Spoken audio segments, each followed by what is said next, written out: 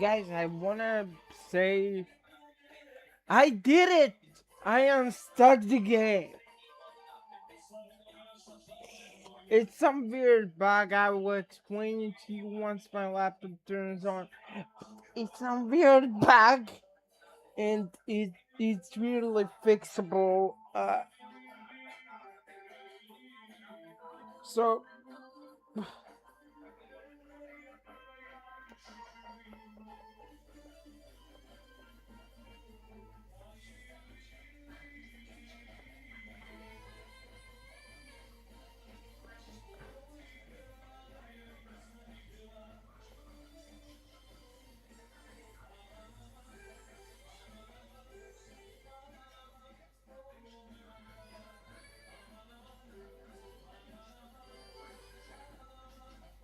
I'm not paid enough to fix the developer's mistakes. I'm just gonna say that. I'm not paid enough to do that. I'm playing this game for free. They should pay me every time I fix the issue.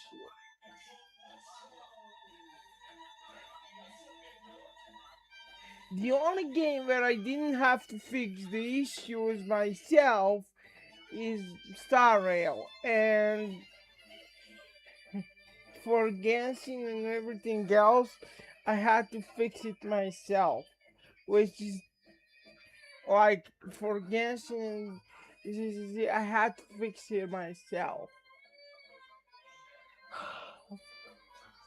I did apply to customer service, so at least issue is reported, but the way you fix this is actually silly. Uh,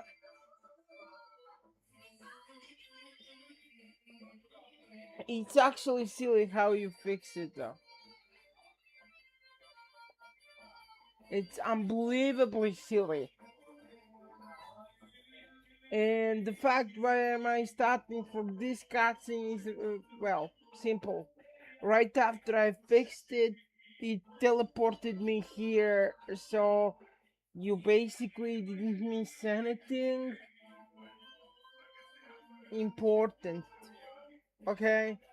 It, it just sucks that I have to fix everything by myself, and I mean, we'll see what customer service says to this, but like for a company that makes what, billions or millions, they should be able to have stable game services. Because I was locked behind, I was events were locked. Okay, I couldn't warp or signal stuff. Let's call it warping because I got used to Star Rail system. I couldn't warp for characters. I I was locked behind all of the events. Um,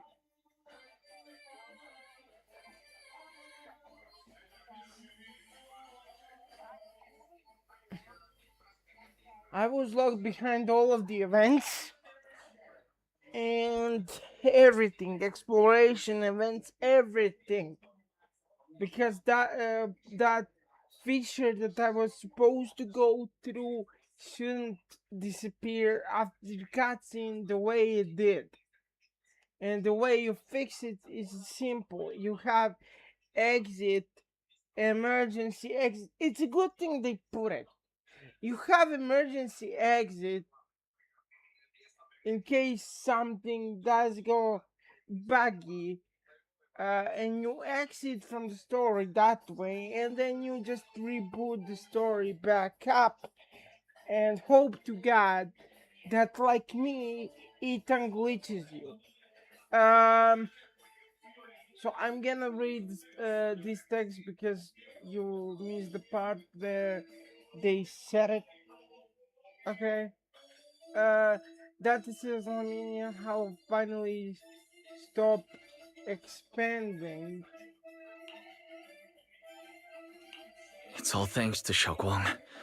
She's the one who cleared out the abnormal miasma. But she paid a really heavy price for it. How's she doing now? Still about the same as before. About the same as before. She hasn't said a word. It's like she has no idea what's going on around her. I'm gonna be honest with you guys. I really am planning to get back to this game fully, but this issue almost got me quitting the game because I struggled yesterday. Actually, That's also part of the reason why I stopped the live. But at the part is it was actually like 4 in the morning, okay, and my laptop clock is apparently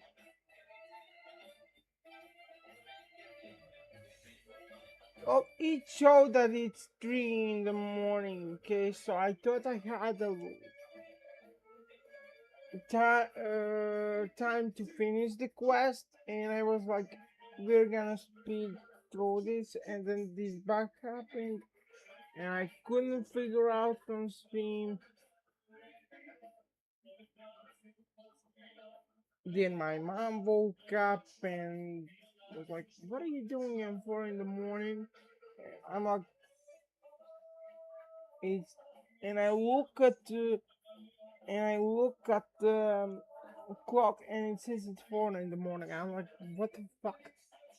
So that's why I stopped live stream, because it was 4 in the morning. Uh, and I need to fix the clock on my laptop, or charge my phone so I can see the clock actually.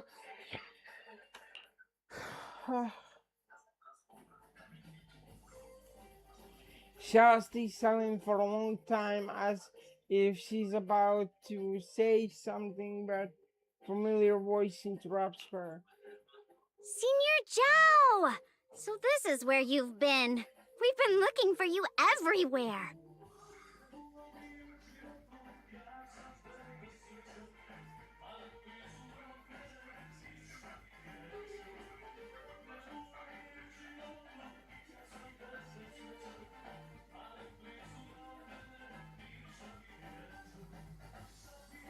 And you too, Proxy. It's been such a long time. Dylan, Empanya? Why are you... Krampus issued an emergency summons ordering us to return immediately. It's probably because of Lemnian Hollow. Looks like Krampus is planning something big. I see. Proxy, about Yishunguang. If there's anything I can help with, just let me know. And a lot of people are after the power of the Qingming sword. If anything happens to her, they won't hesitate to take advantage of it. That's all I can say. Thank you, Miss Zhao. I'll keep an eye on things. Huh? Senior Zhao, who's always been a firm believer in fair exchange, giving out important info for free? So, Senior Zhao, are you still a meat-eating rabbit? Or have you turned into a carrot lover? Let's go. I don't want to be late.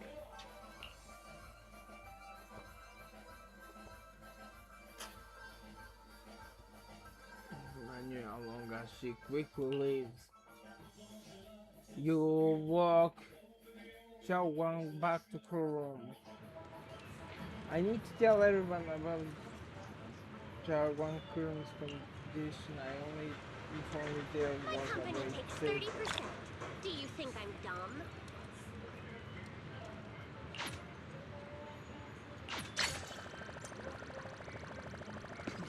Thanks God I'm unstuck.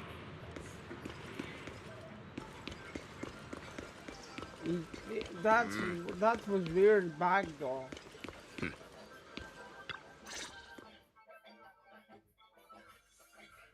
You finally reunite with the rest of Yungwei Summit. Everyone seems happy and relieved that the whole crisis has been resolved. Junior, you're here! We've cleared out all the black flowers in the city, and the size of Lemnian Hollow has returned to normal. It must be thanks to something you guys did. Oh, right! What about Xiao Guang? How's she doing? I'm sorry. It's all my fault. Xiaoguang's not doing well. What? You explained to everyone from Yungwei Summit what happened earlier inside the hole. I didn't realize the price for stopping the hollow from expanding would be this high. You really are a burden to Ye Shengwang. If it weren't for you, Elder Lu, at this point, there's no use pointing fingers anymore.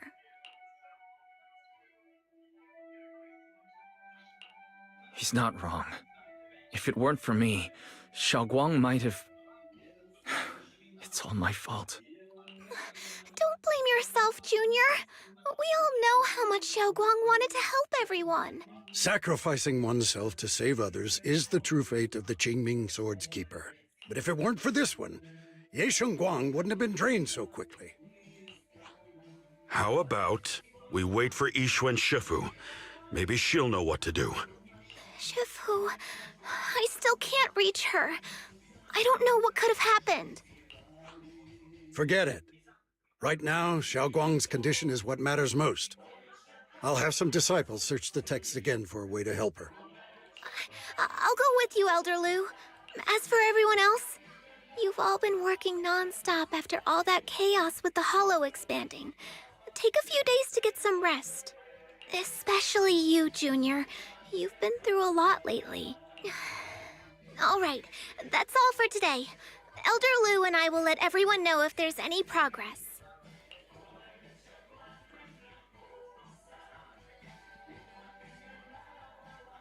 Into their rooms. Come to think of it, on our way from the hollow just now, Xiao suddenly recovered for a moment. It's just a coincidence, or maybe. Anyway, I should head back to her room and check on her condition first.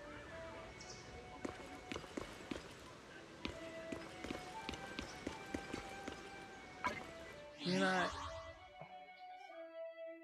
thanks God I can do that. Okay, now what I need to do is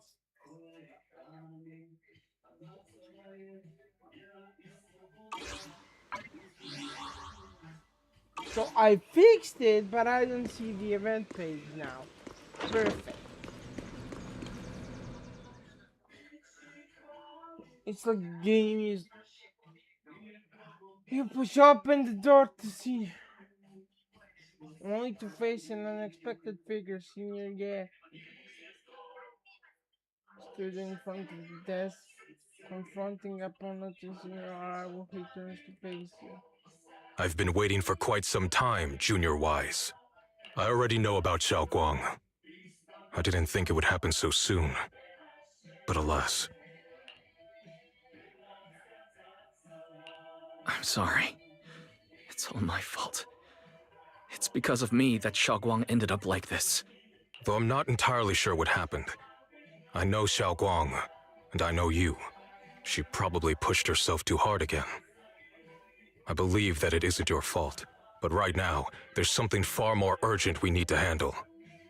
I came to you because I need your help. To be precise, you are the only one who can save her. As you know, I was under the control of the Creator for a time, and was forced to fight you all. But thanks to that, I was connected to their consciousness for a brief moment. And from that connection, I've learned a few secrets about the Qingming Sword, and of the Creator themselves. The information is extremely lengthy and complicated, so I'll get straight to the conclusion.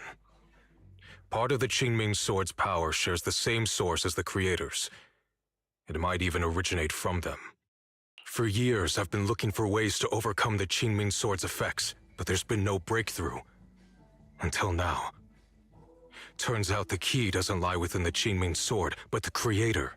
Since then, I've been scouring every ruin, combing through every ancient tome, and now I've finally gotten some answers. As you know, Lemnian Hollow is deeply tied to the creator, and I found an object in the hollow that carries a trace of that same energy. I was planning to study this power, to find a way to counteract the Qingming sword's effects, or to negate its connection with Xiaoguang. But before I could find anything, she had already... If the tomes are correct, then I can use the remnants of the creator's power in that object to help my sister re-establish a connection with the outside world. However, this power is unstable. It requires a guide with pure and sufficient resolve to act as a bridge in order to feed it into her consciousness. But one wrong move, and both minds could be torn apart by the overload. My body has already been linked to the creator once. If I attempt to use their power again, I fear it may put Xiaoguang at risk. So, only you can be the guide.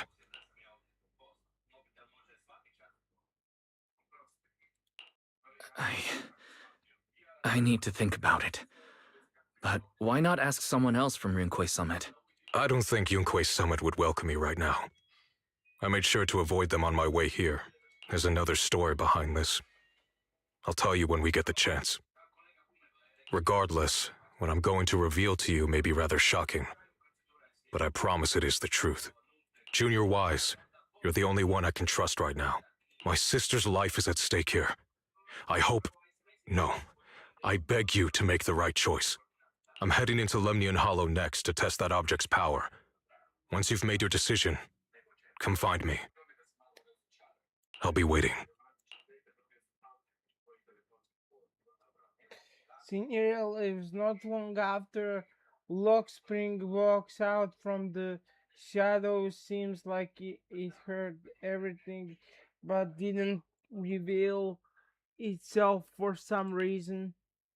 Just as you are about to ask, Yao Guang seems to notice something and starts to mumble. It's so dark here. And so cold. I can't see anything. Can't hear anything. Can't feel anything at all. Junior, brother, everyone, where are you? I don't want to be alone. She's been like this all the time lately, as if trapped in some sort of illusion. Are you going to trust what Ye Shuiren said? I trust him. From the time we've spent together, he doesn't seem like a bad person. And he's Xiaoguang's older brother. He wouldn't want to hurt her. Good intentions don't always make for effective methods. Sometimes, people's good intentions can lead to people getting hurt. Of course, I'm not questioning your decision. It's just... maybe we should be a bit more cautious. I think this is already the most cautious choice available to us. Miss Chow, you're back. Yes. The situation with Krampus has been dealt with, so I rushed back to check on things. And sure enough, you were in trouble. Proxy, based on the current situation, I think Ye Shuiren can be trusted. Since he went that far for Ye Shunguang before, I'm sure there's a reason behind his plan. As for Yunquei Summit, Yi Xuan is still nowhere to be found. For us, taking this gamble might be our last and best option. Yeah, I feel the same. Things are really dire right now, and there's still no word from Yixuan Shifu. But we have to do something. If Xiaoguang were awake right now, I'm sure she'd make the same decision.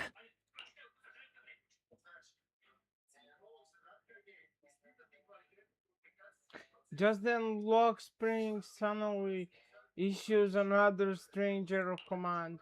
Core system. Malfunction. Lockspring, what's wrong? Is it malfunctioning again? My apologies, everyone. I'll need to step away for a moment. Some of my core functions have started malfunctioning again. But don't worry. The manager of the antique shop promised that if something like this happens again, I could go straight to him for help. You've all got your own tasks to deal with, so don't worry about me. I can handle the repairs myself. All right. Then Proxy and I will take Yishun Guang into the hollow.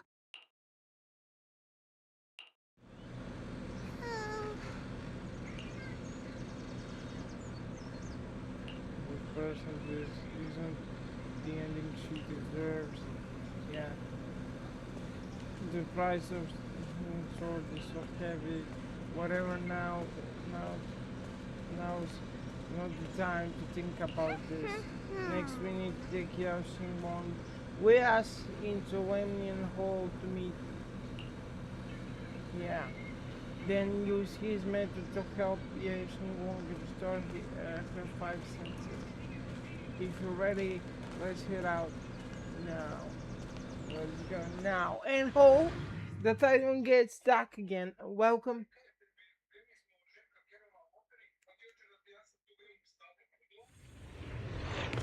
I don't know what Senior Ye has in mind. Right now, this is the only option we've got. I fixed the error from yesterday. From what I know, he's a fairly reliable person. Let's hold on to that hope for now. Okay. I'm just gonna say that. I knew you'd come, Junior Wise. And this new friend is...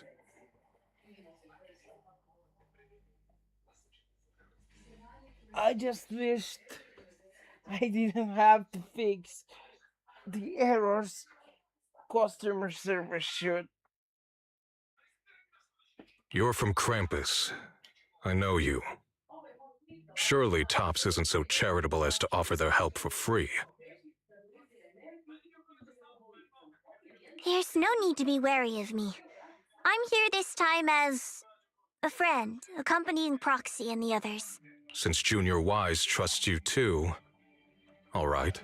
Like I said before, there's only one way to save my sister. We must use the power in the Qingming sword that comes from the same source as the Creator to channel their power to Xiaoguang. Aren't you worried that the Creator's power could be dangerous? If you know anything about the Exaltists, you'd know they've always revered the Creator as a force of salvation, not destruction. There must be a reason behind that. Just then a transmission signal comes through. Wise, where are you guys? Yishuan Shifu has returned to Phylum Heights.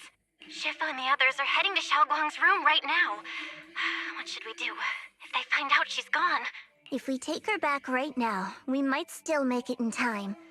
Maybe Yishuan can turn things around. But I'm sure you know the chances are slim. Yunkai Summit has never been able to counter the Qingming Sword's negative effects. That's why there's been no progress for years. On the other hand, if we choose to trust Yishu Yen, using the Creator's power would be nothing short of a gamble. Junior Wise, you have to trust me. The object before us has remnants of the Creator's power. According to the ancient tome, it comes from a place deep underground, a place once connected to them. But it alone is not enough. I need someone with a pure heart, someone like you, to enter the illusion she's trapped in and guide her back. Sorry, I haven't been completely honest with you. I cannot do this myself. Not just because I've hosted the Creator's power before, but because my heart has been tainted by hatred and doubt. I know this puts you at risk, but...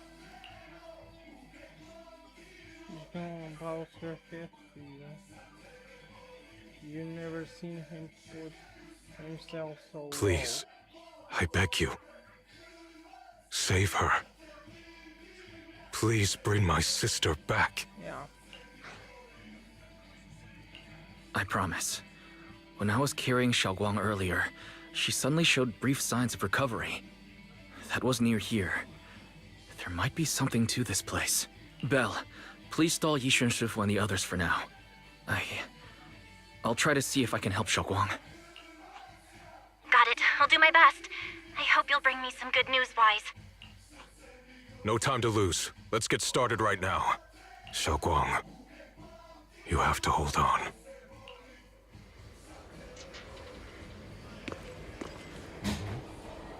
I channeled the Creator's power from within this object into Xiaoguang. There's been no sign of rejection, the Changeling Sword truly shares its origins with the creator's power.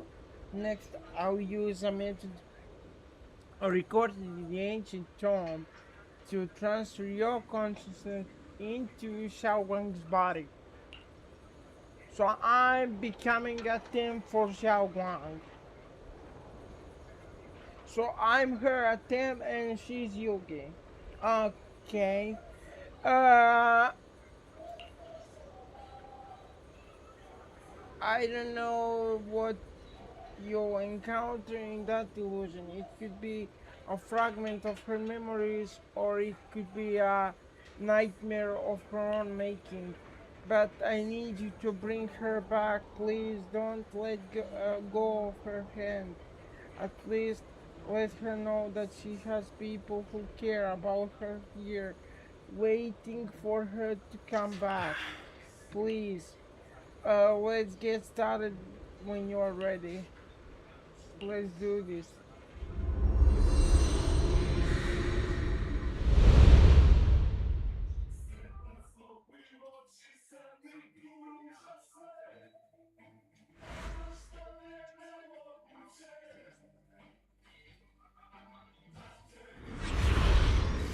You close your eyes, holding on to Xiao Guang's hand.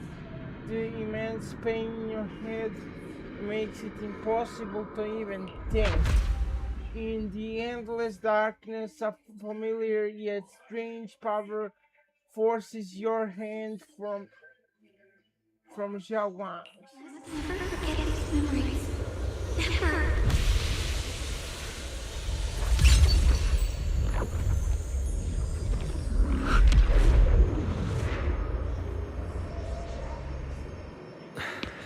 Xiaoguang?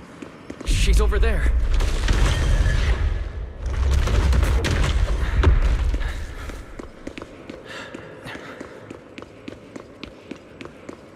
What's going on? I can't get close. You'll only be an obstacle that stands in her way, not her salvation. I'm not listening to you.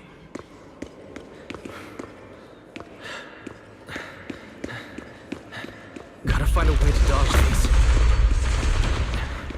Hang on, Xiaoguang. I'm coming.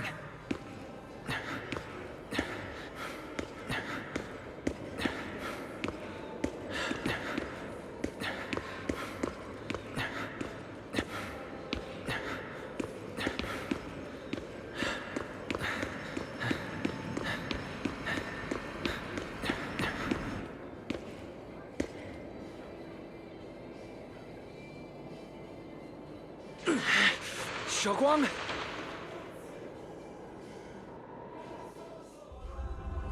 Xiao Guang's eyes are tightly shut as if lost in a dream. And inside her dream, it's entirely different scene.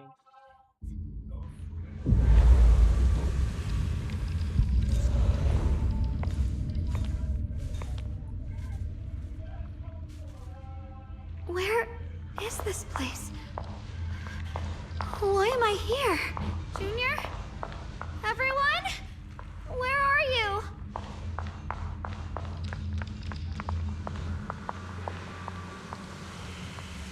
The stranger light flickers with an eerie glow. This device doesn't really look like it belongs here. Maybe is the reason I ended up here. If I could shut it down, I should be able to get out. Let's check what's up ahead first.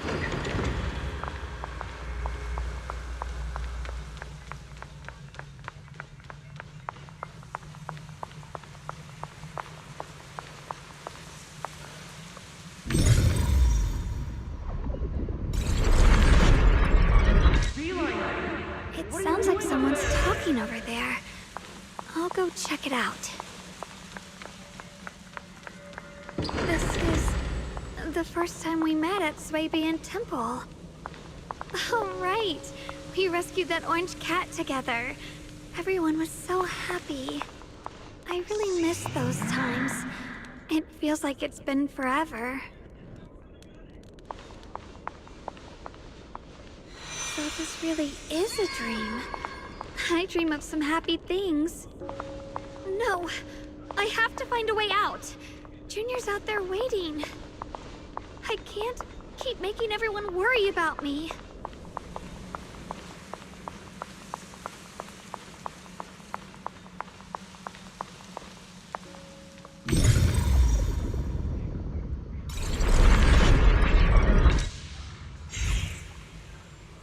In that moment, a familiar figure appears. You finally hear. It's you. What are you doing here? This is the illusion that we created. Everything you see now is our past memories. The backlash from the killing sword attacks both our body and mind. Physically, it strips away our five senses, even our life. Mentally, it causes us to forget. So the memories you see here are only shards, incomplete. So what should I do? You need to place together the shards of memories. When you truly remember everything, the path out of this place shall appear. If you're ready, let's get moving. Let's not keep our little junior waiting too long. After she finishes speaking, she vanishes.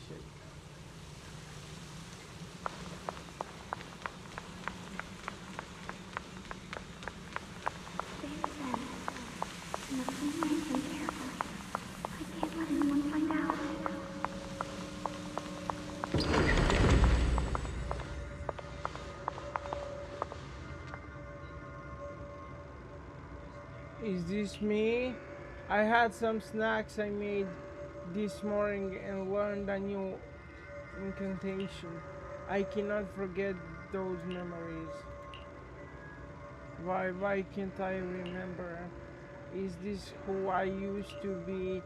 What was I doing again? I can't remember. Oh, my head hurts. Let's keep going. Don't worry. I'll catch you. That voice... is it from back then?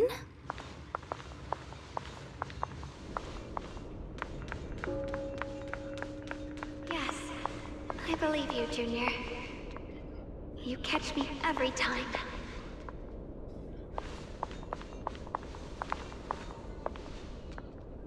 This is that memory of us after shopping on the rooftop of Shivan Temple. So I still remember Junior's embrace. So was so warm. After that we my head hurts. What is this? I sense dark, despairing force, just like the one in the Lemnian Hollow. No, it's going to consume me. Junior, I'm sorry. I might not make it to the end.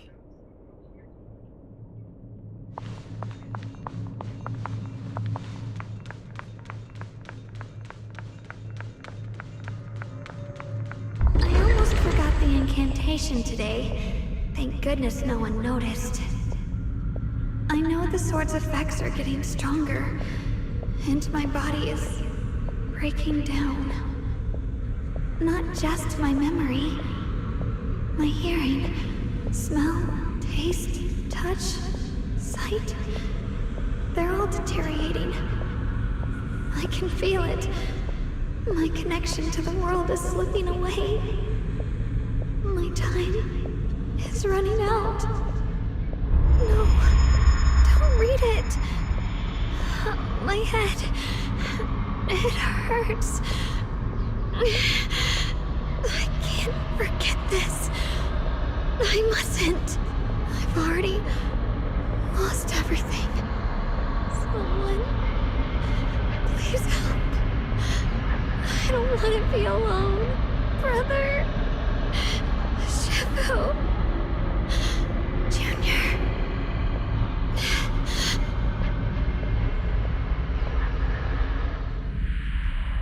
In the darkness, a familiar voice rings out. Hang on, Xiaowang, I'm coming. Hang on, Xiaoguang. But it sounds so far away, it's unclear. Hang on, Xiaoguang. I'm coming. Memories are disappearing, sense fading, body withering, everything is returning to nothingness. Xiaoguang! But why? Why do you still want to hold on?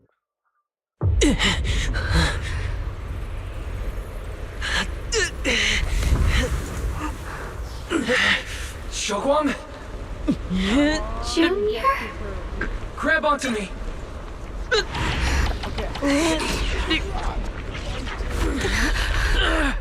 It's not over yet. I promise. I'll bring you home.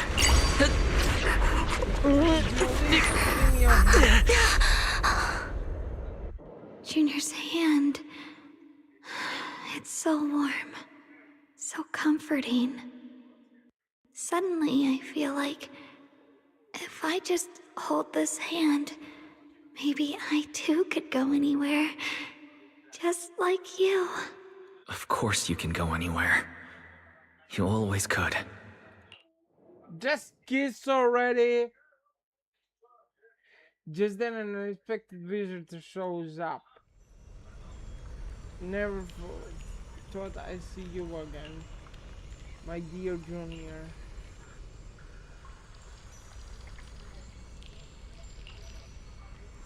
I hate to break it to you, I indeed already became one with her. But this is the illusion created by our consciousness, which is why I'm able to appear again. I know you came to save us. You answered my call for help. Thank you for coming here. And you, Ye Xinguang, you're held on until now. Well done. Alright, I almost forgot. You can't hear me right now. Anyway, in this illusion we can appear together. Any hope of her regaining her senses and escaping from this illusion is on you now. What should I do? Help her piece together her shattered memories. Only when she remembers everything can she regain her lost senses. Unfortunately, we are running out of time. This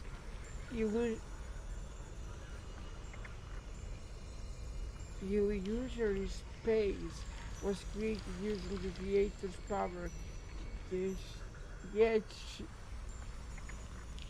channeled, but it's not enough to sustain this place for long. If we can recover our lost memories and regain our senses before it collapses, whether it's her, me, or you, we're all going to be in trouble. Thanks to your efforts earlier, the moment our hands touched just now, we regained our sense of touch. Let's start with hearing. Remember what I said earlier, piece those broken memories back together. Our future is in your hands. After saying those words, Ye Xinguang was nods at you and disappeared. Xiaoguang, hold on tight to me. I'm going to help you get your senses back. Then we're going home.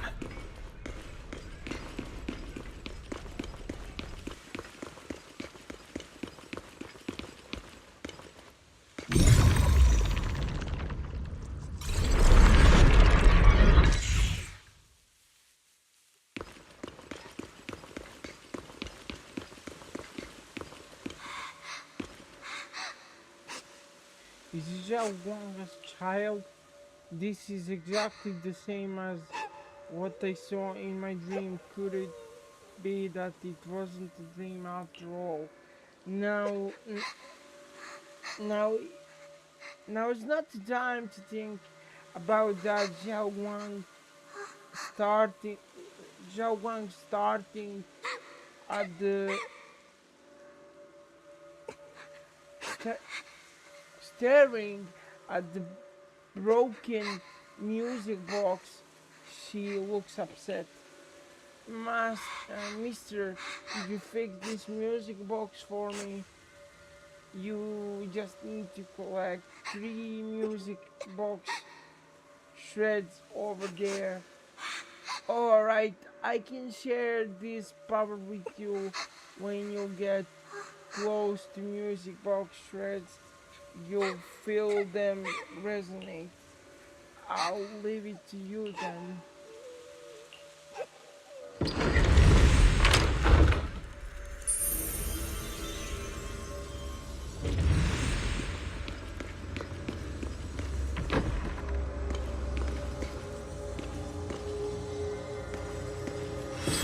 need to pick up the pace. Let's hurry and find the next shard.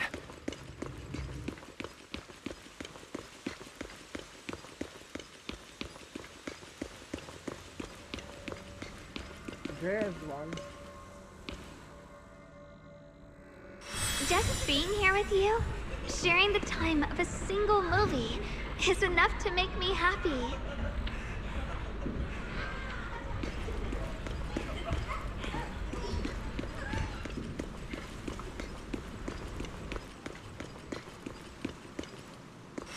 Phylum Heights is always bustling. Once you're feeling better, let's come hang out here together. Alright, got all the shards now. Let's hurry back and check. Every item in our collection.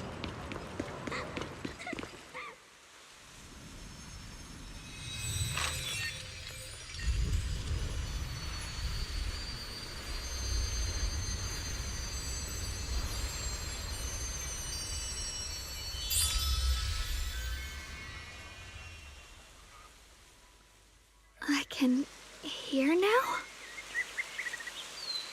The wind, the falling leaves, and the sound of life itself. Just then that figure appears again. You've been doing great. And you, Yeshing who are, I'm you. Even in the real world out there, I haven't left you. I I simply exist in a different form. Our division is only temporary. Integration alone is the final and indeed the best outcome. I understand. Thank you for everything. In the past, you stood in front of me, talking, uh, taking on so much for me, protecting me. You mean us? Hmm. I said it was us who stood in front of ourselves. It was us who ultimately protected ourselves through all those past events. So hold your head high. You can be proud of this. We should be proud of this, right? Oh, and Junior, because of you, we're able to achieve our final integration. Thank you. But I didn't do anything. You done more than enough. Most importantly, your presence helped us understand what we truly want. This matters more than anything. Let's get back to the point. Like I said before, hiding within this illusion are the precious moments of memories that belong to us. Remember when we made and tested those mantis cakes together? You bet. What you're about to see is that memory. Try and find ingredients around there to fully restore this memory. Then use the ingredients to make the osmanthus cakes from the memory. This way, we should be able to awaken our sense of taste and smell. Go ahead, I trust you. With those words, Ye Xinguang vanishes into the wind once again. Xiaoguang, don't worry. We'll get out of here together soon. Yes, I believe you, Junior.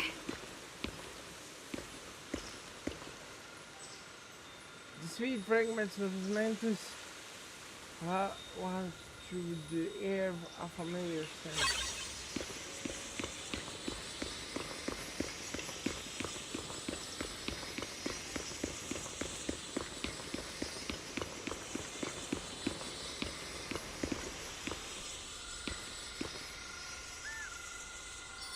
The mountain spring water is crystal clear and feels cool to the touch. Wouldn't it be better if they just put, I don't know, cold?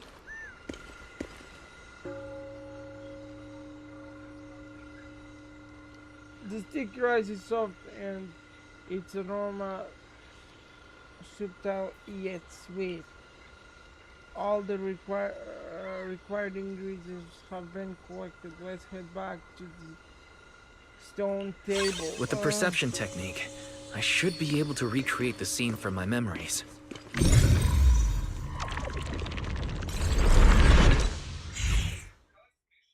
You pour the osmanthus, sticky rice and spring water into a bowl and mix them. You put the dough into the steamer. A familiar aroma soon envelops the area. Xiao Guang raises her head slightly. It seems her smell and taste are returning. How much sugar was I supposed to add again? Ooh, hot, hot, hot! Wow, freshly baked osmanthus cakes really do smell amazing. This is what we try. This is when we tried osmanthus cakes together. This scent is osmanthus, and the tender texture of sticky rice. I think my taste and smell are coming back. All thanks to you, Junior. Thank you. All that's left is sight. For some reason, I feel like I can sense.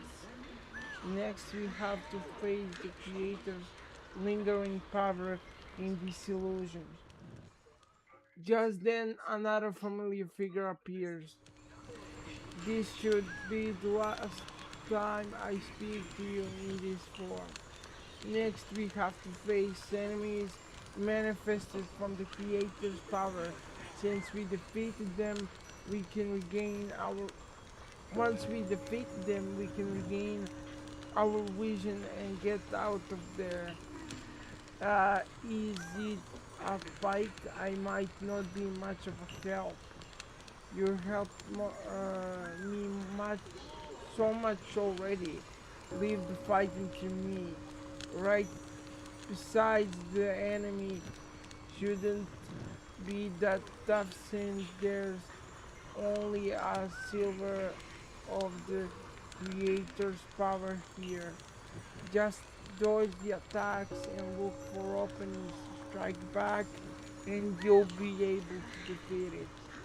That's all the help I can offer you. The rest is up to you. After those words, Yes Wong cast one final glance your way, then just like every time before she dissipates. Let's keep moving forward, Junior. With you by my side, it's like I suddenly have so much more strength. I remember the incredible osmanthus cakes you made. Wouldn't mind having some now. Oh, those. I put too... That's the Qingming sword.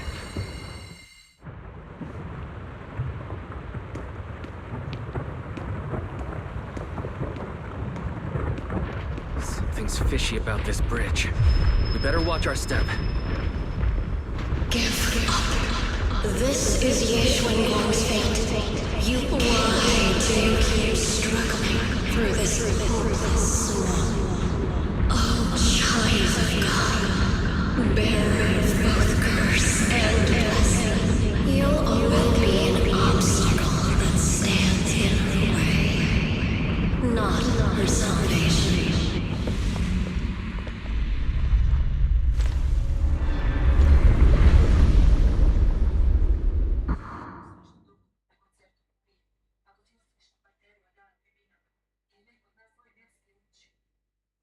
Junior? Where are you? Don't leave me behind. Eventually, they all leave you. That is your destiny.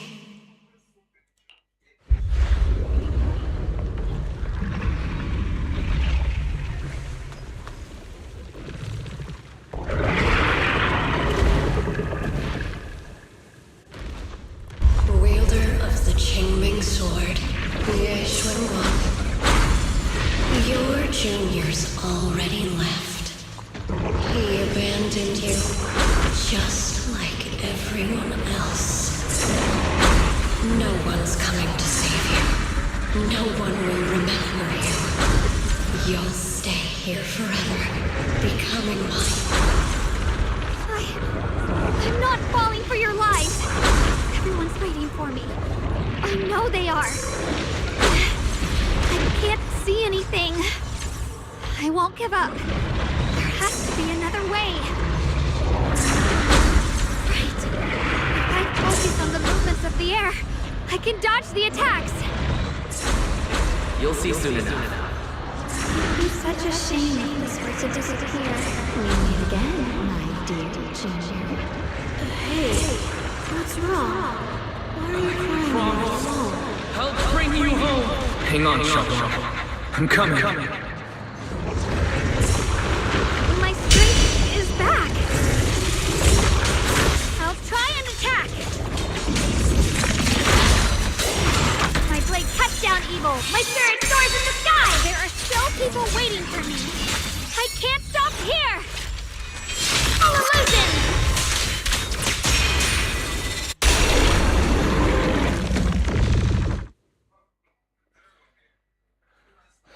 The suffocating roars eventually fade into distance. Instead, there is the sound of the wind, the feel of the grass, the scent of sunshine.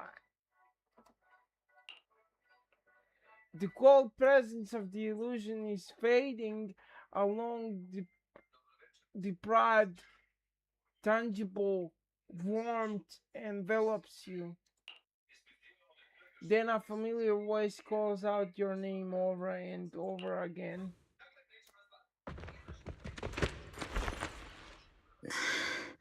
Wise, I'm so glad.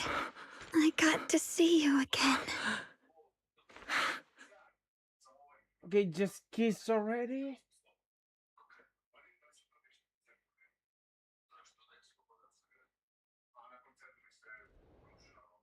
Junior, sorry. I've probably caused you trouble again. Oh, right. How long was I out? And what about Limnian Hollow? And those black flowers in the city? Is everyone all right?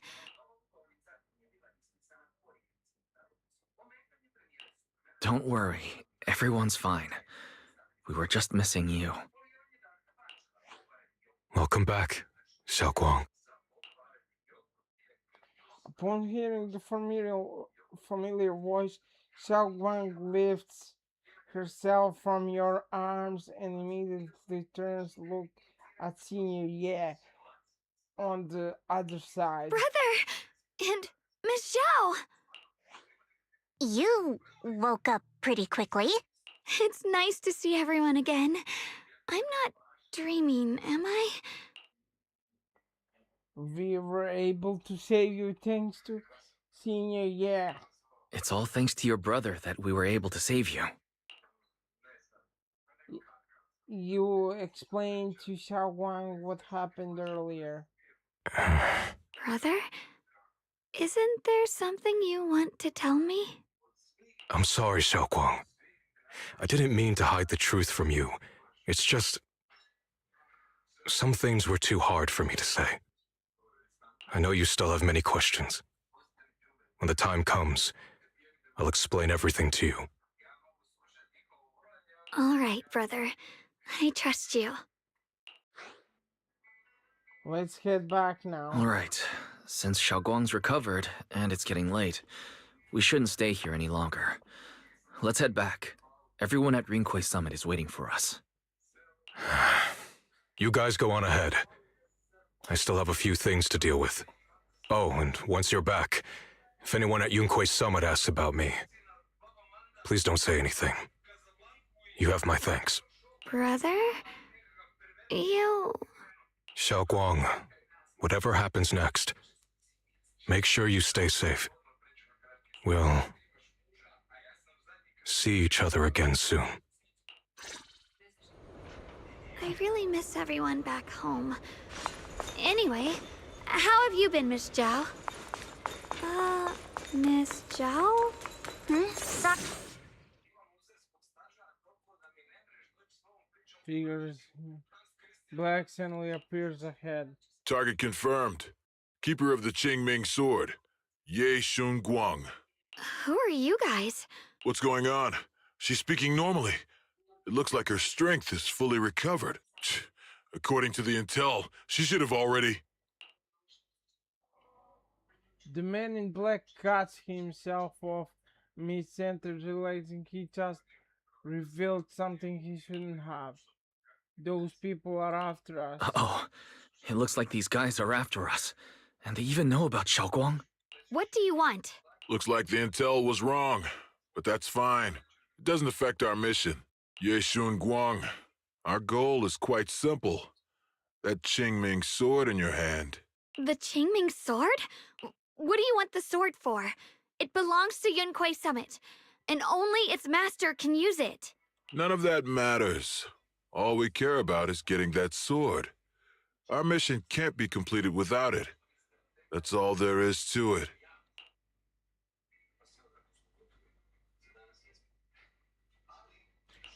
We've got something important to do, and we need the Qingming sword to do it. Don't get in our way, or Phylum Heights, and maybe all of Waifei could be in danger. Oh, so the heroes are off to handle the crisis in Waifei, huh? I see. But what's that got to do with us? Phylum Heights could get wiped out, and it wouldn't affect us one bit. What are you talking about? There are so many innocent people living in Phylum Heights. Who cares? Even if they all die, it's none of my business. They're worthless. All I care about is my mission. So can you hand over the Qingming sword? Otherwise, our boss... Enough already. You talk too much. You? You know, only the weakest lackeys feel the need to give a long speech before every fight. The true victor speaks only through victory. Miss Zhao? Why did you suddenly... Before Xiaoguang can finish her sentence, Miss Zhao charges forward. Miss Zhao's acting kind of off today. She's unusually impulsive. Yeah, she's not acting like her usual self. Just to be safe, let's hurry up and help her out. Hand over the Qingming sword and no one gets hurt. Just go ahead and make things easier for everyone, yeah? Where did you learn about Xiaoguang? Like I'd just go running my mouth about something that important. What do you take me for? An idiot? Miss Zhao just went inside. Let's follow her. I can't find Miss Zhao anywhere. Where did she go? After seeing around for some time, there's still no sign of Miss Zhao. This doesn't make any sense. Miss Zhao wouldn't just run off like that. Wait, don't tell me. Those people in black took her? Miss Zhao is really strong. She wouldn't be captured so easily. Maybe she got separated in the fight and lost her way. In any case, it's all my fault, since they were coming for me and the Qingming sword. Don't worry just yet. We'll think of something. Fairy, can you pick up Miss Zhao's signal? No signal detected nearby. Possible causes. 1. Her communicator has malfunctioned. 2. Miss Zhao has been taken away from the area. 3.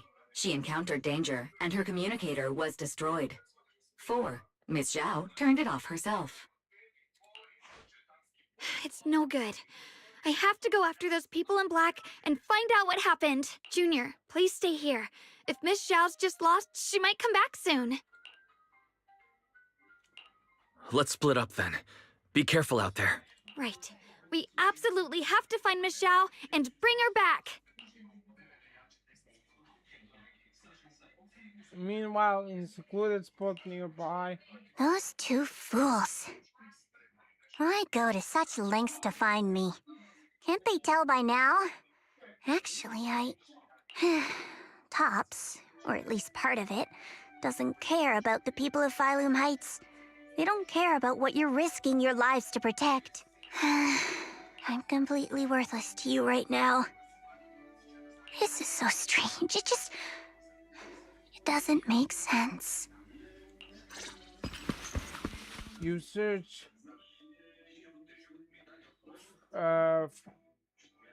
frantically for any sign of Zhao. Miss Zhao! Where are you? We'll find you, no matter what. Zhao, you're no longer needed. You're too weak. You'll only get in the way. This family can't afford to feed useless trash. Remember this. Things without value get thrown away. That's what happens to trash. Miss Zhao! Miss Zhao? Oh no.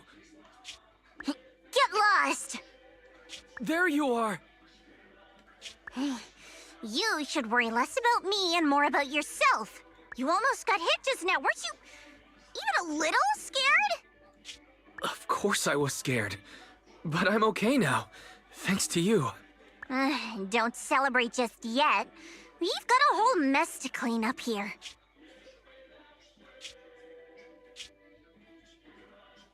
Sorry I'm late. Are you both okay? Xiaoguang, perfect timing. Yeah, we're both okay. Why? What? Why worry about me? Why take risks to find me? Why do you care about me at all? You can get better info on the creator from the mayor anyway, and when it comes to fighting, I can't compete with the wielder of the Qingming sword. In theory, right now, I'm of no value to you. Value? Don't be ridiculous. You're one of us. It's only natural to care about someone who's part of your team. Wise is right. That's all there is to it. You guys really are a bunch of weirdos.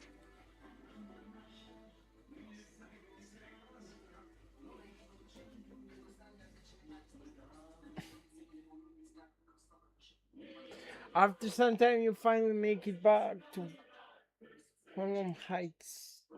Despite everything, thanks for not leaving me behind just now. I should be the one. I should be the one thanking you. I was lucky you were there. Miss Zhao doesn't respond. She stays silent for a long time, as if fighting an intense battle within herself. At least she turns to you,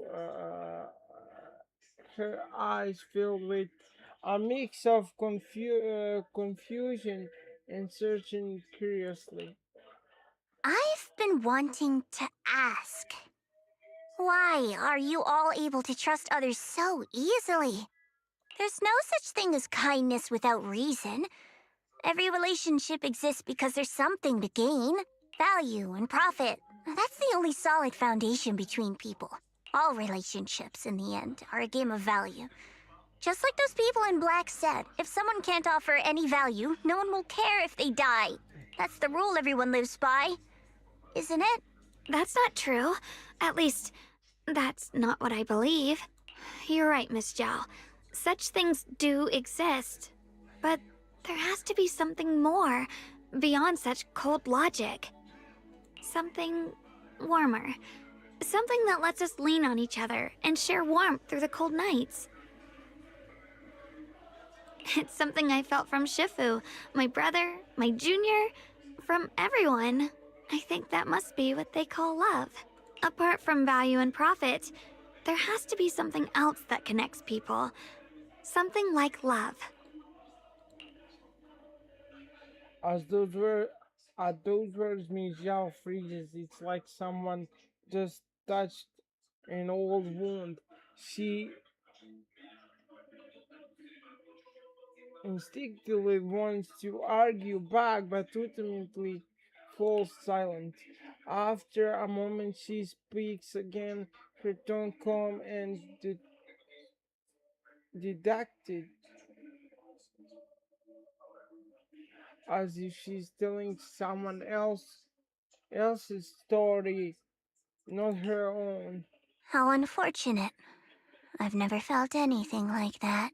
I was born into a big family, but it wasn't really a home. More like an arena where everyone fought to survive. Blood ties were thin, warmth was a luxury found only in dreams, and the only rule that mattered was equivalent exchange. Whoever could bring back food, resources, or information would earn a little more favor in return. I remember one bitterly cold winter when I was sent out to trade firewood for a piece of dry bread. But instead, the man saw how young I was, took everything I had, pushed me into the snow, and left, calling me a worthless beggar. I went back empty-handed and was met with a single word: useless, followed by 2 full days of confinement. That night, my father looked at me shivering from hunger, his eyes cold and appraising, like I was just a piece of merchandise, and said to another man, "This child is useless.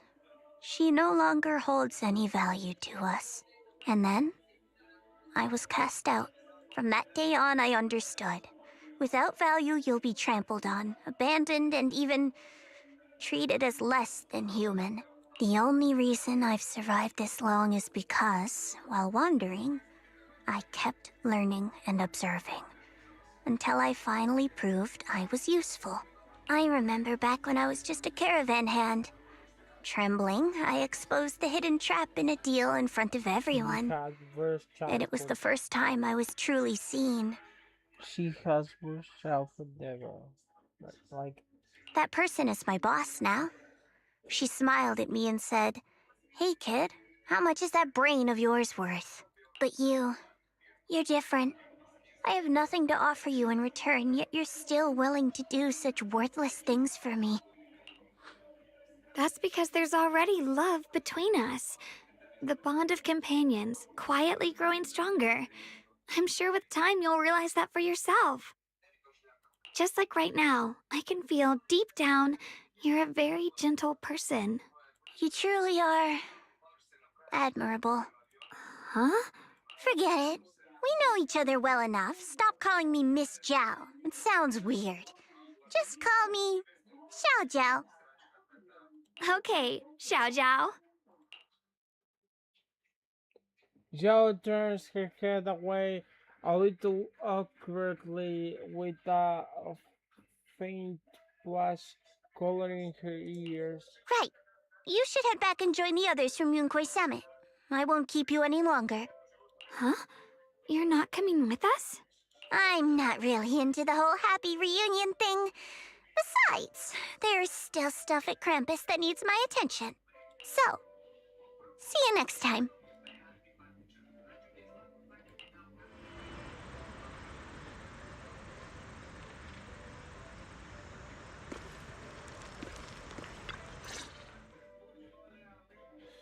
The sunset point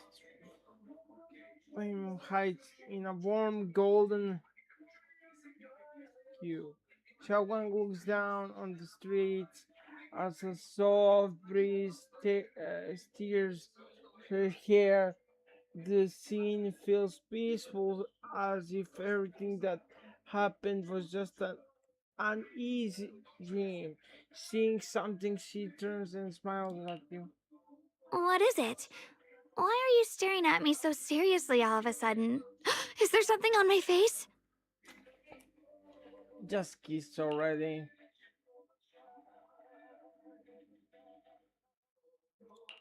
I don't know why, but it all feels so surreal. What if I wake up later and find out it was all just a dream? It's real. I'm right here.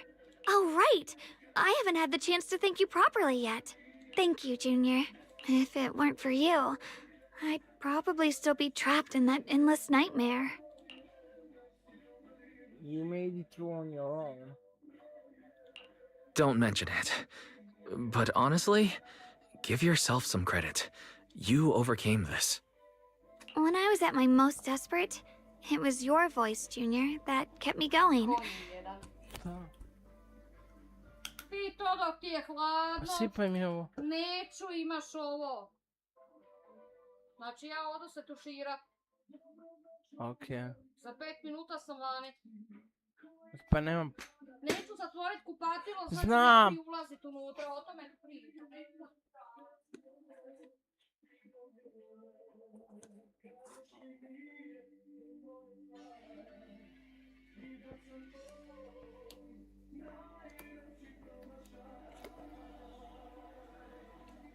When I was at the most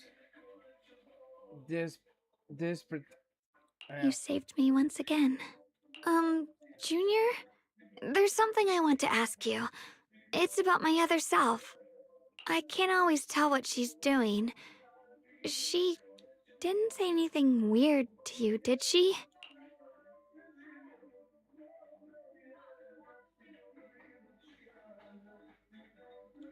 She said I should never forget her. Huh? She actually said that? I am so sorry. Just forget about it if you felt uncomfortable. But you've probably noticed she's the part of me I used to deny. She's more direct and selfish than I am, but also braver. She's able to speak her mind so openly, to say what she wants and what she doesn't. I could never do that. Maybe that's why she exists. But things are different now.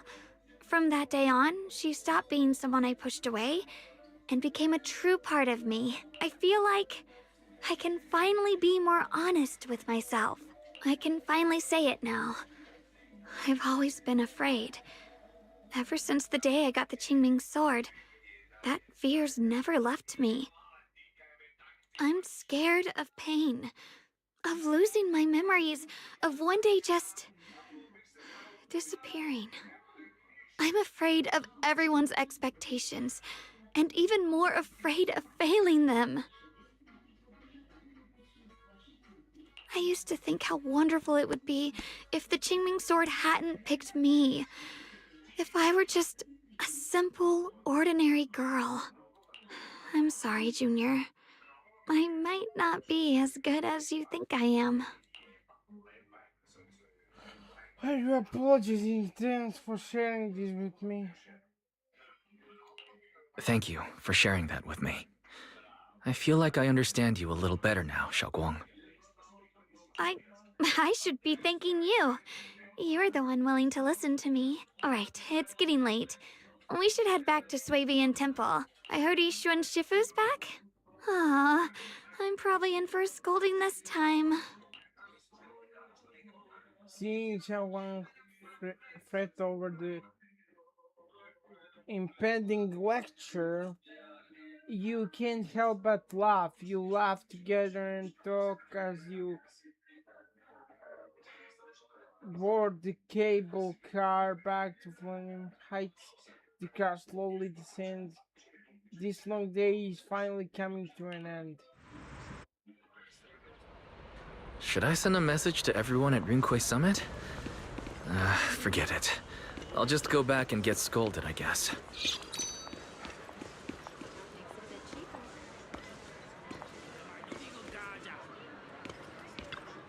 I've only just now realized. Phylum Heights is such a bustling, colorful place. The air smells of coffee and fresh bread, mingling with the calls of vendors and the carefree laughter of children. Just watching and soaking it all in is enough to make you feel genuinely happy. Xiaoguang, it's getting late. Maybe we should head back to Soybian Temple. Sorry, I lost track of time. Let's head back. We don't want everyone to worry. That colorful shop over there. Is that your video store? It looks really unique. Like a baby bird, Xiaoguang is filled with wonder at everything around her. She stares at the video stall for ages, and if even those most ordinary sights have become incredible miracles. Did you pick out all those videotapes one by one? That's incredible. It's not that impressive. I got an even bigger business running on 6th Street. So are there way more videotapes at that video store on 6th Street? Yeah, that's right, a mountain of them. Have a good one. Wow, I wonder what kind of stories are hiding inside them. Happy ones, sad ones. I wanna see it. Maybe with you. Let's check it out together when we have time and catch up on all the stories you missed. That's a promise. Xiaoguang suddenly leans in close. Close your eyes. Something incredibly gentle seems to brush against your eyelashes. Sorry, I shouldn't have. I just noticed a tiny speck of dust on your eyelashes and I couldn't help but brush it away. Your vision improved. Yeah, I think this is the first time I've seen this world so clearly, thanks to you.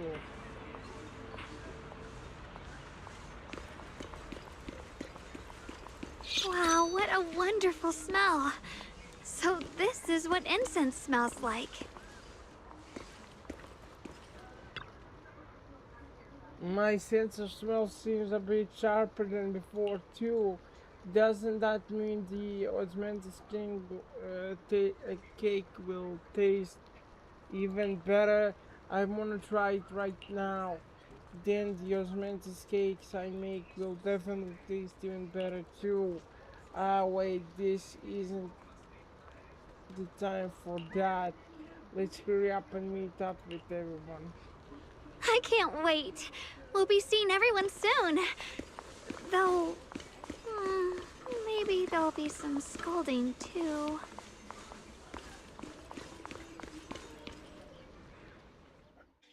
Xiaoguang gently pats Shifu on the back. Xiaoguang! Yixuan Shifu, it's me! Are you alright? I'm perfectly fine now. If you don't believe me, you can ask Junior. Give Xiaoguang a quick look over and ask her a few questions before finally confirming that she's perfectly fine. I wasn't so sure she'd make a full recovery. She'd almost completely lost all 5 of her senses. Oh, lost all 5 senses? I'm sorry. It looks like someone's got some explaining to do. Everything is finally explained to Ishu and Shifu. To the part about is still left unmentioned for the time being. I see. No wonder you didn't want to tell me about Xiaoguang's condition earlier. Anyway, at least things seem to have turned out well in the end. Xiaoguang wouldn't have recovered without you, Wise. Just cleaning up the mess they made themselves. By the way, we couldn't contact you for quite a while, Shifu. Did something happen? I was supposed to be here sooner. I tried to take a shortcut through a few hollows, but I ran into trouble in one of them. So it took me a bit longer. Not just a bit longer. To be precise, you were trapped by an unknown enemy and were completely out of contact for a while. Trapped? Who the heck could possibly trap you? They were extremely cautious in hiding their tracks, and I haven't found any clues yet. However, judging from our brief encounter, they're definitely not weaker than me. They were as strong as any Void Hunter. A Void Hunter? How could you possibly just run into an enemy that strong out in the road? Clearly, someone's deliberately targeting Yunque Summit. I haven't quite figured that out yet, but we can talk about it later. Speaking of Void Hunters, you mentioned earlier there's information about Sunbringer inside the Hollow. I'll need to discuss this with the mayor. By the way, have you heard anything regarding Ye Shiyen's whereabouts lately? My brother... he...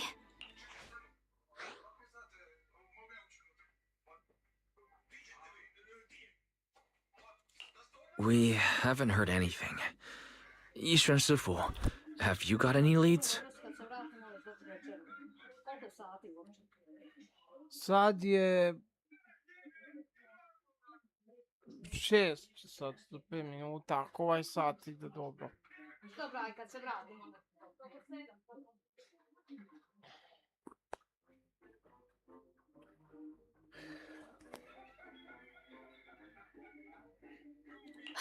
It's not much of a lead, just a rumor that he was seen in Lemnian Hollow. But it's okay.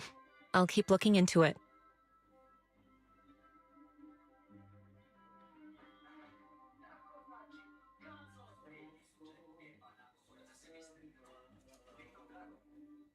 Anyway, you've both worked hard. Take some time to get some rest. And Xiaoguang, we're lucky you recovered this time. You mustn't be so reckless in the future. Understood. After chatting for a bit, everyone goes their separate ways. Just as you are about to head back to your room to get some rest, a message channel comes through.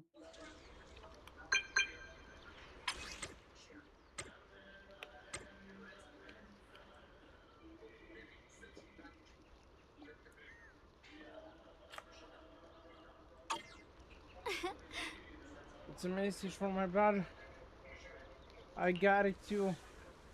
Senior finally stopped writing letters.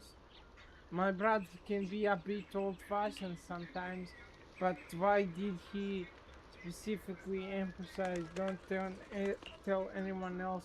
Feels like we are trying to avoid someone.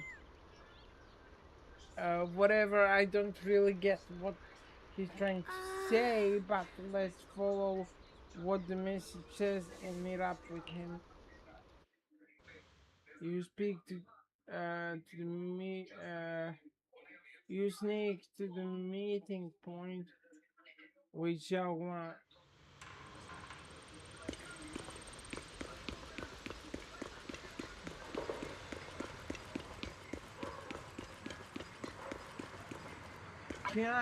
Can I now pick up the...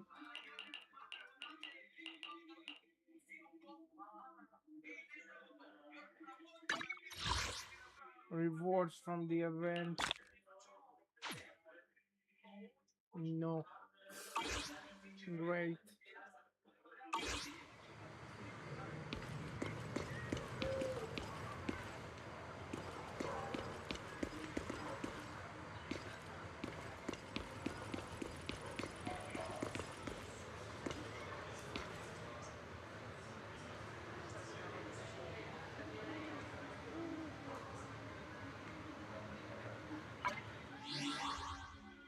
Yeah, there should be an event board and I'm not seeing it.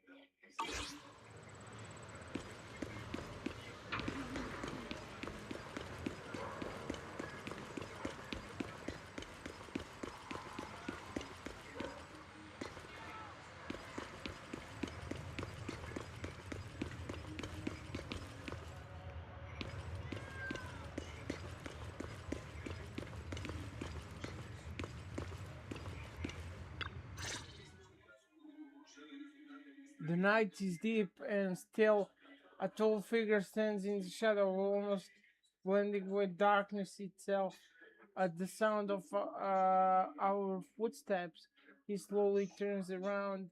On that familiar face is a gaze tingled with coldness and weariness, like a lone wolf licking its wounds. Only when he sees you clearly do his tense textures gradually soften, faintly revealing a trace of the gentle warmth you once knew. Xiaoguang, how are you doing? Are you feeling better? Don't worry, I'm perfectly fine now. My senses feel even sharper than before. So, can you finally tell me what you've been hiding from everyone? Junior Wise, thank you for looking after my sister. I know it hasn't been easy.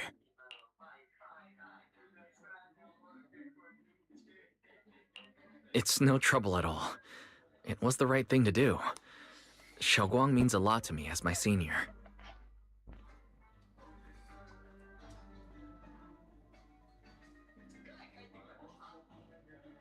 Brother, are you trying to change the subject? I'll tell you what you want to know when the time comes, but not now. We have something more urgent to deal with at the moment. I found a way to break the Qingming Sword's bond with Xiaoguang. It's in Lemnian Hollow, the same place where we helped to regain her senses. That object seems to have some ties to the Creator's power. I've already mastered a special method and can use it to erase the bond. Let's head there now, Xiaoguang. Once we break the sword's hold, you won't have to live in its shadow any longer. You'll finally be free. But then, what about the Qingming sword after the pact is broken? Yunkui's summit will find the next sword keeper. That's their concern, not ours. I'm sorry. I can't do that. Why? You know full well as long as that sword exists, you'll never have peace. At any moment, you could... The Qingming sword needs a sword keeper to keep the two forces inside it under control. Otherwise, it could cause a massive catastrophe. You know that already. If such a disaster were to occur, countless innocent people could lose their lives. So what? Is my sister's life worth less than the lives of strangers? I know you're only doing this for my sake, but this is my choice. You don't get to choose! The senior year has never looked this angry before. His one gentle eyes now burn with pain and fury. Startled, Xiao Wang stepped back, her face turning pale. The air around him seems to freeze in place.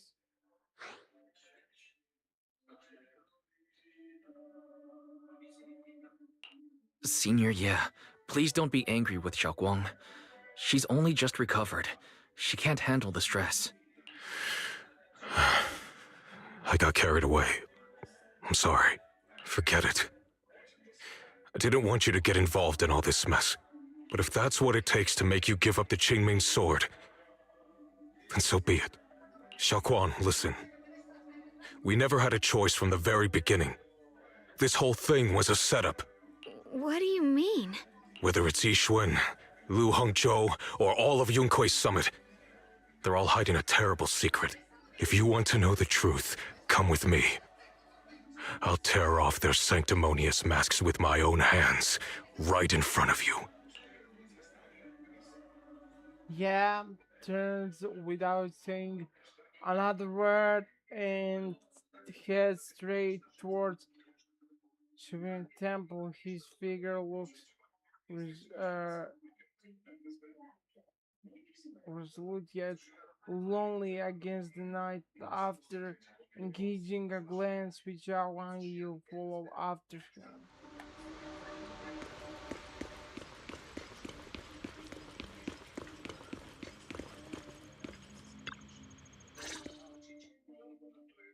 Back at Swimming Temple under Senior Yak's command, you gather everyone at Swimming Temple.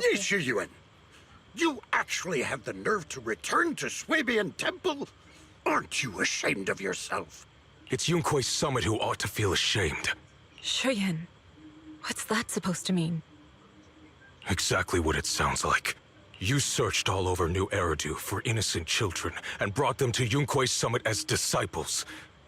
But they were really just sacrifices for the Qingming sword. Shouldn't Yunkui's summit be ashamed of itself? What are you talking about? You can drop the act, Yixuan Shifu. Xiaoguang and I were orphans with no parents. We were only lucky enough to be taken in by Yunkui's summit because of our physiques. Because we're of the rare ilk capable of bearing the Qingming sword's power. Isn't that right?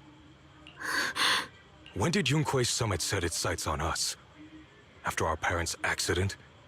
Or even earlier? I wouldn't be surprised if you had something to do with our parents' death as well. 2 children without parents or a home. Who could be easier to control than that? Such kindness. A lifetime wouldn't be enough to repay it, don't you think, Lu Hongzhou? Hold your tongue! Mr. Lu, what is this about? You told me that Xiaoguang touching the Qingming sword was just a coincidence. A coincidence? What a convenient excuse. The truth is, Mr. Lu created countless opportunities, making each of us chosen children accidentally touch the Qingming sword. And Xiaoguang, she was simply the most unfortunate one. Fool! To be chosen by the Qingming sword isn't a misfortune, it's the greatest honor. It's the power of a hero to protect all living beings. So, Mr. Lu, everything he said is true? You've been lying to me all along? It doesn't end there. Yixuan, did you really think that sword case you poured your heart into was actually useful? Don't be so naive. The Creator has awakened, and because of that, no power can suppress the Qingming sword's effects. Your sword case can't protect Xiaoguang at all! From the very moment she touched the Qingming sword, you all had already decided her fate for her. Shuyin, how do you know all this? When I was under the Creator's control, I briefly connected with their mind. That's when I learned the truth about the Qingming sword. So I did some digging into the disciples of Yunkui's summit who took us in back then.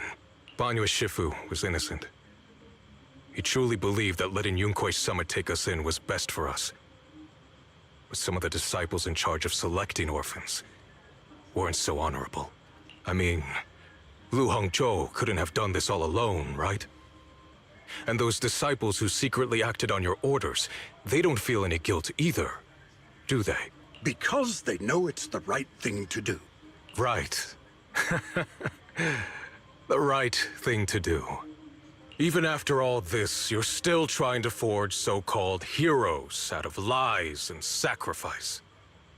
People willing to die for your cause.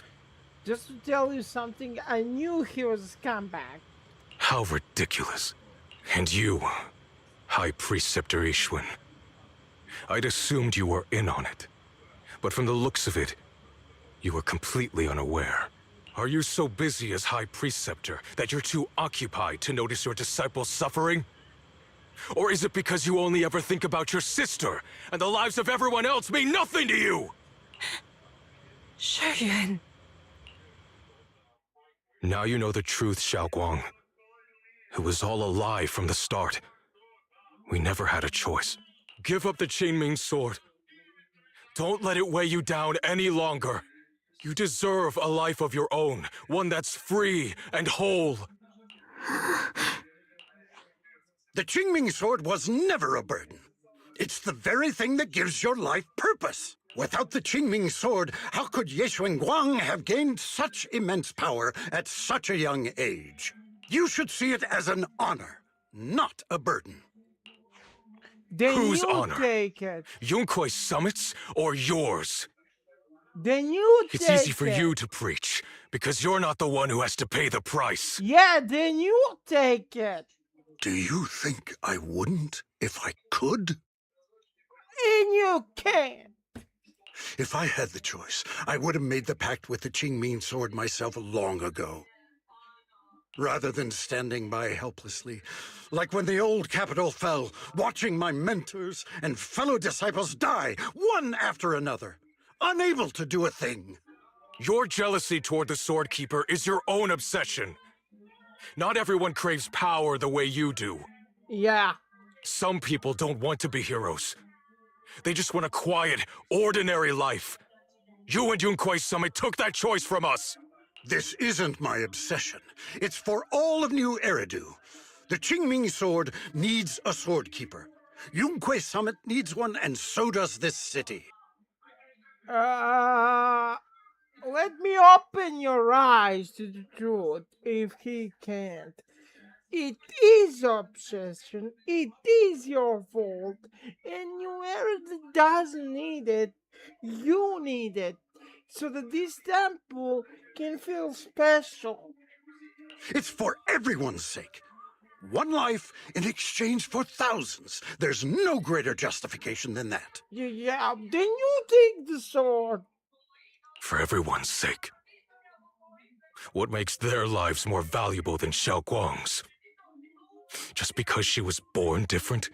Just because the Qingming sword chose her, she deserves this?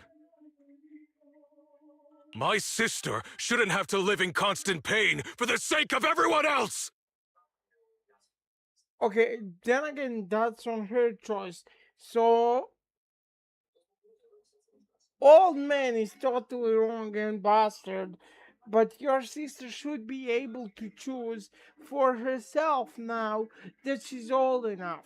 At least my choice can save lives. And you, what have you done? You thought you could defeat the Creator on your own, but in the end, you failed and became a puppet. Bro, at least he did something. If you really thought you were right, you wouldn't have needed lies and deception in the first place, would you?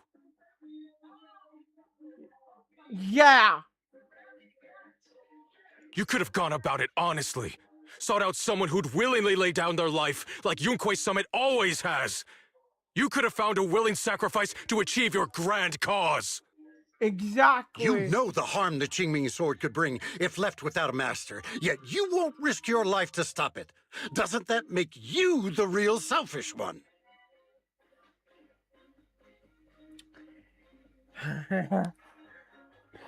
It's old man. It's getting really hard. It's getting really harder with every your sentence to like you. Could Ye Guang really stand by and watch countless innocent lives be lost because of her? It's not because of her. It's not because of her. Don't put the blame on her. Huh? Shut up, Lu Hongshou. This was never Xiaoguang's responsibility. Yeah, it wasn't at the start, but then again, he can't put everything on her. Her path was decided the moment the Qingming sword chose her. She was destined to become a hero. if putting a sword in a case and then leading a child on purpose to go touch it is called destiny, then yeah, she was destined because you forced her to do it. Enough! Yes, Shiryen. This happened because I failed to watch over everyone. Yunkwei Summit owes you an explanation. I don't need an explanation. Just let Xiao Guang go. She shouldn't have to live her life bound to the Qingming sword.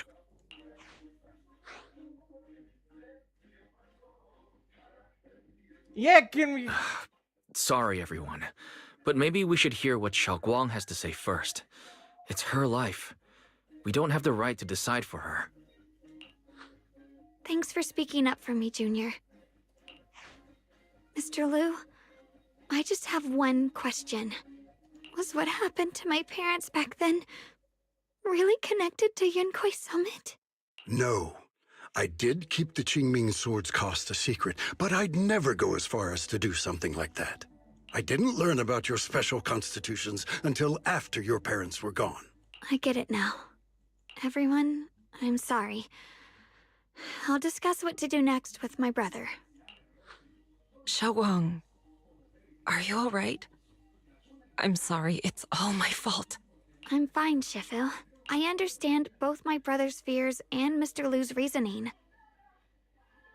Although Lu is son of a bitch, I've already made my decision. Xiao Guang gives you a small smile. There's no fear in her expression now, no trace of confusion. It holds a certain serenity, the kind that comes after seeing through every truth and lie, yet still choosing to embrace one's fate.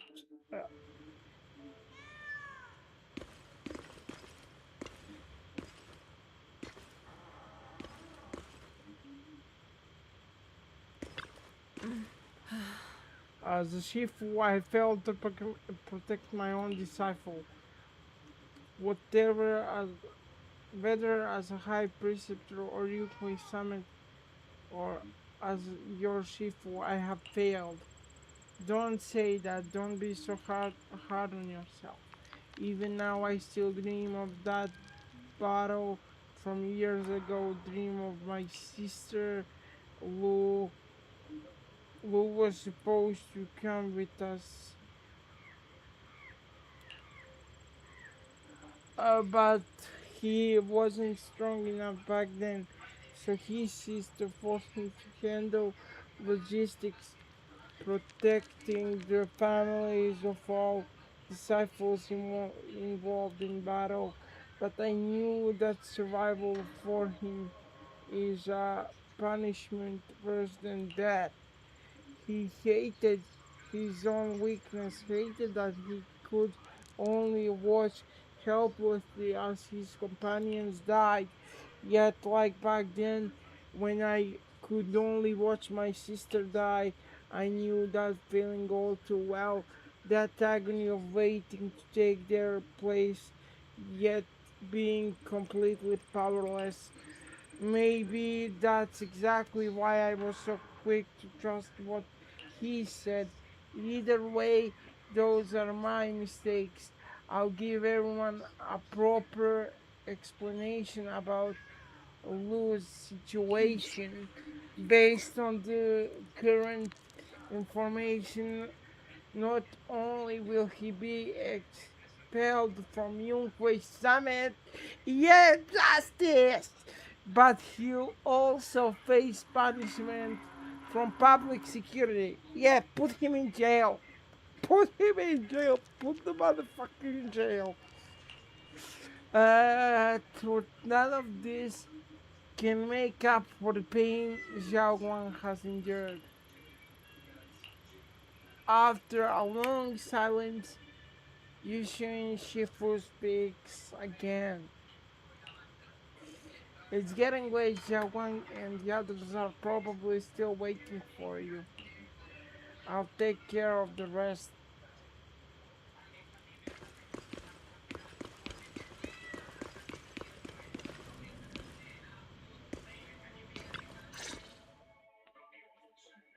You walk to one side with Zhao Guang Senior, yeah, and Lock Spring. Xiaoguan, we're leaving right now. Once you sever your bond with the Qingming sword, you can... I'm sorry, brother. She's not gonna I've do made up that. my mind. I won't give up the Qingming sword. Yeah, because if she does that, then other person would have to take it, and that she's basically a ghost rider of this universe. Because Ghost Rider or Johnny was chose to keep the curse for himself so that other people don't have to take it. She's doing the same. Is it because of what Lu Hongzhou said? None of that is your responsibility.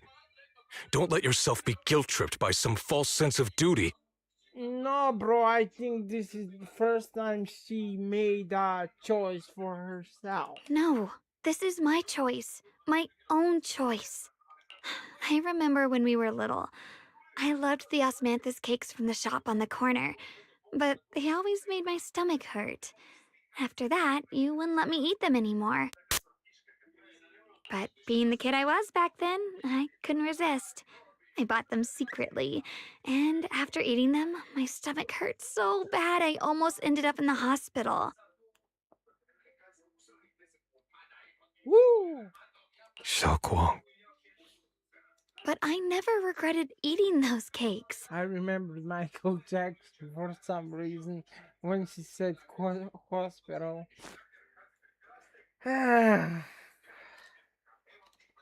I know you mean well, but you can't protect me forever. I've grown up, and I have to make my own choices. Probably because I watched Michael movie recently, so... I can choose to eat the things I love, and bear the stomach ache that comes with them. It's all part of living. I need to experience it all. To make mistakes, to stumble, to cry, to laugh, and not be locked away in a perfect little glass house until I fade away. This is completely different. You can have all the cakes you want, but I can't stand here and watch you march straight to your own death.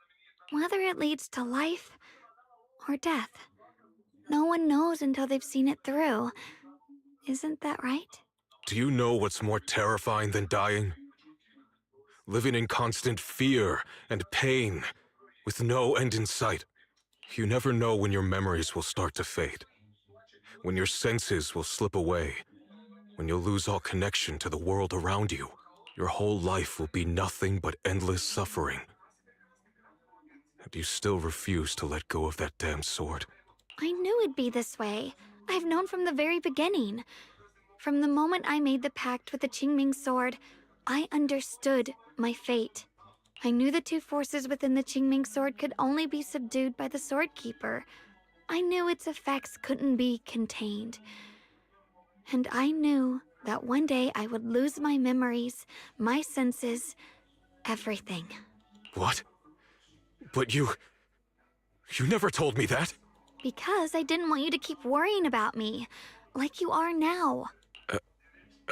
So, I know I'll have to watch myself slowly fall apart. I know my whole life will be shadowed by loss, and I know the more I have, the more I'll eventually lose. But everyone dies eventually, and before that happens, I want to choose how I live. You once said that I'm no different from everyone else, that my life matters just the same. So, if that's true, the reverse must be true as well. I am all life. I felt the Qingming sword's pain. I won't let anyone else endure that same despair. I don't want to face the terror of another disaster, so I won't give up the sword and let others suffer in my place. You may think it's foolish, but this is who I want to be. The kind of person I choose to become. There's light in Xiao Wang's eyes bright enough to be considered dazzling, across from her, senior remains silent for what feels like an eternity. I'm only human. I'll always care more about my own sister than people I don't know. I can't and won't carry the weight of all living beings. If this is really what you want, I'll respect your choice, but I'll never give up. I'll find a way to save you, no matter what. Then can you promise me one thing? From now on, you have to allow yourself to be happy. My choices, my fate, none of that is your fault, nor your burden. You've already done more than enough for me.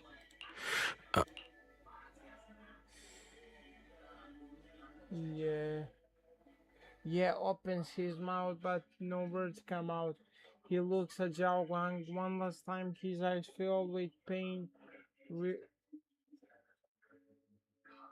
reluctance, helplessness, and perhaps a trace of relief he himself didn't notice.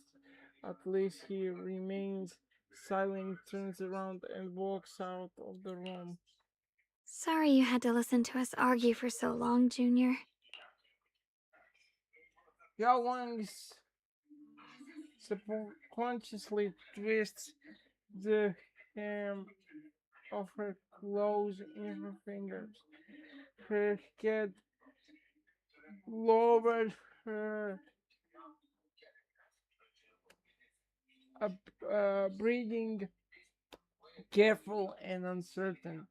After a moment, as if gathering the great greatest resolve of her life, she slowly lifts her head and meets your gaze. There's something I have to tell you. The truth is, this isn't the first time we've met. I used to think I'd keep this secret forever, but lately, I've realized that if I don't tell you, I'll regret it for the rest of my life. When I was a child, right after I gained the Qingming Sword's power and learned what my fate would be, I was alone in Phylum Heights that night, holding the music box my mother had given me. When I was little, my family would hum along to its tune together. But for some reason, that day, the music box suddenly broke. No matter how I tried, it wouldn't play anymore. Just like how my parents would never come back. At that moment, I felt like I was broken too. The same as the music box. I couldn't hold back my tears. Then you appeared. You fixed my music box and bought me some osmanthus candy from Good Goods. That's how I came to love the taste of osmanthus.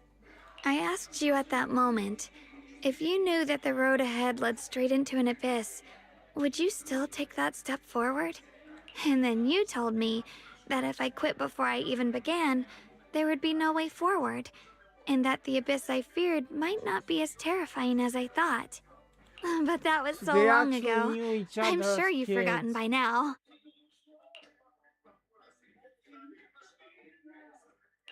I thought it was just a dream. So we really did meet? Still, something felt off. Yes, we've met before. Maybe that brief meeting didn't mean much to you, but to me, it was like sunlight breaking into a cold, dark room. Your words kept me going through the long darkness. Perhaps it wasn't just your words. It was the sense of peace you gave me. It made me feel like I could find the strength to face whatever lies ahead. After seeing that, Zhao Guang seems much more at ease. She takes another deep breath as if she is ready to reveal the deepest secrets hiding in her heart. And about the other Yeshengguang. In the past, I wanted to hide her. I thought she was so selfish, so despicable. She made me feel ashamed. But I don't feel that way anymore. She's a genuine part of who I am. The fear and unease within me, and the proof that I'm still human. No matter how capable someone is, they still feel fear, don't they? So I'll let myself be afraid, fragile, and want to run away. But beyond those fears that make me human, I also have the courage and love that come with it. Fear keeps me cautious, while love and courage carry me forward. Back then, she said not to die before this world does. And now, I'd say I'll coexist alongside it. At first, I only entered Limnian Hollow on Xiao Zhao's advice to look for my brother. But deep down, it was out of guilt. I didn't want to keep being the one everyone had to protect. Later, when I first saw the Hollow expand and chaos engulfed Phylum Heights, I chose to enter it out of duty. As the Qingming Sword's keeper, I was the only one who could do it, so I had no choice. But now, from this moment on, I choose to accept the Qingming Sword and become the Sword Keeper, not out of guilt or out of duty. I didn't submit to this fate. After seeing every possible path, I chose it because I want to make a difference in the world and for myself. And also, I want to do something for you. It might sound strange, but Junior, you really are someone very, very special to me. You're so effortlessly gentle, yet so dependable. As though you can take in all my pain and anxiety.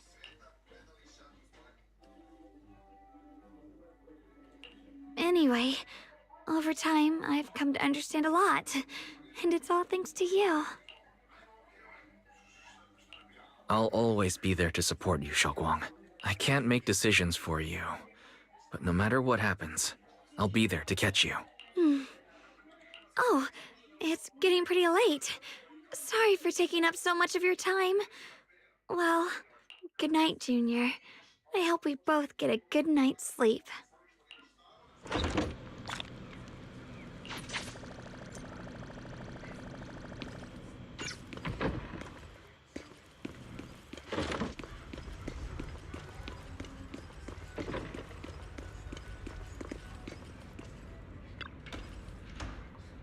The one fully covered not just her senses but her memories too.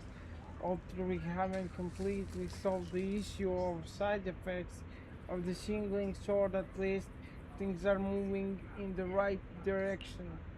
What a long day, time to get some rest. I hope nothing else happens. You drag your tired body onto bed. The moment you close your eyes, your consciousness drifts into a long awaited sweet dream. You feel like you're back at the perfect spot to watch sunset in Philomel Heights. In the sky, the orange sunset blazes with brilliance, warm but not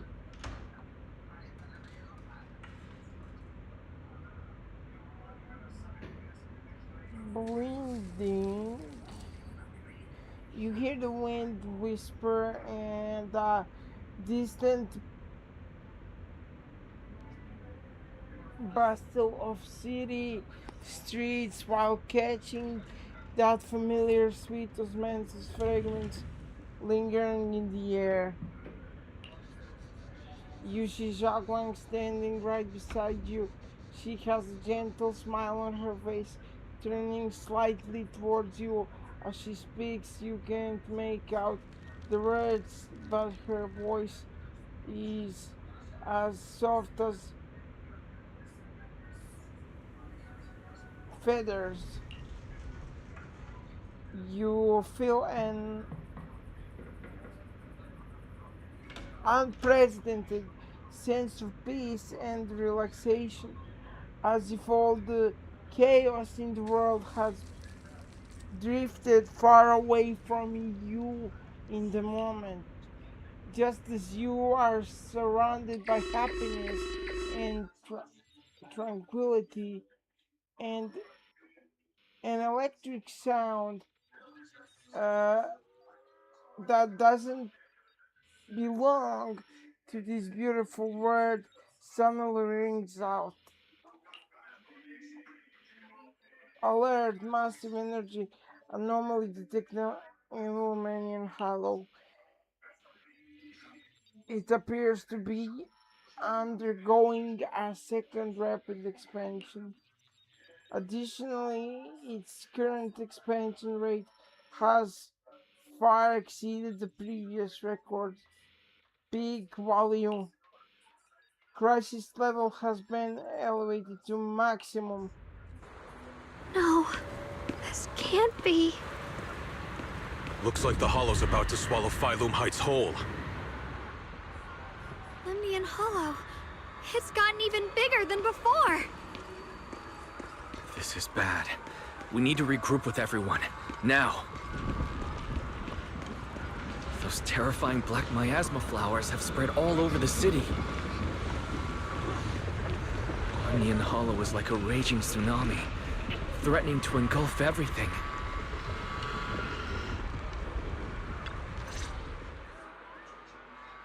You arrive at Plaza in Phylum Heights and notice Shifu is there too. She gazes at Zhao Wang and Senior Ye, who usually calm eyes filled with a conflict of emotions. You're here. Shifu. Shuyuan. Xiaoguang. There's something I want to say to you. About Yonghui Summit. About the Qingming Sword. I am truly sorry. I know my apology cannot resolve anything. Nor do I deserve forgiveness. It was my negligence that caused all this. Shifu, it's not your fault. It is my fault. To be honest, ever since my sister's passing, I found myself avoiding the Qingming Sword subconsciously. I feared it. Maybe even hated it. But I had to keep guard over it due to my position as the High Preceptor of Yonghui Summit. After making the case, my fear of the Qingming Sword led me to instinctively distance myself from it. And that's why I so easily fell for Lu Hangzhou's lies. Looking back now, the sword case I poured everything into didn't amount to much in the end. If my guess is right, the sword case originally did work as intended. Though it could not completely sever the negative effects of the sword, it still provided Xiaoguang some protection. It's only due to the creator's power becoming active recently that the sword case's power slowly wore off. Shuyuan, I understand your anger. I've failed in my duties, whether as the Yonghui Summit High Preceptor, or as your and Xiaoguang's Shifu. I need to apologize for what I said before as well. I let my anger get the better of me and said those hurtful words. That didn't come from my heart. However, I can never forgive Lu Hangzhou or Yonghui Summit. I've authorized a top-level investigation into what Lu Hangzhou has done. Everyone who was involved will answer for their actions. It means nothing to me now. What I can't forgive is the glory Yonghui Summit built upon these sacrifices. Brother, the past may be set in stone, but we can shape the future. And I don't want to be a sacrifice anymore. I want to become someone who stands in front of the people I love. A hero who protects them. Before, when I went into Lemnian Hollow, it was out of guilt. Or perhaps a sense of obligation. But from now on, I will only fight for my own will. Because it's what I choose to do. Xiaoguang, you've really grown up. That's enough heart-to-heart for now. We still have a crisis to deal with. What lies ahead won't be easy.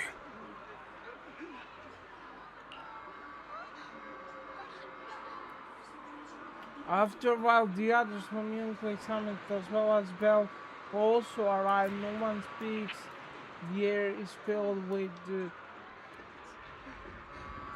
calm before a storm. Every face carries a weight unlike ever before. Everyone, I have some bad news. The latest data shows the energy of the miasma anomaly within Lemnian Hollow has already reached its peak. Looks like that bit of relief was only temporary. That's right. And based on the information we have, both the energy of the miasma anomaly and the hollow itself are expanding at an alarming rate. This means we have to locate the source of the miasma anomaly and seal it off as quickly as possible. Otherwise, the entire Phylum Heights could turn into a massive hollow. Or worse, the entire New Eridu. And as for this so-called source, according to my current findings, we can now be almost certain it's the power of the Creator, hidden deep within Lemnian Hollow. Sealing the source is our top priority. Meanwhile, we need to evacuate everyone in Wi-Fi and do everything we can to slow the Hollow's expansion. I've already deployed additional personnel to assist, but the reinforcements will take some time to arrive, and I'm afraid the Hollow's expansion won't wait. If it comes to it, we'll have to rely on everyone here, especially our friends from Yunquay Summit. I understand this sort of miasma anomaly can only be properly purified with your techniques. My blade, Tailless, seems to have some effect on it as well. Is that so? Perhaps it's connected to the power of the Creator. In any case, if we want to slow the Hollow's expansion, we'll have to enter the Lemnian Hollow first and clear out the abnormal miasma. That said, we'll need to send someone to locate the specific coordinates of where the abnormal miasma gathers. About that, we've already calculated the locations in Lemnian Hollow where the miasma is most active. Judging from Xiaoguang's previous trip into the Hollow to cleanse the black flowers, removing the abnormal miasma in those areas should help slow the Hollow's expansion. Then, with the manpower we have, we'll need to split into teams and head into different areas to clear out those black flowers. Everything else is relatively manageable. The real question is, who's going to enter the center of Lemnian Hollow and seal the Creator's power? The Qingming Sword has a far more intimate connection with Lemnian Hollow and even the Creator than we ever would have thought. Considering the current situation, it's likely that only the Qingming Sword Keeper is capable of sealing away the Creator's power. Our analysis came to the same conclusion. The huge energy fluctuations in Lemnian Hollow bear a connection to the energy the Qingming Sword gives off.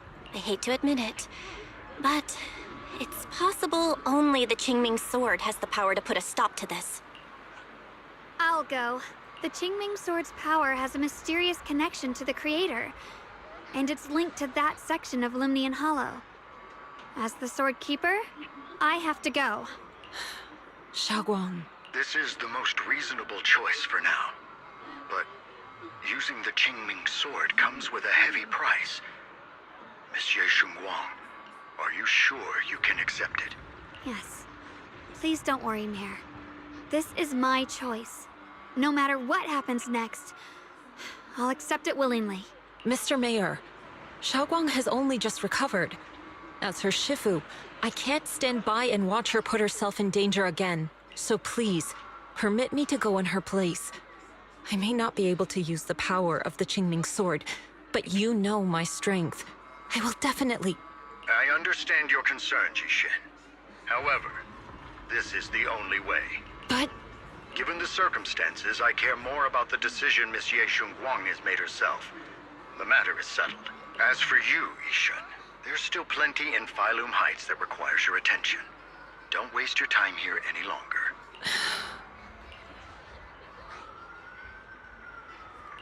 I'm going with Xiaoguang.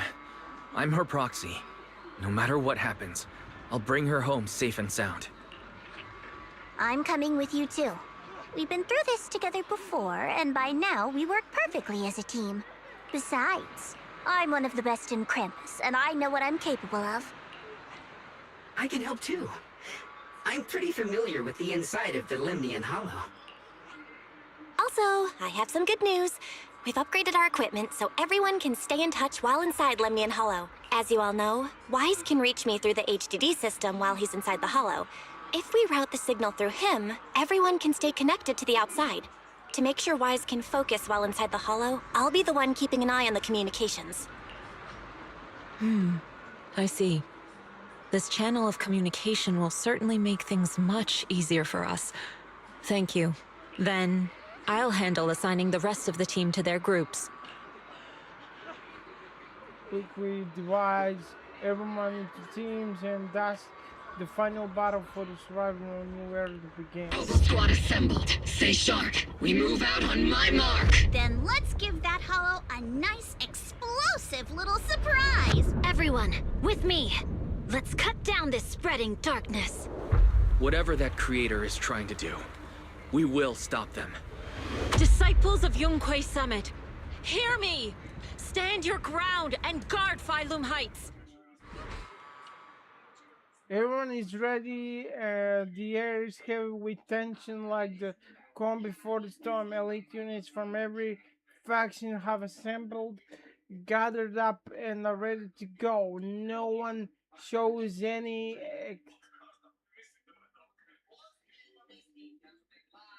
excesses emotion, only the quiet resolve of those about to face battle. The future peace of this place is in your hands. Dealing with the Hollow is precisely our duty as Hollow Special Operations. That sounded just like something Obel Squad would say. Spook Shack wouldn't miss an event like this. For the glory of the Krampus Compliance Authority. Appears Xiaoguang, her eyes filled with unspoken worry and guilt. Xiaoguang, I've let you down as your Shifu. Above all else, I hope you make it back safely. Don't worry, Shifu. I will. And with Junior on our side, we'll definitely get the job done.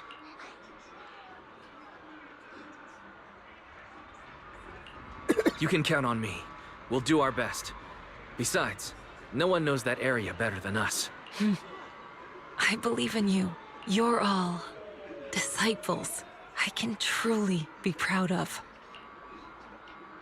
After giving her final instruction, steps back and faces everyone, delivering the final order. Well then, Okay. I'll leave everything from here on to all of you.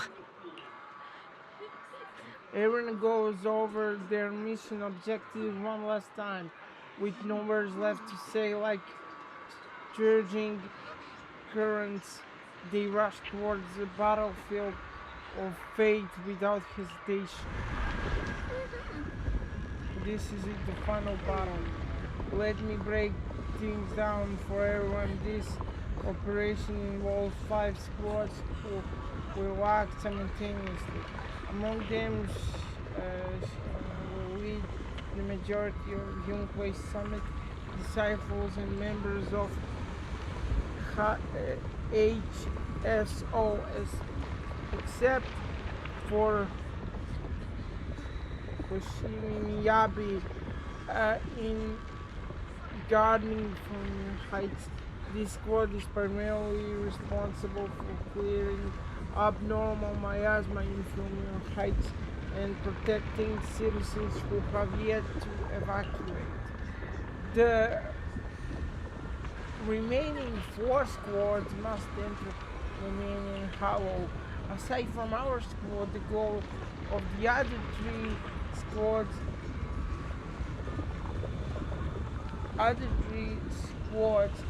is to eliminate abnormal miasma within the Hollow. Due to the unique traits of the abnormal miasmic black flowers, except for Koshimi Miyabi, only techniques known by Yunquei Summit disciples can clear the miasma. So everyone else will be mainly responsible for providing covering fire. Based on the current intel, there are 4 main areas where the abnormal miasma is concentrated in the Hollow. Area 1 near the miasma flare tower with Jufu leading Obel Squad. Area 2 near the test site ruins with Pan leading the members of Spook Shock. Through Spook Shock is composed of citizens, their members, exceptional combat abilities make them more than capable of completing this mission. Area 3 near the old mining site with Hoshimi, Miyabi leading Banyu and Dailin. And then there's us. Yeah, Xinguang, Lockspring, and the proxy. We need to venture into the depths of the Romanian heights, find the source of the creator's power, and seal it away. It's possible that we will be facing the creator itself. Don't worry, Xiao Xiao. If we work together, we can defeat even the creator. That's not what I'm worried about, never mind. So that's the situation. Get ready, everyone. I'll do my best to provide everyone with intel on the terrain inside the Aluminium Hollow. Alright, if you're ready, Junior, let's head out.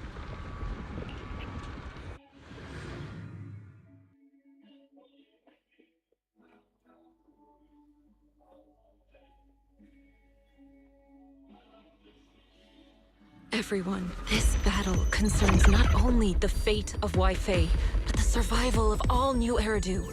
It's unlike any we've faced before. I ask that you all work together with Yunquei Summit and me to clear the miasma and halt Lemnian Hollow's expansion.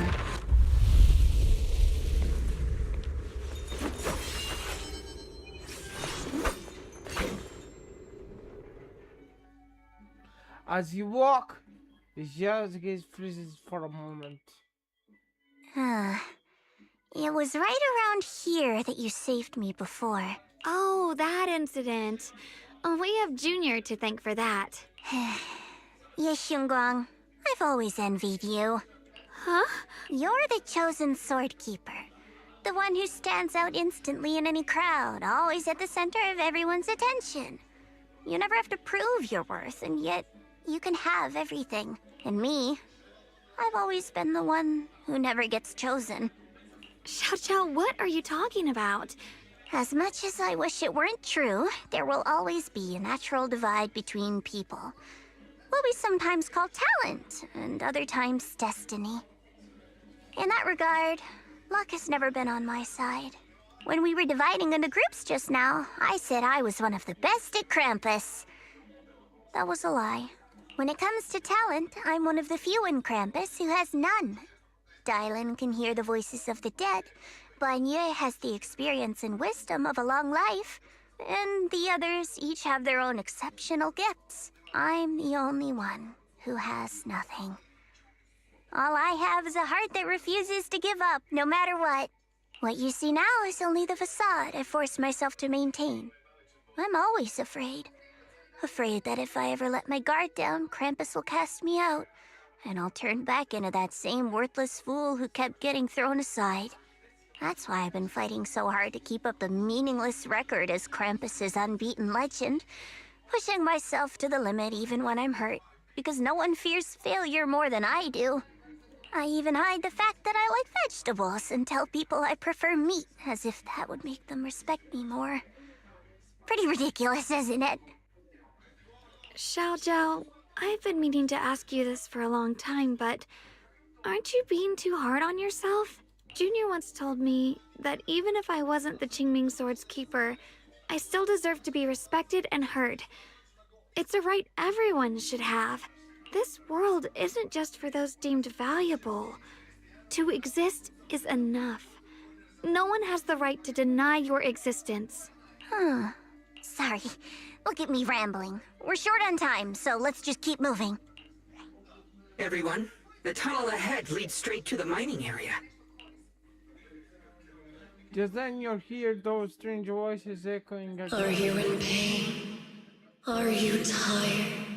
My dear child, you were never meant to suffer like this.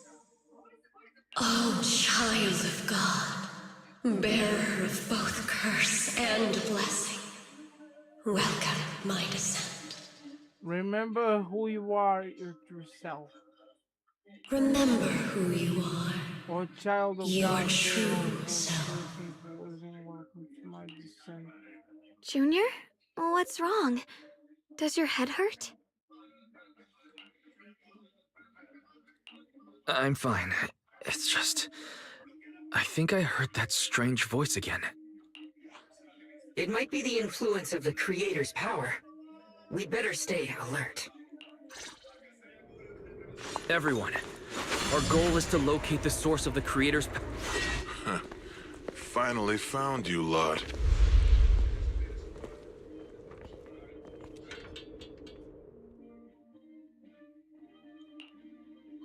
Last time we let our guard down, but this time you're not getting away so easily.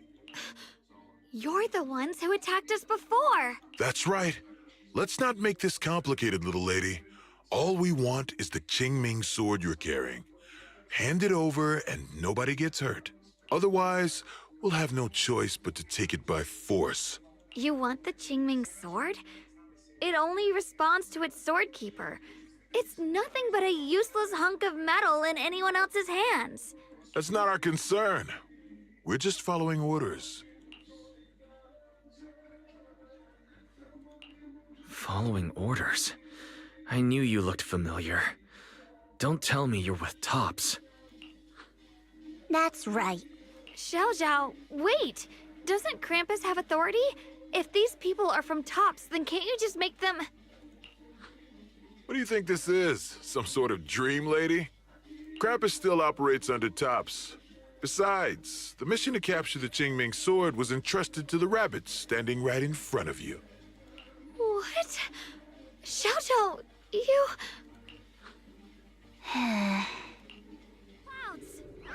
Mission to capture the Qingming sword? Xiao Zhao, is what he said true?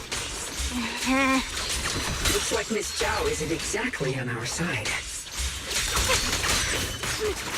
No way! Xiao Zhao's helped us so many times. There has to be some misunderstanding.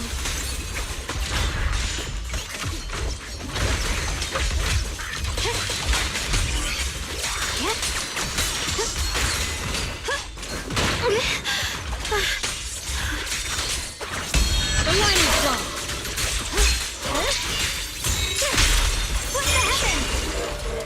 Good. Our backup's here.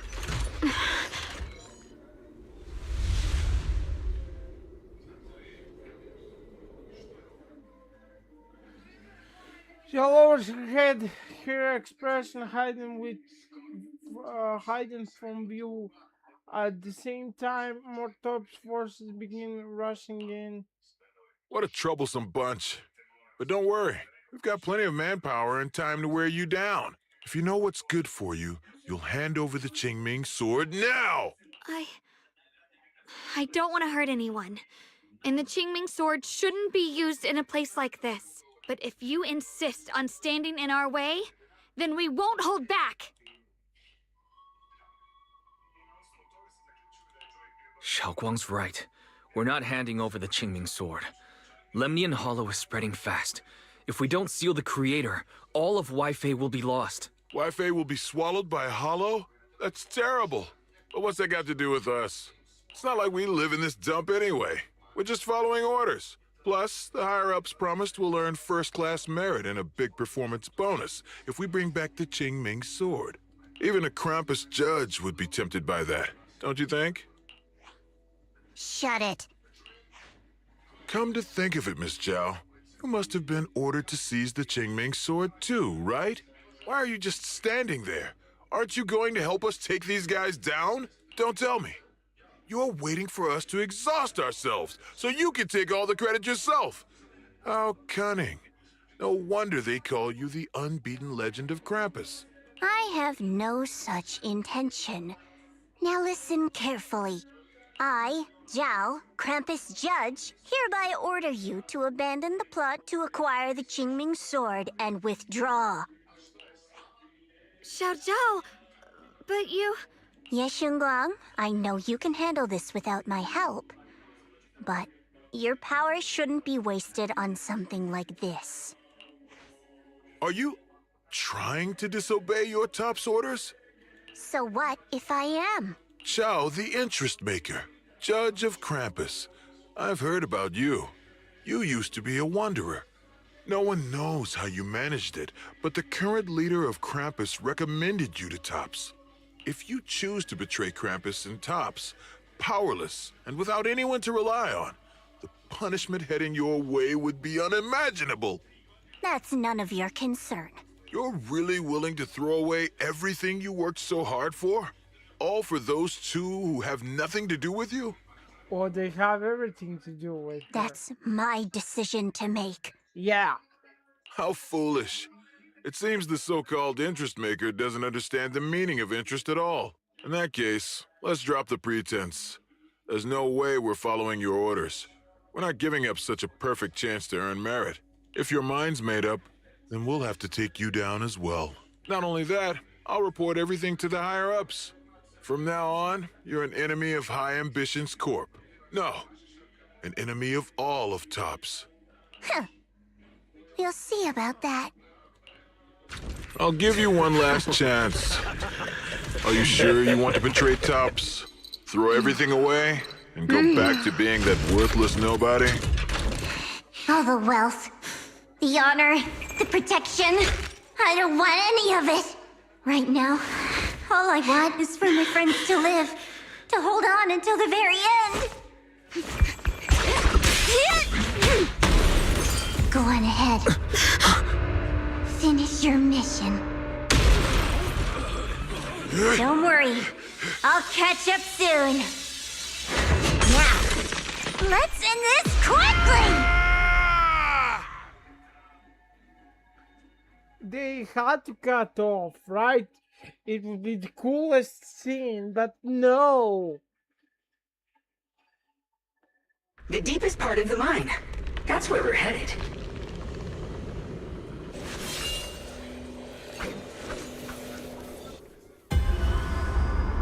Under the overwhelming surge of abnormal miasma, an illusion that feels both strange and familiar takes shape once more. This is that strange thing from before? Huh. I can't see anything ahead. You must all be seeing the same hallucinations as before. Maybe that means we really are getting closer to the Creator. Your teacher, Carol. She saw the truth long before you did. What? Did you say my teacher? Don't you see? It was Carol who brought all of this upon you. What you call the fall of the old capital. You should do the same as she did. And let go of the burden that was never yours to bear. Return to that primal state of purity, chaos, and quiet emptiness. Just what the hell are you? Junior, what's wrong? Are you feeling sick? Must be affected by the illusion. There's no more bloodshed. No more disappointment. No endless road to absolution. There is only eternal, ultimate, and absolute freedom. Come, child. Become one with me. Just like your teacher, Carol. No. My teacher would never join you. After a burst of searing pain, your vision finally returns and the light comes back into focus. Junior, don't scare me like that. It's okay. I'm fine now. But I just remembered something. That spherical cocoon-like thing? It looked just like the one embedded in those floating boulders we encountered. The floating boulders? You mean those huge rocks we saw before? If the vision you saw came from the Creator, does that mean the Creator's power has covered the whole Limnian Hollow right from the start? Oh no. This is bad. We need to warn the teams in the other areas right now. You quickly contact Bell and share this theory. I see. Got it. You focus on sealing the creator, and I'll take care of getting the message to everyone else. Bell hangs up at the call, and you feel a moment of relief. Actually, I've heard some rumors about the thing you saw, as we mentioned before. Sunbringer was betrayed by her followers. After that, she entered the Hollow alone and met the Creator. The Creator turned Sunbringer into their messenger, and even created other messengers modeled after her power. Their existence serves one ultimate purpose: to turn the entire world into a vast hollow. Wait, you mean Sunbringer submitted to the Creator? Because the Creator promised a world free of division and inequality. A place where people could finally let go of their hatred for one another. In such a world, everyone is equal. There's no fighting, no conflict, no division. Only eternal peace and tranquility.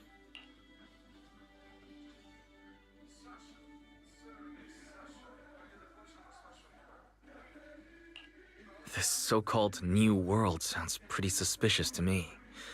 And if there's no difference between anyone, doesn't that mean there's no individuality either? Would a world where everyone's the same really have any meaning? I feel the same way. Of course, it's just something I heard. Maybe it's just a story someone made up. Let's just keep moving. Come on, this way. The bottom of the mine is just ahead. Oh, the blade has my heart. This all seemed kind of strange to you? Like they just stopped mining in the middle of the job. Yeah, like something happened here all of a sudden. Rumor has it that when Lady Sunbringer was betrayed, a tide of miasma burst from below the ground and swallowed everything whole. As if taking revenge against humanity. Though, it's just as...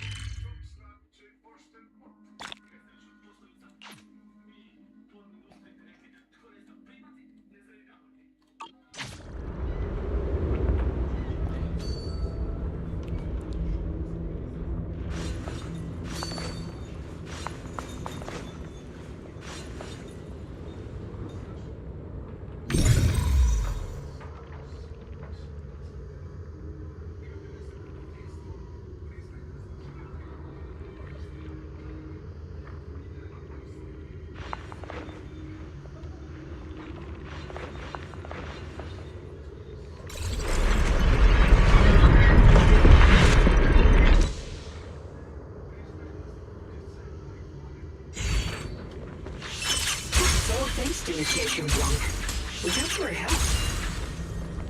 So that's the floating boulder? Looks kind of strange.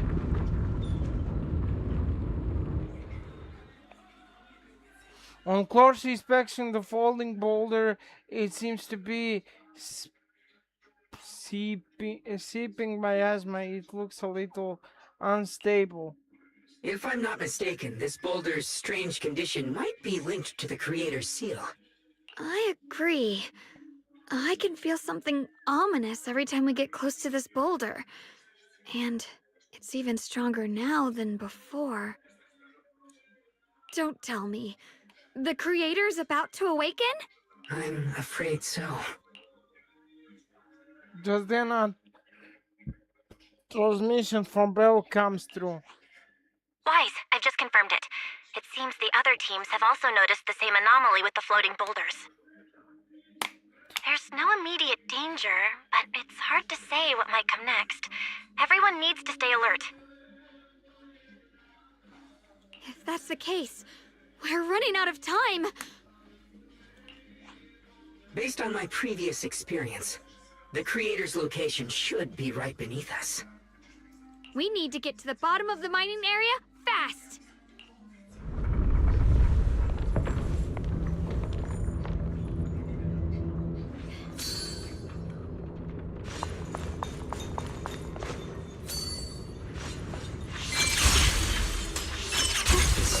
this stuff around us Lumite ore? Yes. These must be the raw materials of porcelain.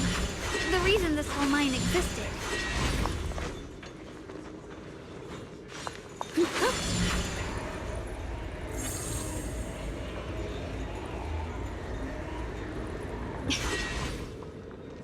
There's so many black flowers here.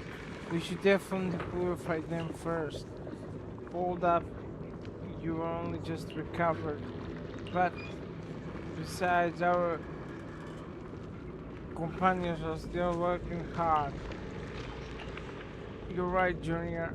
The power of it should definitely be saved for the most crucial moment. Once we find the source of the creator's power, we can put an end to everything once and for all. Hard to believe such a massive mining site existed before the Hollow swallowed it up. Yeah. I'd love to see how lively it must have been back then. That's exactly why we have to protect Waifei Peninsula now. We can't let the Hollow spread any further. Not to our home.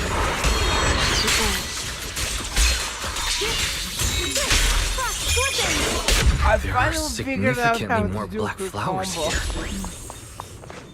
Look, there's a huge platform up ahead. Let's check it out.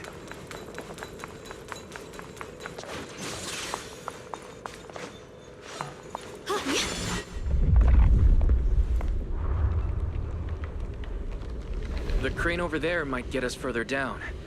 We'll need to figure out how to rotate it first. There's a console over there. Let's give it a try. This console seems to be having some issues, but it should be fixable. Let me try. It's operational, but the power levels are too low. We should look around. There might be another generator nearby.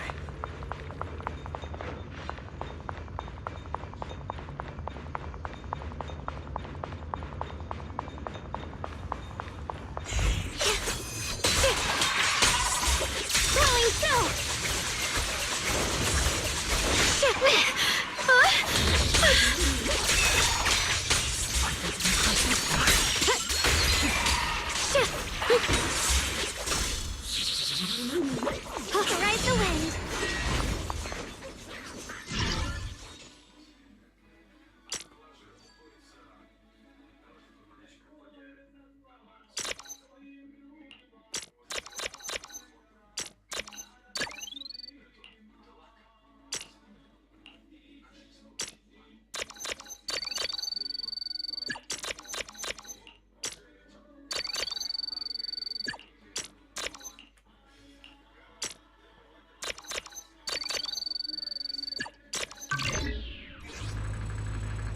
Generator successfully activated. Almost done. If we can get one more generator running, that should do the job.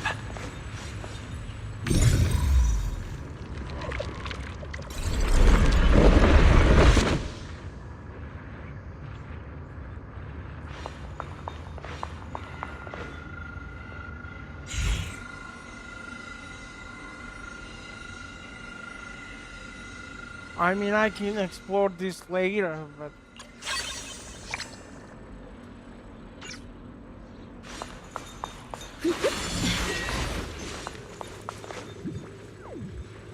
thing you can do now, never leave it for later, right?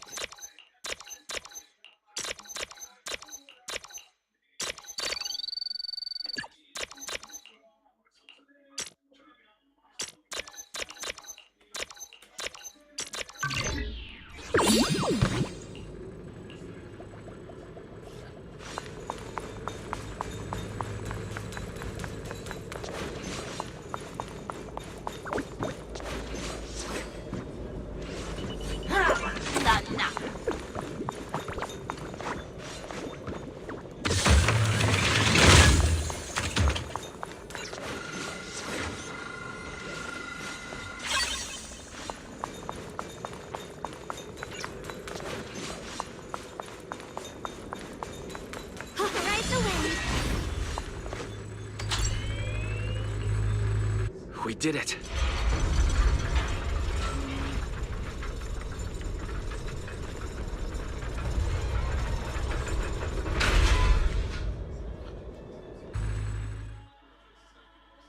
Just as the transmission from Bell comes, Guys, just updating you on the situation. Bell comes. All squads have reached their target areas and discovered a large number of black flowers and ethereals that are affected by the miasma. They're dealing with them right now. My blade is indeed quite effective against this abnormal miasma. This Miyabi sure is impressive. Opal Squad is in place and will provide firepower support to cover the purification teams. Oh, these black flowers. They're so pretty. But they're even better when they wither. There's a lot of ethereals here, too. Don't get scared now, Alice. I'll do my best. Everyone, the abnormal miasma in Phylum Heights is within controllable levels. We've sent people to evacuate the residents. But some people, they aren't willing to leave just yet. Because they don't want to leave their homes? Everyone knows if Lemnian Hollow reaches that point of no return, evacuating won't help. They've placed all their remaining hope in us. Brother, we'll do everything we can to protect Phylum Heights. How are things on your end? We found tons of black flowers here too. Way more than on the outskirts. But we've decided to leave them for now and look for the source of the Creator's power. You've made the right choice. Our mission is to clear out the abnormal miasma in Phylum Heights and the edges of the Hollow. Meanwhile, you need to destroy the source. Xiaowang, there are still risks to using the Qingming Sword's power. Don't use it unless absolutely necessary. Remember, your goal is to seal the Creator's power. Nothing else matters. Well then, good luck, everyone.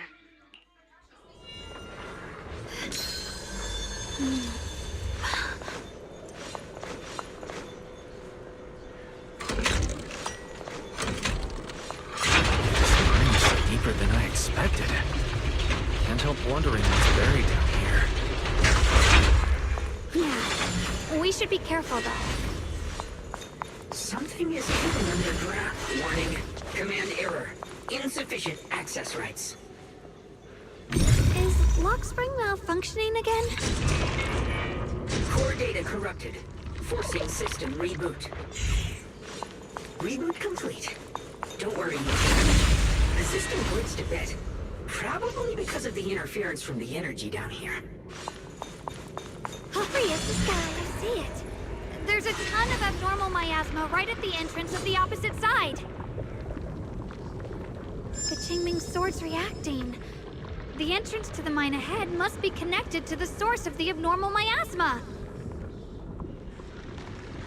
Let's hurry over and take a look.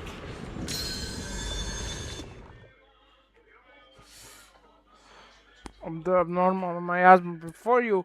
Everyone fell silent for the moment. Xiao Guang grips the Qingling sword tightly. Her expression is tense. I can feel it right beneath us. A terrifying power surging upward. If we let this power go unchecked, it won't just be Waifei Peninsula. The whole of New Eridu might be destroyed. We have to find a way to stop this. The Qingming Sword! If it's the Qingming Sword, then... Xiao Guang raises the Qingling sword, trying to purify the energy underground. The same wave she cleansed the abnormal miasma before. The blade vibrates faintly, but nothing happens. It's no use. This power is far beyond anything we faced before. It feels like it's coming from something ancient, something primal. I'm afraid even the full power of the Qingming Sword won't make a difference. It's all right, Xiaoguang. Don't push yourself. If this power really is that strong, we'll come up with another plan. Like, maybe we could try finding a way to seal off the underground entrance. You're right. If we can't actually stop the power underground, we can at least find a way to seal the mine forever. That'll keep it from spilling out. It's going to be difficult, but if I use this giant black flower, I should be able to pull it off. I knew you wouldn't let us down, Junior. You can seal the underground entrance using that giant black flower. Exactly. I can use the Qingming sword to channel the flower's energy, similar to how we purified the miasma anomaly. As long as this terrible power stays sealed here, Wi-Fi shouldn't be in immediate danger for the time being. Xiaoguang steps forward, raising her hand slowly. Between her fingers glows a mysterious charm. As she moves, the Qinging sword hums with a deep, resonant thrum. Blood is the bond, soul as the vow. Carrying the fate of all endless eras, bound by the wishes of all living beings. Qingming as the lock, the sword as the tomb. Seal! We did it? The seal should hold for now. The rest, we'll discuss with the others once we're back. Shattered chains, chaotic souls. Hear the faint, pitiful cries of this world. Creator, I beseech you. Awaken from your eternal slumber and descend upon this tainted world. What? Sorry, everyone. You cannot stop their descent. What? The freaking bunny is the bad guy? The bunny is the bad guy. Bunny is the bad guy.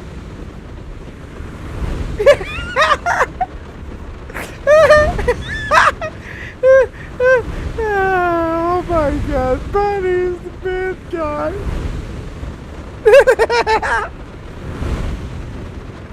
Big Boo is the bad guy.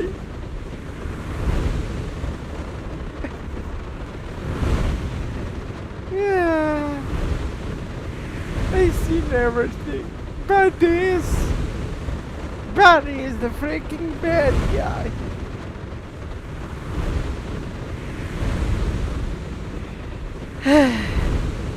It's so funny.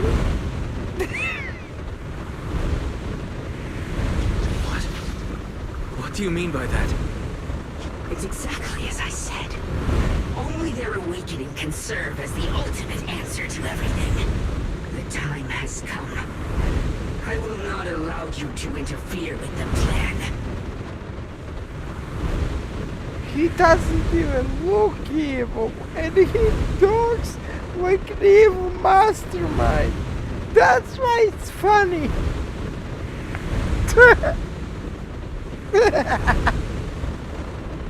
Ah, fuck, Benny is the bad guy.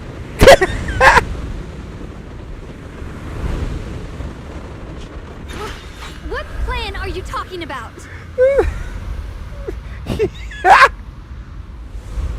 There's only one plan. From the very beginning, everything I've done was for one purpose. To awaken them. Fucking Bunny is the bad guy. Fucking Bunny.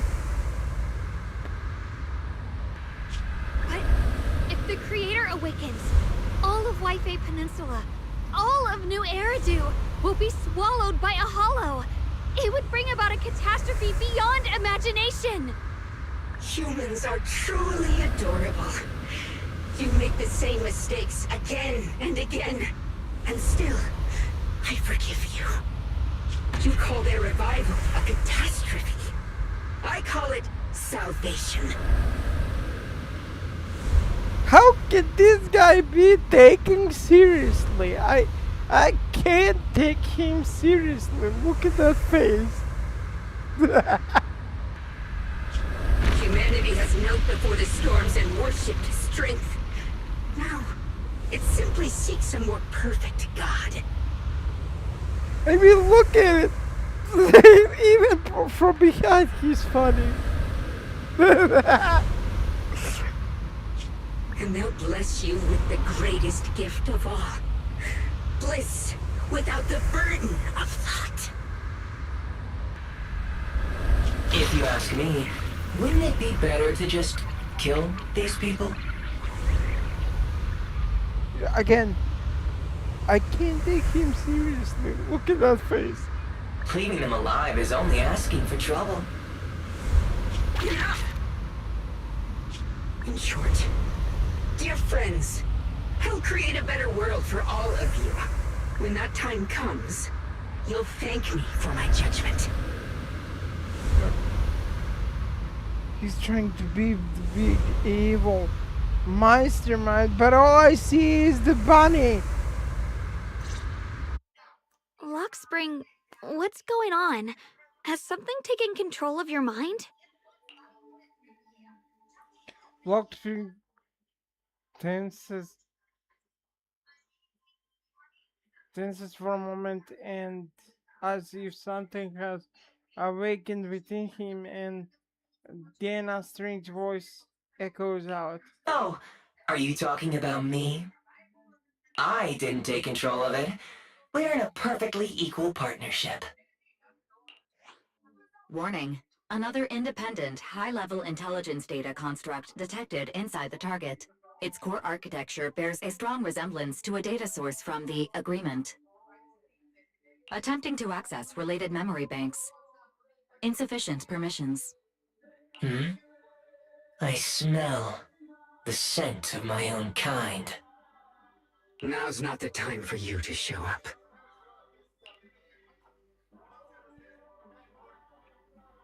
His voice has come as ever, yet beneath that calmness lies a cold, unmistakable resolve. Haven't you figured it out yet?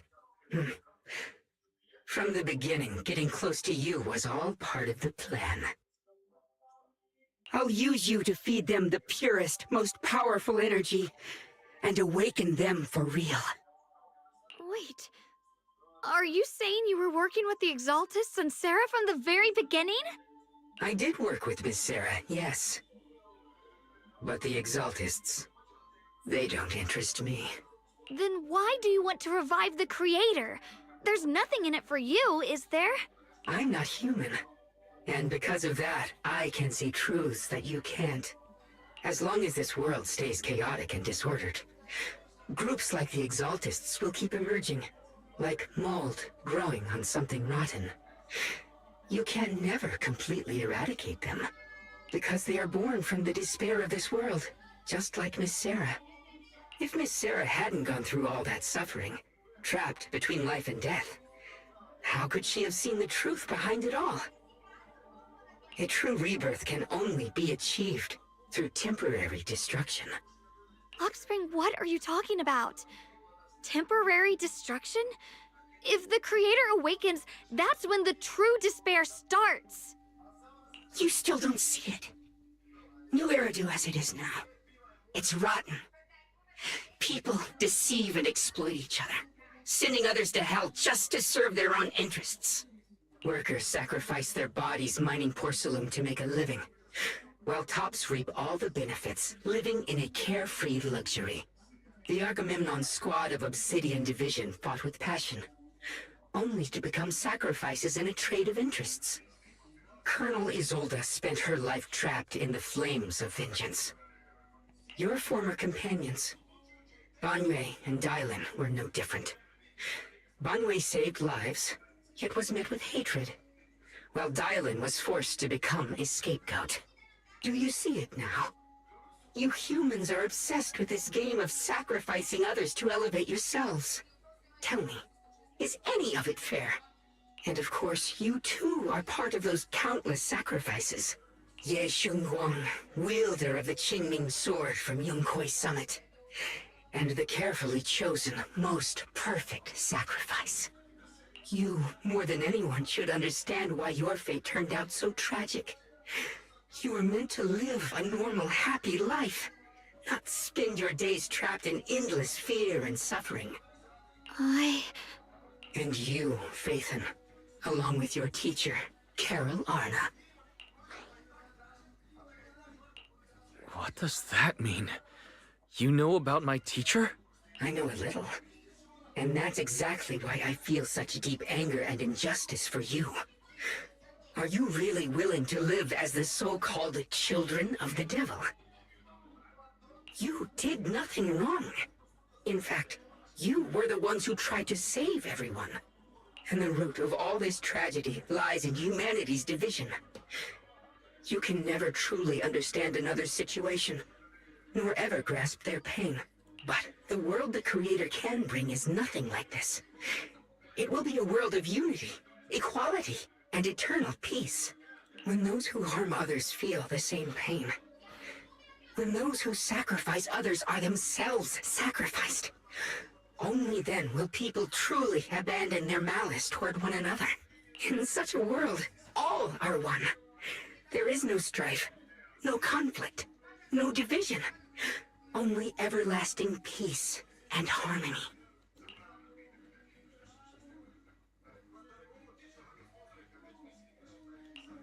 This might be an imperfect world, but I'd sooner believe in it than in the so-called new world the Creator promises.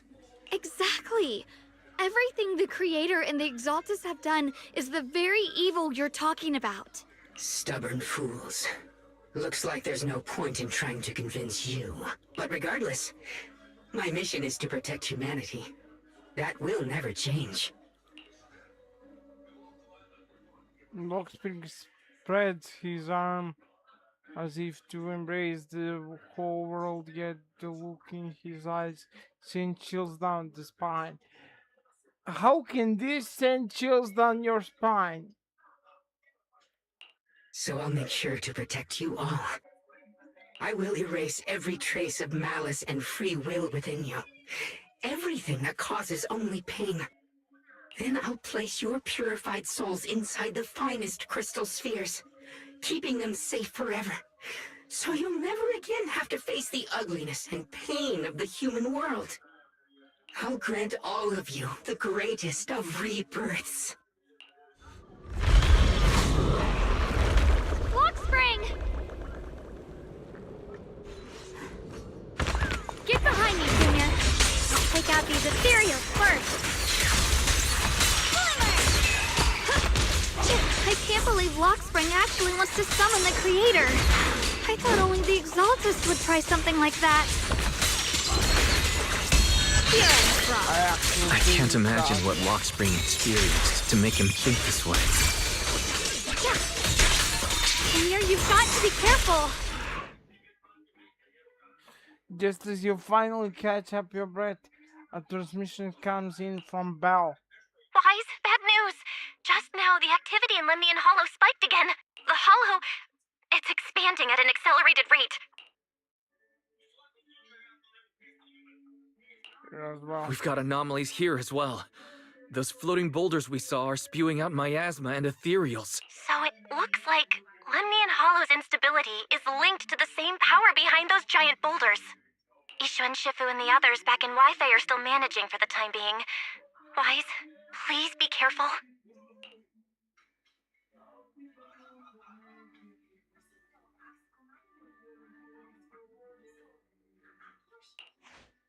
The situation isn't looking good. Who knows what Lockspring will do next? We need to take down these ethereals and catch up to him. I just hope the other squads are safe. At the same time, the other squads have also been contacted and are already approaching the boulders.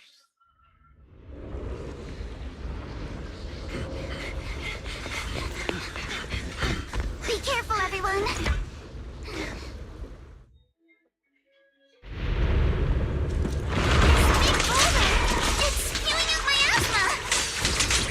Not good.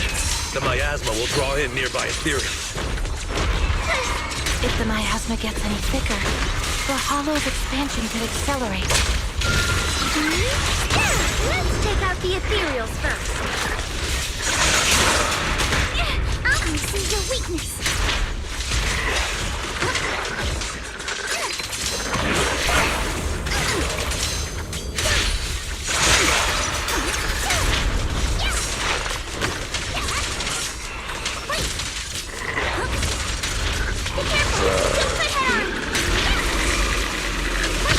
Alice, I'm here to help. Lumber in the mix. Yeah, we're trying to choose me.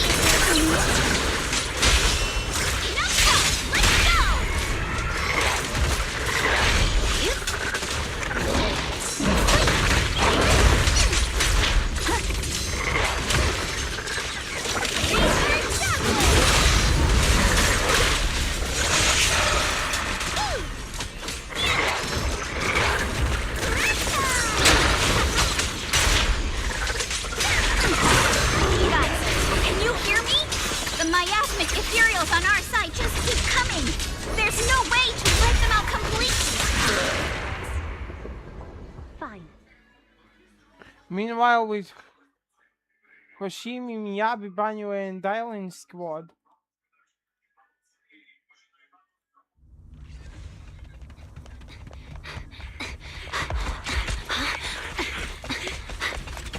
That's...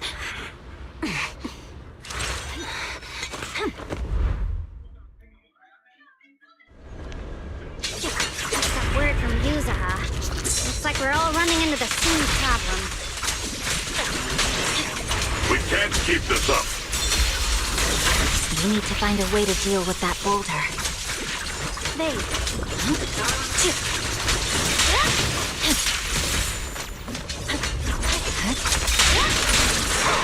Don't overdo it.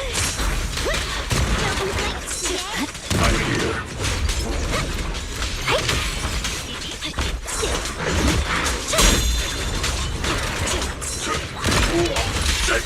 Watch out, you rascal! One for complaints! Take this. Hatred.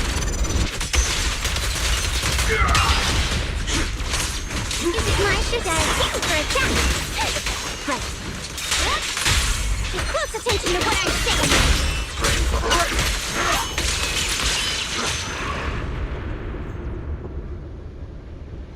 Proxy, do you copy? I suspect that the boulder might be the source of all this. I'm going to try attacking it. As for Jufufu and Obel Squad,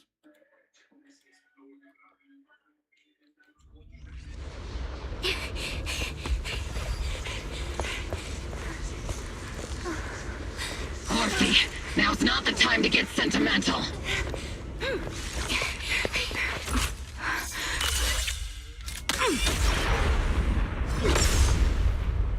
Our attacks aren't working.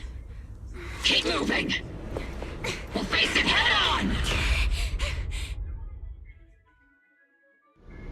Everyone, we just tried attacking the big boulder, but it didn't work out. Yeah, same here. Double squad, focus on suppressing the surrounding ethereals first. Captain and I got this. Yeah!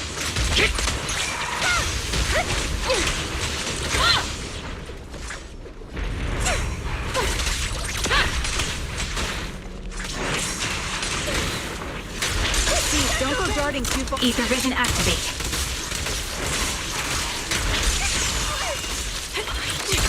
Oops, I can't really control my strength. Engaging head on.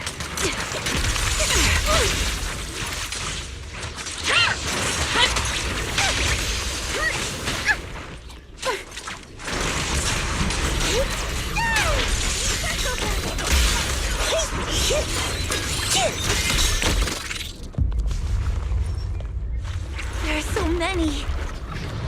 Doesn't matter how many. We fight.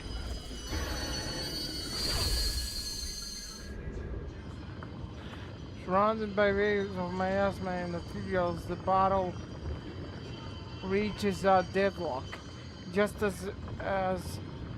Exhaustion and pressure wear down on everyone. A calm, familiar voice, one that should no longer exist in the world, suddenly echoes out. Soldiers, open fire! Move forward!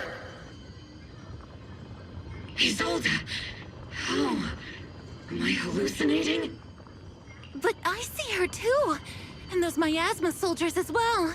Perhaps the thick miasma around us is projecting fragments of our deepest memories. Forget it. Even if it's just an illusion. Even if your body has decayed, your soul still... What's wrong? Forgot how to fight? We'll have to clear the path ahead ourselves. I don't need you to tell me that. Isolde, Colonel of the Obel Squad. Magus, Captain of the Obel Squad. Two gazes crossing the boundaries of time, and that seemed to meet at the very moment. Let me see how much you've improved, old friend. Try not to let me steal the spotlight. You've gotten better, Orphe. Your aim was much more stable this time. Oh! Thanks. Magus, what's your ammunition? Don't make a rookie mistake. Stop talking nonsense. My aim's every bit as good as yours. You damn ethereals. Today you'll witness the true power of Obel Squad. There's no way we're losing. They stand side by side, those hazy, long buried memories, the day of training, fighting, laughing, and crying together, burn vividly once more. Burn vividly once more. Slow, Magus. You, I remember, would have reacted the moment I raised my hand. Isolde. Don't just stand there. The enemies are right in front of us. Attack! Is it just me?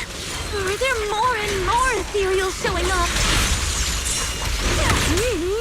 The number's growing really fast.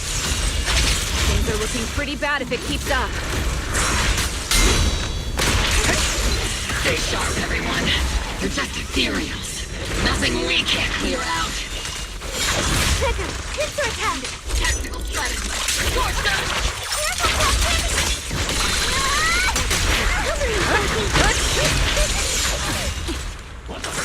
Recalibrating.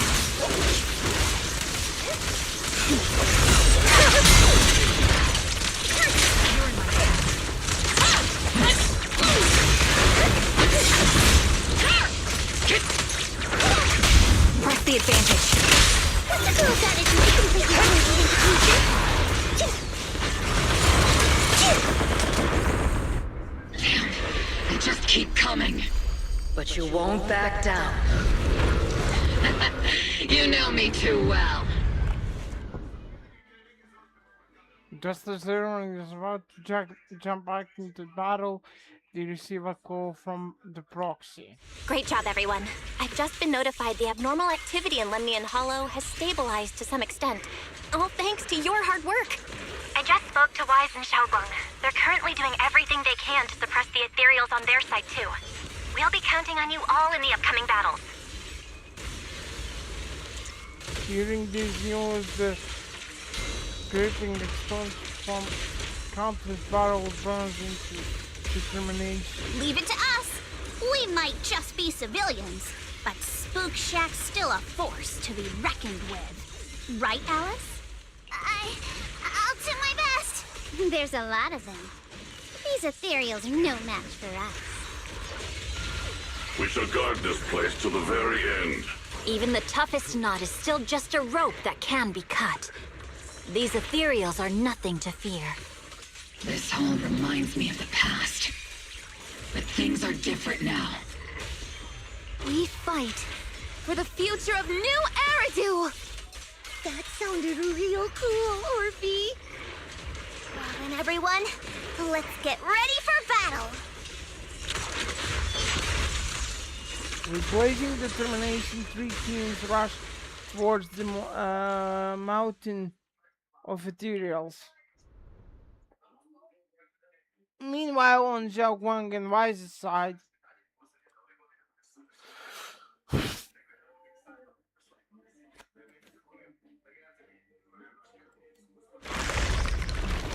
the air is thick with an unsettling stench and the sound of grinding bones and guttural growls echoes from all directions. Ethereal surge forth like a tide, pouring endlessly from the miasmas, seeping out of the giant boulder. There are more and more of those miasmic ethereals.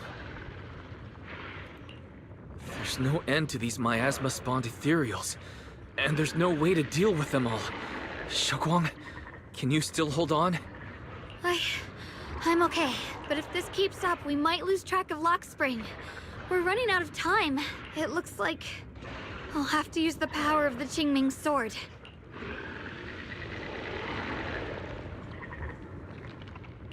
But the Qingming sword will take its toll on you, and you've only just recovered. You can't be reckless.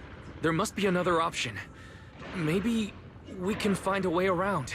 There is no other path. This is the only way through.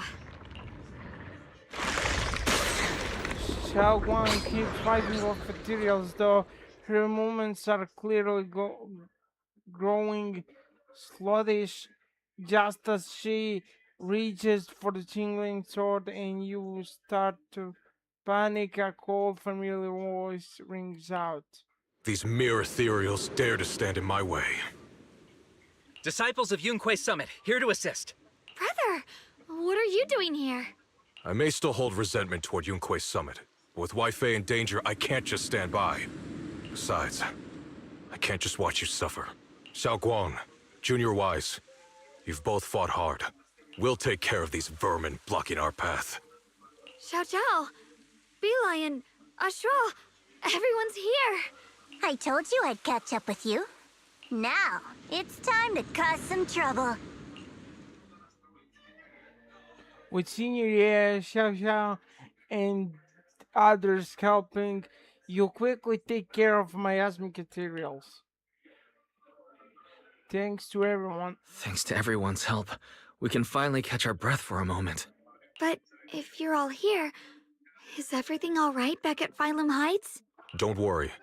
Ishuan Shifu is holding things down there, along with the other disciples. She said no matter what, she won't let the Hollow's expansion harm a single civilian. From what I know, this floating boulder constantly releases miasma and ethereals, so things won't stay peaceful for long. I mean, would it be a bad thing for me to say that that old bastard Luke can be turned into ethereal? Would that be bad? Xiao Guang, I know you have your own mission. Go, and do what only you can do. Leave the boulder to us. Thank you, brother. I'm coming with you. But, Xiao Zhao, things will only get more dangerous from here on. That just means you'll need my help even more, right? Right. Then we'll be counting on you, Xiao Zhao. Then we'll be counting on you, Xiao Zhao.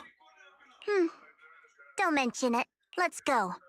No matter what lies ahead, no matter what the Creator really is, we'll face it together.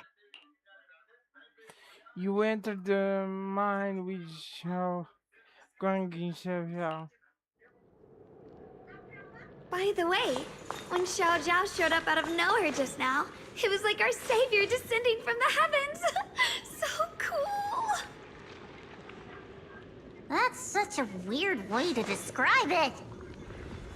Xiao Guang's right. Welcome back.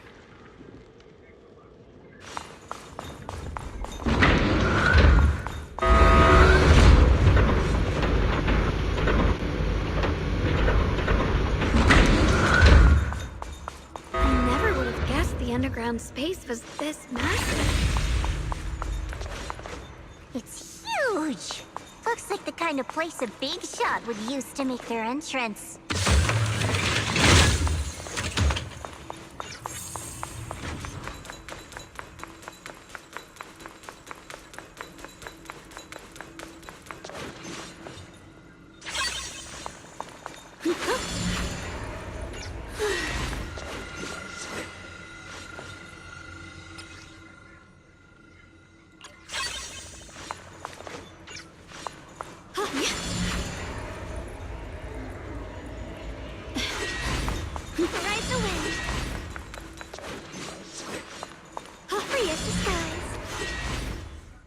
After a while, you'll finally catch up with Lock Spring.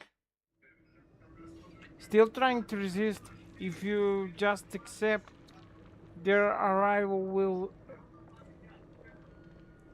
with courage, everything would be so much easier. We'll stop you no matter what. That's a pity.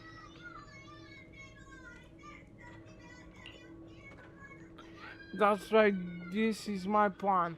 As you all know, the Tingling Sword shares the same origin as the creator. So, yeah, Xingwang, keeper of the Tingling Sword, your existence is crucial to us. The creator needs to reclaim their rightful power. So, that's why the creators descent requires Yao Xingwang. But why would you tell us? Ain't you afraid we might hide her away? Without her, your plan will become impossible. You wouldn't do that even without reclaiming the power of the Yingqing sword. Destroying a tiny piece like Filming Heights would still be a child's play for the creator, and your only bargaining chip is the Jingling Sword Keeper.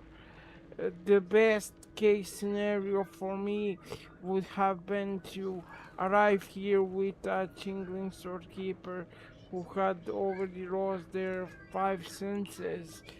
I was so close to success, but I never expected you'd be able to use the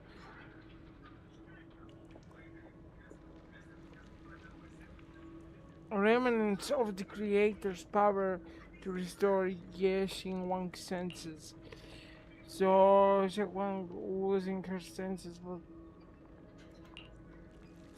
of course, what's easier to control than someone who lost their 5 senses? So I carefully prepared the perfect bait to lure you in on illusion of your an illusion of your teacher Carol. But don't worry, I only showed you what really happened. I didn't make any of it up. You can probably tell that she also supports the creator. Teacher is different from you guys. No way she... Don't even put them and the Exalted in the same breath. Don't you get it? The creator is far superior than the Exalted in every way. The creator is supreme and the Exalted merely got there waiting attention by chance. Like I said before, as long as New Order remains in such chaos, new groups like Exalted will be popping up. Will keep popping up. Only the new world brought by the creator can resolve all of this. Someday you will understand. Lock Spring. Be careful of those ethereals. Lock Spring's up ahead. We need to take out these enemies and catch up. If the creator really awakens, it won't just destroy Firelink Heights. All of New Eridu could fall. Well, I Guess in a way, we're kind of saving New Eridu, huh?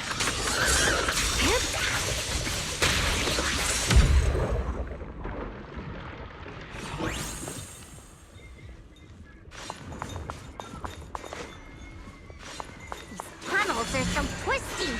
We need a plan to figure out which way's correct. I can feel it. The Qingming sword is resonating with something here.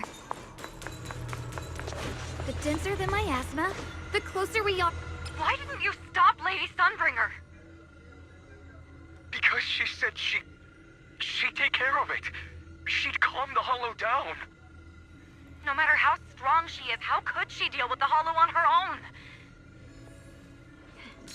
Don't tell me you actually buy their nonsense. That she caused the disaster? Sword?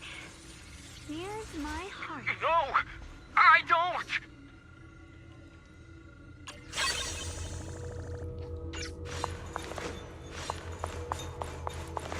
Ride the wind. The blade knows my heart.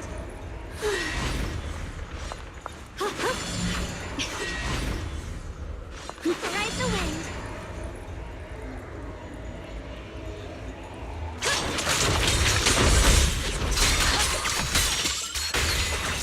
I see that. Frost Scorpion! Towards the heavens!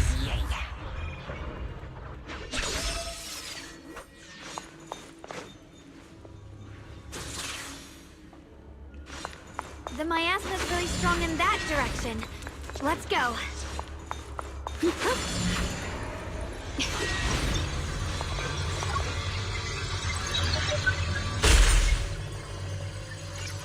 Such a large piece of blue my ore.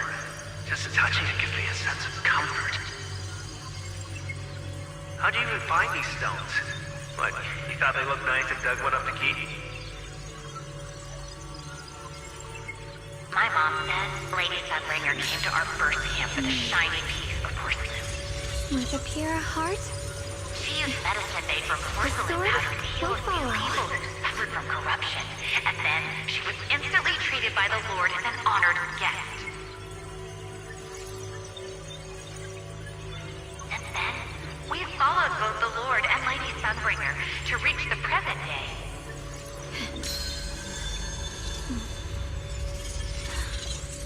The sword? Near the... Ride the wind.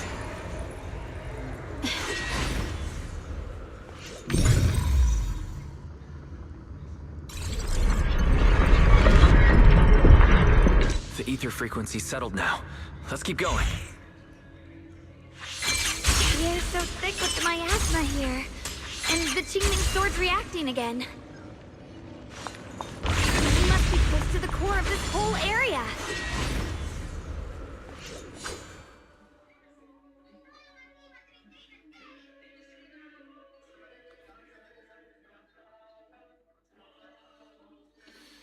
Oh, whoa! It's huge. It looks like it's absorbing the miasma's energy?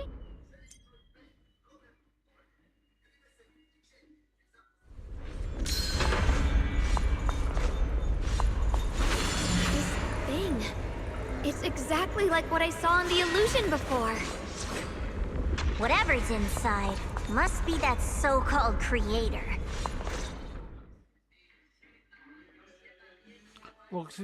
Spring stands before the massive cocoon, silently watching you. I knew you'd make it here eventually. Spring. They're about to awaken. This is fate's choice, and no one can stop it, even you. You really are a stubborn one. Miss Zhao of Krampus. I know your story, just like the two standing beside you. You've chosen the wrong side. I thought that after all the pain and resentment you've been through, you'd choose to stand with me. Unfortunately, not everyone chooses destruction. I don't understand, Spring. You once said Junior and I were, in a way, both victims, and that we should hate this world. You were angry for our sake, weren't you? That's the Spring I know. Gentle and kind. But why? Why do you want to awaken the Creator in the first place? Haven't you realized yet? Every struggle, every battle you fight is just the same tragic chaos repeating itself. Humanity can't reach the light on its own.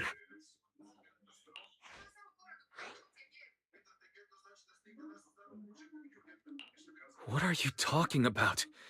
Humanity's future should be decided by humanity itself. I used to believe that. As you're all aware, I was created to protect humanity. Lockspring's posture remains composed, yet in his eyes there's a flicker of something complex, almost a sense of pitying compassion. When Lady Sunbringer created me, she embedded an absolute unbreakable command deep within my core registry. A high firepower combat bang boom must never point its gun at unarmed humans. I once saw it as an honor and lived by it as my guiding principle. Until that day. Love's gaze grows distant, and it feels as though his words put everyone back to the moment when the catastrophe began. The city burns bright and a lightning sky surrounded by ruins and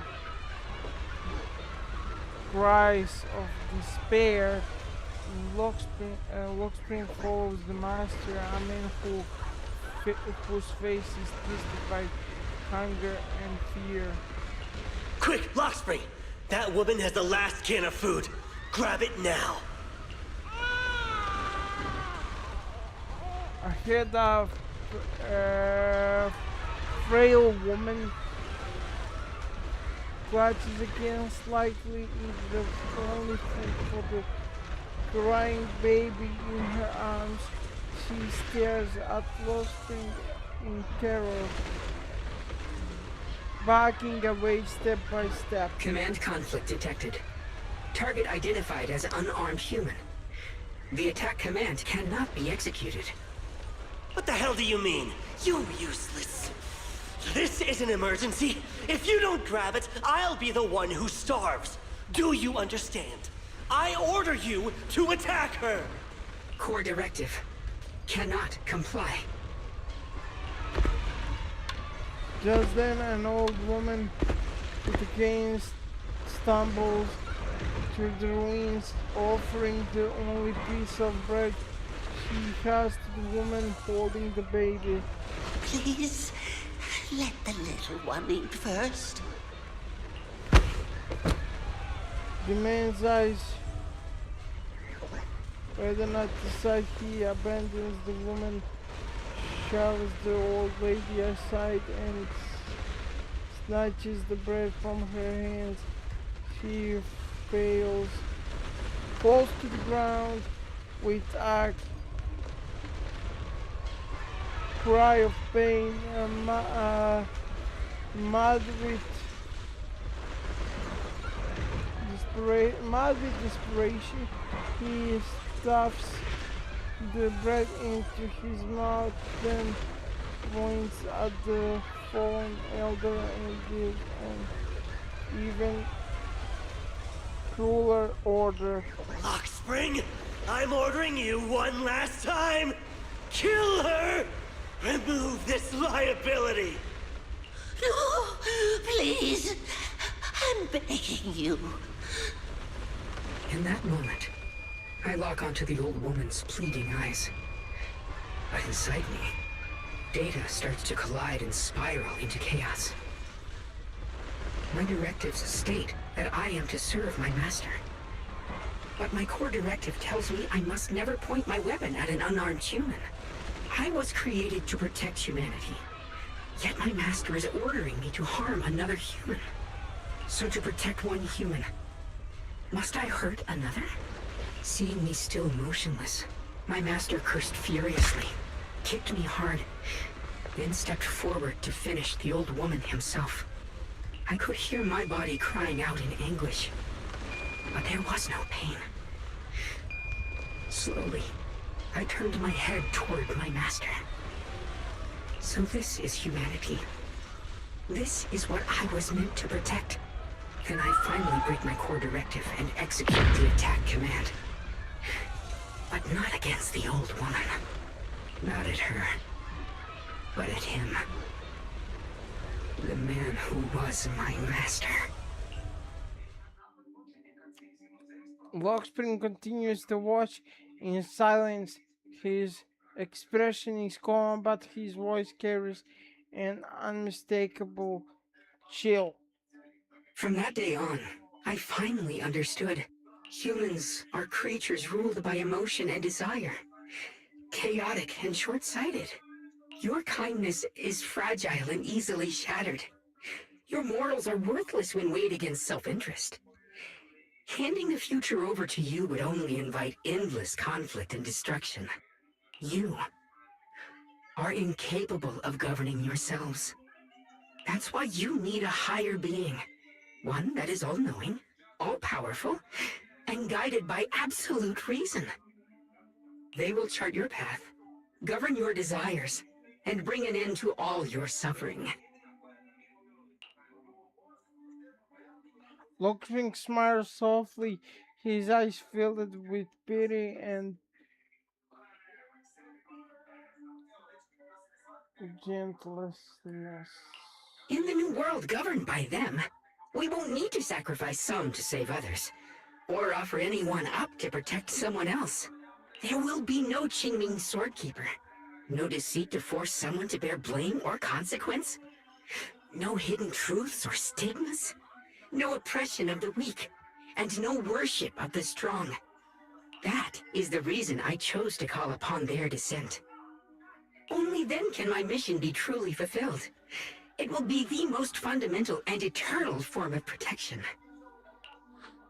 That sounds like pure delusion. You'll understand soon enough. This is no fantasy. It is a perfect reality. Lockspring, I understand your disappointment in humanity, but you can't focus on only the darkness within people. I once felt the same as you, hating and fearing the ugliness within my own heart. I thought it was selfish and vile. But now I understand that good and evil, light and darkness are simply parts of human nature. And for those of us struggling through the mud, it's because we've seen the darkness that we fight to reach for even the smallest glimmer of light. Because without evil, good loses its meaning. Without darkness, there can be no light. Such childish reasoning. You're just making excuses for your own chaos. Happiness doesn't need to come from suffering. The Creator will grant you true, everlasting joy.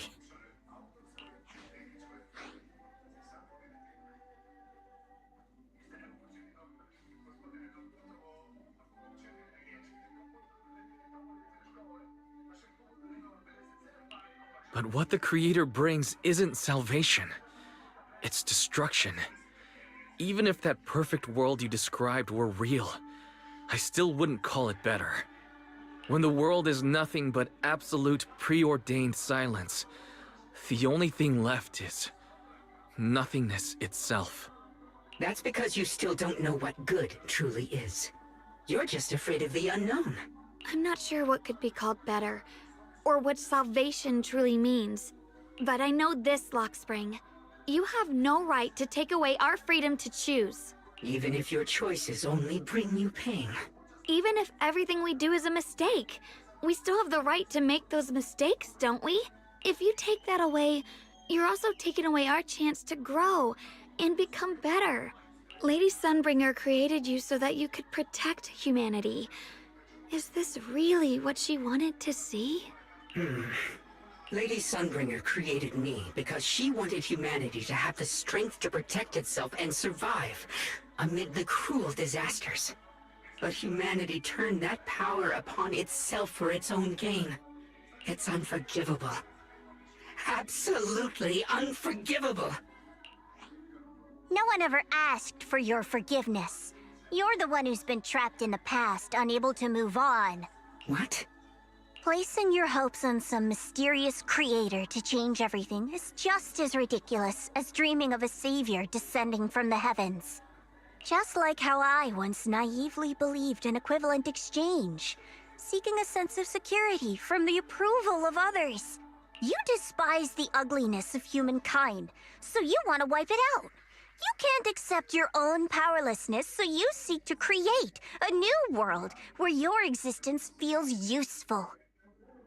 But if you can't even face yourself, how could you ever truly see others? Or the world around you? You just don't understand. My choice is the purest, most genuine protection there is. And just what is that you want to protect? And just what is it that you want to protect, Lockspring? Is it merely the concept of humanity? You said people are obsessed with the game of sacrificing others to elevate themselves. But how is what you're doing any different? You've chosen to sacrifice everyone's lives and free will in exchange for the protection and peace you think the Creator offers. No, I'm not like them. I'm not doing this for myself. I'm doing it for you. For us, right? Lockspring, I believe that one day, humanity will, by its own strength, reach the beautiful world you've been hoping for. Perhaps before that day arrives, we'll have to go through countless painful struggles and endure a long darkness, but that day will surely come. For the sake of that inevitable tomorrow, we must accept the existence of evil and use our own strength to create good.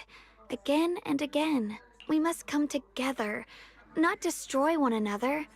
We must create, not erase. But in the future promised by the Creator, there is nothing at all. Why have you two made the same choice as my Creator? I don't understand it. I just don't. Creator? You mean Sunbringer? So she didn't actually submit to the Creator? No! Even after being misunderstood and treated as an enemy, she still chose to forgive. To love. But I won't allow it. I won't let you make peace with such a foolish world. Lockspring, you're not a cold, lifeless machine. I know that, just like us, you already have a life and a heart. That means you've also come to know pain. Everything you're doing now isn't to protect humanity. It's to escape the pain you once witnessed. The pain you couldn't bear. I've run away many times myself, so I know what that feels like. But that's not a choice. It's surrender. It's handing over your own fate and everyone else's to some unknown being. Lockspring, I know it hurts. But now, let's choose to face it together. All right? There's no other path left to take. You choose to create light. While I choose to bury the pain.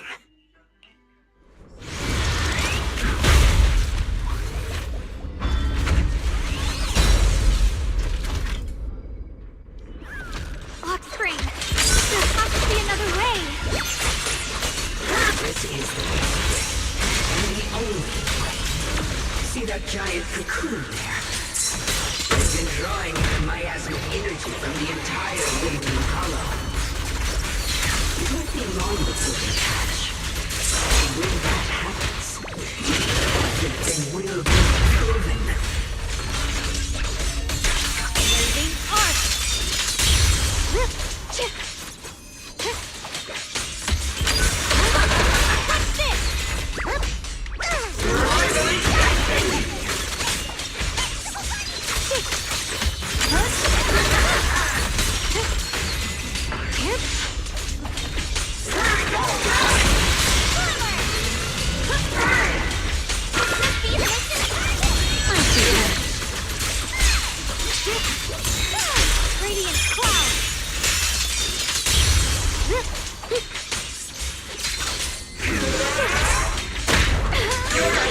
remarkably fragile.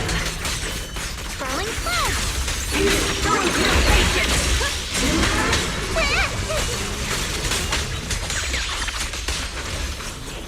Destruction is the price of eternal peace! Perfect aesthetic naivety. Swirling snow!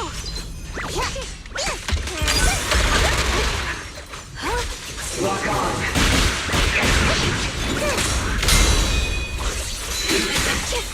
The sword follows my will, and winds howl in the heavens!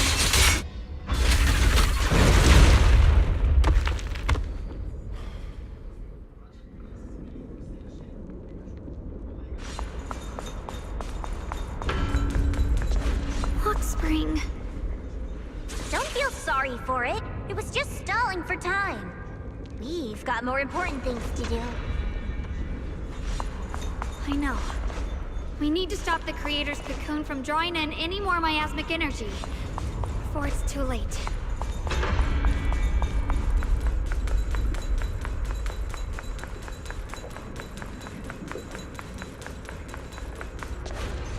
Oh no! It's too late! Careful!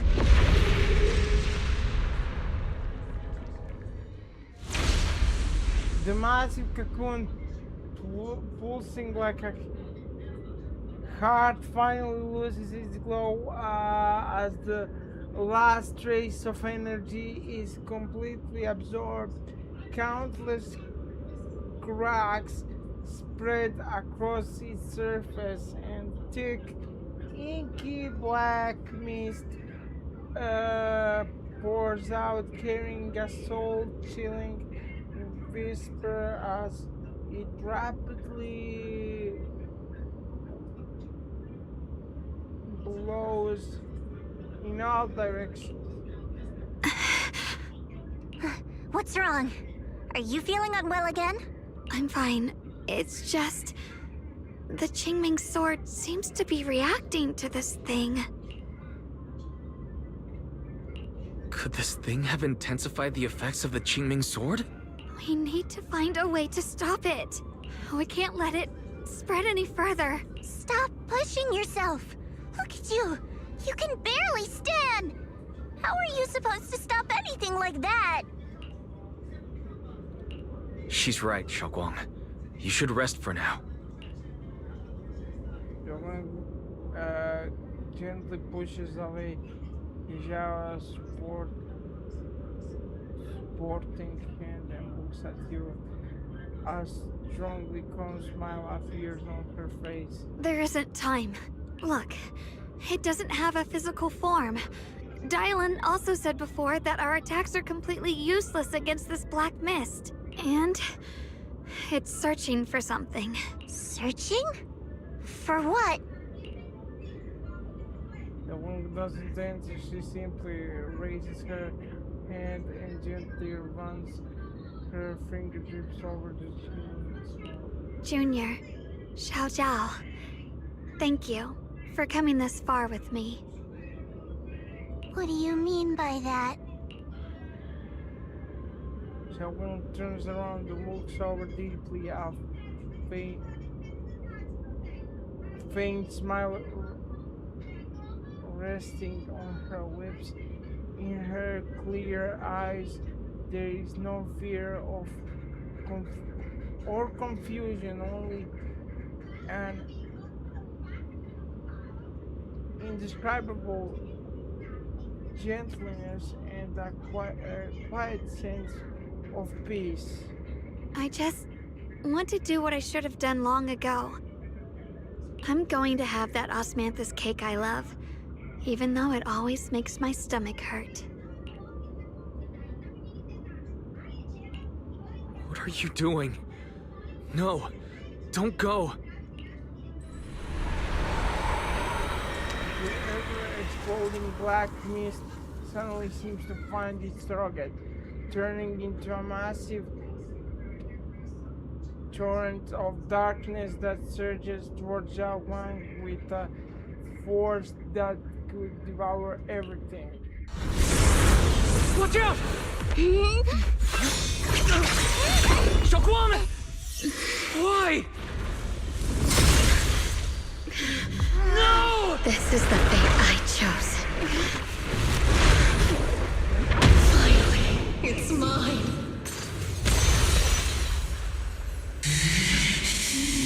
Since I'm the perfect vessel for your descent, then let this body be your prison!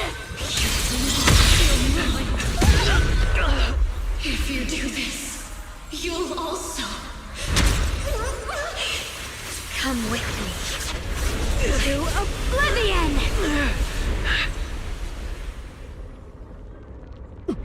Stop, Xiaoguang! If you do this, you'll go down with them! I'm sorry, Junior. I'll have to break our promise. But this is the only way. The Creator's power comes from the same source as this sword. That's why I know better than anyone how strong and untouchable they truly are. We can't beat this invisible force head on. I have to become their vessel first, and then destroy myself to stop them. That's the only way we might have a chance to win. But the cost is your life. What kind of a win is that? Xiao Xiao, Junior, go. I don't want to see anyone else get hurt because of me anymore.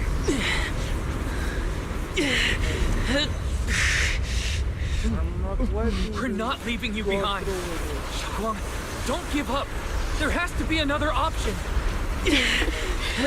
I'm not giving up. I'm only protecting the things that matter more than my life. For everyone in Phylum Heights, for my friends, and for you. Don't! Junior, please, be happy for me. I've never felt more alive than I do right now. Meeting you has changed my life for the better.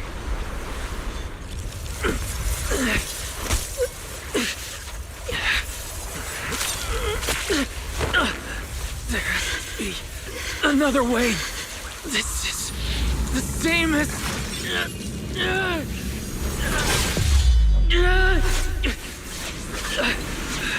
There's still time. I will bring you home. What?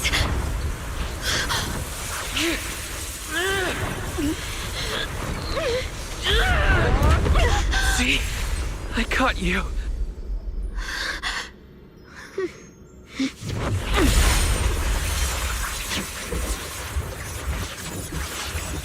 Go! Evil! Be gone!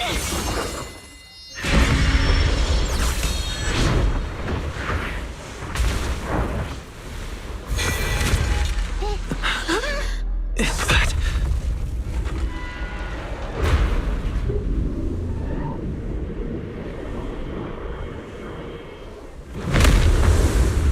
blasphemer. Divine punishment is here. Sarah? That thing. That's Sarah's face. Looks like her wish to merge with the Creator really did come true. Thank you, Junior. Sorry, I was being too reckless.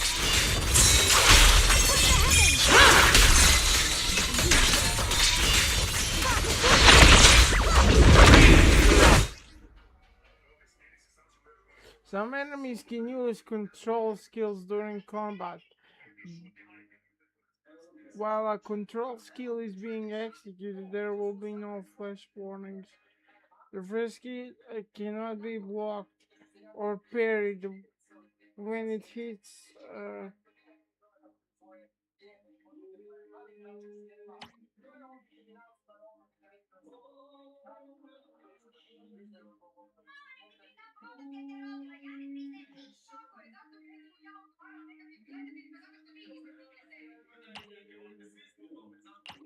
Okay, so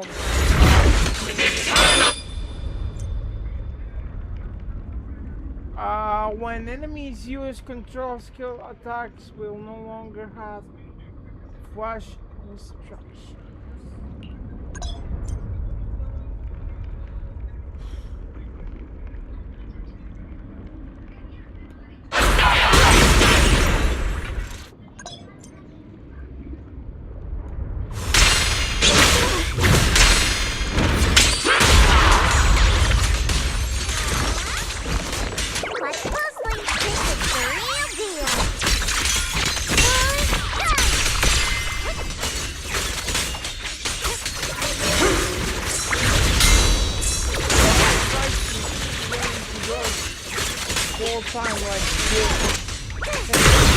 Welcome to the realms beyond the world.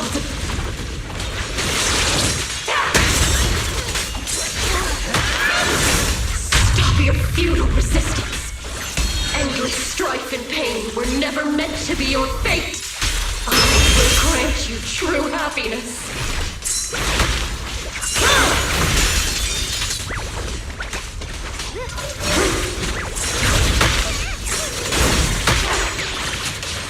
The right to decide what happiness means will always be ours alone!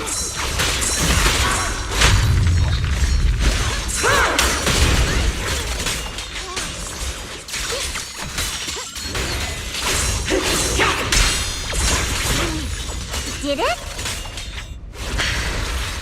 Humans. Hopelessly foolish creatures. The miasma. It's being absorbed.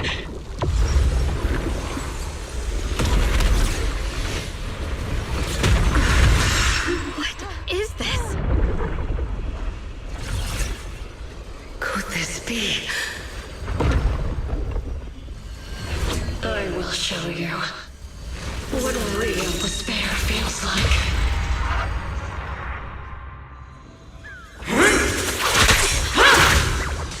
How did she get so much stronger all of a sudden? This Ricky won't last much longer. No matter what. You have to hold on!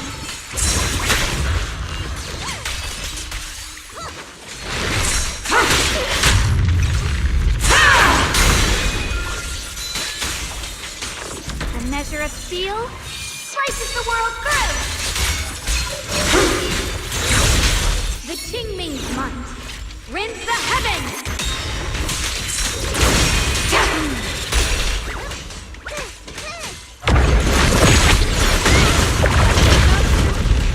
Everyone, be careful!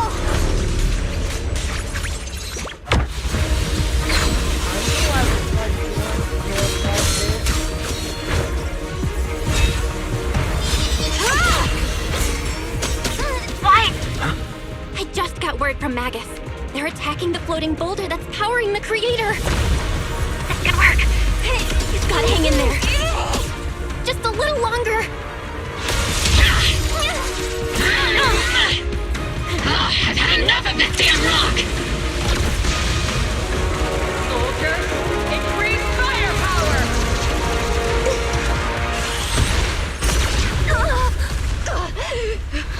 Perfect! Attacking the boulder worked!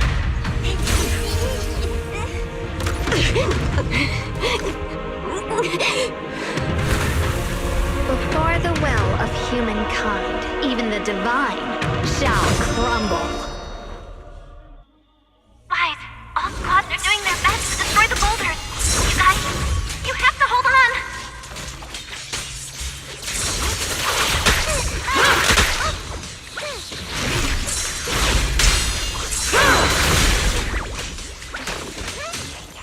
My turn now? I'm gonna do my best.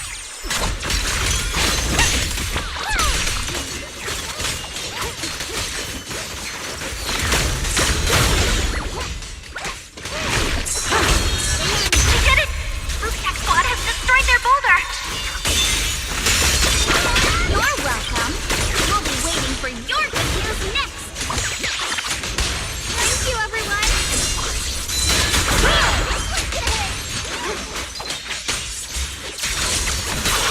Miyabi and Senior Yes sides made it too. That's all of them. The boulders are destroyed.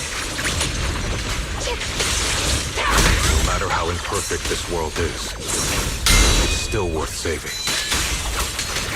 Our mission's done. The rest is up to you now, heroes.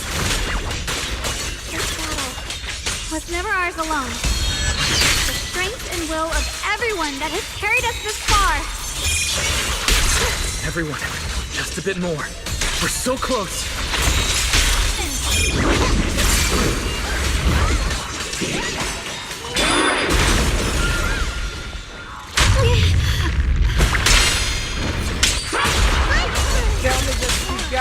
Sword follows my will, and wins power in the heavens!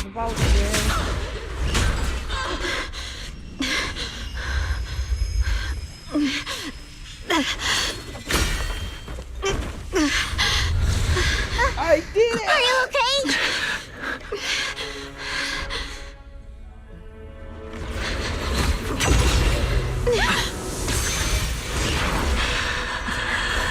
They're absorbing the Qingming Sword's power. Only by truly mastering the power of this sword can I execute them. Don't tell me you're planning to use the Qingming Sword again! Thank you, Wise. But I won't hesitate anymore! Even if I'm destined to forget, I'll keep trying to remember, again and again. Even when trembling with fear, I will still stand in front of my friends. Even if I fall 1,000 times, I'll crawl up and fight again. That's the power that pulls people back from the abyss over and over again. We never needed gods. All we needed were our own hands to hold on and lift each other up.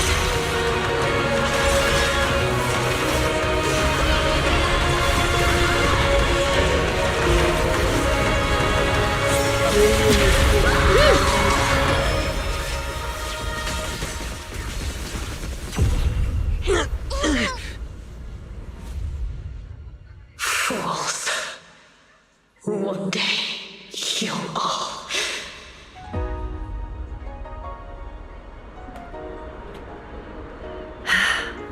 It's finally done.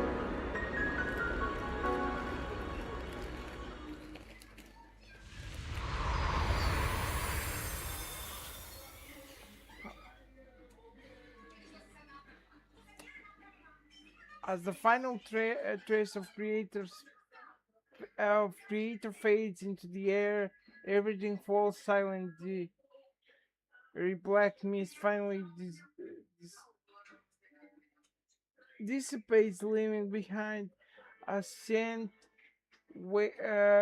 a scattered wasteland. And those who survived, maybe it's your imagination, but even though you're still deep underground, it feels feels as if a ray of sunlight has pierced through the rock above, bringing a long lost warmth that almost brings tears to your eyes.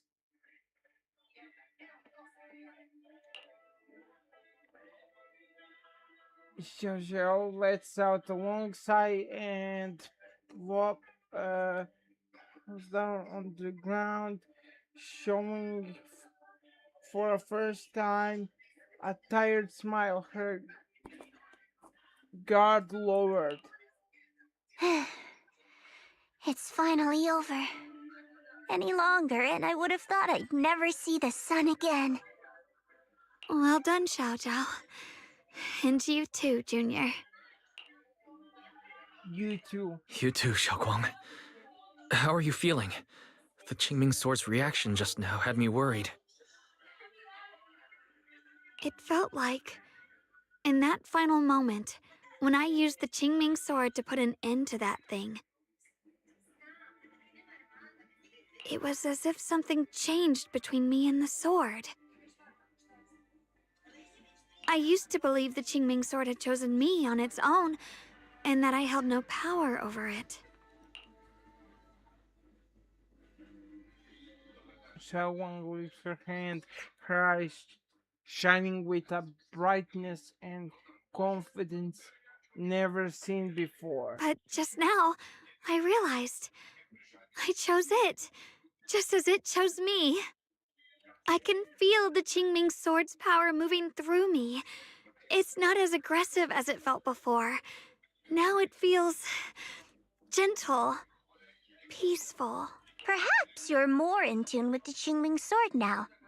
If that's true, then its effects. I know. They're likely still there, and could appear again at any moment. But it feels like only now have I truly mastered this sword, along with the will and strength of countless sword keepers across the ages. I'm not fighting alone. From within this sword, many others are fighting beside me. Literally, you were planning to handle everything on your own. But you were going to sacrifice yourself to end it all. Xiaoguang, that was way too reckless. You don't know how much I... Looking into Xiaoguang's clear eyes filled with quiet apology, your words of reproach ultimately remain unspoken. I'm sorry. I made you worry again. You know, when I sealed the Creator just now, it felt as though I had fallen into an endless dream. In the dream, I was surrounded by boundless darkness. No matter how far I ran, I couldn't escape or see an end to it. At that moment, I thought, maybe I'll never find my way home again. I knew it was my decision, and that for everyone's sake, it had to be done, but I was still terrified, shaking uncontrollably. Then, at some point, a faint light appeared before me, and from the other side of that light, I heard your voice. I saw you stride into the light, slicing through the boundless dark, and extend your hand toward me.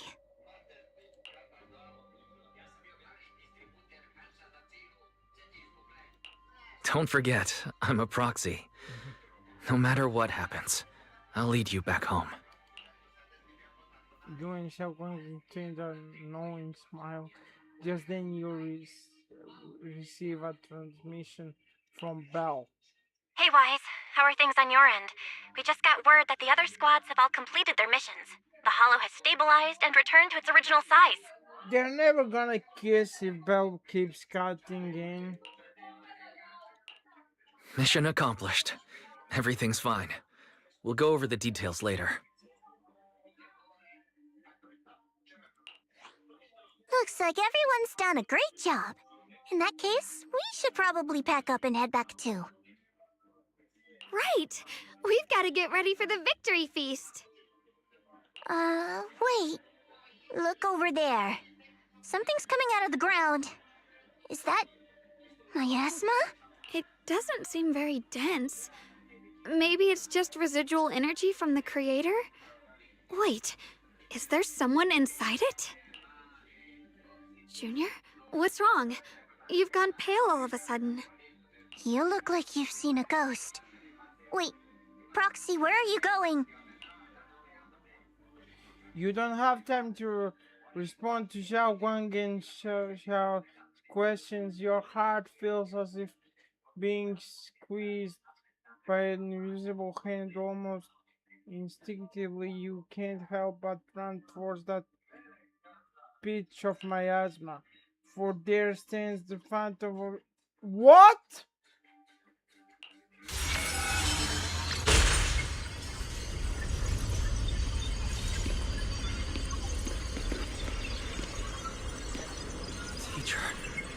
Teacher! Huh? So that's the reason appeared it. I see. You... Badu. What is she saying? When is this memory from? She doesn't sound like she's talking to herself. Look, that mass of miasma in front of her.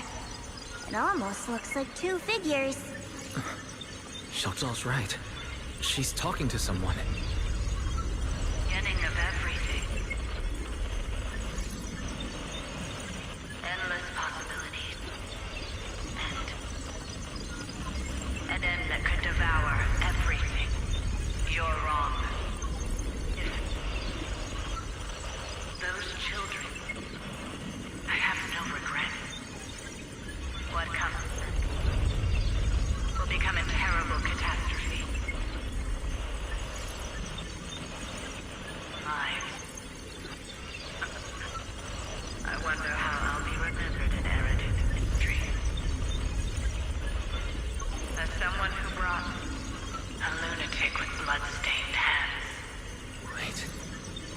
that mean?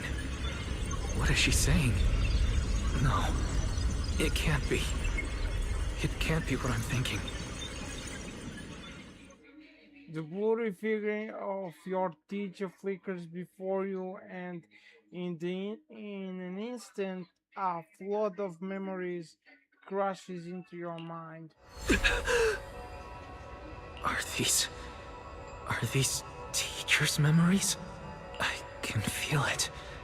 Yes, this is what she was seeing back then. These are the two people she was talking to. Who are they? And that intense aura, is it ether? And why do they look... My head and eyes, they hurt.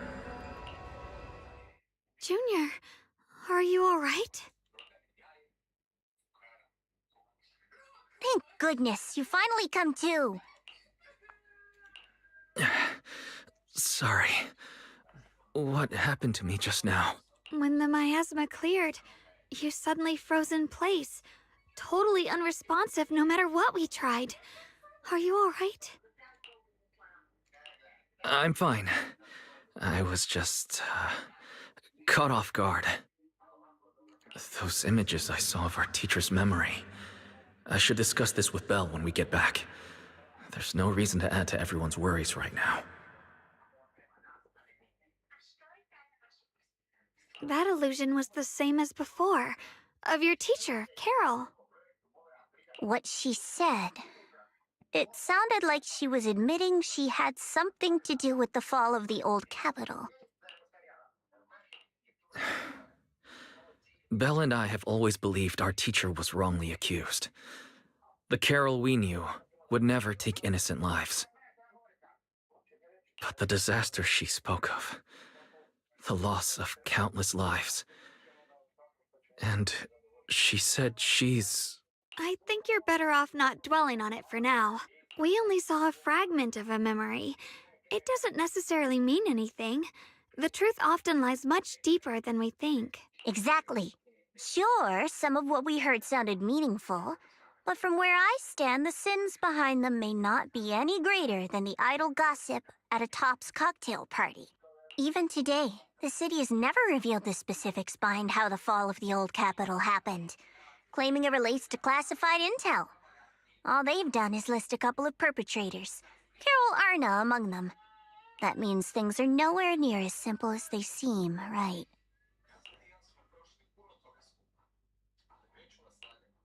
You're right. In any case, it's not safe to stay here. We should head back. In a remote, deep underground corner, a log spring lies on the cold ground, his senses flickering weakly. The only way to end suffering is through absolute order. Humanity must be controlled. He murmurs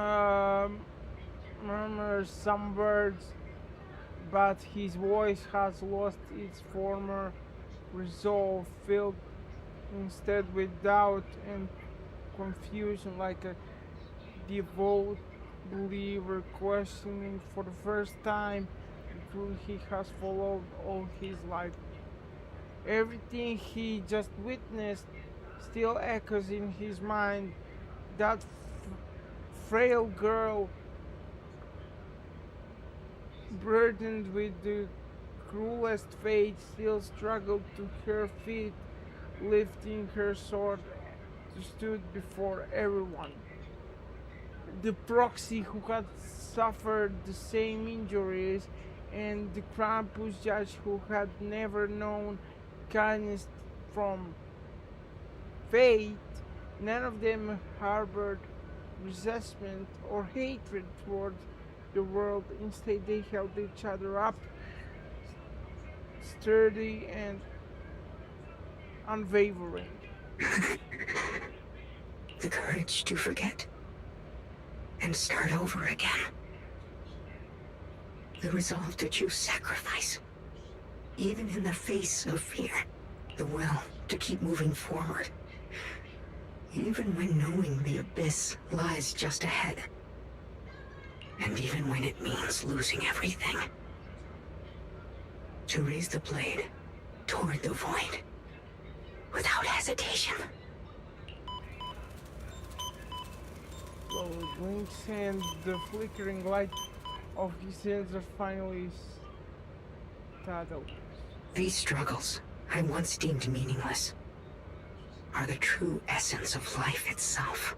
So behind all this strife, the conflicts, the betrayals and ugliness I've witnessed, there was something entirely different hidden all along. Have humans always been such powerful beings? How disappointing. I thought you'd win.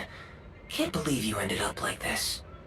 Back then, when I was on the verge of shutting down completely, it was you that appeared out of nowhere and told me about the Creator and the Exaltists, giving me a sense of direction. That's right. Oh, what's the matter? Don't tell me you're trying to shift the blame now. Saying I'm the one who led you astray? No, quite the opposite. I want to thank you. If it weren't for you, I might never have gone through all of this. Never found the answer in the end. What are you even talking about? Has your logic core completely fried? Forget it. Nothing can stop that plan from moving forward anyway. But before that, I might as well have a little fun. Ignoring the taunts, Lockspin gazes calmly into the darkness before him, and yet it feels as though his eyes pierce through it all, seeing something for far beyond, something vast and distant. Perhaps one day, humanity's courage will fade away. But not today. Not now. Lady Sunbringer, perhaps? You were right. Utopia that drifts above New Eridu. May you bring forth what is truly... How boring. You're useless now. Guess it's about time for me to find some amusement elsewhere. New Eridu. Rejoice in the return of yokai. Lockspin senses flicker a few more times before going completely dark. All sound fades away, leaving the surrounding in absolute silence. He simply sits there quietly like a statue that has fulfilled its purpose.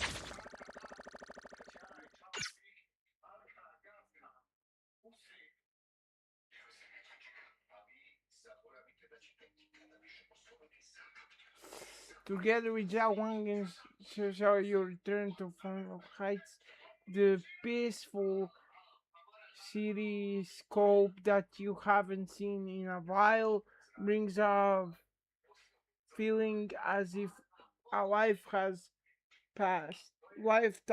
that everything's been resolved, it's about time I head back and report in. Zhao turns around, seemingly ready to leave right away, but after taking just a few steps, she stops. She stands there in silence for a moment, like she's going through some inner struggle. She finally turns back, avoiding your gaze for the first time. Proxy and Ye Shunguang, thank you. Huh?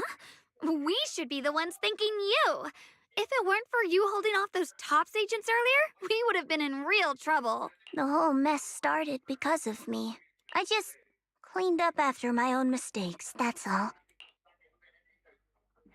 What about your mission? Speaking of which, Xiao Zhao, what about your mission to seize the Qingming sword? Oh, that's right! That mission came directly from TOPS! Wait, Xiao Zhao, aren't you the holder of the unbeaten legend of Krampus? If you can't complete that mission, your record will... what to do? Maybe we could pretend to hand over the Qingming sword? You don't have to. What comes next has nothing to do with you guys. Just like you said before, this is my own choice. Yes. No matter what, I'll support your decision. But if there's anything we can help with, please let us know. After all, we've been through life and death together. All right, I promise. Exchange a smile. Just then, two familiar figures appear. Senior Zhao, what a coincidence. You're here too. Things at Phylum Heights have wrapped up, and we were just about to head back to Krampus. In that case, let's head back together. Oh, right. Senior Zhao, I just remembered you helped me a lot during the last mission, and I still haven't repaid the favor. So, what would you like me to do? Anything's fine. You don't need to repay me. Huh? The ever-equivalent exchange, Senior Zhao actually said that? You're not an imposter, are you? Shut up. We're companions, and between companions, it's not all about transactions. You're adorable when you're so shy. Don't worry, as payback, I'll keep your little secrets safe, like how you actually like to eat. Shut up and get moving. Carrots, right? Shows out, drags the chatty Dylan and resigned Banyue away with her. Watching them go, you and Xiaoguang can't help but laugh, as if responding to your laughter, your phone suddenly starts to ring. Wise, you should be back at Phylum Heights by now, right? Is Xiaoguang with you? The mayor said he wants to have a word with you two. Xiaoguang is right here. What's the matter?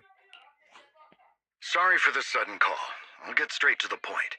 First of all, thank you both for everything you've done during this incident. Without you, we never could have contained the disaster so quickly. Both of you have made invaluable contributions to Weifei and to New Eridu. Secondly, Miss Ye Shunguang, there's something important I need to inform you about. In recognition of your outstanding performance during this crisis, I wish to award you New Eridu's highest honor, the title of Void Hunter. Huh? But this wasn't just my achievement. It was something we all accomplished together. Don't worry. Everyone involved will receive their due praise and rewards. As for giving you the title of Void Hunter, it was decided after thorough consideration. First of all, your abilities fully meet the standards of a Void Hunter. New Eridu needs powerful individuals like you to protect the last embers of humanity. Besides that, I've also heard from Yishun about the Qingming Sword. The pain you endured and the sacrifices you made for it truly earn you this honor. For these reasons, I sincerely hope you'll accept the title of Void Hunter.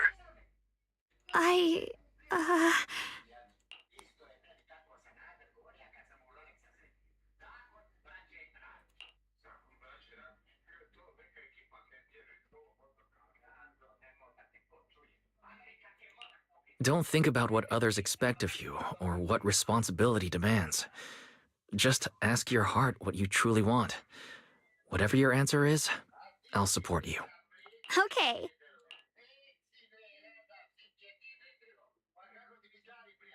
She takes a deep breath and speaks into the phone, her voice clearer and more resolute than ever before.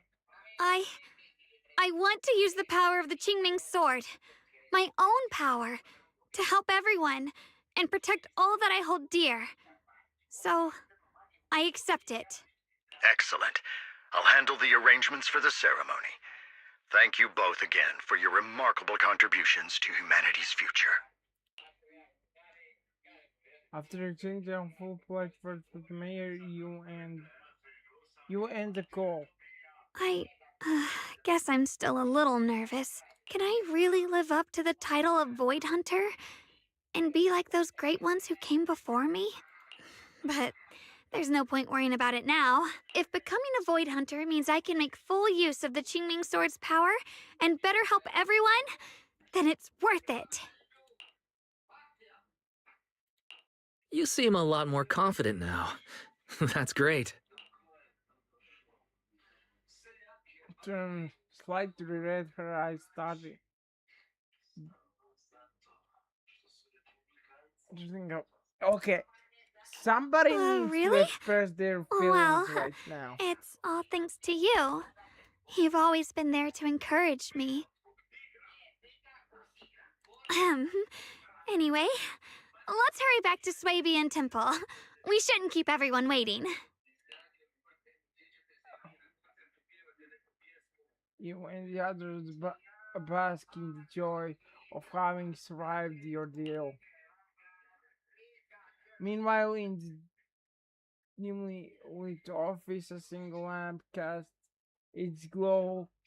A lone figure sits shadowed in shadow, their face hidden from view.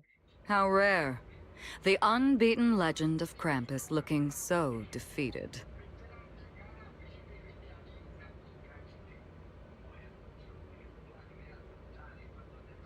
If I'm not mistaken, this is the first time you failed a mission, isn't it? If I'm not mistaken, this is the first time you've failed a mission, isn't it? Yes. The responsibility is mine alone. No matter what decision you make, I'll accept it. Even if you decide to expel me from Krampus, I still... What if I order you to obtain the Qingming sword for me, no matter the cost? Even if it means killing that sword master, Ye Shunguang. I refuse. You dare to disobey my orders? Objectively, with my current strength, I can't defeat someone who's mastered the Qingming sword. That's a fact. Personally, I don't wish to harm her. So I'm sorry. I can't do it. Xiao Zhao, I've always thought you were a smart kid. But in this matter, you really... A long silence hangs in the air, so heavy it was almost suffocating. Then from within the shadows, a soft chuckle breaks the tension. Managed to surprise me. Relax. I'm not planning to punish you. Quite the opposite. I'm pleased. I've been wondering when you'd finally grow out of that bad habit of yours, thinking everything can be solved with equivalent exchange. Looks like this mission taught you something far more valuable than the mission itself. This is Acheron's voice actor, right? And also, taking the Qingming sword was never my true intention. You've probably guessed already. This was just high ambitions and the others' order. Bunch of short-sighted fools chasing profit. But they'll probably move on to a different project soon. Something about Void Hunter's weapons. What do you mean? No matter what, remember this. Krampus Compliance Authority is forever loyal to TOPS, not to any single faction or individual. As for the rest, let's wait and see. The day of the Void Hunter anointment has finally arrived. It's the mayor! The mayor is here! Mr. Mayor, please, could you share a few words with us? Ladies and gentlemen, today we stand here to commemorate a victory that determined the very survival of New Eridu. This victory doesn't belong to any one person. It belongs to each and every one of us. To all of New Eridu. Among them stands the current wielder of the Qingming sword, Monsieur Shunguang, the hero who carved a path through the deepest darkness to bring us dawn. And so, as the mayor of New Eridu, I hereby bestow upon her the city's highest honor, the title of Void Hunter. Monsieur Shunguang, I know no title can truly measure all that you've given, or the sacrifices you've endured. But please, accept this. Because people need hope. A guiding light they can truly see and feel. They need to witness a hero standing unyielding in the darkness. Thank you. Perhaps, Monsieur Shunguang, you'd like to say a few words? I'm not really good at speaking in front of so many people, but standing here today, there are indeed some things I want to say to all of you.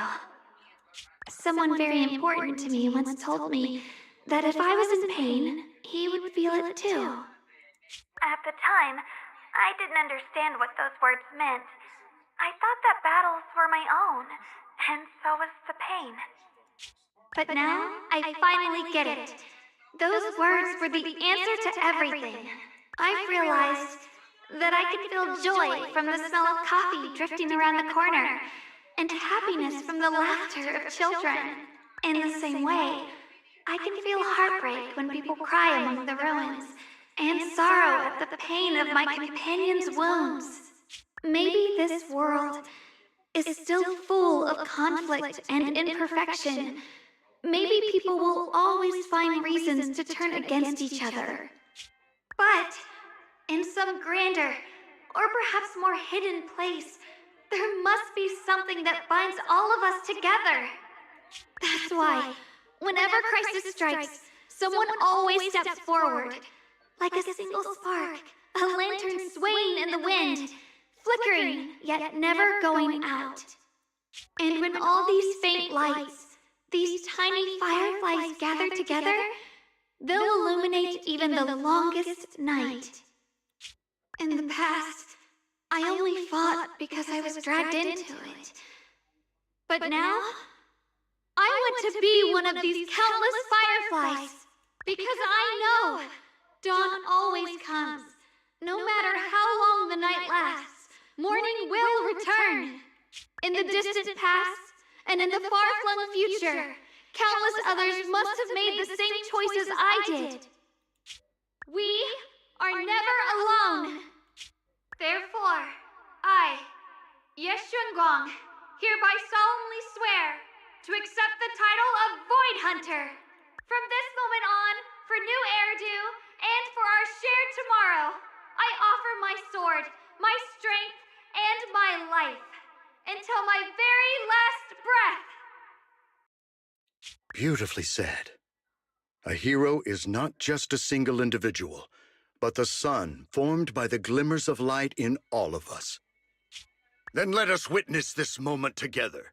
The birth of a Void Hunter, Qingming Arbiter, Ye Shengwang. May new Eridu's radiance endure forever!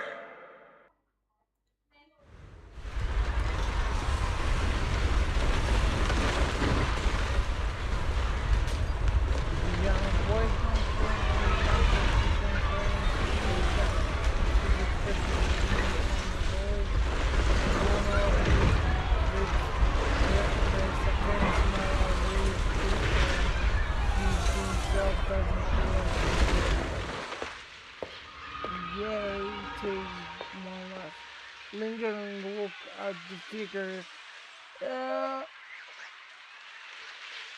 In light upon the stage, then, without a trace of hesitation, he turns away and walks alone against the tide of tears. His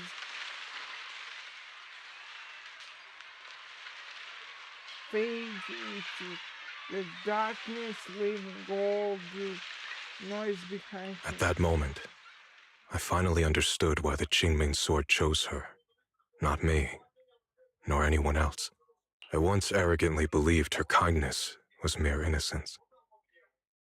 The naivety of someone sheltered from the storms of the world. I was wrong. That wasn't naivety. It was the courage to see through the darkness, yet still choose to embrace the light. It was something vast and overwhelming, powerful enough to drown everything, yet utterly genuine. A heart of compassion.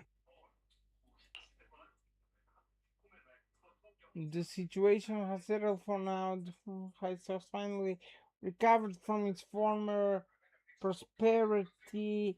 The long-sealed porcelain mine in the Romanian Hollow seems to be set to reopen soon. And so, the story comes to an end.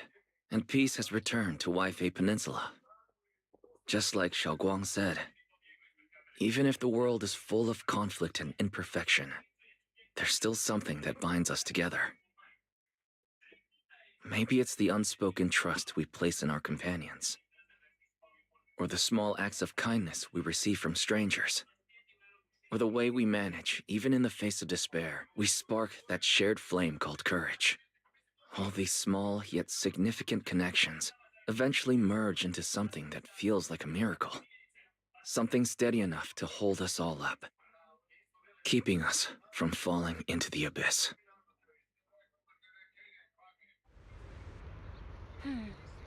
Hey guys, you made it! Xiaoguang's about to head out on her first Void Hunter mission and Yokai Summit is gathering at Swimming Temple to see her off. Void Hunter singling Arbiter. Now that's a hell of a cool name.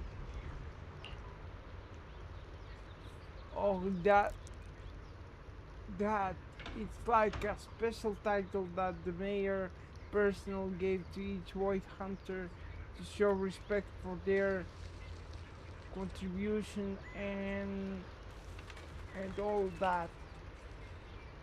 Changing Arbiter probably refers to how Shangling mastered the Shangling sword. Xiaoguang mastered the Shangling sword. Taming that blade is no small feat after all.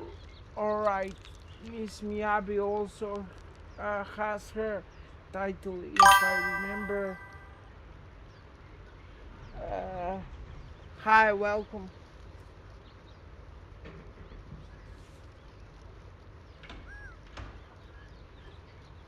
How's your day going?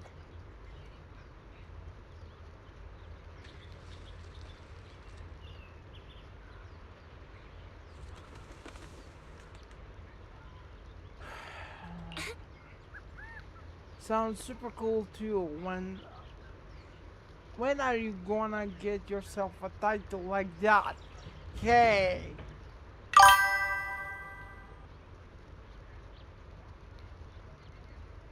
I'm good, you.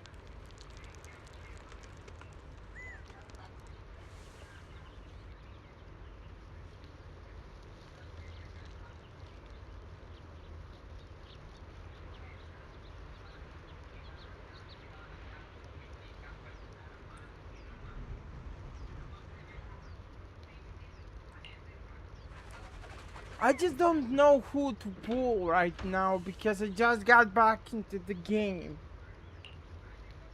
So I'm kinda torn. You arrive at Serene Temple, I'm in show with Belle.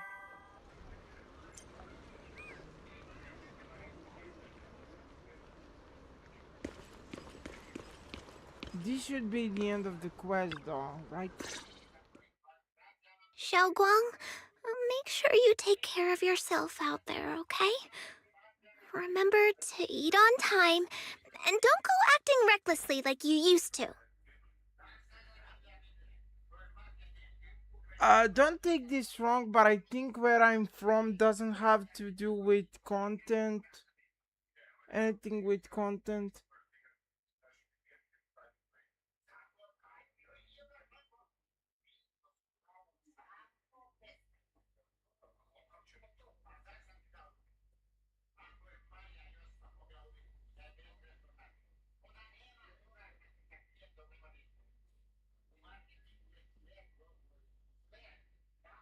I mean, I'm from Croatia, but what does have to do with my content? Do you get what I mean? It has nothing to do with the content I'm putting out. So I don't think it's important.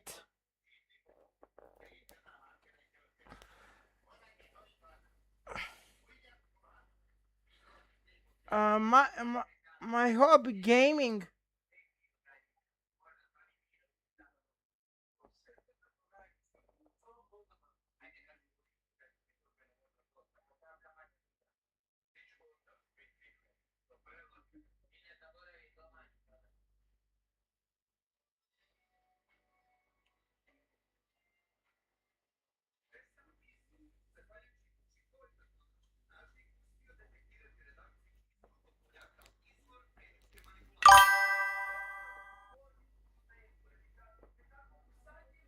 I don't look at music as my hobby. I look at as my job. But I would.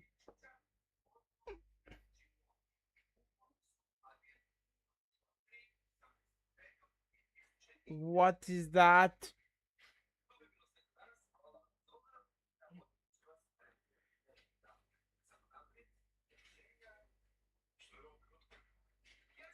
I've packed some elixirs and snacks for your journey.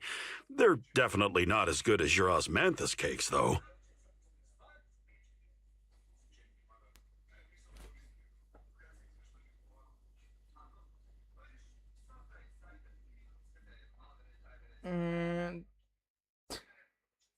And that would be.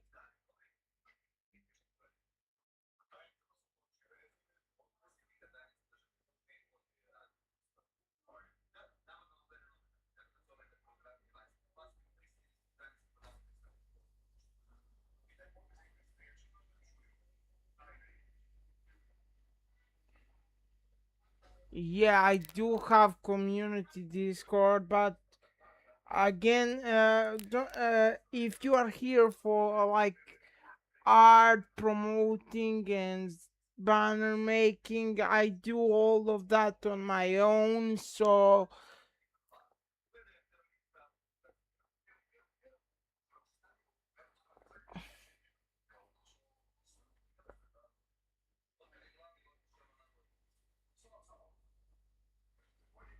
because I learned that it's better to learn something to do on your own than to depend on others, if you get what I mean.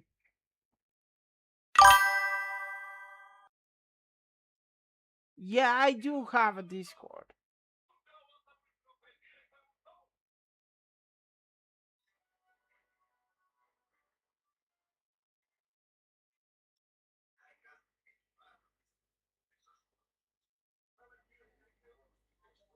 Mm. Well, I see you the first time in the chat. I feel like I should get to know you personally before I add unknown person on my personal Discord.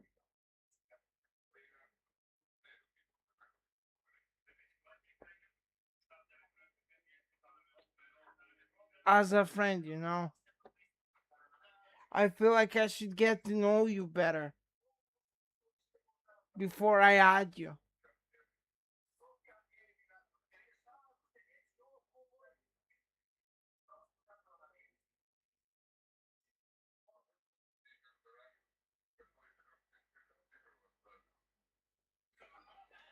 Thank you, everyone.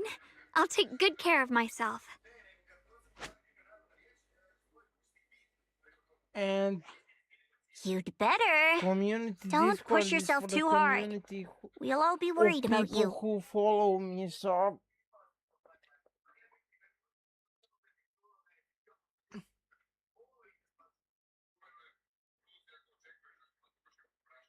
Don't worry, I'll keep my promise.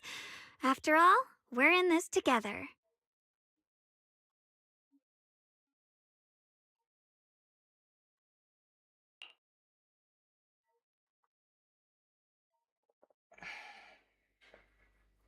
hearing those words, Zhao face turns adorably shy once again. Meanwhile, she steps forward and gently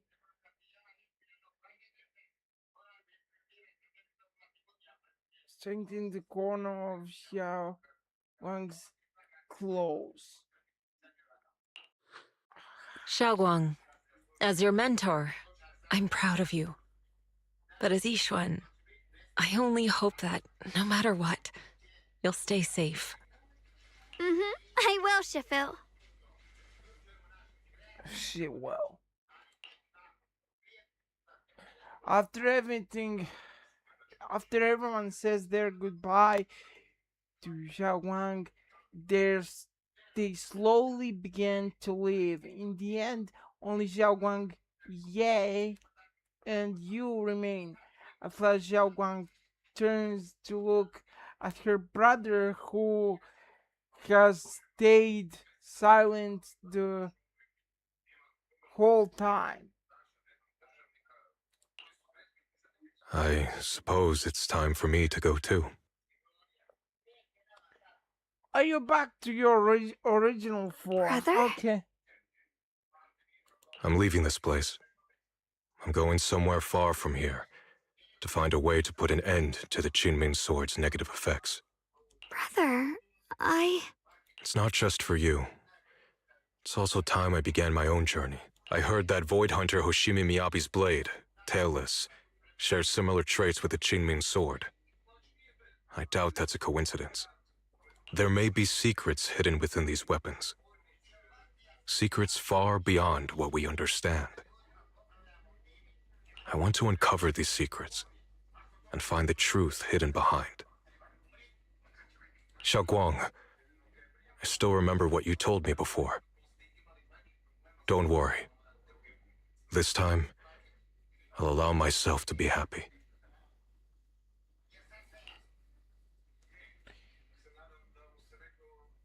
Yeah, reaches out, wanting to pat his sister's head like he used to when they were little, but pauses midway and instead gradually rests his hand on her shoulder. I've imagined it countless times, that if I could go back, I'd hide my sister away in the safest place, so that fate would never, ever find her. But I was wrong. No matter how many times it happened, when disaster struck, you would still make that choice. You would still pick up your sword and stand before everyone, just like now. Xiaoguang, as your brother, I'm very proud of you. I also know that every hardship and pain you've been through stands as proof of your strength. The cracks within you are where the light shines through. It's just that, if possible, I still hope you can stay away from the heart of the storm and find true happiness. Sorry. I guess I'm just that narrow-minded. I'm already happy right now. Really. I'm glad then. Also, I'm not sure if you have heard Mr. Liu's so-called ancient prophecy. He once said that one day, a Baiza would rise in Yunquei Summit. When disaster struck, the Baiza would wield the Qingming sword to cut through the endless night and awaken the dawn. And besides this Baiza, a special catalyst would appear.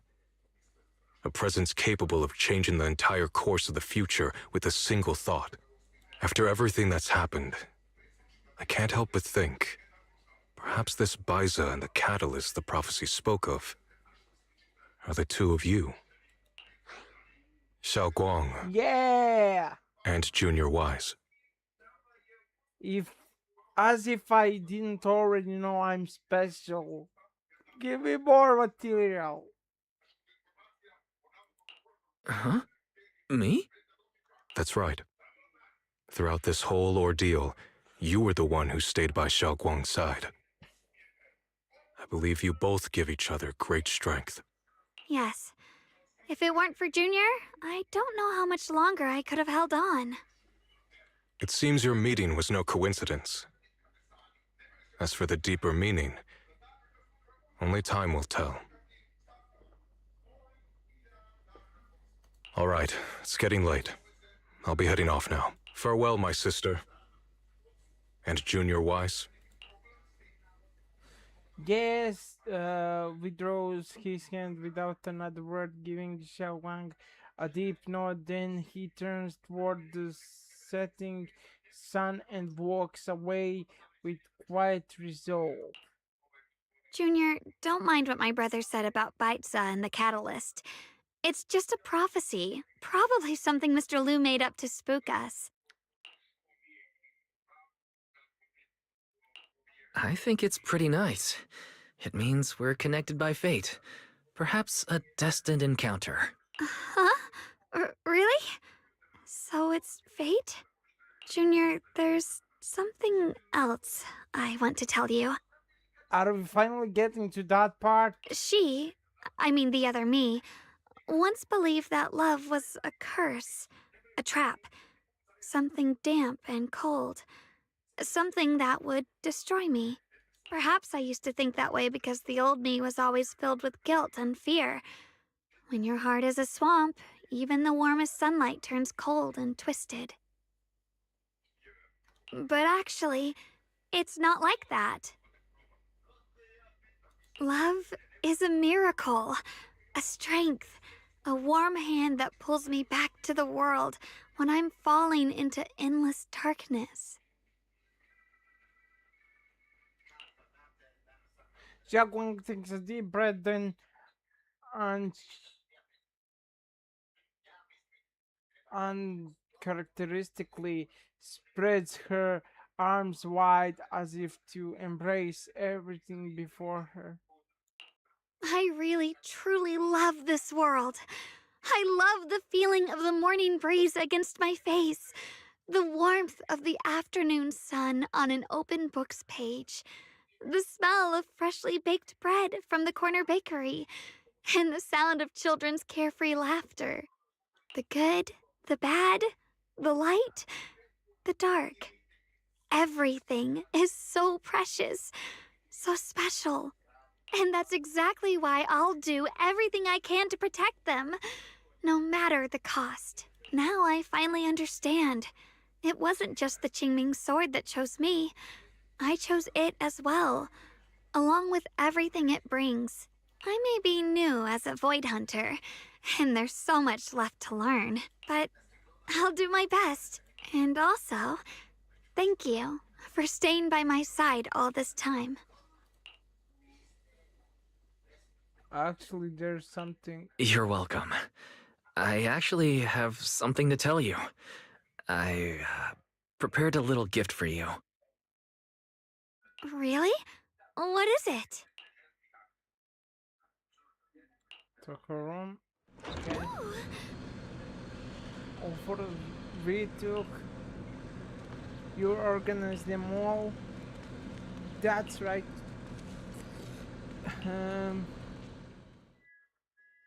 Countless photos carefully developed, framed and hang, cover the wall. They form a galaxy of warm, glimmering light, capturing all the beautiful moments you once shared. Freezes for a moment, she slowly steps forward, reaching out as her fingertips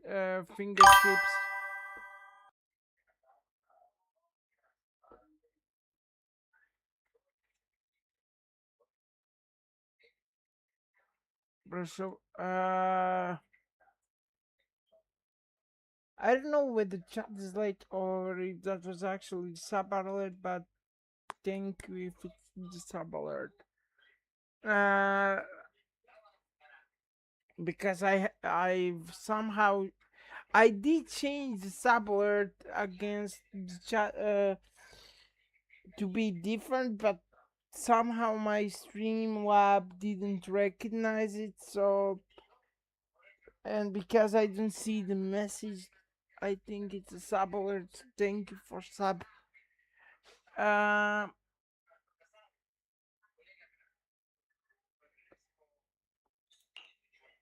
This is the one we took together, just before the ceremony that day.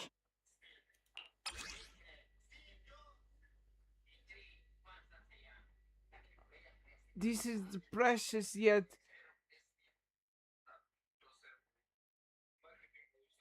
hostile taking group photo before the Void Hunter appointment ceremony. In the photo, Xiaogang is smiling gently everyone at Yunghui Summit looks happy, and even Ye Xingwang lips seem to curve into a slight smile. In the background, the mayor is busy preparing for the upcoming ceremony. No one knows if there will be tougher challenges ahead or more heartbreaking farewells in the days to come, but at least in this moment, Everyone stands together. The sunlight is perfect and the breeze is gentle. Without doubt, this is an important memory worth protecting with one's life. Nice picture. It was my first time speaking in front of so many people. Thinking back, it feels unbelievable. I'm just glad you and everyone else were there with me. I mean, guys, you can comment freely who should I pull because I'm torn. And all the moments we shared before. You kept them all too. I wanted to get Xinguang before. I wanted to get her before, but I don't know if she worth pulling. And apparently, this new character is a support. And apparently, she's better than last support game had. So please do help if you can. I remember the fragrant scent that filled the flower shop, the gentle melodies we listened to together, and the movies we watched. I didn't realize we'd already made so many wonderful memories together. The memories of the past will always leave their mark. No matter what happens in the future, the memories of the past will always leave their mark. I'll always remember them. I'll always remember you. Junior, Yaoguang chokes up, still staring at the precious photos as her shoulders tremble. After a while, she turns around, eyes glistening with tears, yet her smile shines brighter than the sun. Thank you. This is the best gift I've ever received. I think everything we've been through together will become a memory I'll cherish forever. I don't know when the Qingming Sword's side effects will return, or how long I'll be able to keep these Yeah, memories. bro, I'm good, yo. But because of these shining days, no matter what happens in the future, I feel like I'll have the courage to face it. How's your day been going? Thank you for the like and share. Much appreciated. Thank you for painting my life with such beautiful colors.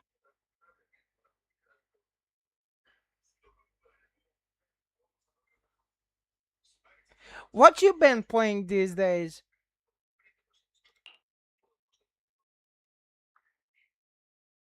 Together, you and Xiaogang relive the stories behind each photo, and at last, the time comes when you have to part ways. Well, I should be going. Okay, but before we part ways, you gotta express love for each other. The whole quest, there was this tension.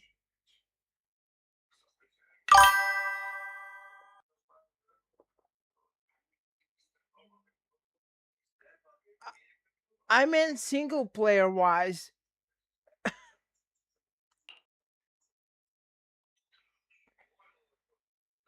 I mean, this is the closest thing, so. Without a word, you step forward and gently pull her into a hug. You're going tenses up for a moment, then softly wraps her arms around you, returning the hug. Thank you for remembering me. Goodbye, Junior Wise. You know, I always wanted to come to back to Call of Duty Warzone. Then I remember that it was full of hackers, and then I'm like, I'm not gonna play it.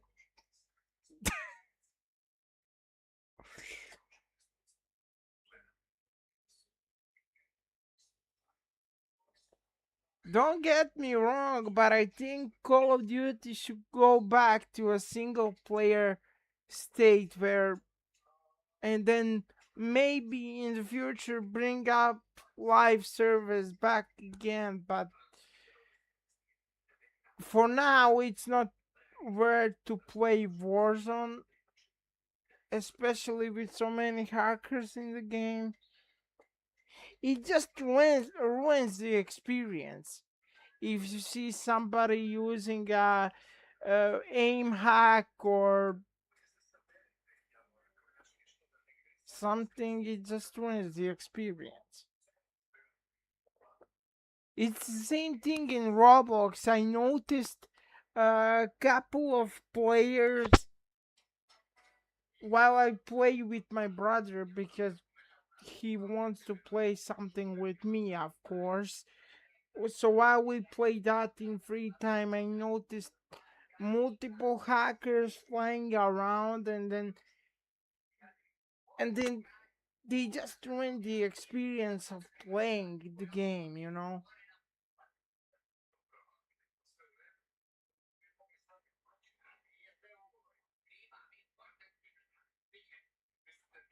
And then you report it, and then he gets blocked, but there's another hacker in the second lobby, and then you wonder what have you ever achieved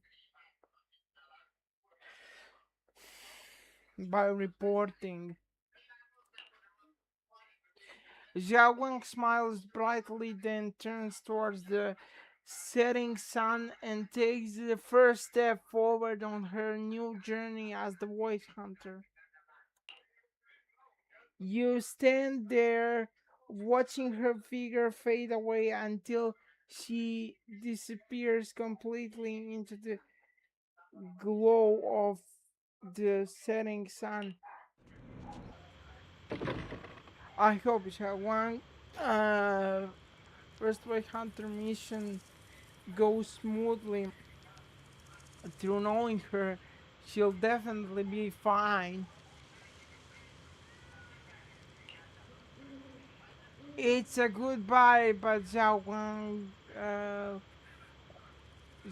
only leaving for a few days. She'll be back at Yungli Summit soon enough, and we'll have plenty more chances to meet. For some reason, my eyes have been feeling a bit off these past few days. Maybe I should go talk to Belle about it. Why, it's perfect timing. I got something to tell you. I just wanted. I just got a message from the mayor. They dug up some new intel about the creator we took down in Lemanian Hollow. Uh, that being who looks like Sarah, they're probably not the real creator. Not the creator. The mayor said it was probably a creation of the creator, a powerful being crafted by buying Sarah's physical form with the creator's power. Yeah, that creep was after Shaoguang's body. Seems like only using Shaoguang as a vessel could give them the most power, probably because of a tingling sword.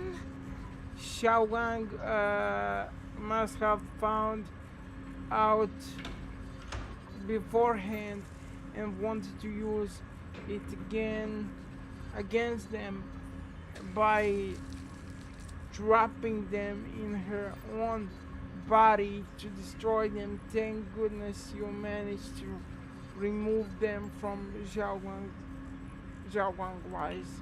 Okay. Alright, that thing also held some of the first generation Void Hunter Lady Sunbringer's power. Their eyes were the same color as Lady Sunbringer's. It seems Lady Sunbringer did something in the Lamanian Hollow and left behind some of her power, and that power was exploited.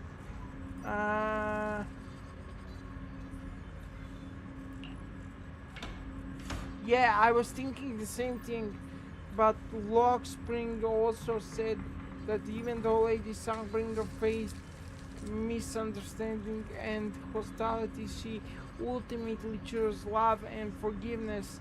So that thing must have stolen Lady Sunbringer's strength. The mayor calls them a messenger, but just the creator's creation alone holds much immense power that it almost destroyed the entire Wi-Fi peninsula. Just how powerful are the enemies we're up against? But in the end, still managed to defeat them. I'm certain the creator isn't invincible. Yeah, no matter what we manage to protect Wi-Fi Peninsula, I knew ever do in the end. And then there's the thing with teacher, those visions of her you saw in the Aluminium Hollow. She's definitely been keeping a lot from us. She might have really been the one behind the fall of the old capital. There must be more to the story. I'm just gonna choose that. I hope that's the case too. And about what you mentioned earlier, that strange figure talking to her, we still have no way to wait. We still have way too many mysteries to solve. And those weapons, the teacher kept mentioning, the Chinging sword and the cursed blade, tailless. Uh, what secrets are they hiding? Hiding. Anyway, we need more digging into teachers' situation. We need to do more digging into teacher situation. For some reason, a sudden sharp pain shoots through your vision. It hurts. Wise, what's wrong? You okay? Should we go to the hospital? Wait, your hand. What was that just now? It's back to normal? Wise, ever since you saw the creator that day, you've been acting kinda off. We should probably get you checked out sometime. I'm not sure if they'll be able to find anything, but still. Don't worry. It's not as serious as it looks. Or maybe we should just ask the mayor later. He might know something. Let's just call it a day. We should get back to our rooms and rest up. Wise. Meanwhile, inside the My old friend, mayor's office, can you my see it? old friend. This city has survived once again. But I know that thing was their creation, the messenger. I thought they wouldn't do it again. Like a tumor that can never be removed. Cut one out and another grows. How ridiculous. It's obvious they're probing. Fumbling and frantic, yet driven. To find out the true extent of their own power. Still, it's not all bad. The Qingming Sword's keeper from Yunquei Summit has been granted the title of Void Hunter. This is good. Very good. My old friend, I know you wouldn't approve of what I'm doing, but this is the only path we have left.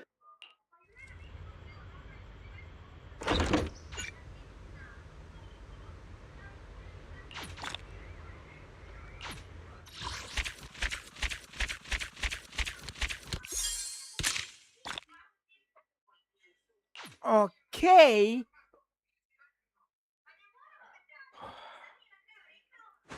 Chapter 6. Now there's this, and then we have this left, and then this.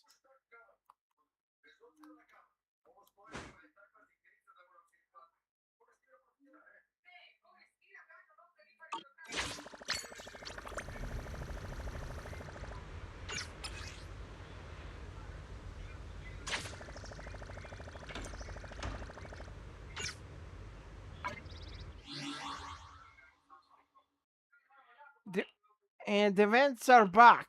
Great, because I didn't pick up the daily pool.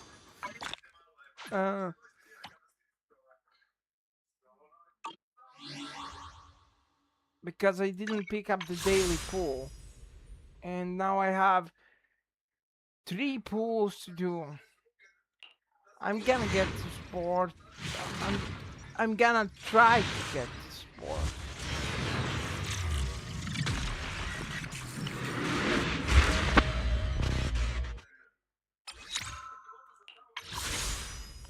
Because it's 50-50.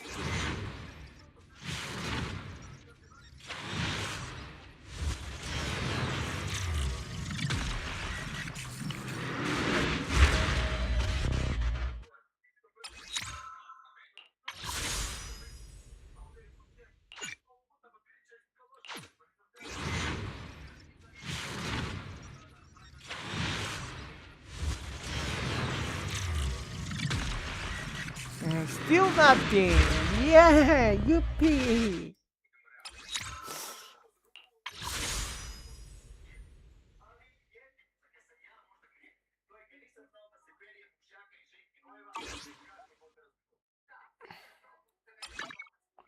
Still nothing, by the way.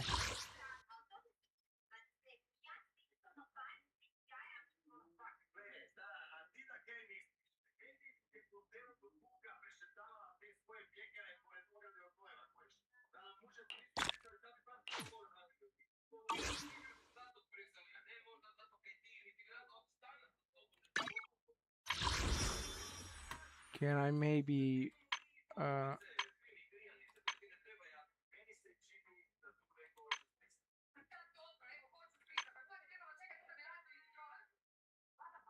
no.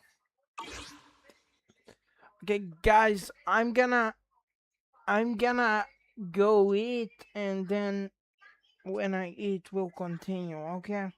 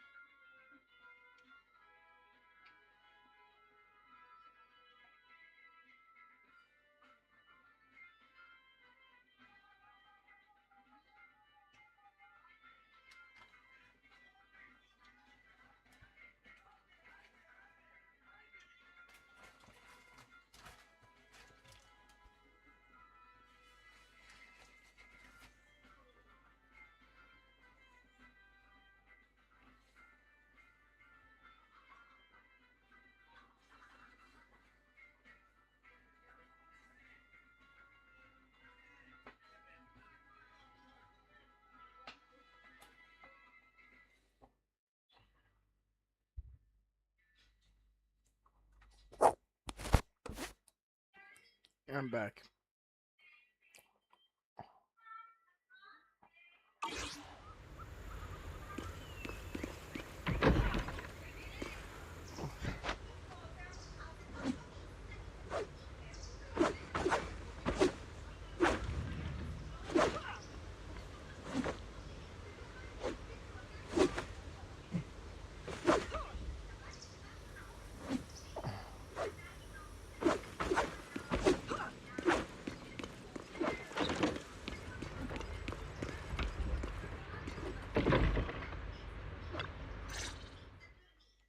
System message. Maintenance of the HDD database is complete. Redundant data cleanup progress is at 99.8%. Connection testing is now available.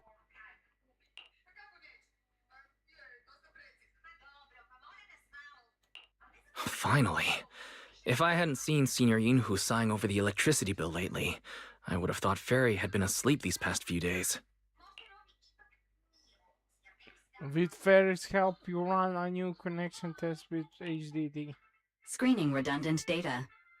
Screening complete. Current cleanup progress, 85.1%.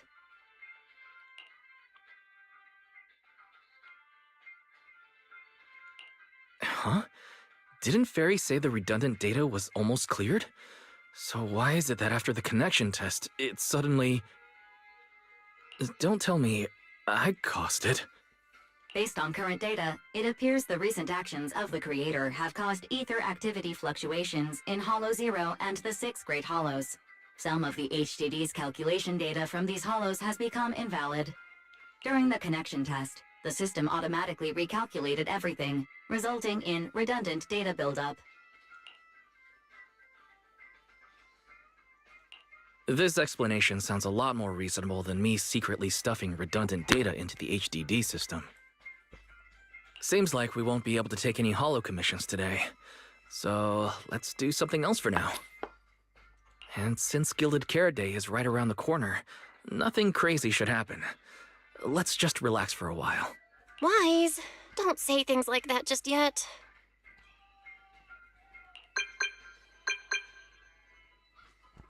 Every time someone says that, something major suddenly happens. Oh, it's Jane. Good morning, managers. Are you two still in Wi-Fi these days? I have no memory of ever telling you we were in Wi-Fi, but yes, Wise and I are still living at Swabian Temple for now. Oh dear. Looks like my timing couldn't be worse.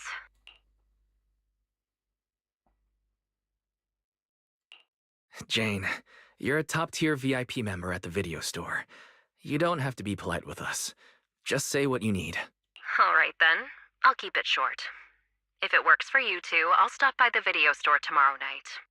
I have a special commission, issued by a certain rapidly rising individual from public security, and it needs to be delivered to Phaethon. It's a special case, so I'll need you both to coordinate quickly.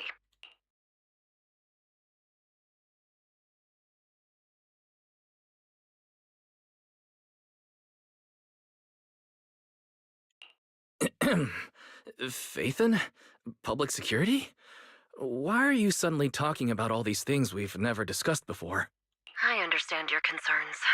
To be honest, the client didn't tell me the reason for commissioning you two directly either. But with Gilded Carrot Day coming up, there's been a string of intelligent construct citizens suddenly losing control throughout the city, so things really are urgent.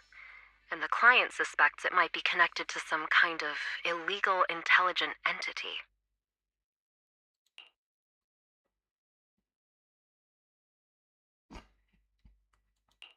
So public security's after an intelligent entity suspect.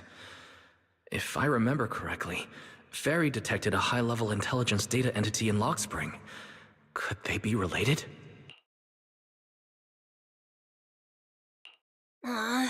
I really thought we could just keep quietly playing our roles as refined video store managers and the loyal customer. But look at us, already talking about commissions. Also, I've detected mentions of the intelligent entity and intelligent construct in your conversation. I've compiled the relevant data for you. Would you like to read it now? Please select the information you would like to review.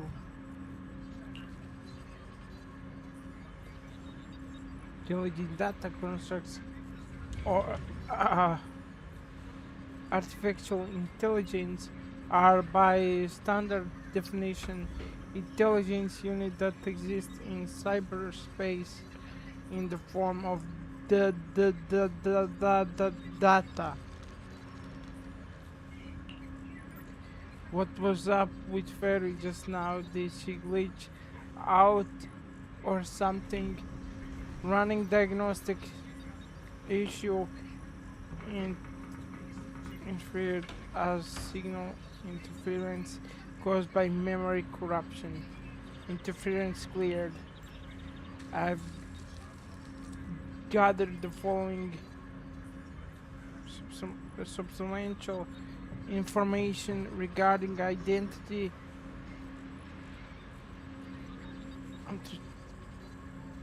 identification of intelligent entities. Intelligent entities can apply to the forbidden fruit test with their logic core. As long as they pass the test, they'll be officially recognized by city's administration and be granted the same authority as other citizens.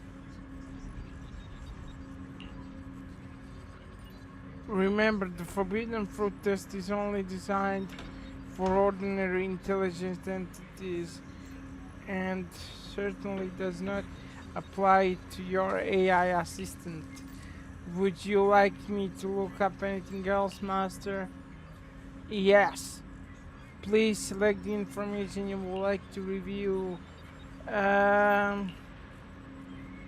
In general terms, intelligent construct refers to a humanoid machine equipped with a logic core that has passed the forbidden fruit test.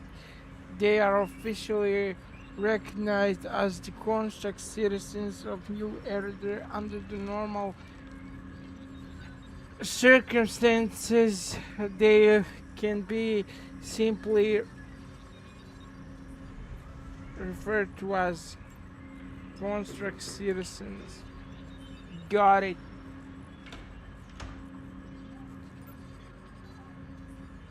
Alternative, the agent's master has worked with public security officer Shingi, Banyue, Billy, and others all fall under the category of intelligent constructs or construct citizens, if you will. Would you like me to look up something else, Master? No need. That is basically common knowledge in New Era that there's no room for any misinterpretations. Is there? Affirmative. The relevant information has been filled under rarely used documents for you. The moment Fairy stops talking, Senior Fufu's voice comes from outside the door. Juniors, why are you two holed up in your room again? I've got something fun to share with you.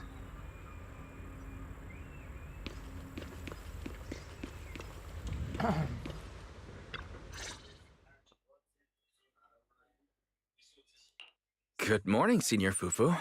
What's the fun news? Shifu said that because of Xiaoguang, this year's lighting ceremony will be held at Phylum Heights. Instead of having Bangbu light the year light like before, this year's organizers want to invite us as guests to do it with our mystic techniques. And rumor has it, Cersei is making her comeback at this very ceremony! I've never seen her perform live before! Cersei?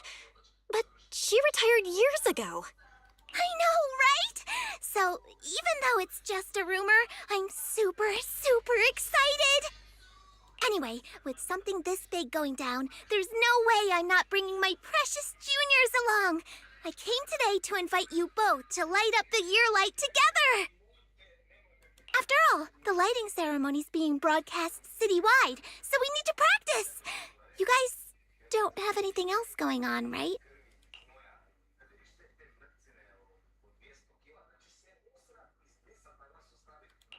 Looks like we're going to disappoint you, Senior Fufu. Belle and I didn't really have anything special going on, but we just happened to receive an important commission. So we'll need to head back to 6th Street. Do you really have to go back? When will you return? Every Gilded Carrot Day, Junior Yin-Hu always shows off his cooking skills. He even said that since you two are here this year, he'd add a couple extra dishes. It's not that I'm craving the food. I'm just feeling sorry for you two. Judging by your faces, you're not changing your minds. But if you finish the commission early, be sure to come back to Swabian Temple around Gilded Carrot Day. Otherwise, you'll miss out on the lucky money from Shifu and all your seniors. But I heard the lucky money in Wi-Fi usually amounts to only a few dozen pennies. Junior Belle, you already looked into it beforehand?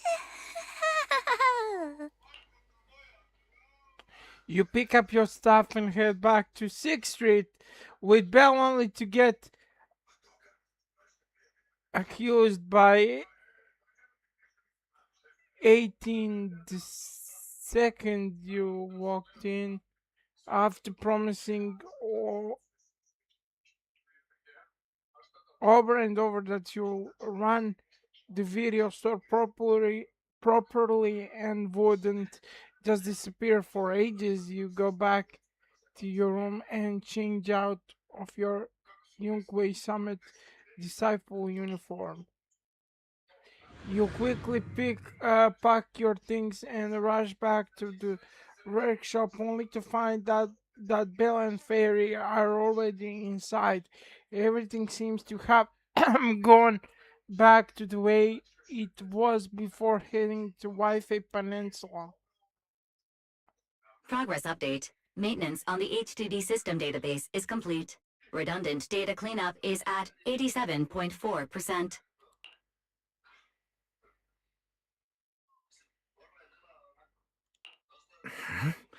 If I'm remembering right, this cleanup progress looks the same as before we left Swapian Temple.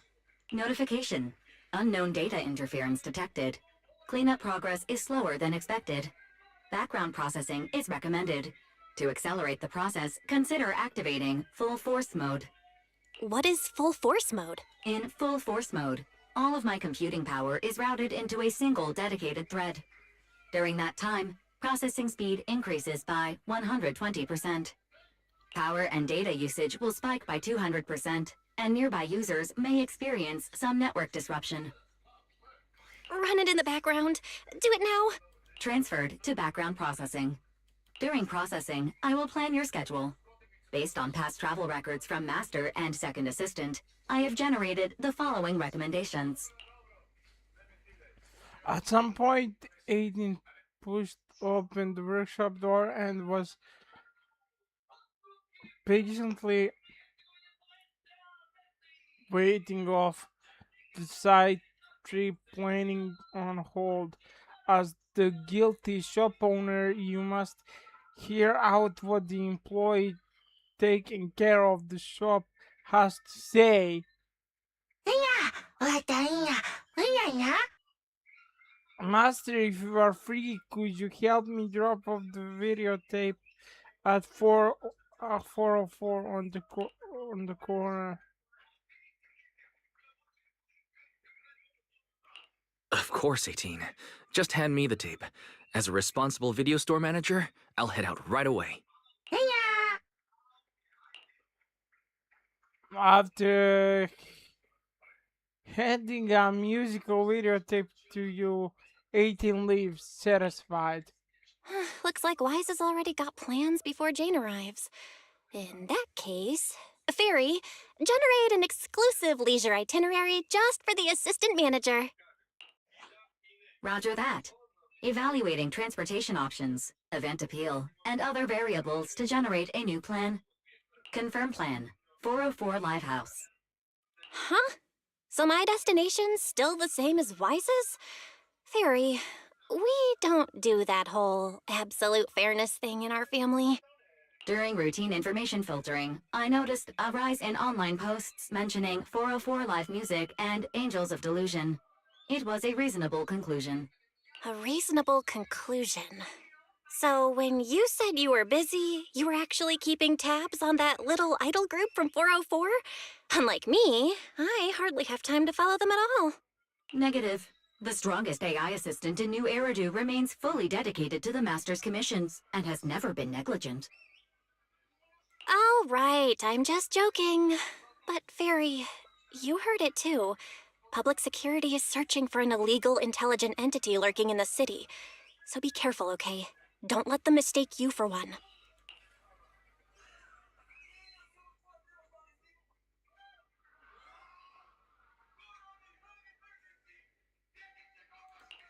Belle, don't scare Fairy. She's always careful, and we've already reported to Qingyi, so there shouldn't be any problem. That commission, it's probably just because they need Fairy's help.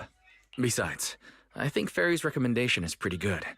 Since we're free anyway, why don't we drop the tape 18 brought over off at 404 and check the place out while we're there?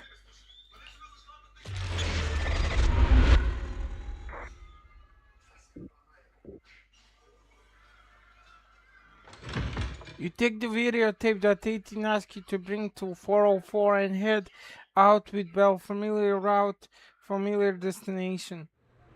I was getting used to seeing 404 empty all the time.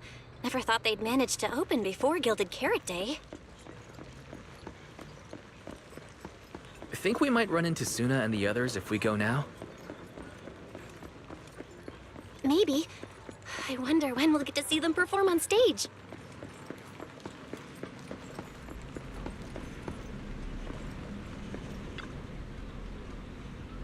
hit you to your friends of the Angels of Delusion and the managers of that video store on the corner, right? We came for a walk and to drop off some tapes. That was quick. I thought it will take a while. After all, that little bamboo in the shop looked like it was really struggling with when it was digging through those videotapes. The manager is back now. Either way, thank you for your patronage. Well done, thanks here for the delivery manager. But according to 404's operate, operating hours, we don't have any shows on at this time, so I'm afraid we can't offer you any of our services. Alright, if you're here looking for Sana and the others, go ahead. Head down the stairs and you'll get to the drink stand and performance area. What want me to show you the way? Now we'll head down ourselves. Wise, you're so slow. Hurry up and get over here. Over here's the drinks stand and rest area. This place is so hidden away, but it's a whole different world once you go downstairs.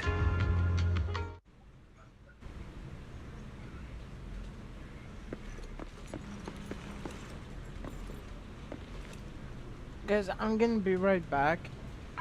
Okay.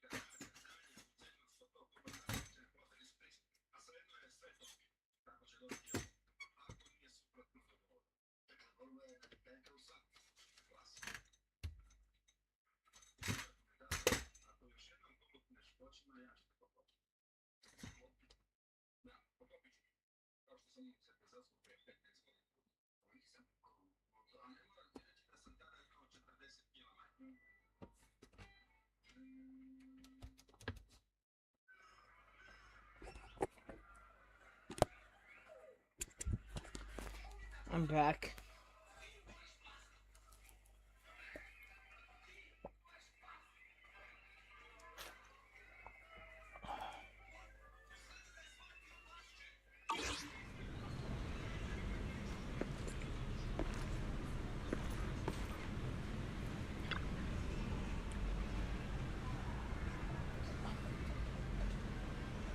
Good one.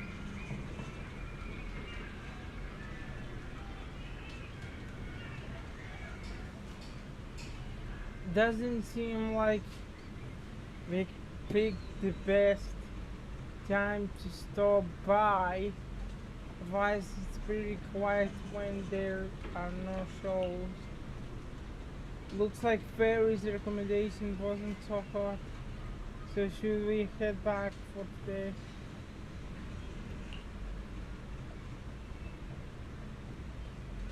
Wait, I think I hear singing. It's coming from the studio. Turn heartbeats into tempo. Is that Nangong's voice? Make every step feel right as we go. La la la la la. Get the music back. No can do.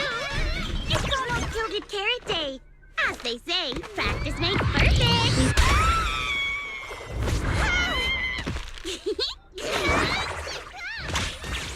Nangong! Suna! Stop that! I'm blacking out.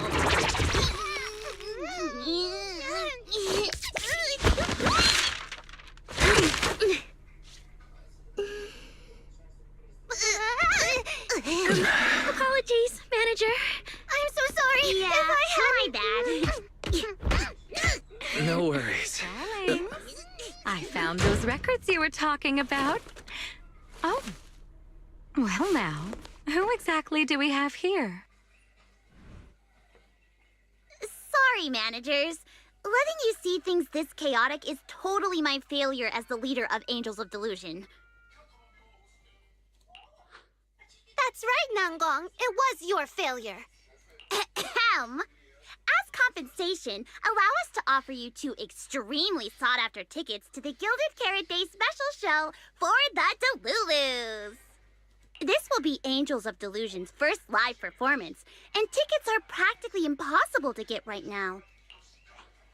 That's right. Impossible to get. Even though we, Angels of Delusion, are hosting the show, we can't give out tickets as we please. But since what happened just now was our fault, we'll be sure to have tickets sent to you later.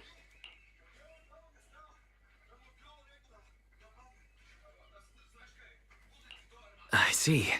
Well then, Bill and I will gladly accept your kindness.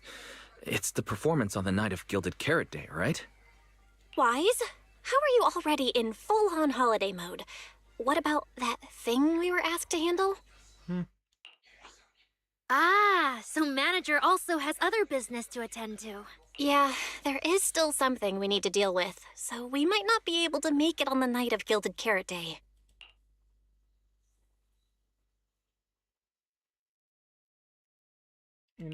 Aw, our tickets were returned so fast. I knew it. Bragging about how our tickets are impossible to get wasn't gonna work at all. Nobody wants them, even though they're free. I knew Nangong's lies never hold up long, but not this quick. Nothing we can do, I guess. We can't hold up the manager's work. Oh man, what do we do? Wait a second. If everything goes smoothly, we should be able to wrap it up before Gilded Carrot Day. Maybe we can still make it to the show, right? Belle already surrendered. What else can I even say at this point? Since Belle's all for it, we'll try our best to make it. How nice! Now your show's one step closer to being impossible to get.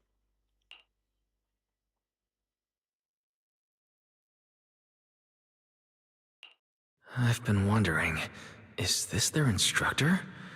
She looks a bit like someone I know. But if it really was Lady Cersei, how could everyone stay so calm? Never mind. I'll just pretend it's a coincidence. Ah, right. I forgot. Miss Cecilia hasn't met you guys yet. This is Belle, and this is Wise. They run the video store down the street called Random Play. They've helped us out before, and their store's doing pretty well too. The number of visitors they get just barely surpasses what we get on our fan page. Nangong! That's a little rude.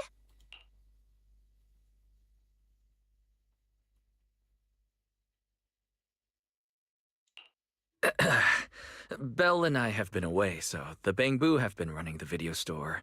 And yeah, business slowed down.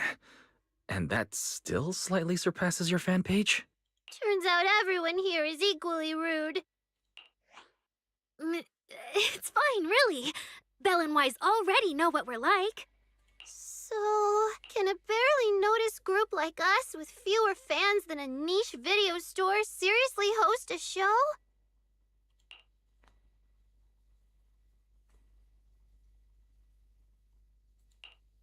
Niche video store, huh? In a way, I guess that means you're acknowledging our taste. And our membership isn't exactly small, right? That's right. And our members really trust us. One loyal member even topped up 500,000 Denny's in one go. 500,000 Denny's? Oh, with that kind of money, we could finish all the stage setup and promo materials for the show. All of that would only cost 500,000 Denny's. Well, we didn't even add any costumes or promotion. It's the only way we can save money.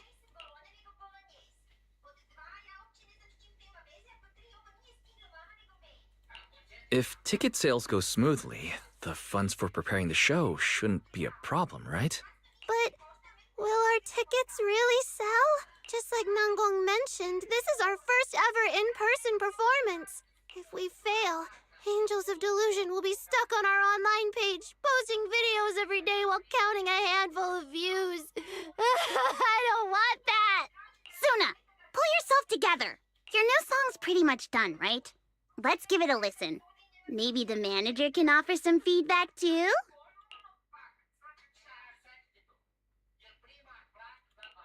Belle and I probably can't offer much advice on the music, but we're really interested in Suna's new song. Could we have the honor of hearing the demo? That song? It's still just an early draft. Aw, but it's so good! Nangong didn't even get through the whole song. Suna, let us listen. Oh, okay. I need to make some preparations. I can't embarrass myself in front of the manager. Miss Cecilia, could you take a listen to this part for me?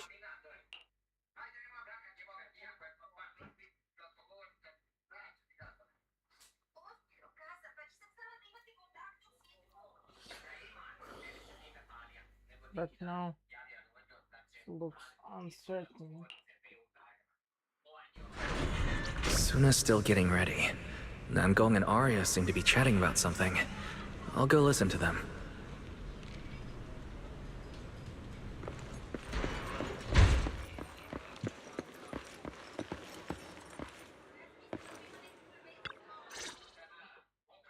We've already made it this far. You two can't back down now. Besides, this is advice from the wishing sprite we're talking about. I know! I'm really looking forward to finishing the show with everyone. It's just, I'm a little worried. Huh? Manager?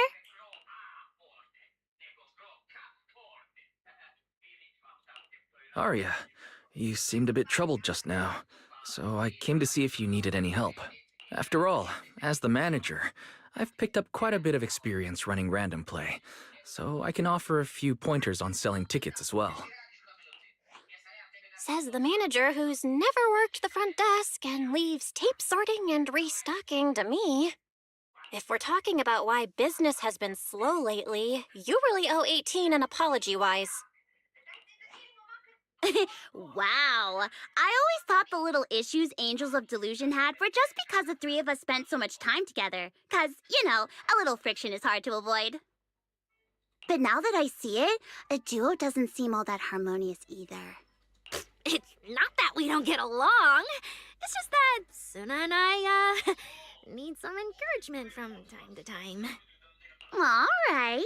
Well, since the manager's trying so hard to help, why don't you just tell them what you're worried about, Arya? Honestly, it's just that we've never performed in front of a live audience before. We've only ever posted videos online. A live performance means being up close with our fans, just like this, face to face, seeing each other clearly.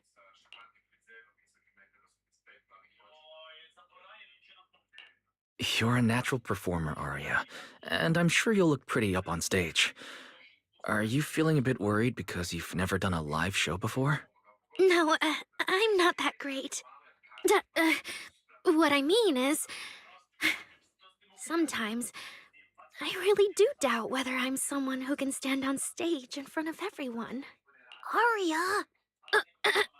I'm just overthinking it. Oh, please!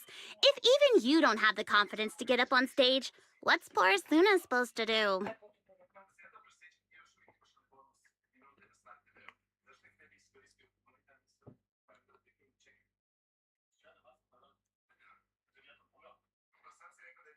After all, even if no one's seen you in person, everyone's heard your voice. Now that you put it that way, yeah. Ever since we first met Arya, I've felt like her voice sounded really familiar. It really sounds like that singer who used to be the talk of the whole city, right?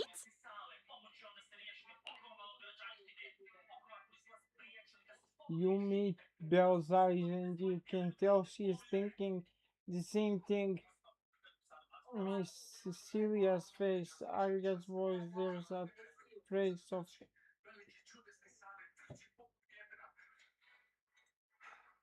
Cercia in both.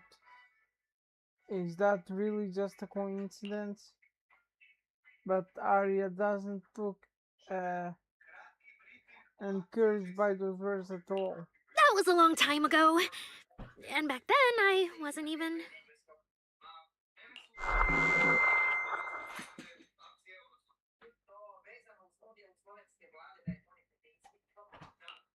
Anyway, let's go see how Suna's doing. I really want to hear the rest of that song. Just listening might be a little boring.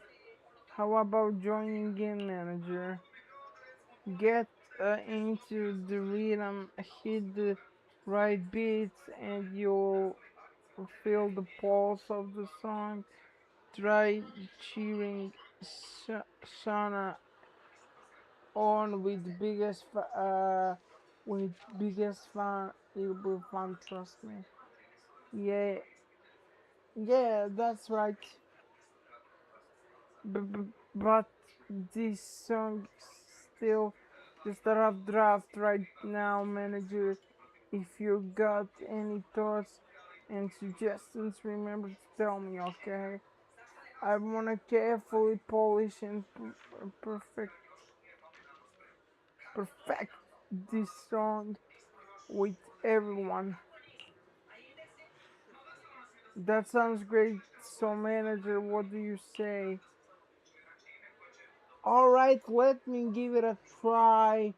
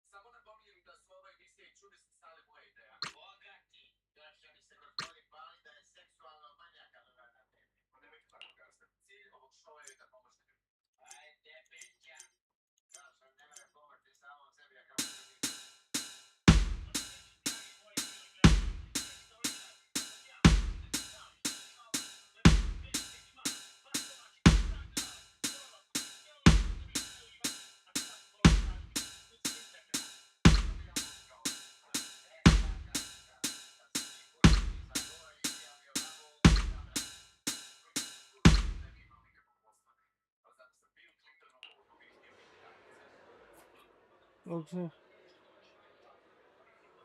yeah, how about we show some support? Sure.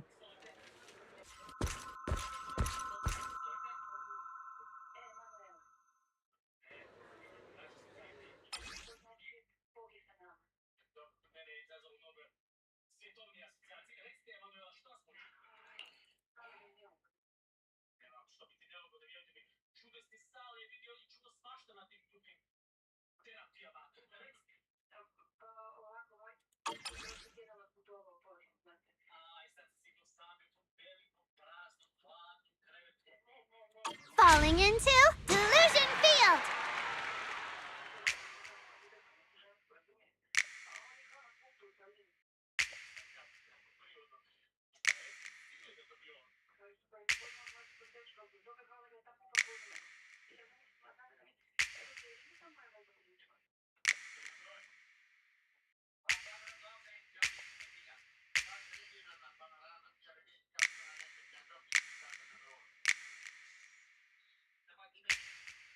Mm-mm.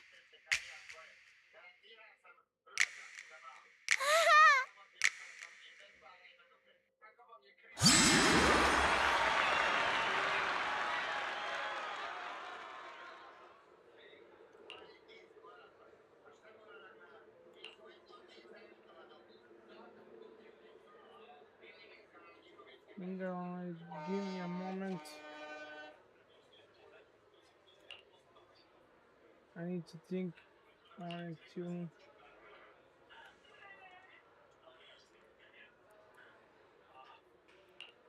Tell me. Uh,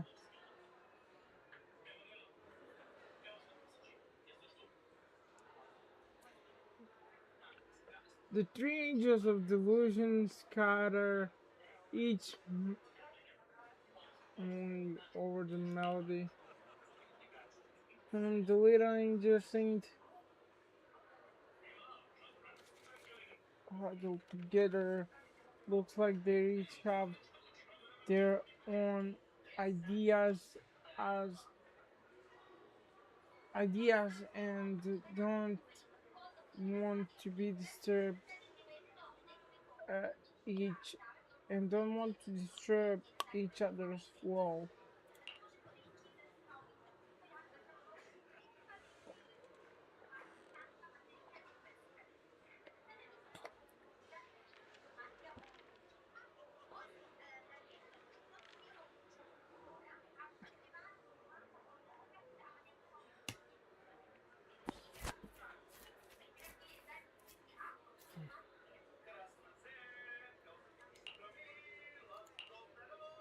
At a time like this, my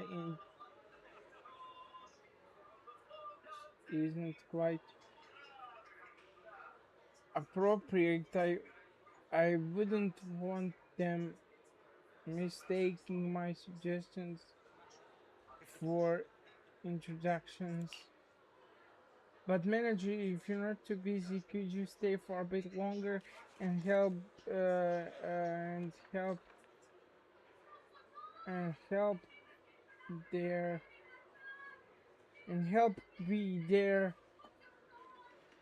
sounding board? Your input could really help them sort through their thoughts and ideas. Sure.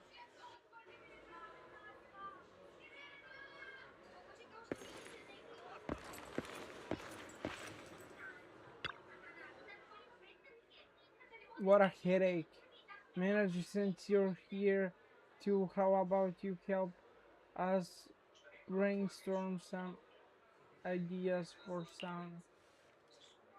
Uh, through this, when it comes to arranging music, I know nothing, but if we're talking about the overall vibe, maybe I can help with that.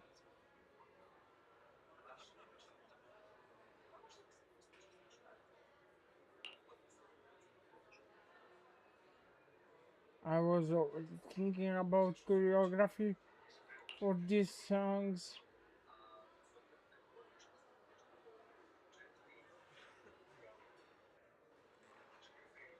Positioning, holding hands, flowing waves like movements. I want to express the emotion from songs composition through dance, but it still feels like something's missing. How about you tell me what you heard in the piece just now? Ordinary but vibrant everyday life, a playful, tragical chapter from the past. You're messing with me, right? Sure, this part doesn't have any searing melodies of particularly intense rhythm, but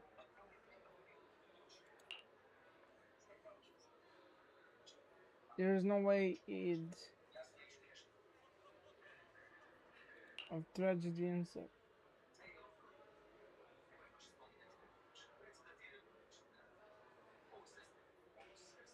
just messing with you.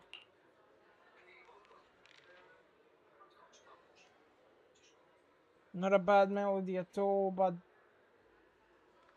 after listening to it, feels like it's still missing something. So how about we keep this vibe going while making sure we can keep hold of the audience's attention?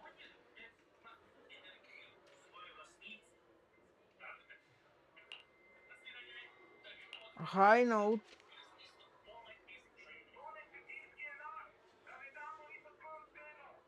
Arya can always give that crisp, bright feeling with her high notes, but in this part, I mean, it's the opening of the song. Wouldn't that be kind of weird?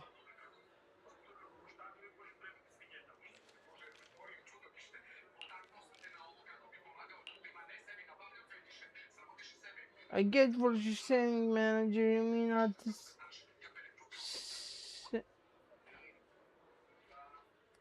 key spots. Livelier moments would suit us age better than the usual style, right? So when it comes to arranging the melody, I guess it's similar. I got it. Thanks, manager. And after that discussion just now, could count me in as the hardcore supporter of your taste in music for today on. Thanks, I guess.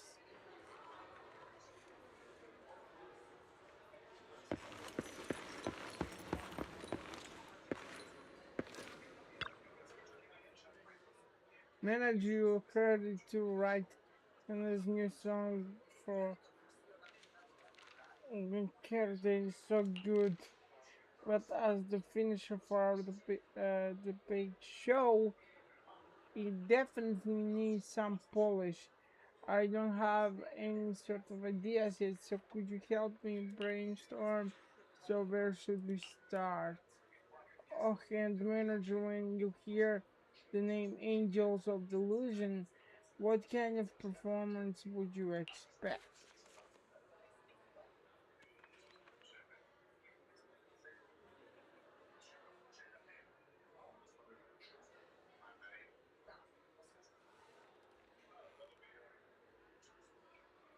Energetic vibe. Oh, I love the way you put it.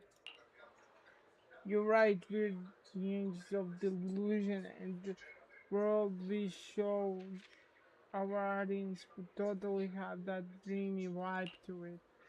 Don't get me wrong, I love the vibe with Suna's compositions, strumming her guitar, and yet and just letting the story flow. But our final can't be complete without that taste of dreamy illusion. Uh, But besides expressing our own Angels of Delusion style, there is something we also gotta consider.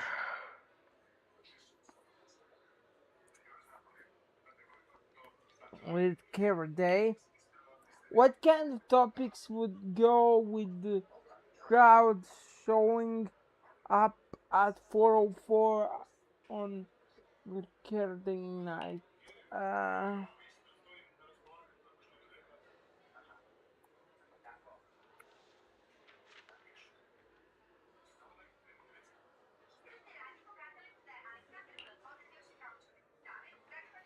you notice it too, right, manager? A lot of our are pretty unique, and what they all hoping for from Kennedy isn't exactly typical either. Actually, it's like a mutual understanding, you know, as our dear composer and the soul of the angels of delusion sound is pretty unique too. Sure, she usually seems all sweet and gentle, always getting shy. But I also heard her say, when I get nervous, I just wanna find a crack in the ground and shove the entire audience in there. That totally freaked me out back then. Not sure if it's if it's cause she was nervous uh, for our debate, but from what I can tell, Son hasn't let her usual style shine through in this song.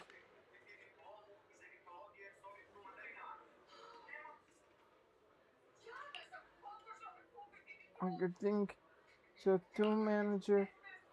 But wouldn't it be a total waste if you didn't show the audience your complete, authentic self for this?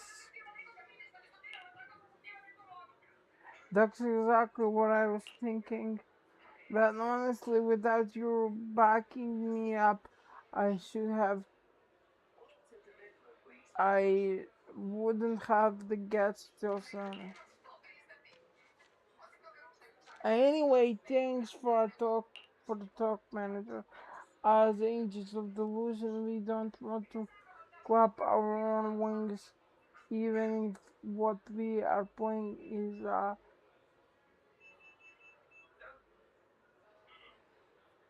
disordered note. That's what I'll tell soon. Okay, maybe that's a little too dramatic. Probably won't be that out there.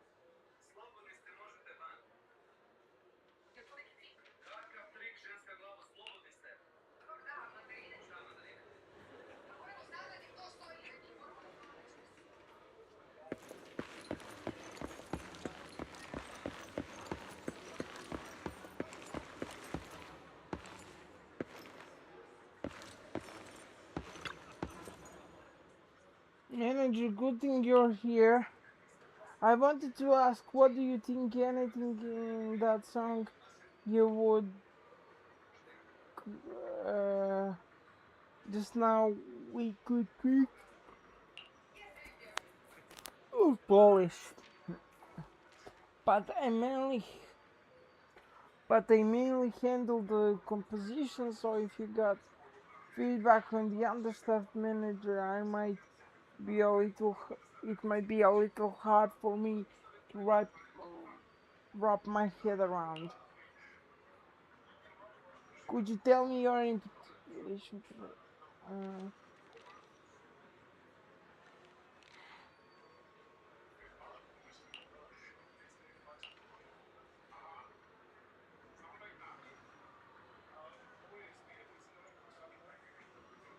Get bright. memories go through, but in the system right now,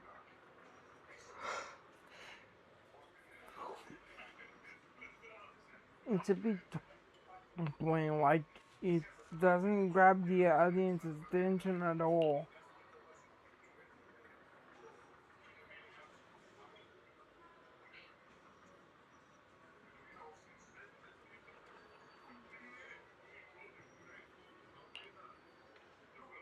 Bright moments of everyday life, through all kinds of emotions ripple through even our ordinary everyday life, like dipping your head in a stream and viewing the occasional nibble or a curious little fish. But how do I get the audience to resonate with that?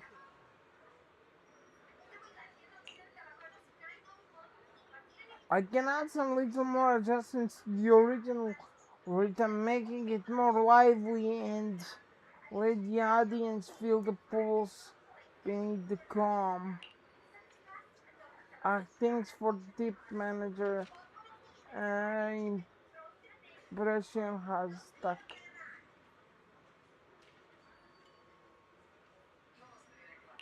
Seems like you have a plan now.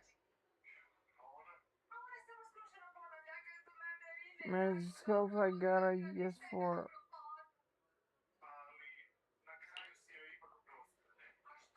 No big changes, mostly just tweaking the rhythm and flow. What about you two? You got any ideas? Come on, spit it out right here. All of it.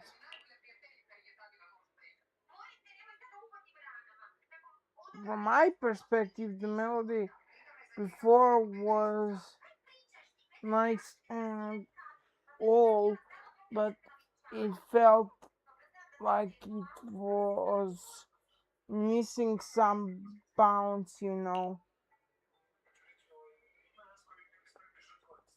Considering we got choreography and rehearsals to work through, things might feel a bit flat overall. Okay, I get what you mean. What about you, Arya? I think you must have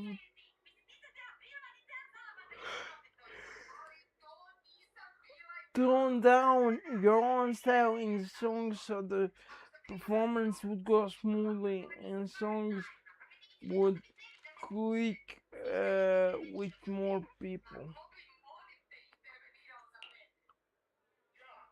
But as the angels of delusion,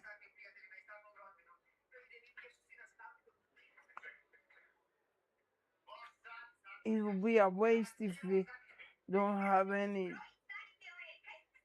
delusions, dreamy vibes in the song, so pivotal to us. Really, but mm, you're looking at it like I'm some scaredy cat again. Angel, but I'm not backing down. I hear you, Arya, loud and clear. But once we rearrange it, the cheering's gonna get way more complicated. Manager wanna try it with biggest fan and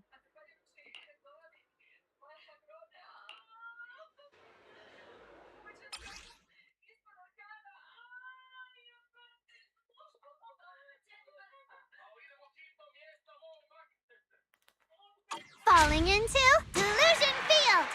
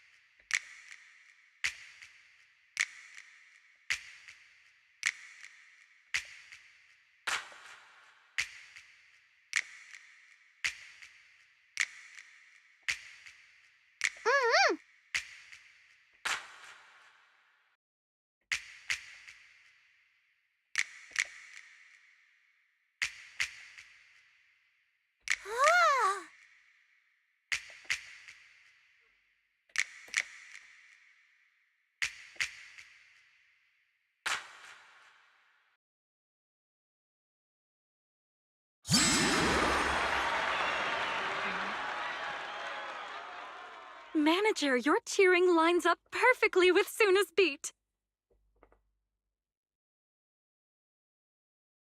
Maybe next time you could join Suna for my vocal class?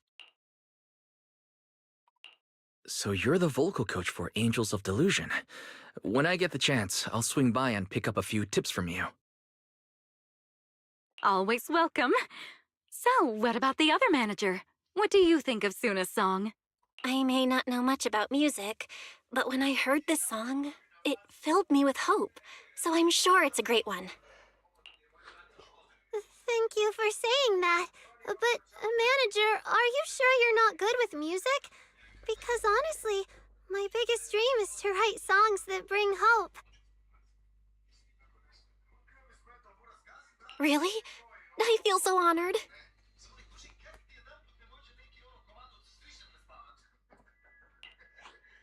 Nice work, Suna. If you can talk like this while selling tickets, there's no way people won't buy them. Now, Gong, I'm being sincere. I can back that up. Suna said the same thing to me, so it looks like you really are her kindred spirit, manager. All right, everyone loves Suna's song.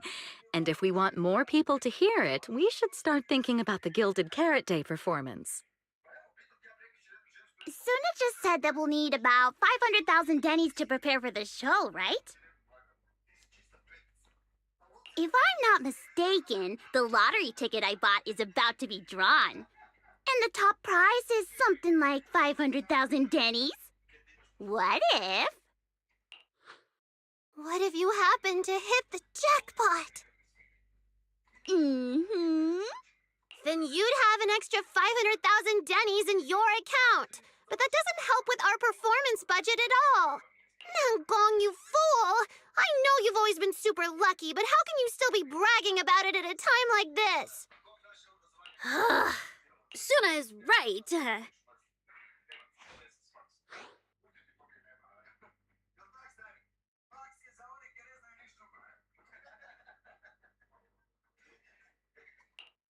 I feel like Nangong meant she'd spend the winnings on the show, but Suna isn't picking up on the hint at all. It's all right. We've still got all the tickets.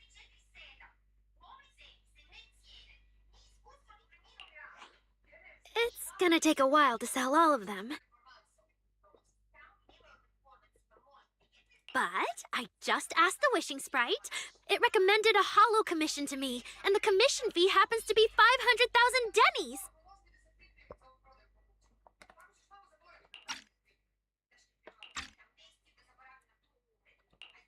The wishing sprite. Arya's mentioned it a few times. Sounds just like the kind of fairy tale a little girl would believe in. Still, this commission means heading into a hollow. Fairy tales won't save your skin from ethereals. I'd better dig deeper when I get the chance. But that's your commission reward? If I take the commission, Nangong and Suna can handle the prep work I was supposed to do. Then the reward should count as the whole group's funds, right? And when I'm back from the commission, you should be finished with the prep work, and we can all go out and sell tickets together. Doesn't that sound super reasonable? That actually does make a lot of sense. Arya, you just happened to get a 500,000 Denny commission? Did the client say which hollow you need to go to? Let me see. It's pretty far. We're heading to Lemnian Hollow. Let's meet up in Phylum Heights tomorrow evening. I'll look up the route. Arya, I want to go with you. Huh? I heard there's a shop called Yum Chasin in Phylum Heights. The desserts there are really unique. I want to try some. Since when did you get this fixated on food? Weren't you worrying a few days ago that your face looked round on camera?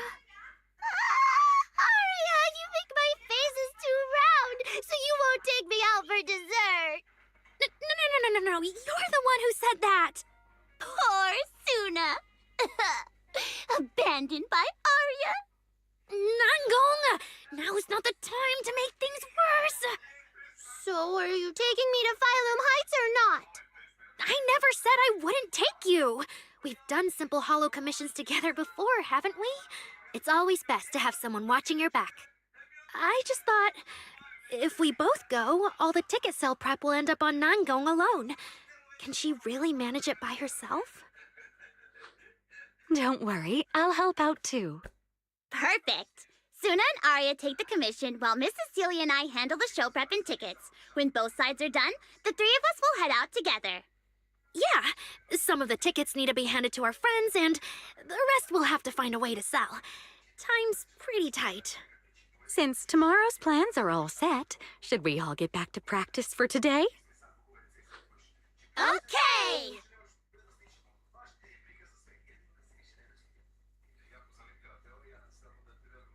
Managers, there's something I need to ask you. Could you come with me for a moment?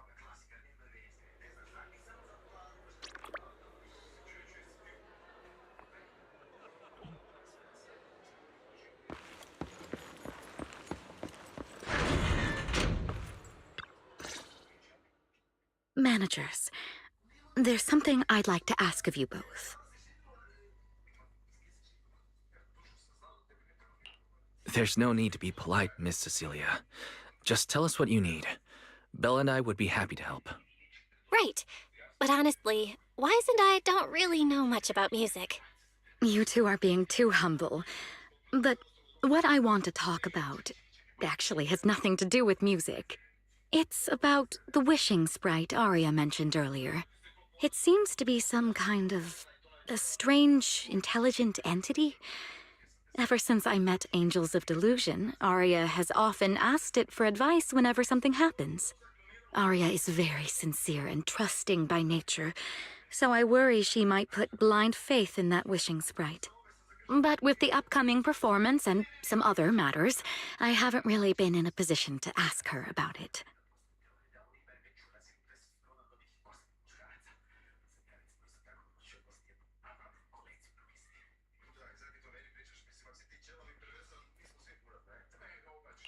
When it comes to intelligent entities, Belle and I are pretty familiar with the territory. Just leave it to us. Another intelligent entity issue. Public security is investigating one too. What are the odds? Great. Thank you so much. If you ever need anything, feel free to ask me for help.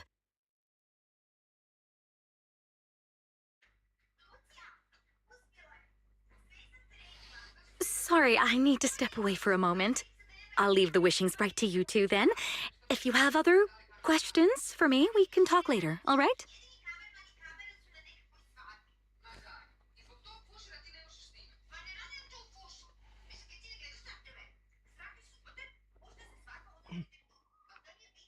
Wise, maybe you should ask the angels about the wishing sprite. You are great at heart-to-heart conversations. I can head back and discuss it with Fairy as well.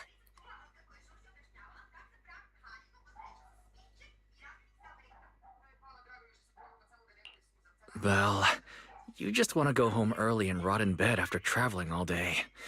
Fine, you can head back first.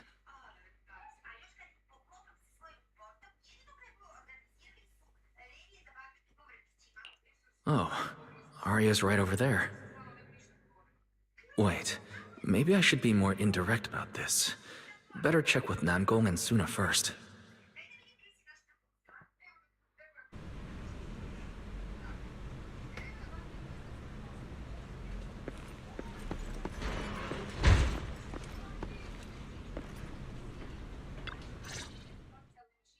Oh, what do we do? What do we do? Relax.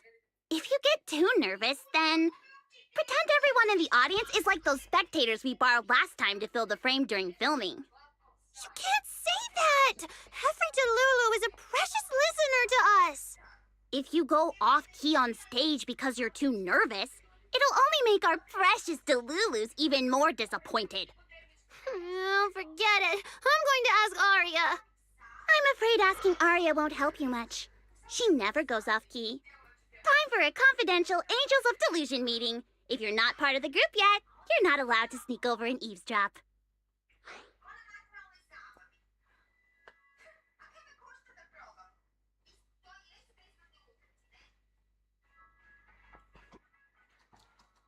Sorry, I actually wanted to ask about the commission. Does Arya chat with the wishing sprite often? Oh, that's what you mean. I thought you were here to sign up to join Angels of Delusion. All right, I'll stop teasing you. Arya's connection with the wishing sprite, it goes back to when we were trainees at that agency, with Suna writing songs for us behind the scenes. Ever since then, whenever Arya ran into trouble, she would go to it for advice. Oh, I remember. It was pretty reliable. Its advice always sounded a bit vague, but it did help Arya make several important decisions. Like... I don't know. That's something only Arya herself can talk about. I thought it was just the client's username. Now it sounds more like some kind of AI assistant. Have you ever asked it for advice? Let me think. When was the last time the super confident, super amazing Nongong ever humbly asked for advice? Or actually listened to someone else's opinion? That would be when Miss Cecilia pointed out my pitch issues just now. That one doesn't count! Fine. I just find it a bit strange to ask some unfamiliar intelligent entity for advice on important matters. But Arya seems to get along really well with it. Miss Cecilia probably heard about that commission and worried Arya might trust the wishing sprite too blindly. So she asked you two to look into it, right? Huh? No way. Then why wouldn't Miss Cecilia just ask Arya herself? Because the two of them seem to be lacking mutual honesty. Unfortunately for the both of them, they forgot about Suna's virtue. My virtue? I guess I am pretty honest. Yup. If you ask me, I'd say that up to now, the wishing sprite has been a dependable guide for Arya. Like a friend who points her in the right direction. But its taste in music is pretty mediocre. Thanks once again for your honesty, Suna. If you're curious about the wishing sprite manager, you can ask Arya. She's always happy to tell people about that friend of hers. As for the commission, Arya and Suna may look small, but their teamwork is solid, and regular ethereals can't touch them. That's why I'm not worried.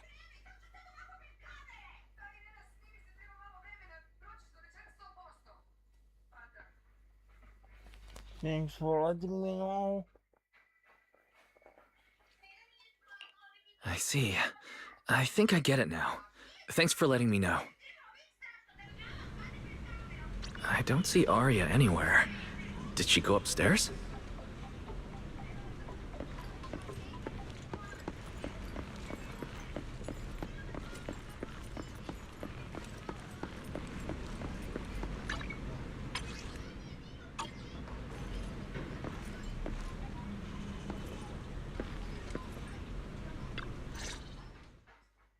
Audience. Performance. Gilded Carrot Day. This is really important for Angels of Delusion. But the stage and the audience area, they're so close. Manager! Sorry, I was spacing out thinking about the performance.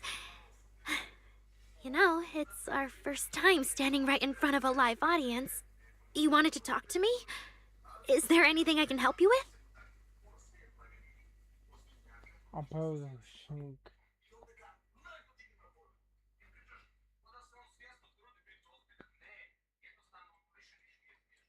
Oh, I just heard you mention a commission from the Wishing Sprite earlier, and I got a little curious.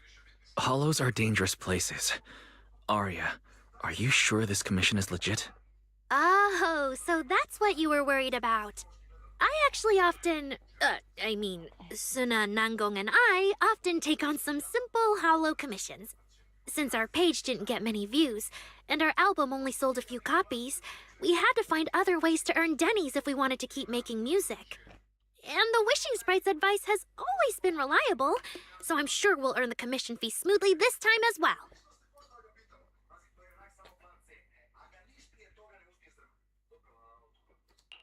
Does it advise you a lot? Yes, it does! The Wishing Sprite is a good friend, a gift new Eridu gave me. If you don't believe me, manager, listen to this.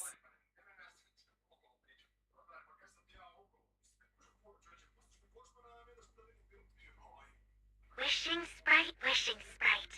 I got a chance to let all of New Eridu hear my singing, but I can't reveal my name. What do you want New Eridu to hear more? Your name or your voice? My voice, of course. Then there's nothing to hesitate about. In a quiet corner of...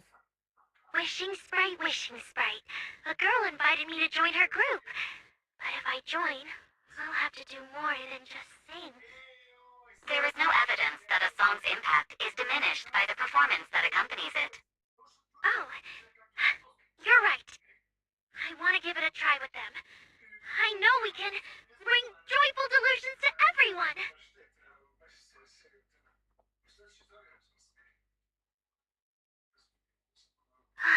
Wishing Sprite. We've posted so many videos, but it feels like no one listens to our songs or notices our performances. Analysis. Online distribution is affected by many factors. Scans show your account's network environment is no different from the rest of New Eridu. And for now, there are no effective ways to optimize it. Huh? I know that.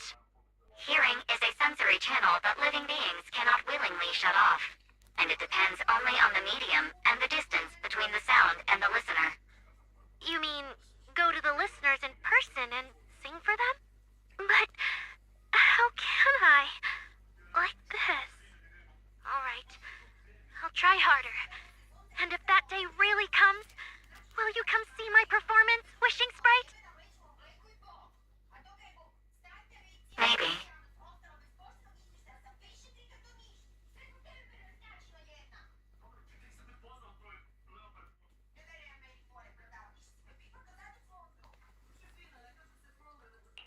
So the Wishing Sprite actually is a gently guiding friend. Though that tone feels strangely familiar. But an intelligent entity this kind and patient shouldn't be the one public security is after. Either way, still need to stay alert. The intelligent entity that can drive constructs out of control might be exactly the type that's good at pretending to be harmless. But there's no evidence right now. Baseless suspicion would only cloud my judgment. See? The Wishing Sprite really is a good, reliable friend. Every time I listen to it, I feel a little more confident.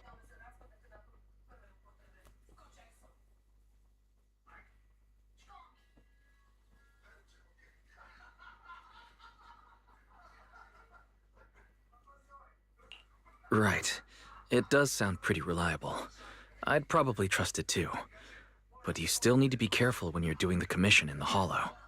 I know! Once I'm done with the commission, I'll focus fully on getting ready for Gilded Carrot Day. You'll come see us, right, manager?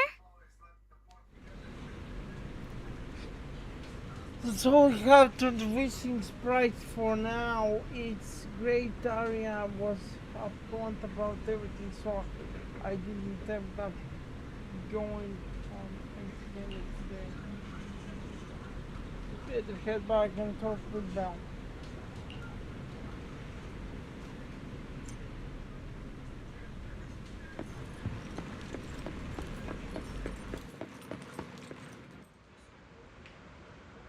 It's already late. What's Evelyn doing here? Is Astra here too? Should I go say hi? While hesitating, you suddenly hear a knock notification sound from your phone. Wise, what are you doing lurking around 404 entrance? You can already see Eve at my right. What are you waiting for? Get over here. Uh,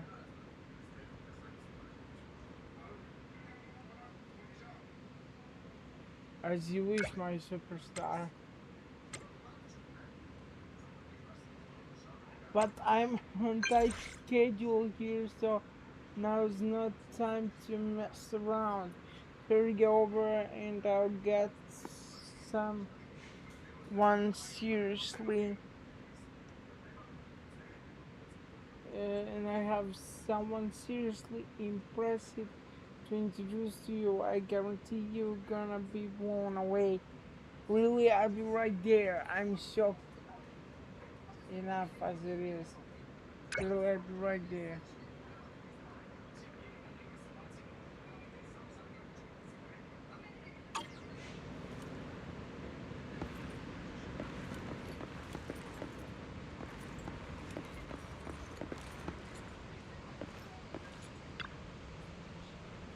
Good evening, manager. Perfect timing. On the way over, Miss Yao was wondering if we run into you before you can react. Every time I come to 6th Street, I end up running into you, Wise. This must be fate. Do you know each other?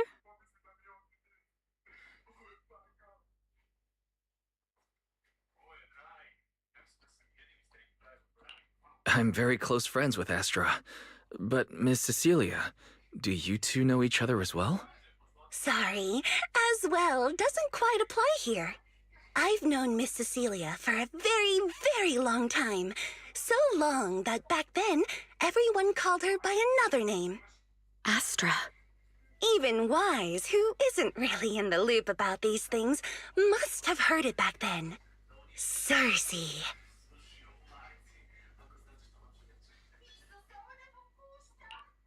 So it really is you. I always felt you looked familiar, but I didn't want to assume.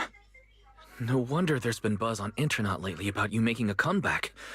But, I hope you don't mind me asking.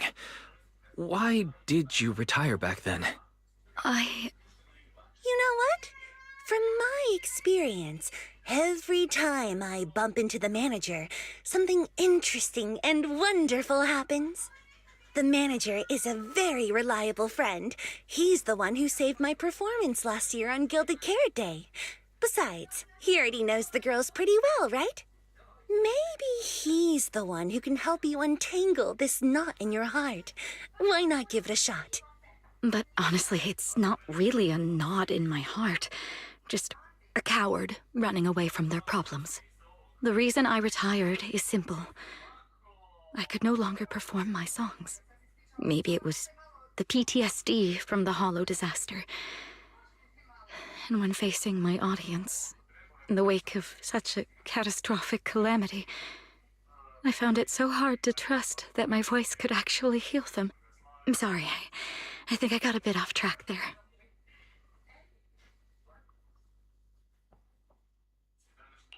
I see.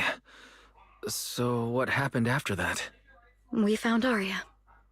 She stepped in as my vocal double and recorded for my last few shows.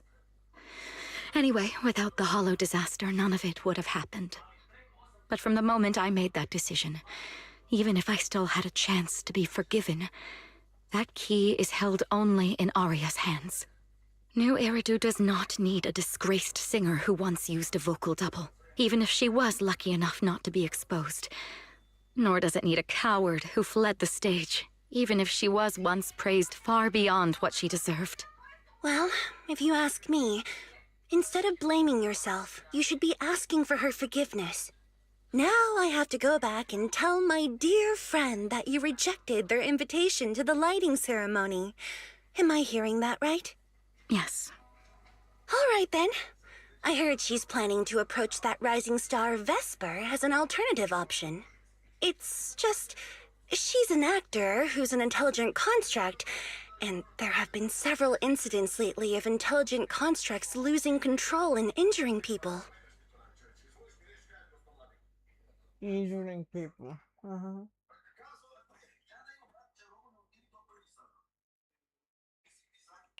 Intelligent construct citizens injuring people after going out of control? I've heard a few things that might be connected to a rogue intelligent entity, but I don't really know the details. Whoa, so that's what's really going on. I knew you'd have all kinds of juicy gossip. No, since the victims from those incidents have more or less recovered, and public security doesn't want to cause a panic right before Gilded Carrot Day, none of this has attracted much attention. Though I disagree with making any assumptions. As the host of the Yearlight ceremony, my friend is doing her best to rule out any possible risks. It's only natural for her to be cautious. They wouldn't really take the singer off the program over such a vague reason, would they? No, they wouldn't. After all, she's an extremely talented singer and an outstanding employee of Topps Entertainment. And you know how it is. These things always have to take the sponsor's opinion into account. All right, if you're not going to be there, there's no point stressing over it. It's getting late. Wise lives on this street. What about you, Cece? Should I take you home? Wait. Manager, you'll keep this between us, right? Over the past few years, both my voice and appearance have changed a lot. Arya's wondered about it before, but I always brushed it off. I still haven't figured out how to tell her the truth. But no matter what, I want her to hear it from me.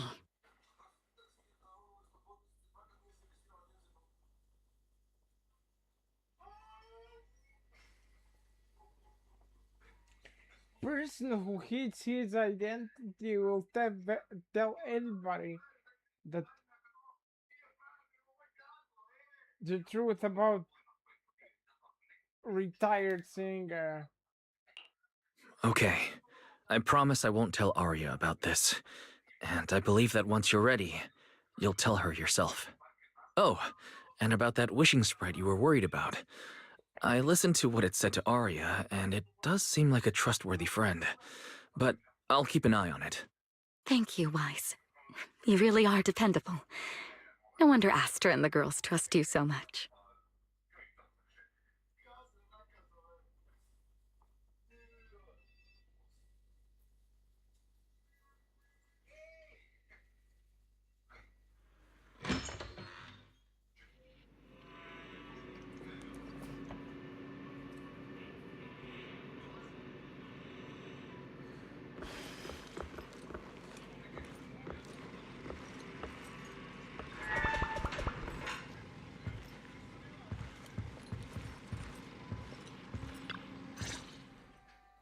Wise, why are you back so late? It's almost time for the meetup with Jane. I thought Suna and the others had kidnapped you and turned you into 404 staff.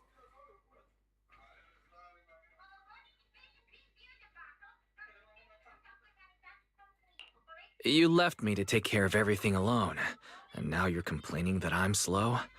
Seriously? But about the wishing sprite, Arya was actually very honest. I only took a little longer because I ran into Astra on my way back. You ran into Astra? Yep.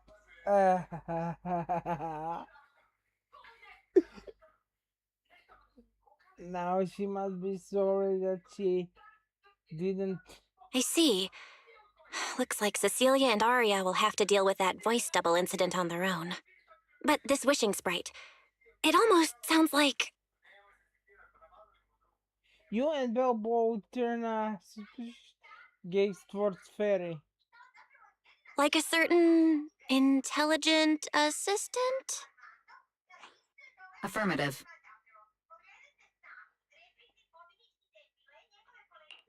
What do you mean by affirmative? Affirmative. Based on the speaking style in the conversation Master relayed, there is a decent probability that the wishing sprite is, in fact, an advanced intelligent data entity. So, what you're saying is that powerful intelligent entities all talk like that, Fairy? Then, if the wishing sprite really is an advanced intelligent entity, do you have any relevant information or suspects worth looking into?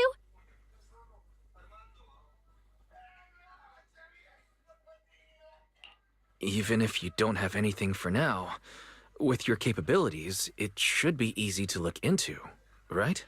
Negative. As an AI assistant, I always abide by the law and strictly follow New Eridu Civil Code. I do not, and will not, condone the unauthorized acquisition of citizens' personal information, or the invasion of their privacy in any form. That's quite an irrefutable privacy protection statement. If it hadn't come from Fairy, it might have sounded a little more convincing.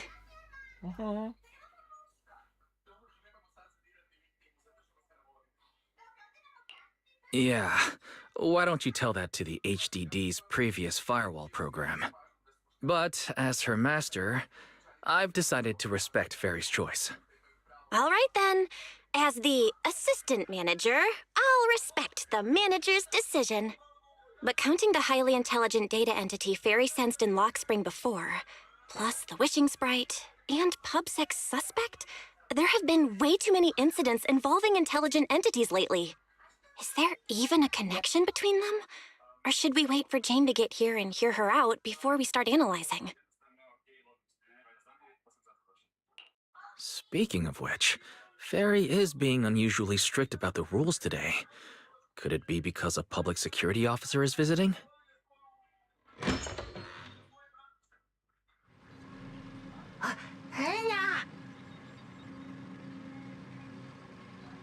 Little guy, are you really gonna say no to your top VIP customer?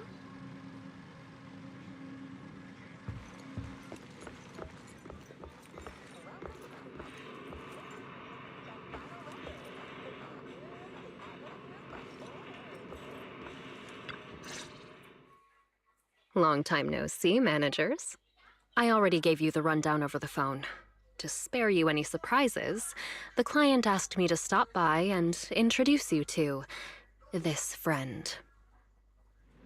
What kind of friend could possibly surprise Belle? Wait!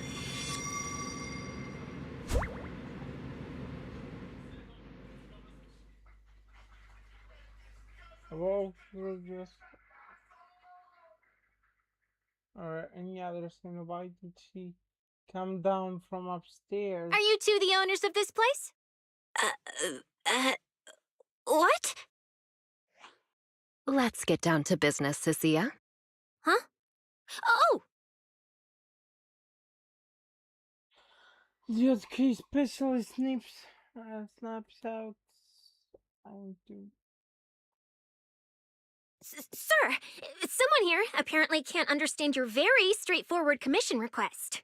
And that someone isn't me.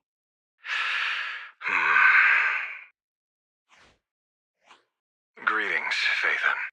I trust that Miss Jane Doe has already brought both my commission and my inept subordinate to you. Recently, there have been several incidents in the city where intelligent constructs have gone out of control and injured others. The culprit is suspected to be an unregistered illegal intelligent entity. A few days ago, an intelligent construct public security officer was taken over by viral code and delivered a criminal threat to me, declaring that this year will be an unprecedented lighting ceremony for New Eridu. Wait, if I help you, am I protected by the law?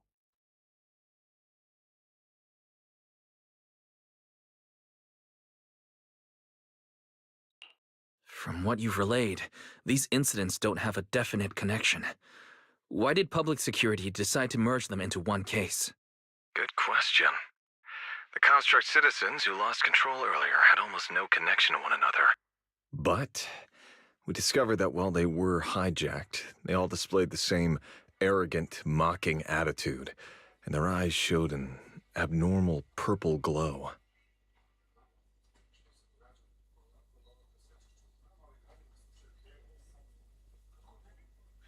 What the classic villain persona. If there are this many similarities among the victims, you've convinced me. But this villain persona the intelligent entity suspect is showing, isn't it a bit too stereotypical? Judging by its personality traits, that's true. But in terms of capability, its mobility far surpasses anything we've seen from past intelligent entities. After some complications, our tech team finally managed to track the suspect's whereabouts inside Lemnian Hollow. Given Wi-Fi's unusual circumstances, I need a proxy who understands both Lemnian Hollow and advanced intelligent entities. And you are the best fit.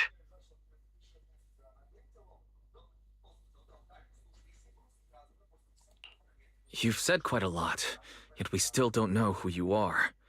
Your name and your title. Citizens should at least have the basic right to that information. And besides, that suspicious wishing sprite just recommended a Lemnian Hollow commission to Arya, and now we've received one too. Another strange coincidence. No matter how you look at it, something feels off. Exactly. As proxies, we're used to the other side keeping things vague. But since the client is an honorable public official, that shouldn't be the case here, right? According to regulations, I won't refuse a lawful request from a citizen. But for the sake of your sleep tonight, I suggest we discuss it when we meet. Gilded Carrot Day is just around the corner, and time is tight. I need you two to start the commission as soon as possible and help us locate or eliminate that intelligent entity. My subordinate will provide all necessary instructions and support. Thank you in advance for your cooperation in maintaining the city's order and assisting public security. Well, it's not like I have a choice. The mysterious client hands up the case is clear. Enough now. Just the client remains enigmatic and before 17 whole lines! He said 17 whole lines, all coming out of my phone! I'm gonna have nightmares tonight. The case specialist who had just been volunteered to offer the necessary instructions and support suddenly takes off running. Jane is left behind, and just like that, just like the client earlier, she takes a deep breath. That officer's subordinates tend to be a bit unconventional in their style. I've passed along the commission. I have other duties to attend to. So, I'll leave you managers and the case specialist with my wishes for a smooth job and, hopefully, a pleasant partnership. Jane takes her leave. Okay. Whoa, what's this? And what's that? Watch out for the equipment in the room.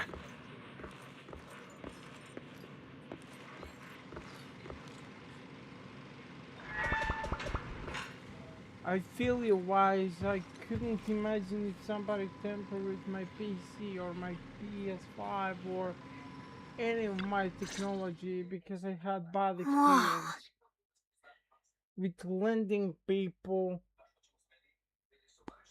stuff. I would always get it back broken, so I feel you, Wise. Is this whole house really just for the two of you? Adios.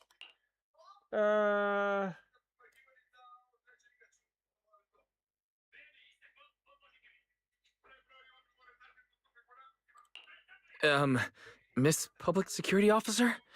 Is there something wrong with our house? If you're concerned about the fire safety documents and the business license, we've always handled those on time. Public security officer? Where? Okay, what's wrong with this girl, guys? Huh? That's my reaction just now. What I mean is, why are the two of you occupying 5 whole rooms on this street? And why are there so many screens?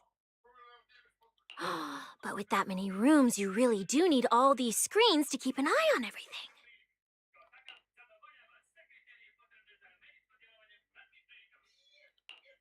This case specialist. What is going on with her? She doesn't seem aware at all that she's a public security officer. Sorry about that, Miss Specialist. Are you staying because there's something else we should know? Well, here's the thing. As the case specialist responsible for this commission, I must confirm your level of cooperation and offer guidance you need. So, now, go make the best bed in the house ready for me. Wait, you want to sleep here? You want to? This is invasion of privacy. If the commission gets delayed, you two unregistered proxies won't be able to handle the consequences. Oh no, you didn't just say that. You did not just say that, right? I feel like I'm watching animated Fast and Furious right now.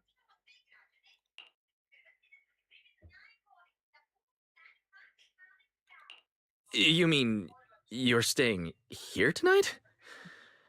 It's completely baffling, yet somehow not surprising at all. But our place can't really fit more people. We only have 2 bedrooms. Please? I'm begging you. I actually grew up in the Outer Ring, drifting around most of my life. I've never even slept on a proper couch before. How do I know you're telling I the finally managed to find a job on my own, only to be exploited by a terrifying evil boss, running around all day, and I don't even get time to eat a boiled egg. If even you two, the prince and princess of this grand estate, won't take me in, then I'll be left to sleep on the streets yet again. Okay, she's definitely acting. Go sleep on the street because this is the terrible acting. By the way, I see you.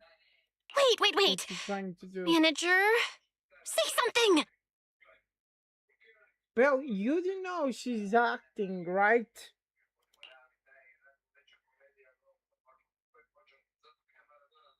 You lock eyes with Belle in a fierce stare down, and just like always, you end up losing again.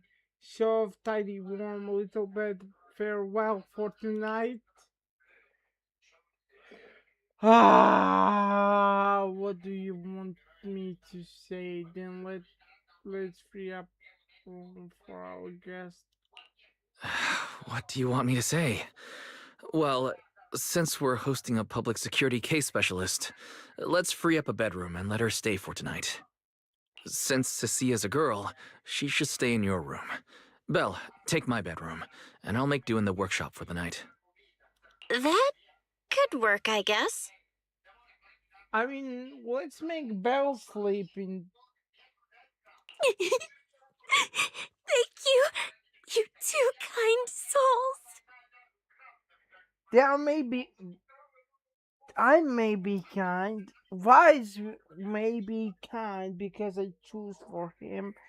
And Belle is maybe kind, but you are terrible actors. So the room upstairs on the left is mine now? And did I say she's acting? Yes, I did. I called it.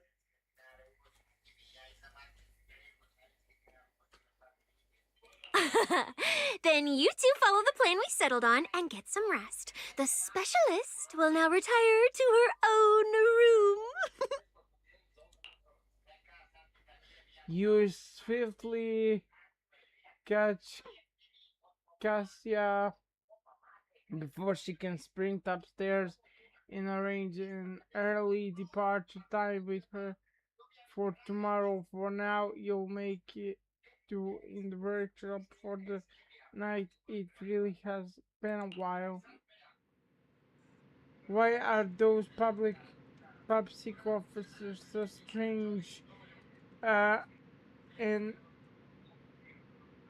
often Judge Boss suddenly issues a commission while their subordinate who acts like some kind of drifter insists of staying at an innocent civilian's place.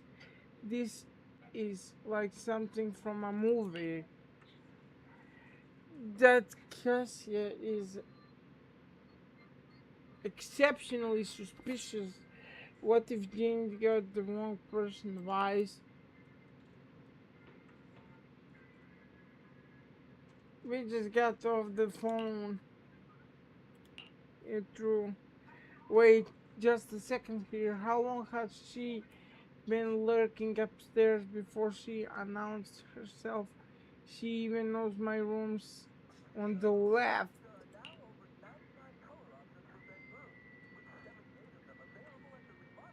Our home security needs an upgrade. Never thought there come a day when we'll be updating our home security system because of PopSec. Still, it doesn't seem like she has any malicious intentions. It should be fine to let her stay the night.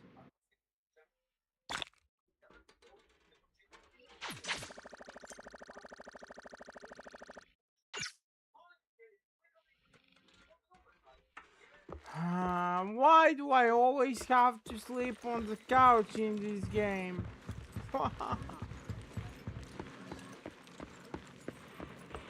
Let Belle sleep on the couch.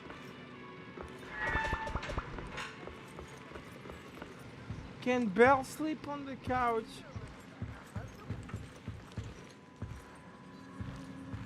Thank you. Did that Eos open the door? Yeah, thank you, Eos.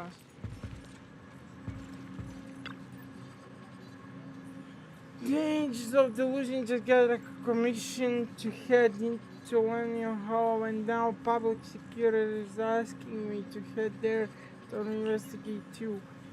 Is it really just a coincidence? Just imagine if we ran into each other. That'd be kinda awkward. Typical, your mind starts going crazy right when you're trying to sleep, but when your hollow is huge, there's no way. Better get some sleep. Between all of the traveling today and going back and forth with that case specialist, you are completely wiped the second you heard your head hits the cushion. You're out cold. Maybe it was because you are subconsciously thinking about the commission and Belle sleeping next door to the case specialist, but you wake up in a daze before the alarm even goes off. Uh, it's still early. I should take the chance to wake Cassia and hit the wife peninsula together. If I keep it down, shouldn't wake Belle.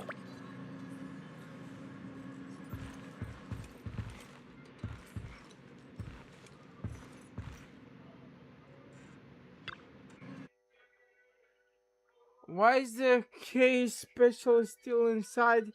Is she not in rush to head out?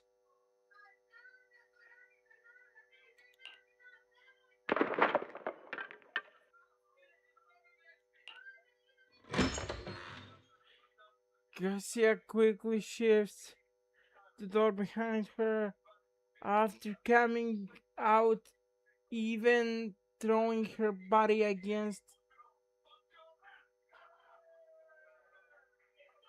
it in a pretty obvious attempt to block the view.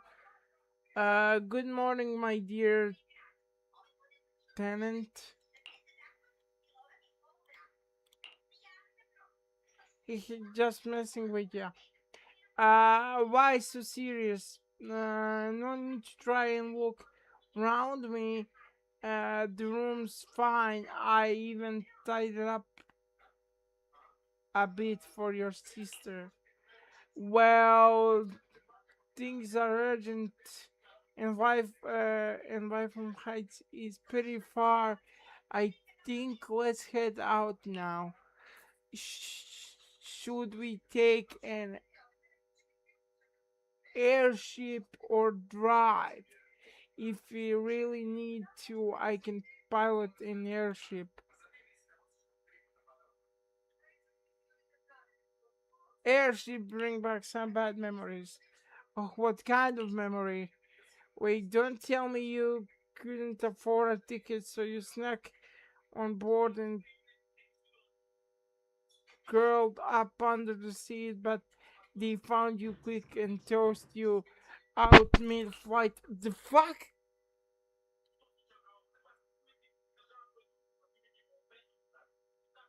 You wanna team up with the ghost for this commission? Ghosts are they scary? I'm way tougher than any ghost. Besides, if you're the ghost, there's nothing to fear. But hey, to spare that fragile little heart of yours, I'll drive. If we keep this bizarre conversation going, we're going to wake Belle. Let's just head out now.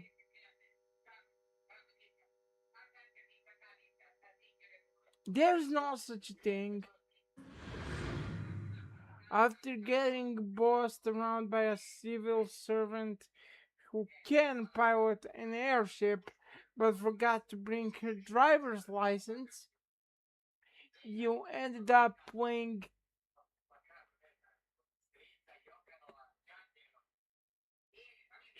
and driving her all the way to Premium Heights. Okay.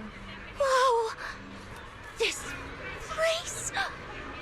She really is. There's so much going on! Wow! It's my first time in Wi-Fi. Is it always this? Oh, I respect officers in real life, and I want to use my technology skills in a good way. But and if there's any officers of the law watching this, don't get offended, but this is one crazy officer. I wonder if they're if they're if they're police officers in real life like her, because if they are, she needs to get her head checked. Wow. Wow.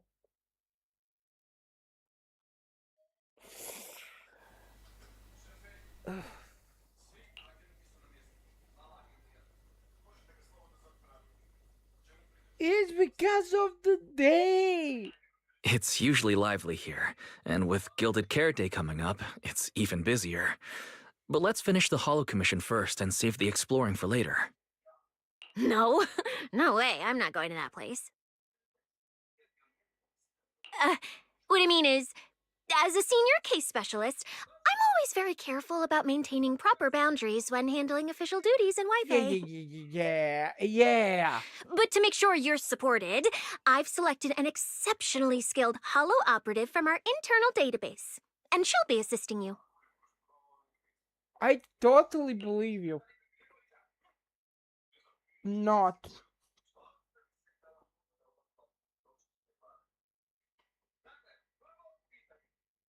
But, Cecilia, you're barely wearing any public security identification. Can't you move around freely? Plus, that skilled operative is running late. We might as well use the time to conduct some preliminary investigation. The terrifying miasma in Lemnian Hollow? No. I mean, the complex situation surrounding Lemnian Hollow isn't something a mere little proxy like you could possibly grasp.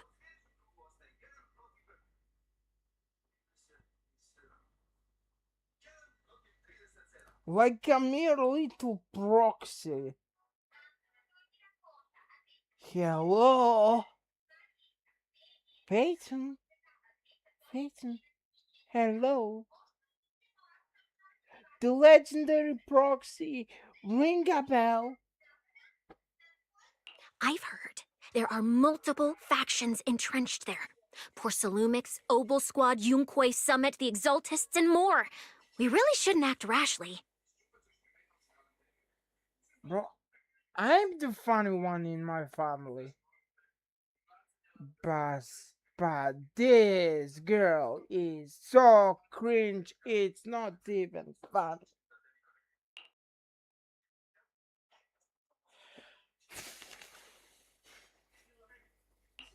Alright. Then let's wait for that skilled Hollow operative to arrive before heading out together. When are they getting here? She replied to me on Internet, saying she'd reach Phylum Heights by this evening. Internaut? Didn't you say she's an operative from the internal database? What's strange about that? We always use Internet to stay in touch. All right, don't start getting all paranoid. Wait. That place has egg rice noodle rolls? I have urgent business to take care of right now. We'll regroup at the cable car station this evening.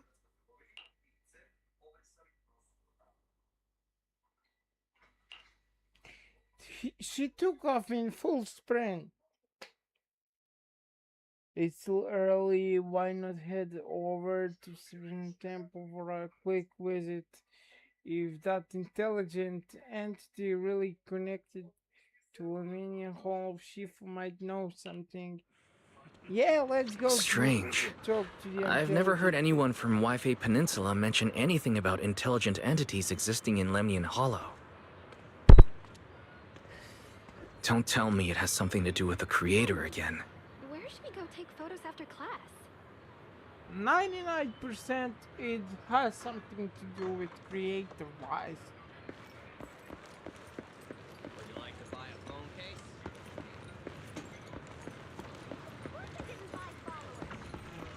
Everything here is authentic. Look all you want. Just don't come to me.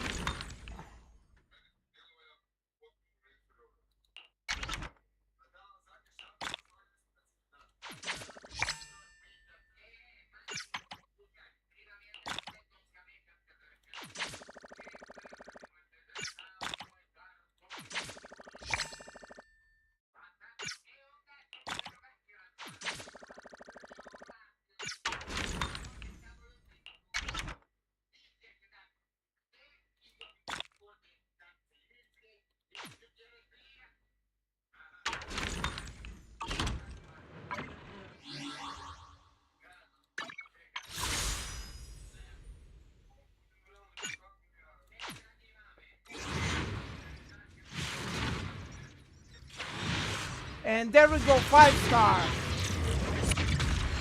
Please win. Please win. Please win. When I press, I'm gonna see the... Please win. Good day. I'm Belina Ergid, Administrative Director of the External Strategy Department. I'll be your guide. Yes! Yes!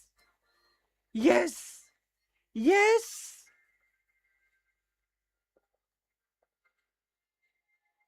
Yeah! Yes! Hell yeah! I want it!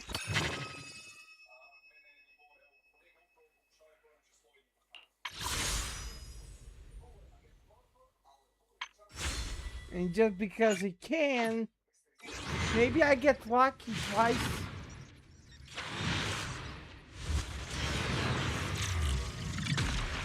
Ow.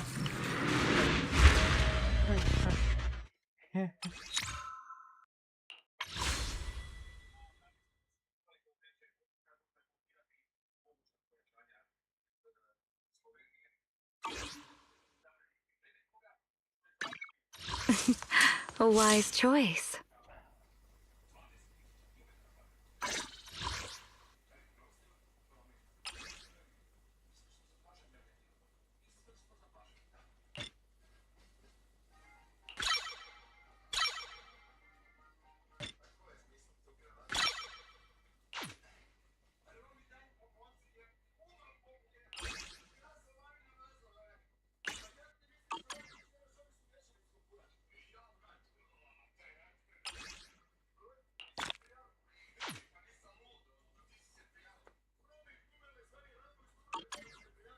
I mean, here's the thing. A wise choice. I need to check her team though. I know the free-to-play team consists of Ambi, Nicole, and her, but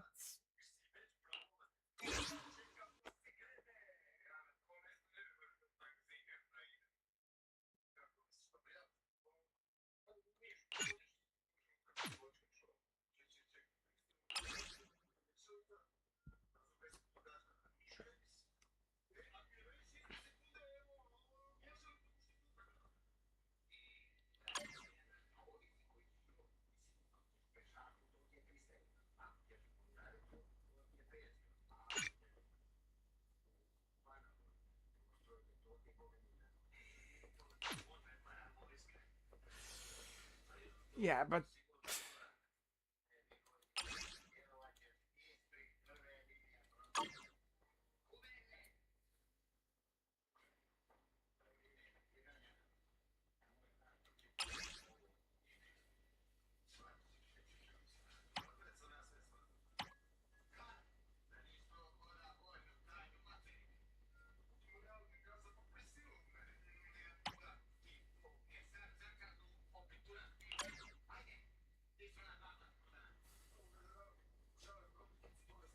yeah, but I mean, A wise choice. her team is Nicole and Abby again, which is shocking, but like,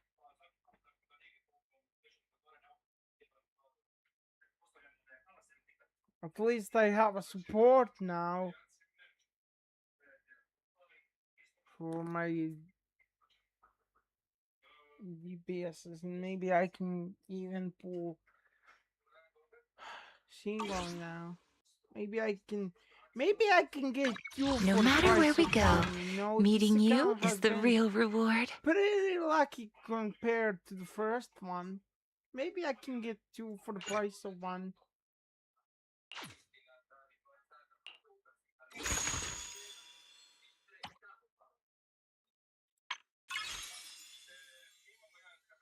This account has been pretty lucky compared to my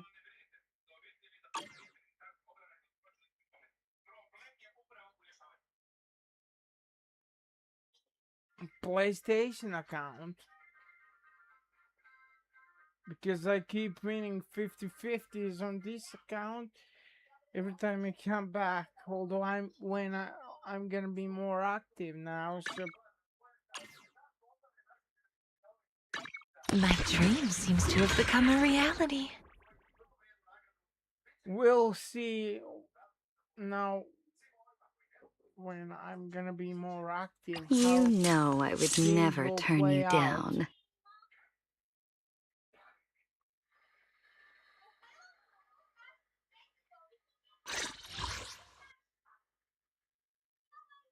Win the normally. She's win the normally. Okay.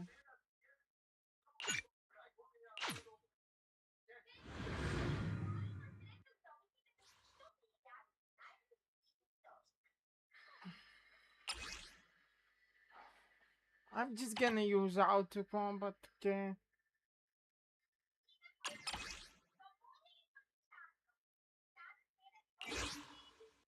Because it's faster and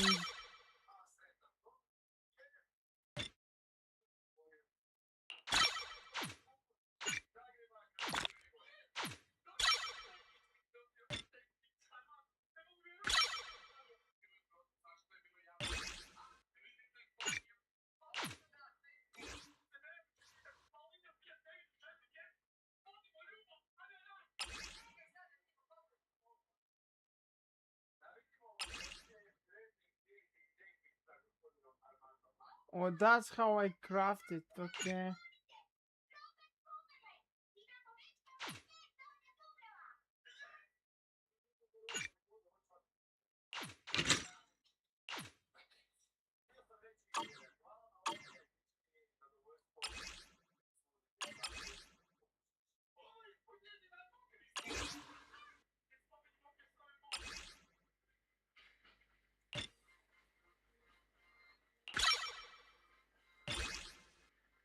But I want to try the team, so I'm not gonna use auto combat now, because I do want to try the team. Plus, it's much faster. The team would consist of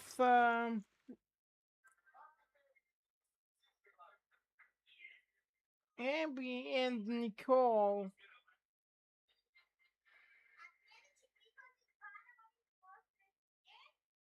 If I can find Ambi now. Ready for combat. Here's Ambi. My dream seems to have become a reality. A wise choice. How about a little late-night adventure? I promise you'll love it. Nicole. It's always Nicole.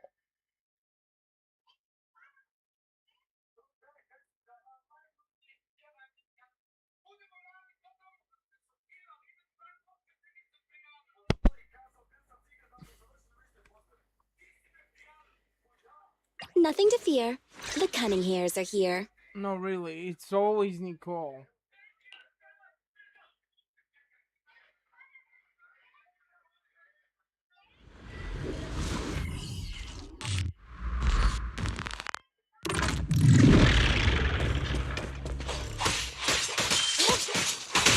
Put that aside.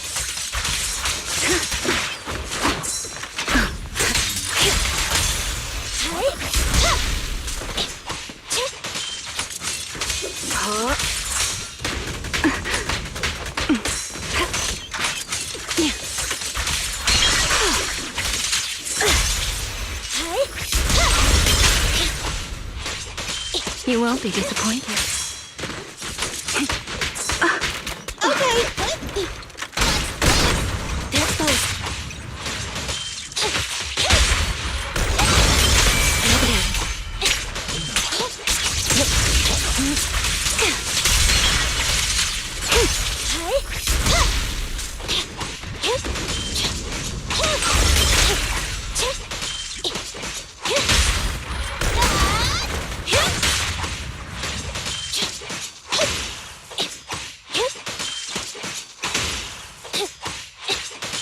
Put that aside. Here.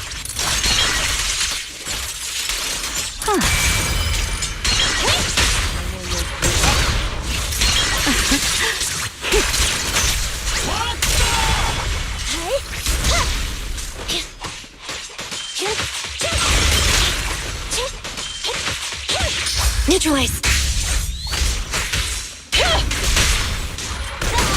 There it goes. Thunder. Another one.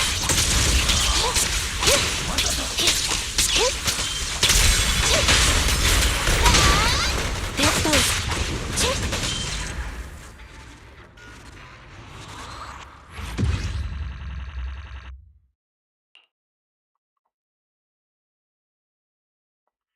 There we go. That's one more.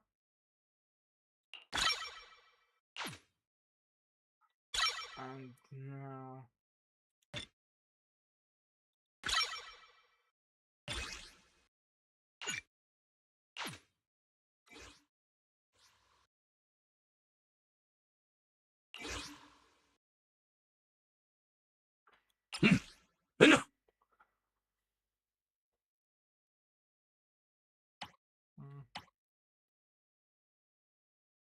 Just because I'm using Gabby. Okay. It helps helps to apply stuff.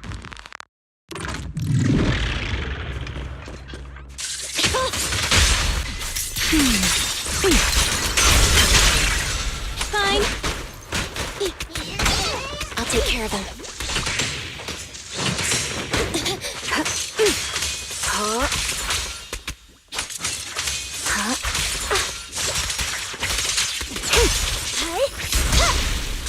Put that aside.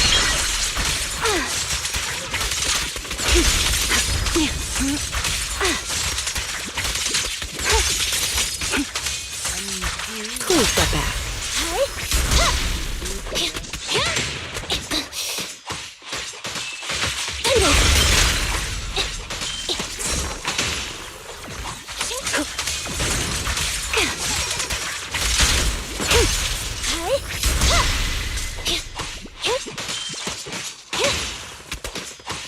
You won't be disappointed. Okay.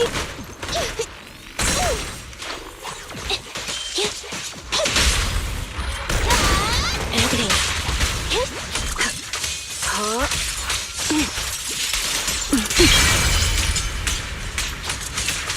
Fine. Standing back. There's both.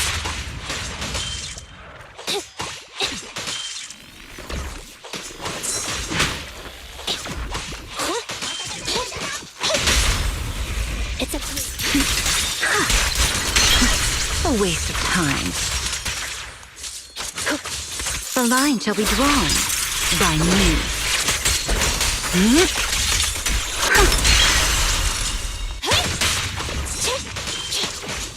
Fracture.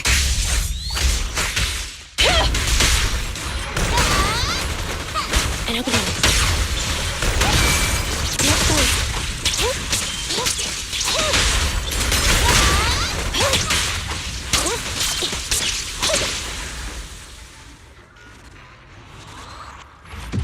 I mean, when you do it right, you do it right. Oh, hell yeah.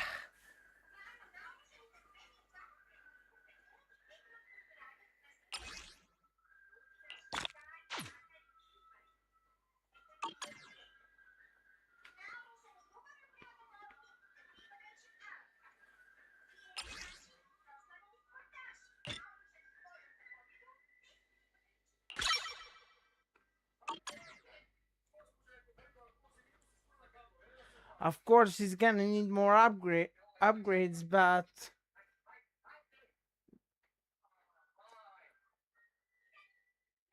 I think I can safely say that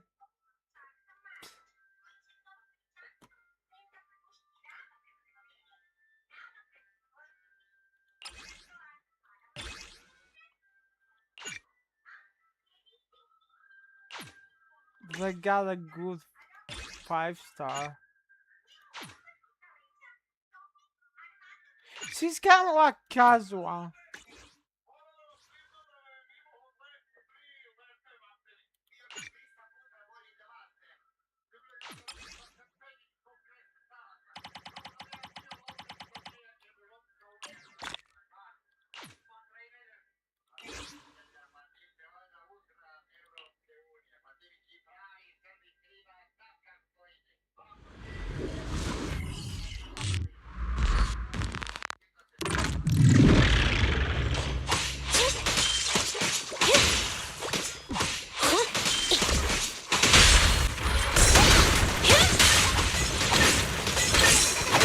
Time to end the hit.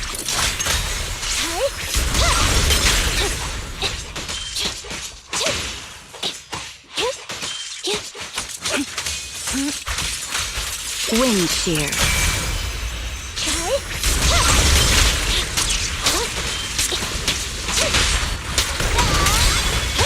Kind of like that. Copy that. Actually works. Over there.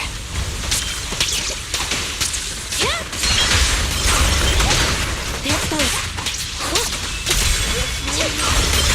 Eliminating target. Because you can see it works. It definitely does. Question is,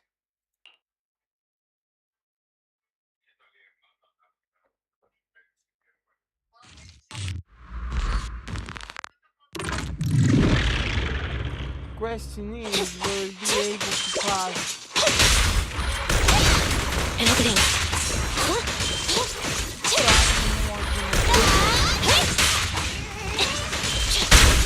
Time to end this. To be able to clear more structure get jammed. Standing by. And turn to full.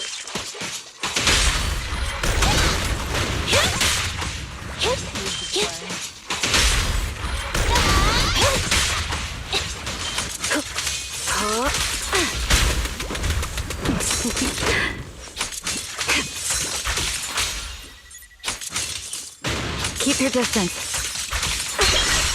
Take this.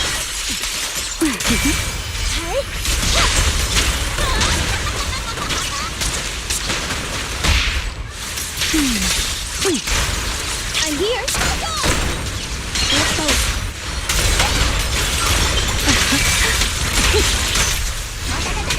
Definitely broken. That much is true.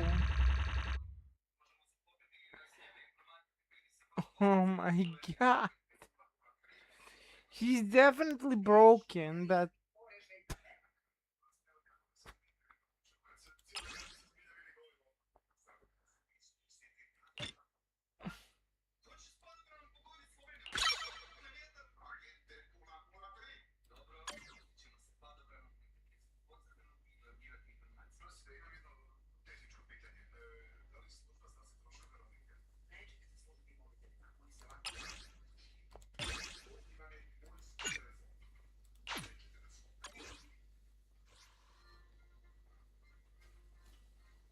I'm gonna need to use some of this.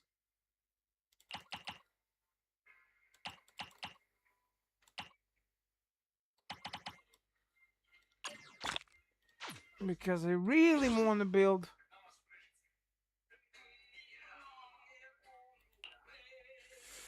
my team as fast as possible.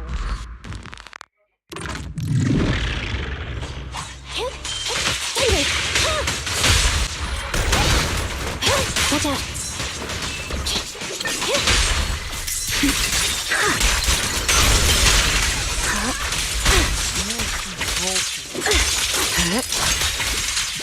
Wind shear.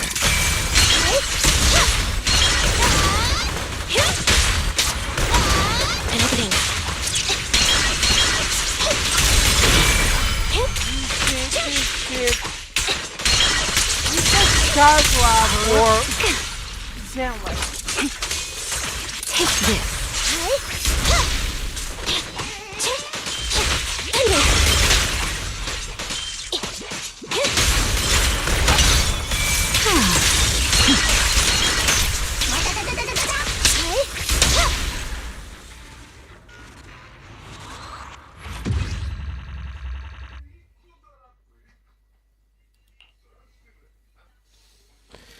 I'm gonna go to upgrade now just to see, do I need more or is that enough?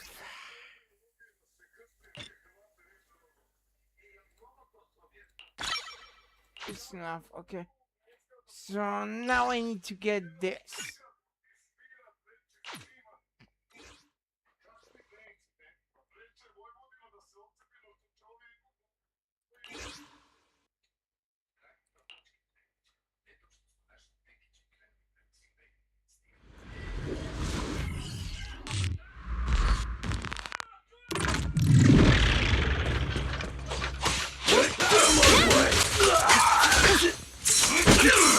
Just leave it to me.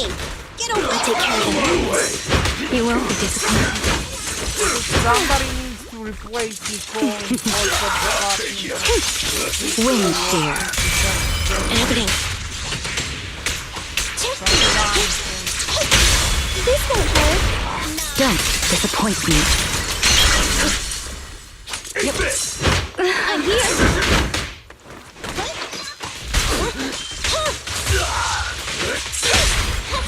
Behave. Unruly rascal. Out of my way! Get swept!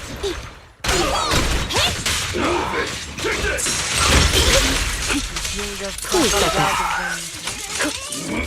Fine. Watch out. Target confirmed. Go. It's no good surrendering. Neutralize. Put Davis hurt. At your command. Neat and tidy. I'll take care of them. The line shall be drawn by me.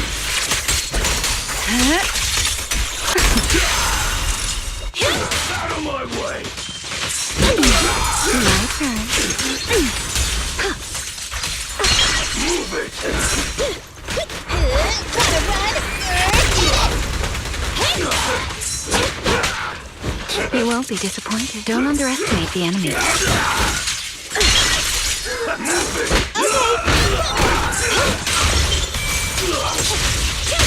This won't hurt. Don't disappoint me.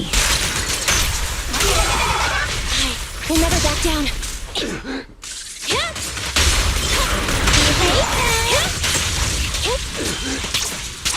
Fracture.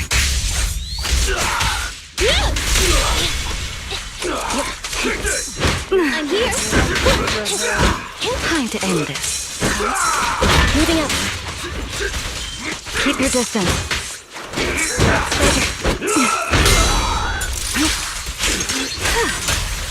Target confirmed. Go. It's no good surrendering.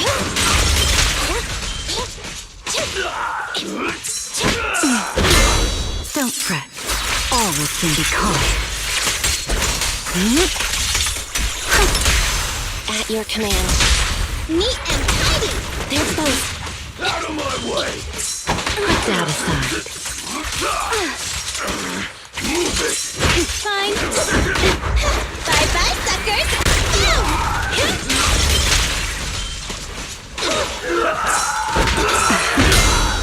A diversion.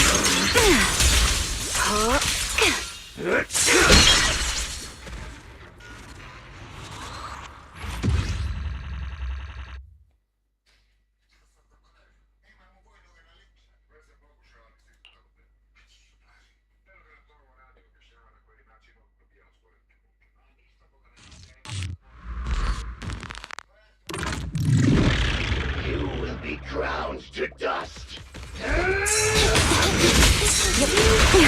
Just leave it to me. Get away from me. Put that aside. One early 52.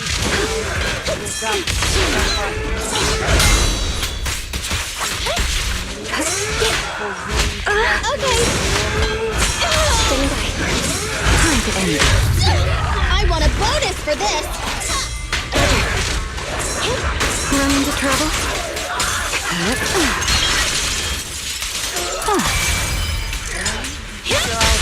This won't hurt. Unruly rascal. We'll never back down. Behave now.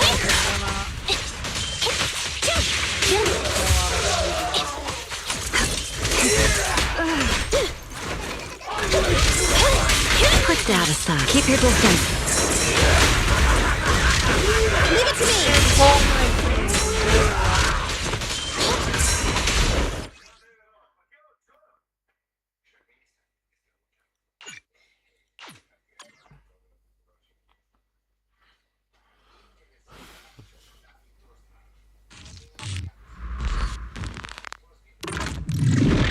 I shall refine the unclean!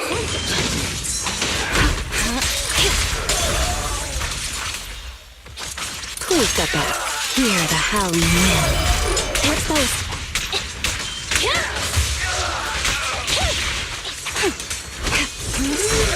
Fine. Watch out. Behave. Unruly rascal. We'll never back down. You won't be detected. Target confirmed. Go. Yep. Here.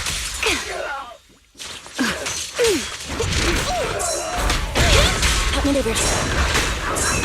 Please allow me.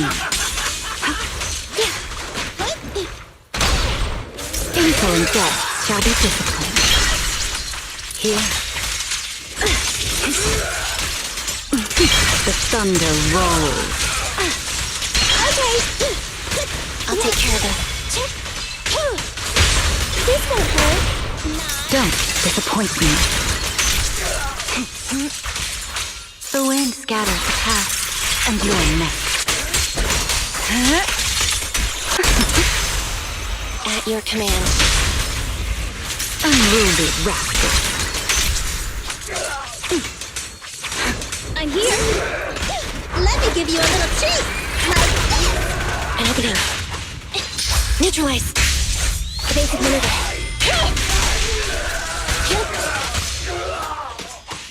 Time to end this, huh? Fine.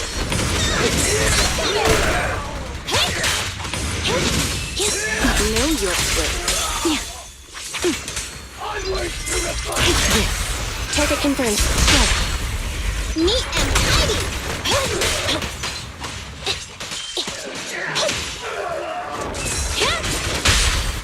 You've been warned. Electric charge. Wind shear. Sink into the whirlpool.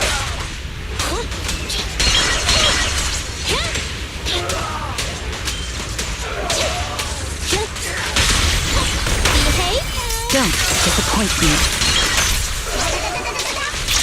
We'll never back down. Fracture. Put Davis the don't fret. All will soon be calm. They're exposed. Evade now.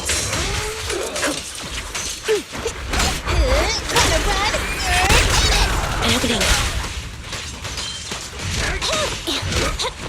Time to end this. I'm here. What's this?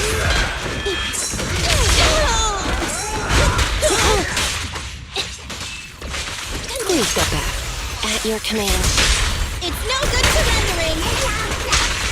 I need to exert myself a bit. Yep. Suffocating now.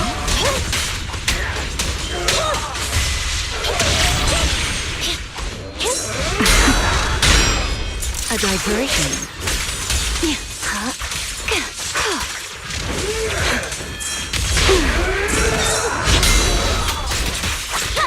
This won't hurt.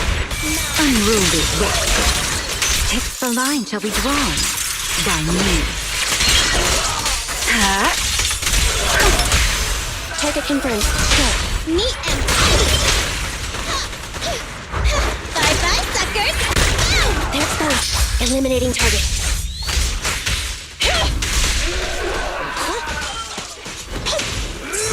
Put that aside.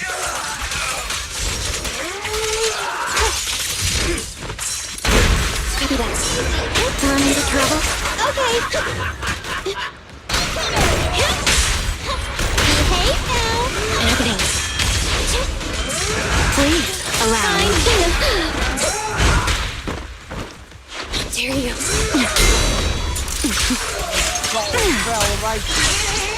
At your command.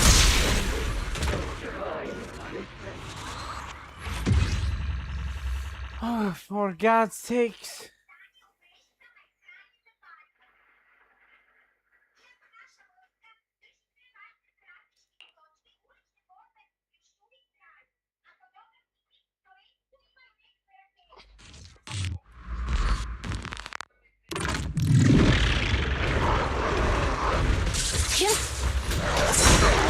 Run into trouble? The wind rises. They're exposed. Put storming wind. Target confirmed. Go. It's no good surrendering. Opening.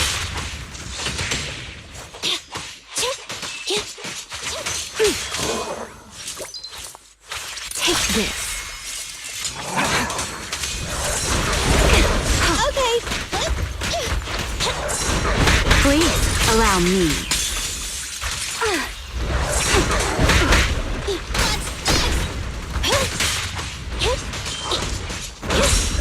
You won't be disappointed. I want a bonus for this! Here goes this one! Don't die, and I would also like This won't hurt. Not. Unruly rascal. Alright, we'll never back down. Insolent guests shall be disciplined. The thunder rolls. I'm here. Time to reload. Behave. Preparing takedown. Fracture.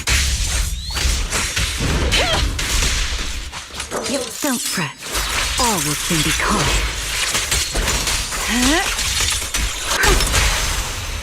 At your command. Neat and tidy. Let me give you a little treat. Like this. Evade now. Run into trouble? Here.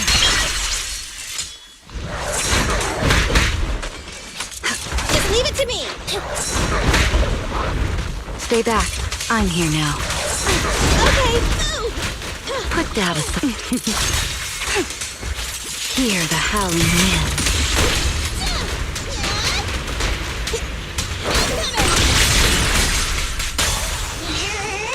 This won't hurt. Don't disappoint me. What's this?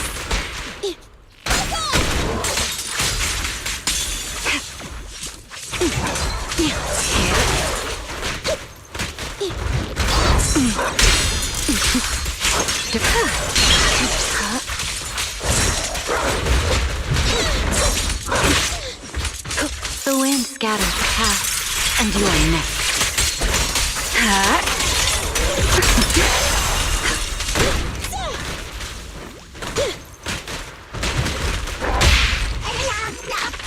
You've been warned.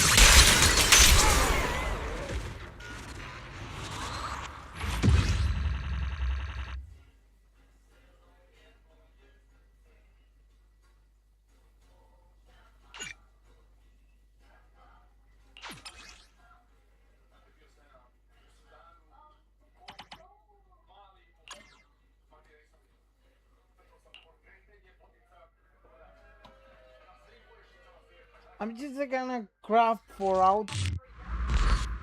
I'm just gonna. Watch out!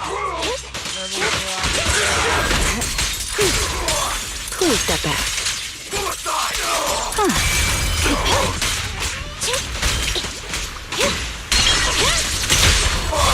Behave now. Don't disappoint me.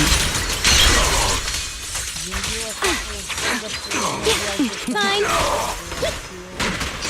Roger. Time to end this.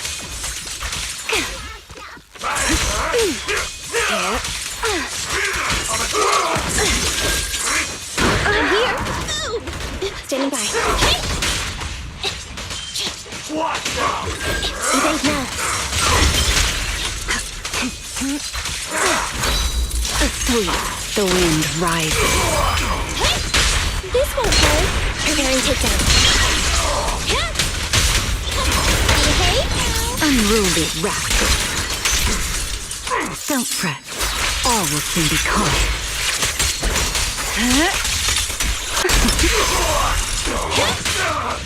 Eliminating target.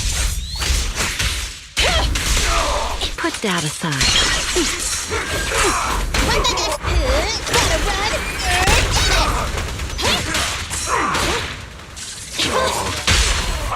You've been warned. Electric charge.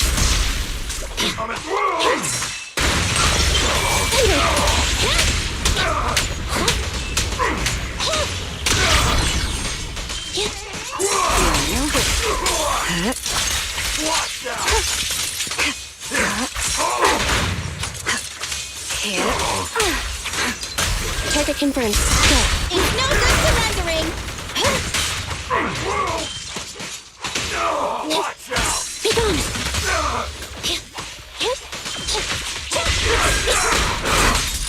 Close. But here. Everything. This won't hurt. Don't disappoint me. The wind scatters the path, and you are next.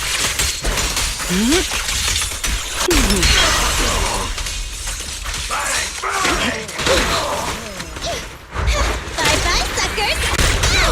There's both. Neutralize.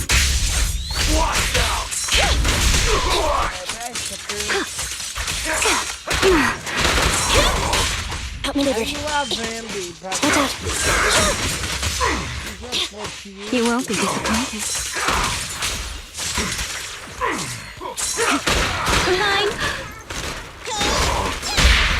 Insolent guests shall be disciplined. Preparing takedown. Take this.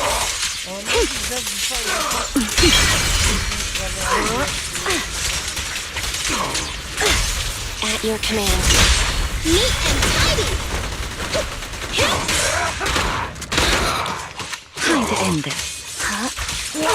Okay! Roger.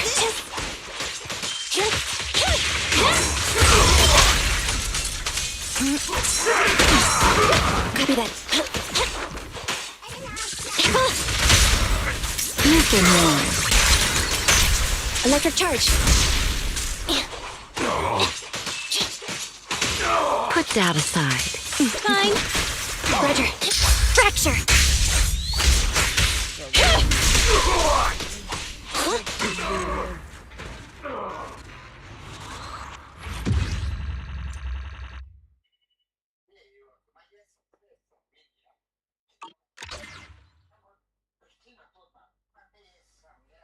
I'm gonna use auto clearance because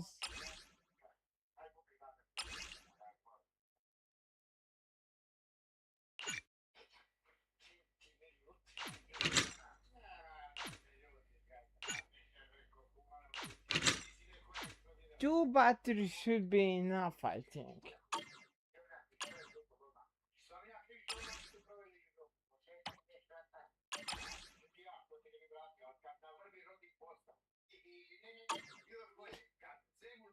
I mean, it's more than enough.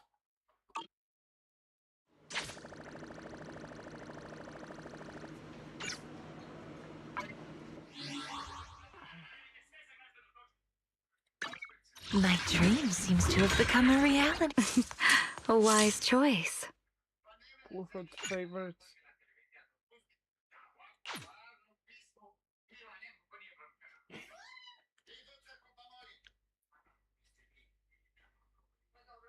I'll show you my real value this time. I always put 5 stars, limited 5 stars to favorites because it's easier Is it time to clock out? find them that way. When I have a huge roster or something, and one day there will be huge number of characters here, I hope. So A wise choice. Better to prepare now than wait.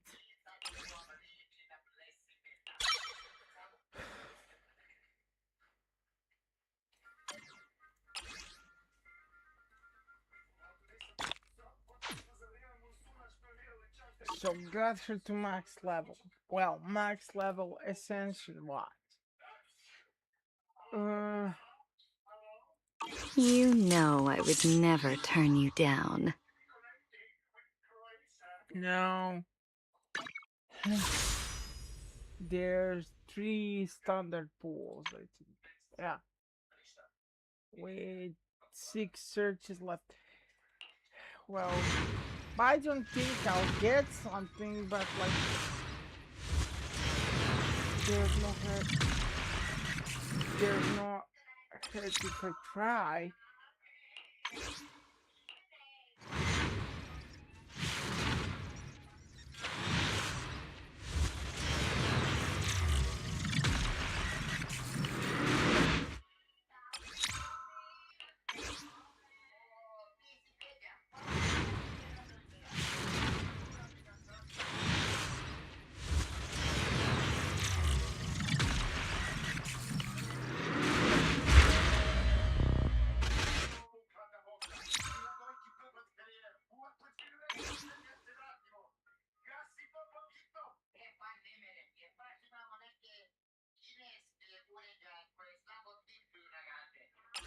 Honestly,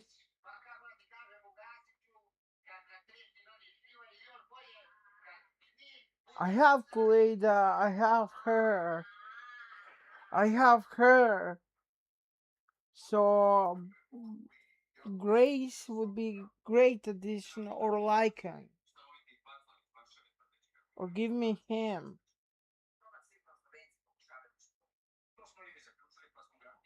Either way, if I get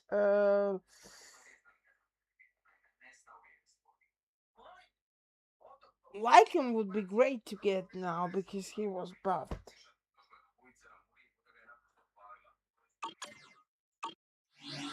He was recently buffed, so getting him would actually be a jackpot.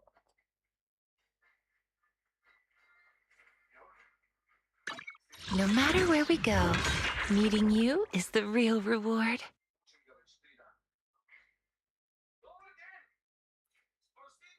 Ready for combat. Actually, the thing is, I need to finish. My dream seems to have become a reality. I need to finish Itari. And You know I would never. I'm here. Need a hand? Itari's team before I can move on to whatever her team will A wise be. choice. But hey, at least I won the 50-50. You know I would never turn you down. It is an honor to receive your invite. At least I won the 50-50. You know I would never turn you down. There's no complaining when it comes to that.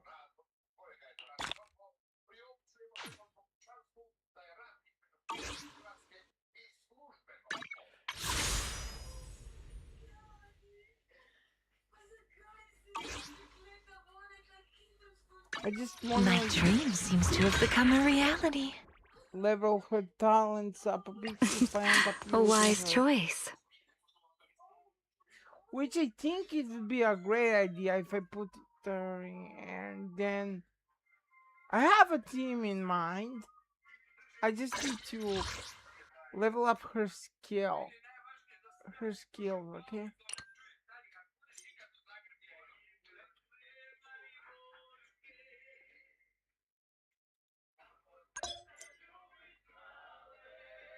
Yeah, I know what brief description is.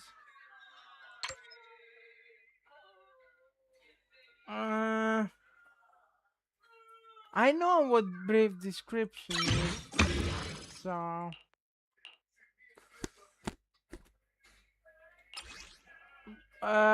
so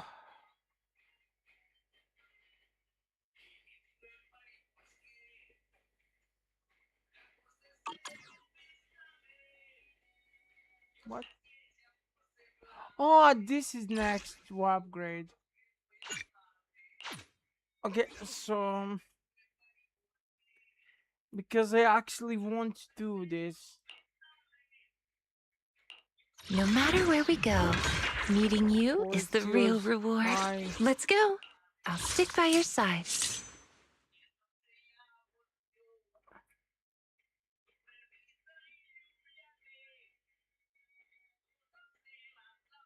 We're up, Hue! A wise choice.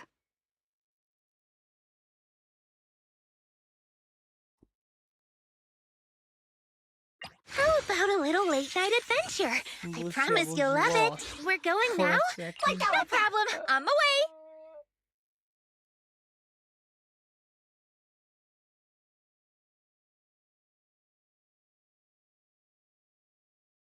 I mean, just because I can. But yeah, I should have taken Fire Bamboo because oh, no matter.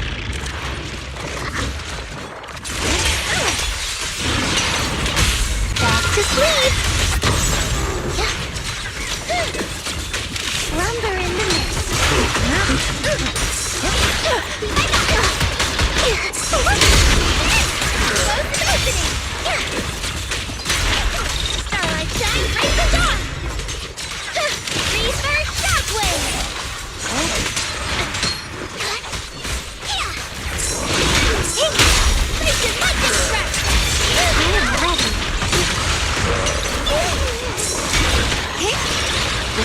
I'll face the enemy head on. Here it goes.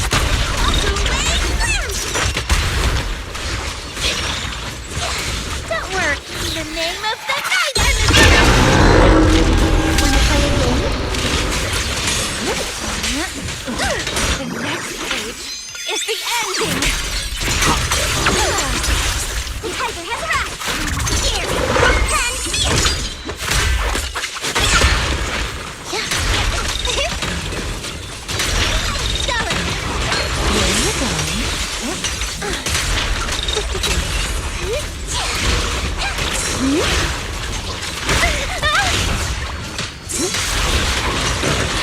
Back to sleep.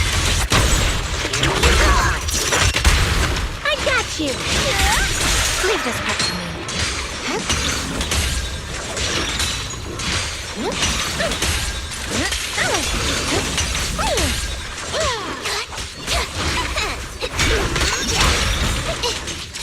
Like a shadow. As for shadow, Fall into my claw. get behind me, Lucia.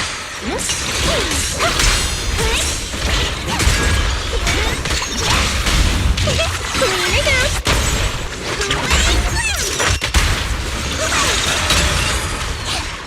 Drawn from countless legends, melodies, and dreams.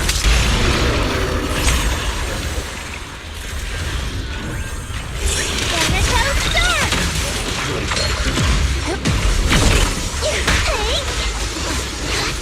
You deserve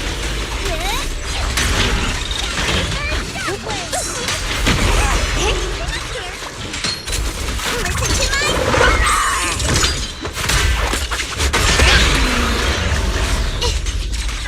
Lucia, I'll face you.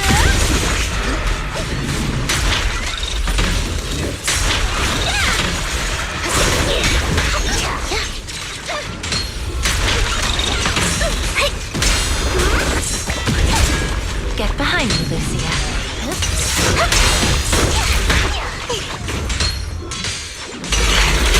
back to sleep. Time to let the hammer fall. Rest amidst the ice.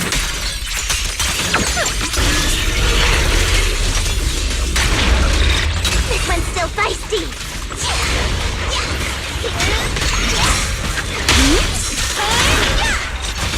Like a shadow.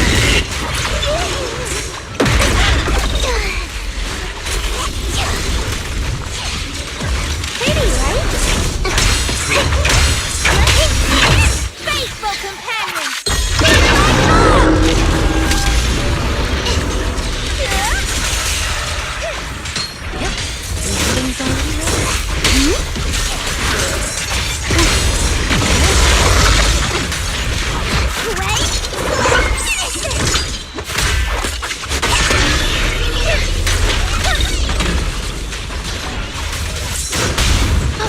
My turn then. One out already?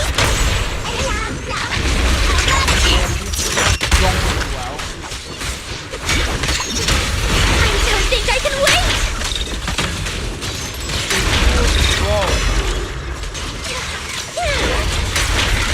Not now, little cuties. Crush them!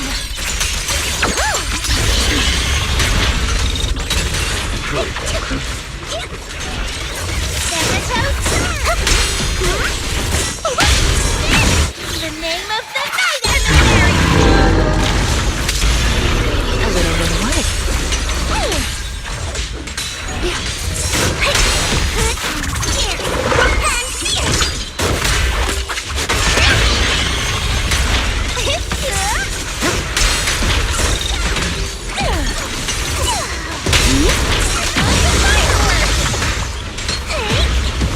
Wanna play a game?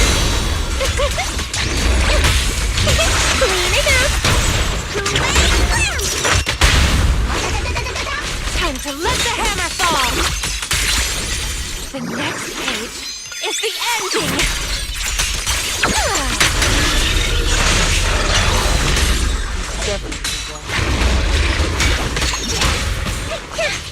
Pretty, right?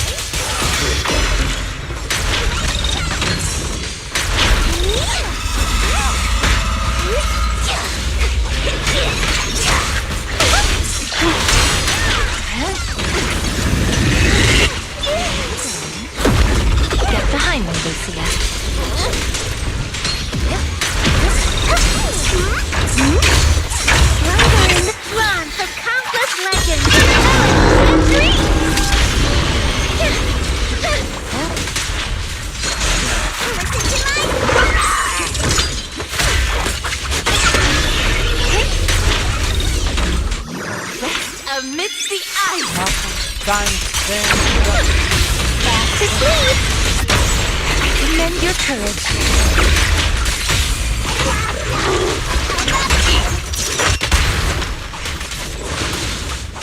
To farm this shit.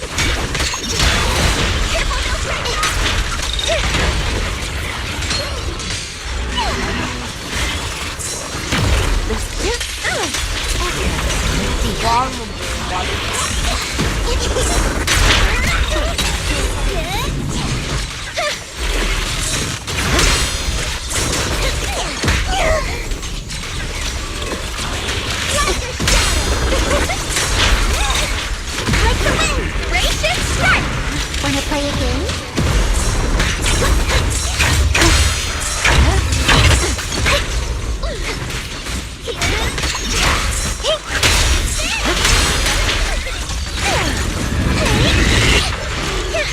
Now, little cuties, crush them!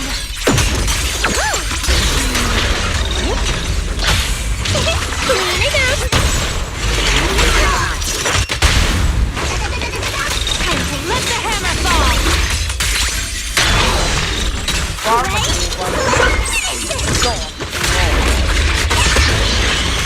Relax, faithful companions! Be my dog!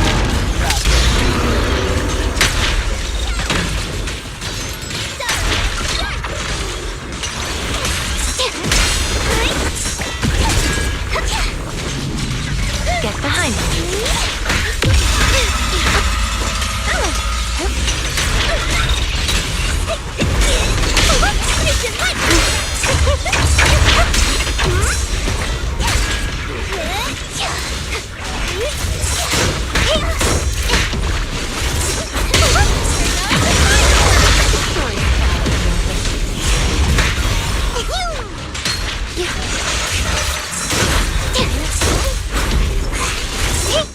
In the name of the night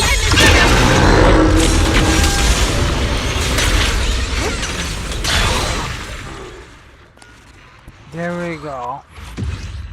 Dude finally fell.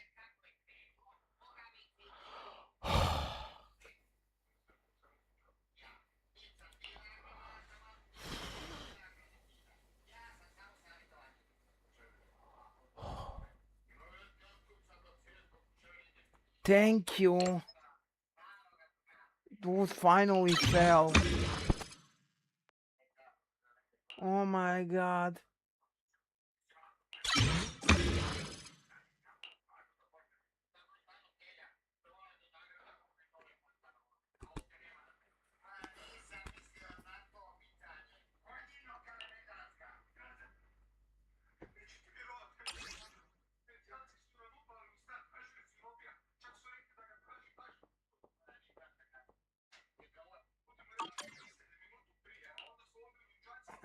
I mean, this is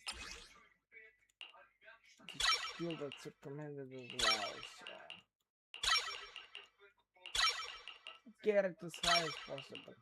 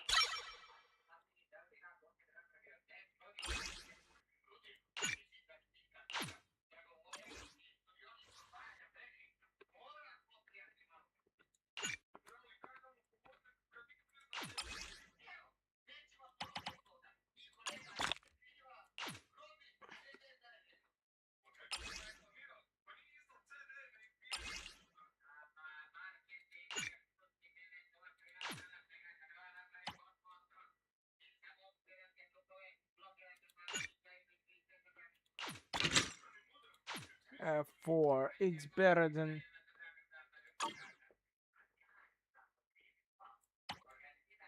usual. 4, please, and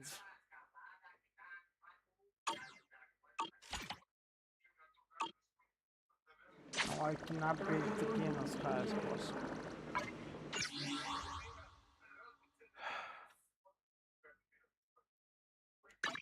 No matter where we go, meeting you is the real reward. You know I would never turn you down.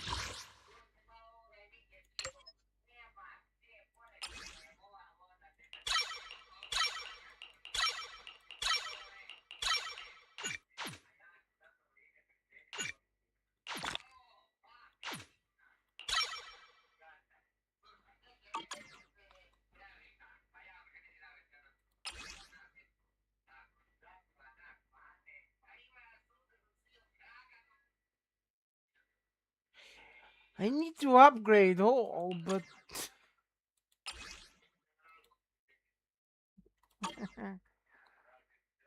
eight. Okay, that's cool. The normal tag, then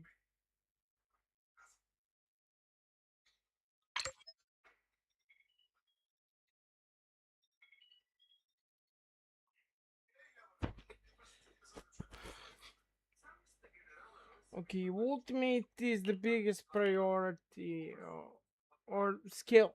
Here's skill. Sorry. Then ultimate, then normal attack, then switch skill, and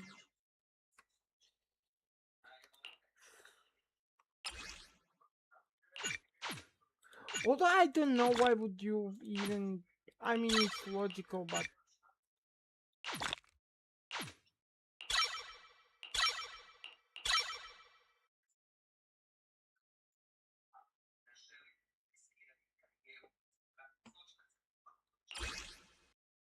at least like 6, I think.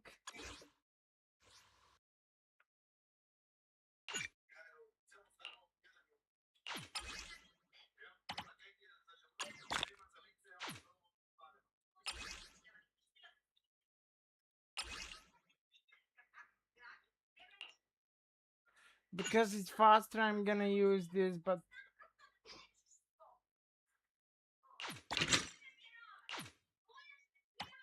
don't you use it because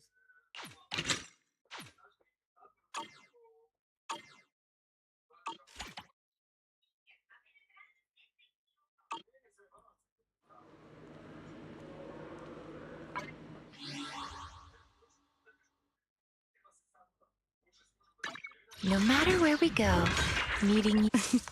A wise choice.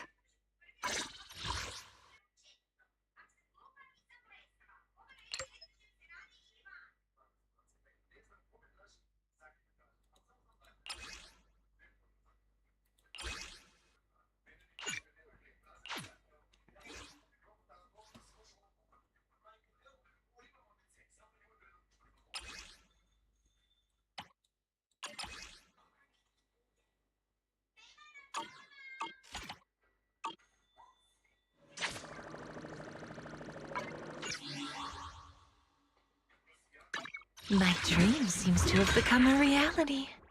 You know I would never turn you down. it's a 6, so I'm gonna keep it at 6.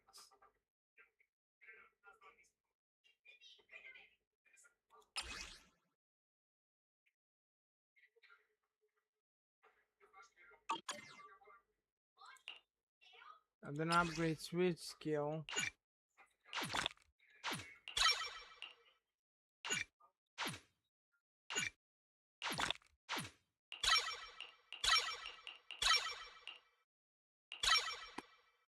To level 6 as well.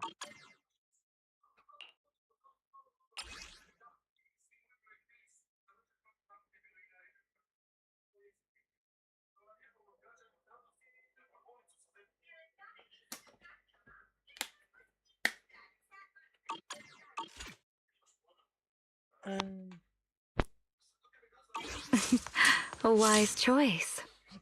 She's somewhat maxed out, okay? Now I need to go back to the story.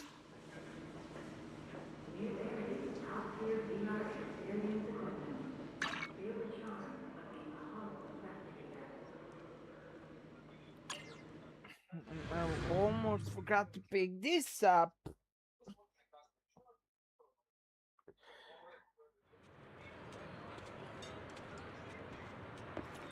before it resets. Antique curios now in stock. Special discounts for discerning collectors. Don't miss this rare.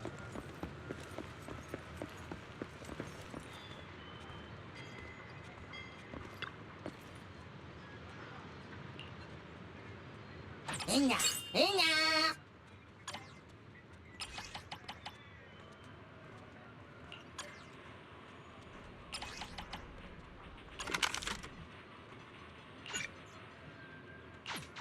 Namata, inavanata. There we go.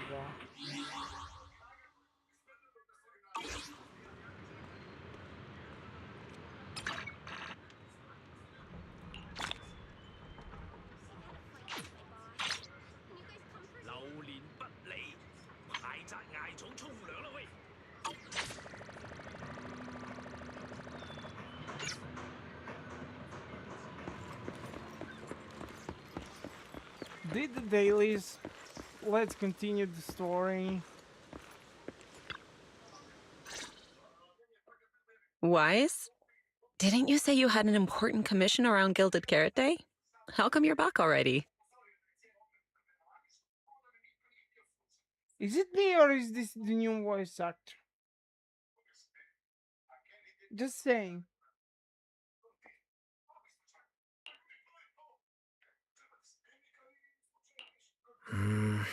The new commission is a bit of a headache.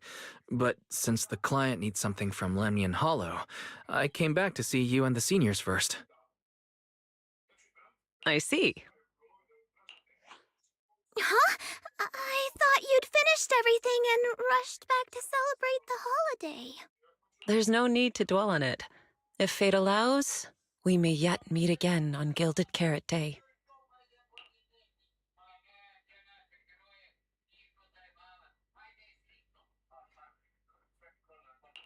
Shifu, does that mean you've foreseen that we'll meet again on Gilded Carrot Day? But I already promised some friends I'd go see their show that night. Since Shifu is rarely wrong with predictions, we'll see when the day comes. By the way, has anything unusual happened in Wi-Fi lately? Not at all. Huh? Shifu, you don't even need to think about it? Ah, Junior Wise. You're asking about anything unusual because of that troublesome commission? Yeah. I heard a rogue intelligent entity has been openly provoking public security, claiming it will disrupt the lighting ceremony. They've been investigating for a while, and now suspect it may have slipped into Lemnian Hollow. A criminal who's that determined to stir up chaos is bound to cause some commotion. So I came to ask if anything unusual has happened in Wi-Fi lately. Junior Wise, you really don't understand what Wi-Fi is like around Gilded Carrot Day. This time of year, everyone's gone home for the holiday. If there were any strange happenings, or even just gossip, it would have spread instantly. If no one's chatting about anything right now, then nothing has happened for sure. That's why Shifu is so certain.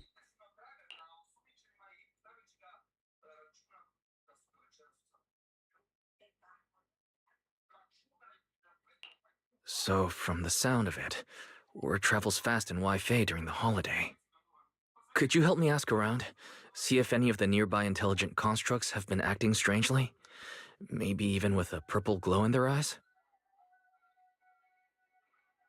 I haven't seen anything.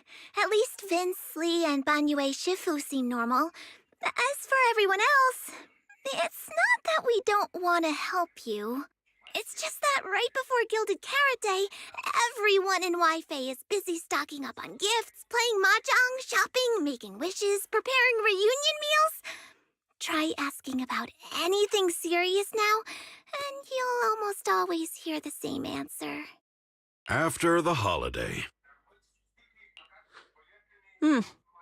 If you're concerned, Fufu Yinhu and I can help keep an eye out, but you really should be prepared to wait until after the holiday. That said, if the suspect really is an intelligent entity, something does come to mind. Oh, wait! I've run into something strange too.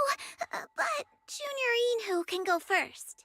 It's nothing major, but a few days ago, when I passed by Junior's room, I noticed that the computer inside, the one that's usually left unused, seemed to be on.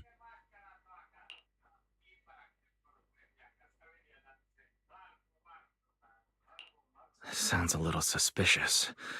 Maybe an advanced intelligent entity really is trying to sabotage Gilded Carrot Day. Did it sneak in and turn on our computer? Oh, Junior Inhu, so it was you who shut it down for me. I was using Junior's computer to download the recut version of Legend of the Tiger Warrior the other day. But the internet was a bit slow, then something came up, and I had to step out, so I just left it running. So it's your... I suddenly know why Fairy's been acting up. Your strange incident? Don't tell me it's just that. Yeah, I distinctly remember leaving it to download the movie before heading out, but when I came back, the computer was turned off. Wise, is this explanation disappointing? Anyway, there's no need to worry too much. If the culprit's goal is to disrupt the lighting ceremony, Phylum Heights is under Swabian Temple's protection. Let them come if they dare. Exactly. We're the ones lighting the year light. If anyone wants to sabotage the ceremony, they'll have to get past Shifu first.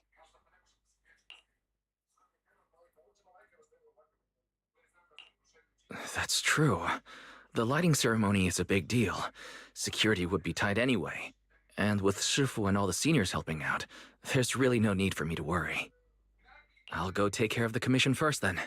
I'll stop by again when I have time. Before you go back to 6th Street, swing by the temple again. I've got a good soup simmering, and by the time you return from the hollow, it should be ready. Take 2 servings back with you and let Junior Bell try some too. Deal. Deal. I'll be right back. Besides, what Senior Yinhu and Senior Fufu mentioned earlier still feels a little odd. Anyways, it's almost time to meet up for the commission. I'll come back and check after I get out of the hollow. Is it weird that I can hear Sakta every time he talks?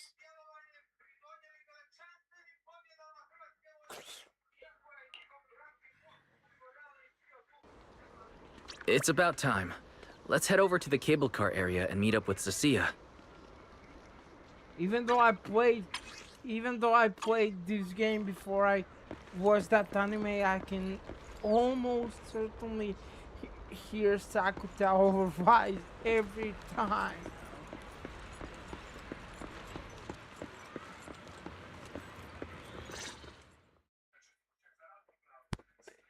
Arya and Sana, why is Cassia standing with them? There's no way it's actually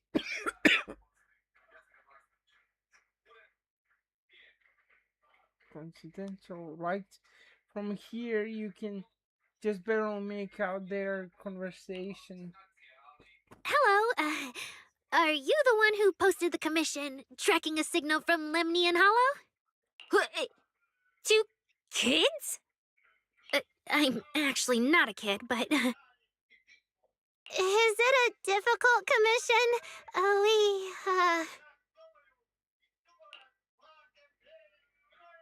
Cassie looks closely at Arya and Sana and even seems to sniff them a little. Then her gaze settles on Arya. Alright, you definitely won't die doing this. But this little girl next to you? She's too weak. Have you considered just ditching her?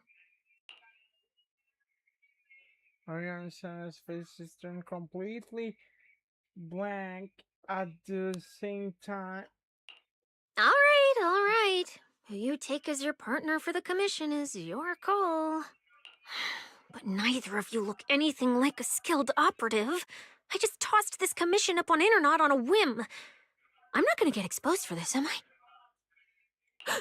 And what if the proxy goes and tattles to my evil boss? He absolutely can't find out. Actually, Aria and I have teamed up for several holo commissions before. We're pretty reliable. Yeah, and if you're not comfortable with that, we can refund the deposit. We apologize for wasting your time. Time? Time! No way! Gilded Carrot Day is almost here. I have to get this done right now. It's fine! It's fine. I'll leave it to you two. I'm a really generous client, you know. I even found you a very skilled proxy. Just follow his lead when the time comes. Oh, and you two should polish up your previous commission experience a little. Otherwise, he might look down on you. Polish up? Yeah, just make up a few impressive commissions. You can do that, right? We can't do that! You're so hopeless. Hollow Zero, Nineveh, Miasma. Regular proxies haven't seen any of that. Listen to me. Here's what you say.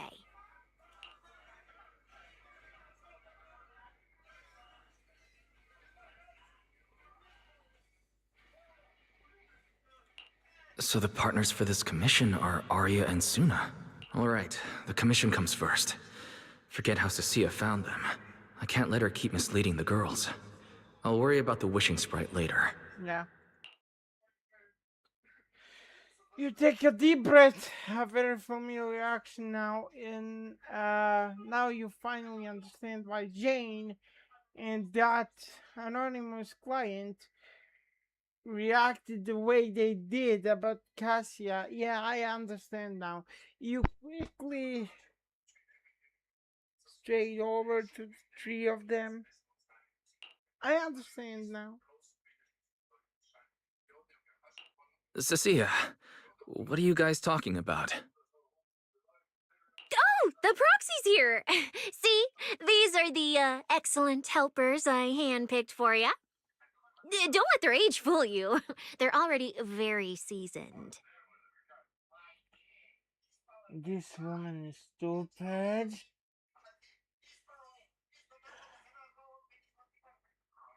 She's not intelligent at all.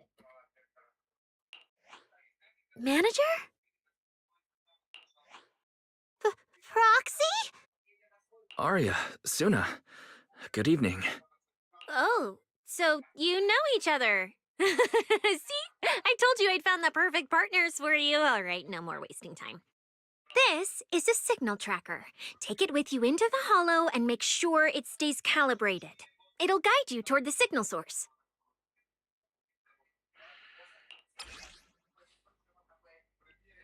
The signal tracking device has provided which can be used only to open areas. Use it to determine signal strength and thus the distance to the target. It even has a direction indicator to prompt specific signal sources. Sure, this case specialist has always seemed a little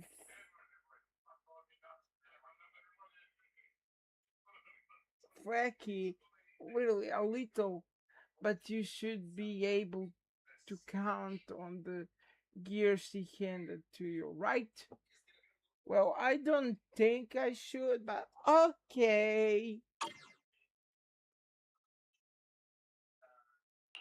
Take it with me? Do you mean it's just the three of us going in?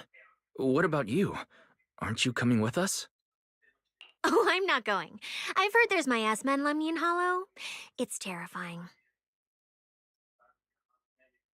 And I'm doing commission for her. For her. Huh? I'm the brains responsible for planning the operation. Of course, I can't just head into the hollow myself. I'll be providing support for you from outside. We have Bell for that. I never thought that there'll come a day when I will say we have Bell for that. Oh, manager, are we heading out now? Yeah.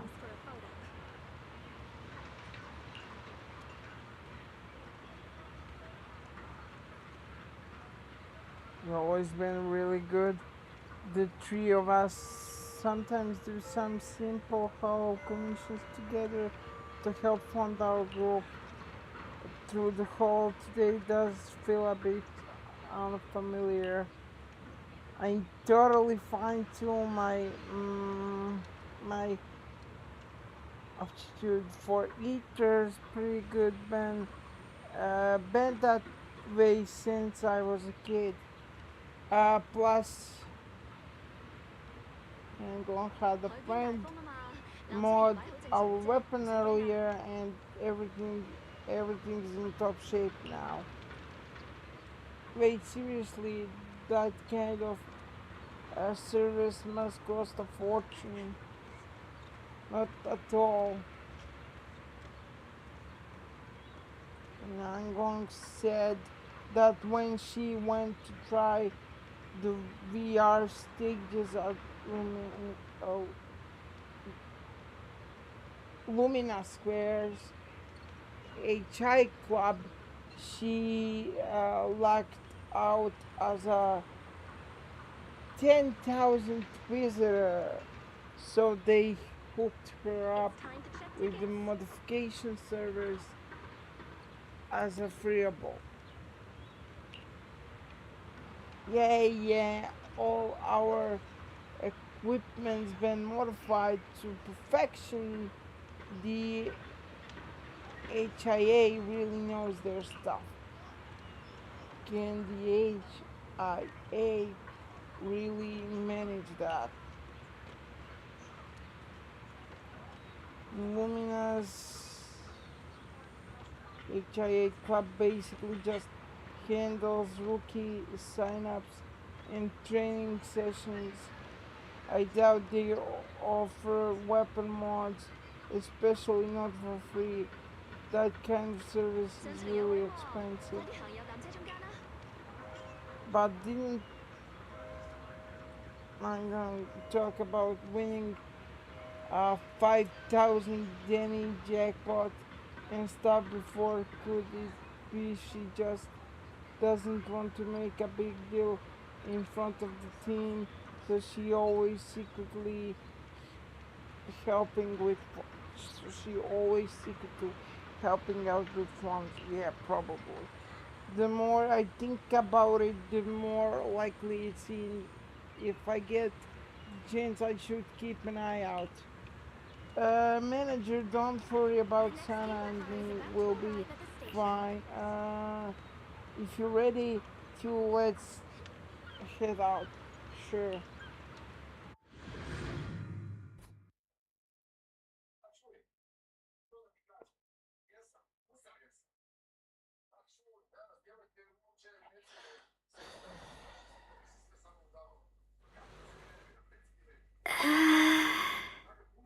Oh.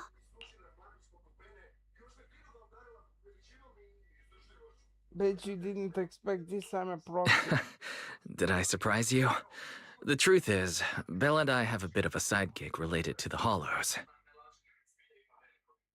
It's fine, it's fine. Everyone has a few little secrets, right? Oh, right. I guess that means we're being open with each other now. Even though Nonggong isn't here, Ari and I will definitely protect you and help you finish the commission, Manager.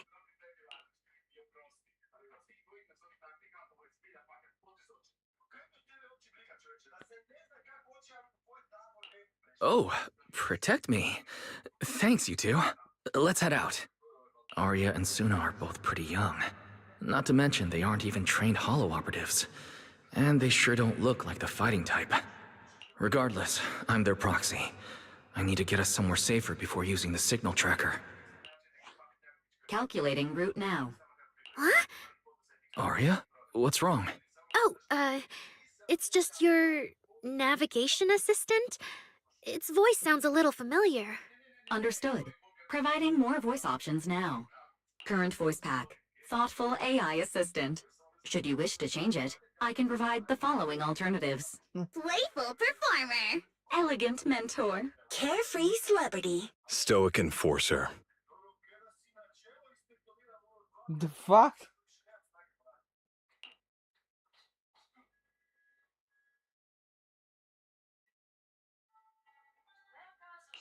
Wait, one of those feels out of place. And since when did Fairy even have this feature? So an amazing proxy doesn't just lead the way into the hollows in person, but also carries a voice-changing smart assistant.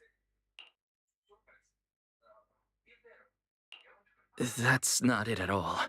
Okay, it's a bit hard to explain. Let's get moving and finish the commission first. Then we can talk once we're back on 6th Street. Let's find an open space and activate the signal tracker. I still can't believe the manager is actually an amazing proxy! It's like seeing an adorable teddy bear suddenly whip out a dinner knife and brutally massacre a strawberry cake! What kind of metaphor is that? Alright, leave it to me! Manager, if I start to look different, try not to freak out, okay?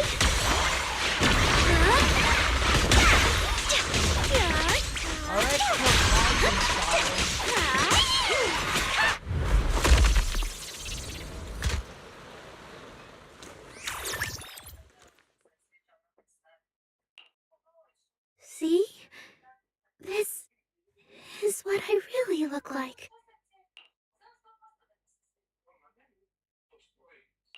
Aria, that's so cool.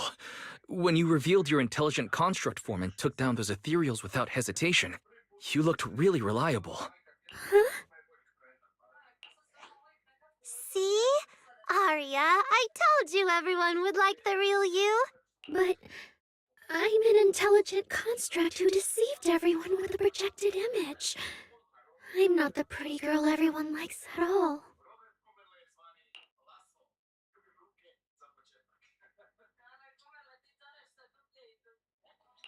If you put it that way, then Belle and I are proxies who use the video store to fool everyone. We're not really the managers that everyone likes either. Then I'm just an ordinary person who's been fooling myself with an account nobody even follows. I'm not the idol you and Nongong say I am. Wait, Suna, that's not what I meant.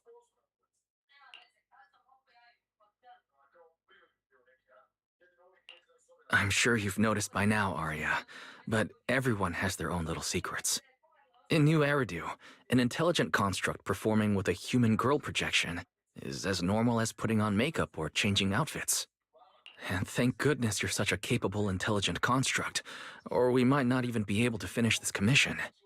Let's find the signal source first, then we can get somewhere safe and talk about everything else. Okay.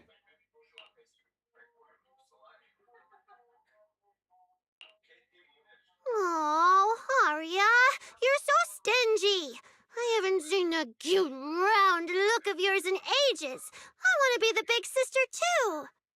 Once we find the signal source, how about I turn off the projection and go to Yomcha scene with you, Suna? All right.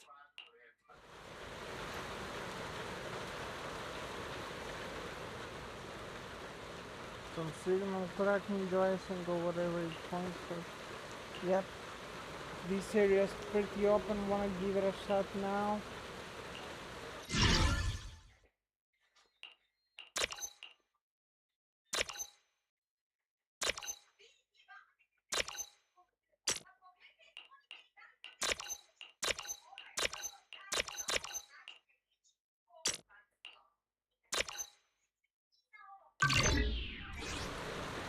Picked up 2 signal sources.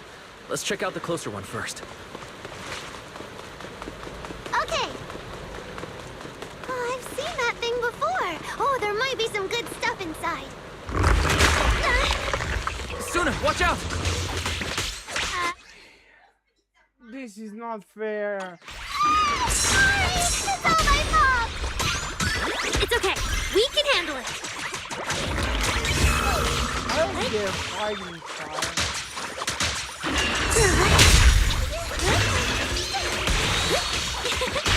Yeah, I've got this.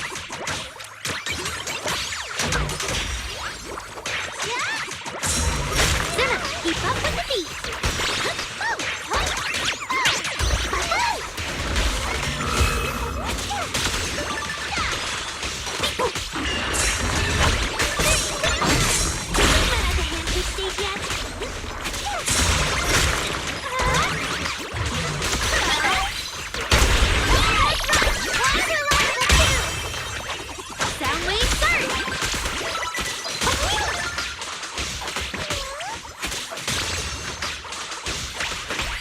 feel the heat.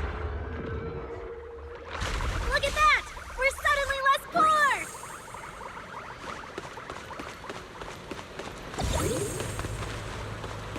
One of the signal sources should be inside this building. Oh, poor Bangbu. Oh, wait. Could it be the signal source? Bangbu, that's completely unresponsive. Even after a throat check, there's zero sign of any intelligent entity inhabiting it. Okay. How is the tracker broken or something? Or did the signal source detach this Bangbu and relocated? Is it trying to play hide and seek with us? The last time we were tracking, there seemed to be more than one signal source. What if this Bangbu is just a decoy signal? Are red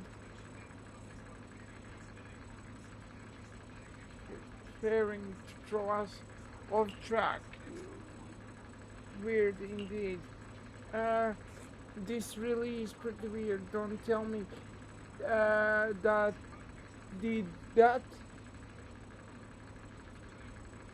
unreliable case specialists give us an equally unreliable tracker. We don't have any other clues for now. How about we check out the other signal?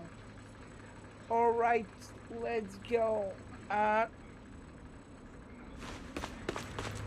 you probably did get unreliable tracker. The signal tracker's response is getting stronger. Seems to be coming from underground. Let's keep going. Okay, stay safe. Manager and Arya are both so confident, so reliable, cool. The damaged constructs around here have been almost completely corrupted by miasma. What is miasma? It's when you can't breathe very well.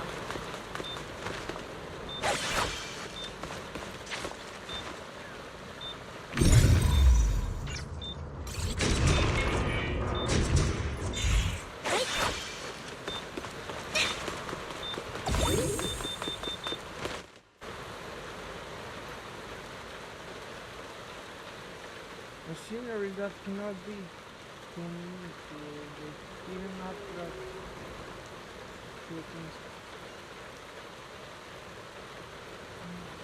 affection. There's absolutely no signal that any intelligent entities are inhabiting it. Yeah.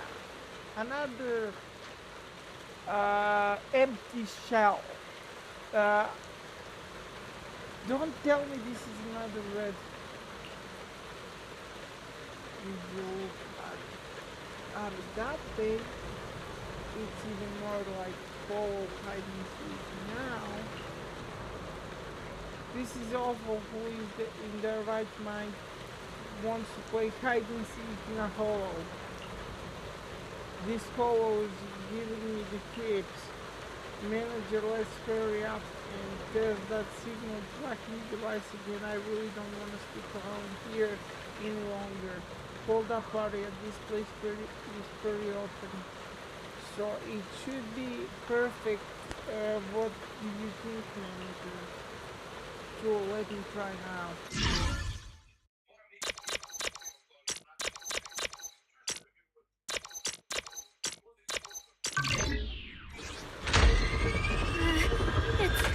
Is it starting up? Don't be afraid, Arya. I'm with you.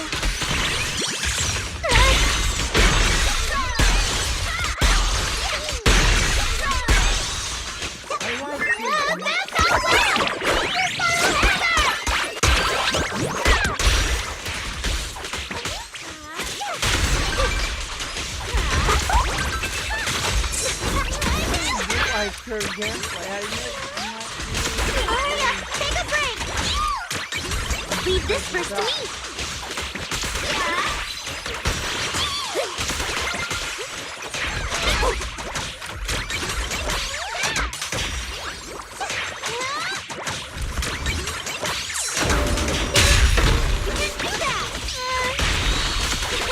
Keep up with the beat! Is it time for my solo? You're both so amazing. Last time I was here, it took me quite a while to deal with all the enemies along the way. It's all thanks to Arya. I'm a construct created for... If I can't protect everyone, then there's no meaning for me to exist. The signal's getting stronger. Our target must be close. So far, I haven't seen anything special. I've got a feeling this isn't going to be so simple. Otherwise, why would our client say all those weird things? Yeah, I've got this! Yeah, what exactly is she looking for?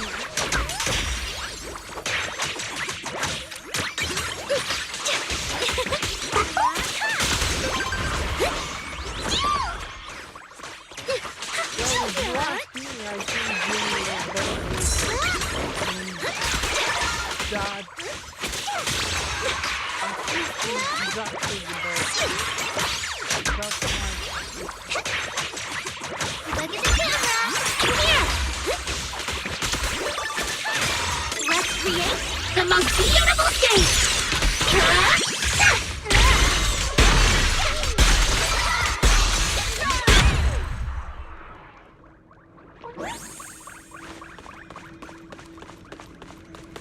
The last signal source is just ahead.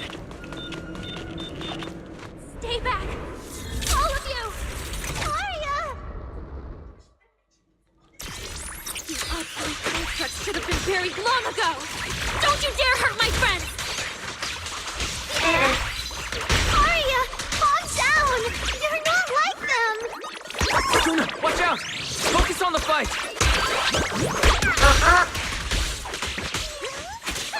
Calibrated.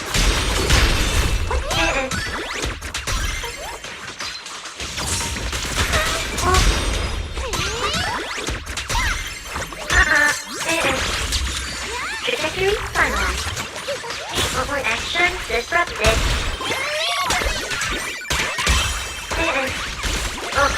System fire error locked and closed. Not done yet! System silent.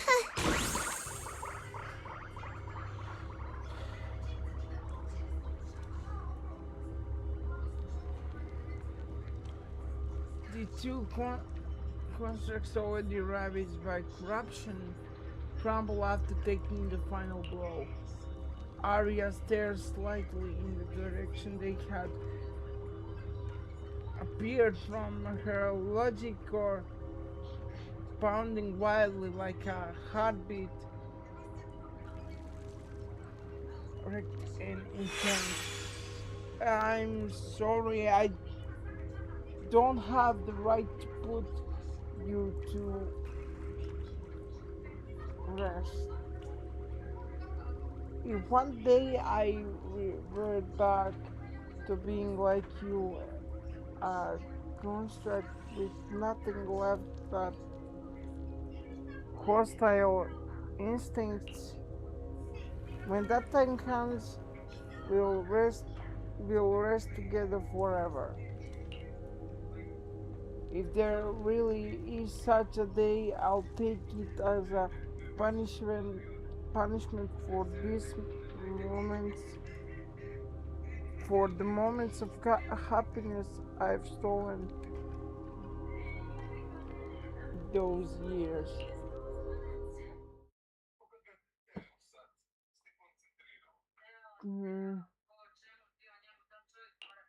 Those constructs probably stayed here too long and became deeply corroded by the miasma.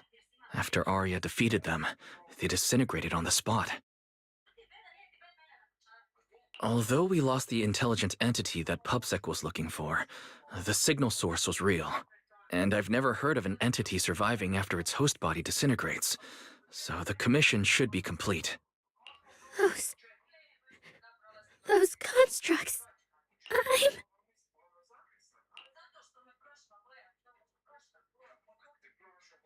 The constructs sent to attack us looked like they were being puppeteered by the intelligent entity that PubSec is after. Considering their damaged condition, they've probably been dormant here for a long time. But you're our good friend, Arya. You're not like them. You're the lead singer of Angels of Delusion. Bright, charming, and full of cheer. I feel like I'm saying something silly. Right. I mean, no. What I mean is, the manager's description of Arya was spot on. But aren't we the same?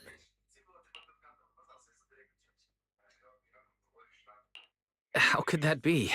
Your constructs of the same model and you're the same are completely different arguments. They're not comparable. If you don't believe me, you can try saying it to Tin Master. Though my guess is, from then on, the coffee you buy might taste a little worse than everyone else's. That's such a harsh punishment. But I agree with what the manager said. Intelligent constructs of the same model are like humans who are closely related and look alike, or Thyrans who have the same fur color. Everyone's experiences, actions, and thoughts are completely different.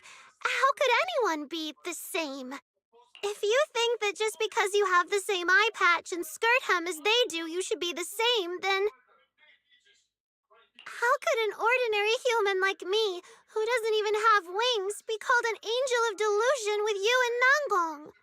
But I'm not an angel either. I don't care! I saw your wings and halo! Are you trying to leave me out now?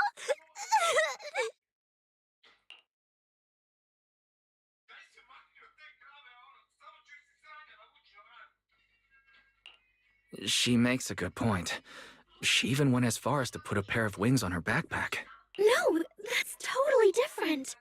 Intelligent constructs aren't quite the same as what Suna was talking about. Humans who share blood and look alike can still live very different lives. And even Thyrans with the same fur color can have totally different personalities. But intelligent constructs aren't like that. I remember everything. The reason we were created. What we went through. The long dormancy we fell into together.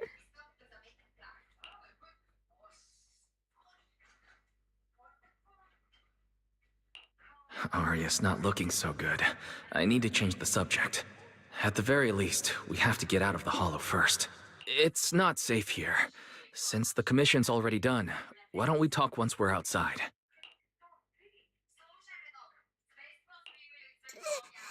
Suna, what's wrong? You might be right, manager. I realized I might just be getting a little dizzy from staying in the hollow for too long. Am I gonna turn into an ethereal? No, of course not. Sorry, Proxy, can you find the nearest exit? We need to get out, fast!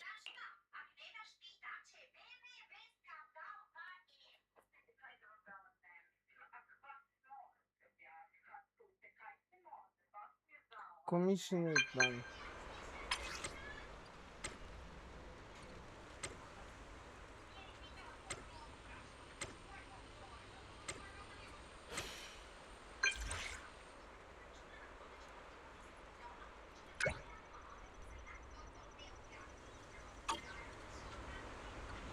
I just messaged the client and she's immediately weird over the commission fee.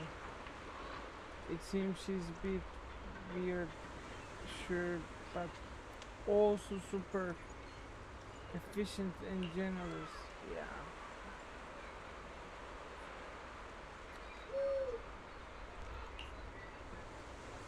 We just got 50,000 guineas. Arya, stop. Give me a smile. Okay. So are we heading back to 6th Street now? Oh yeah. It's way too late. Driving through the mountain roads isn't safe at this hour. Pretty sure there's no more airships either.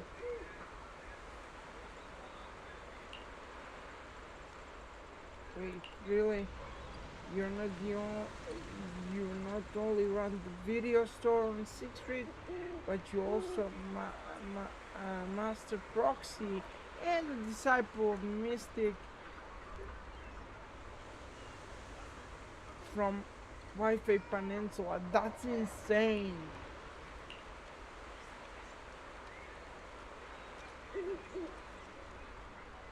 Even Arias, but I heard mystics have super strict routines.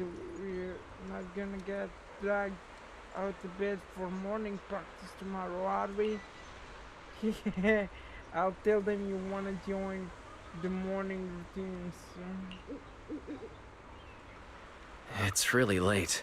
Shifu and the others probably went to bed already. But Suibian Temple is big. Surely there's an empty room somewhere.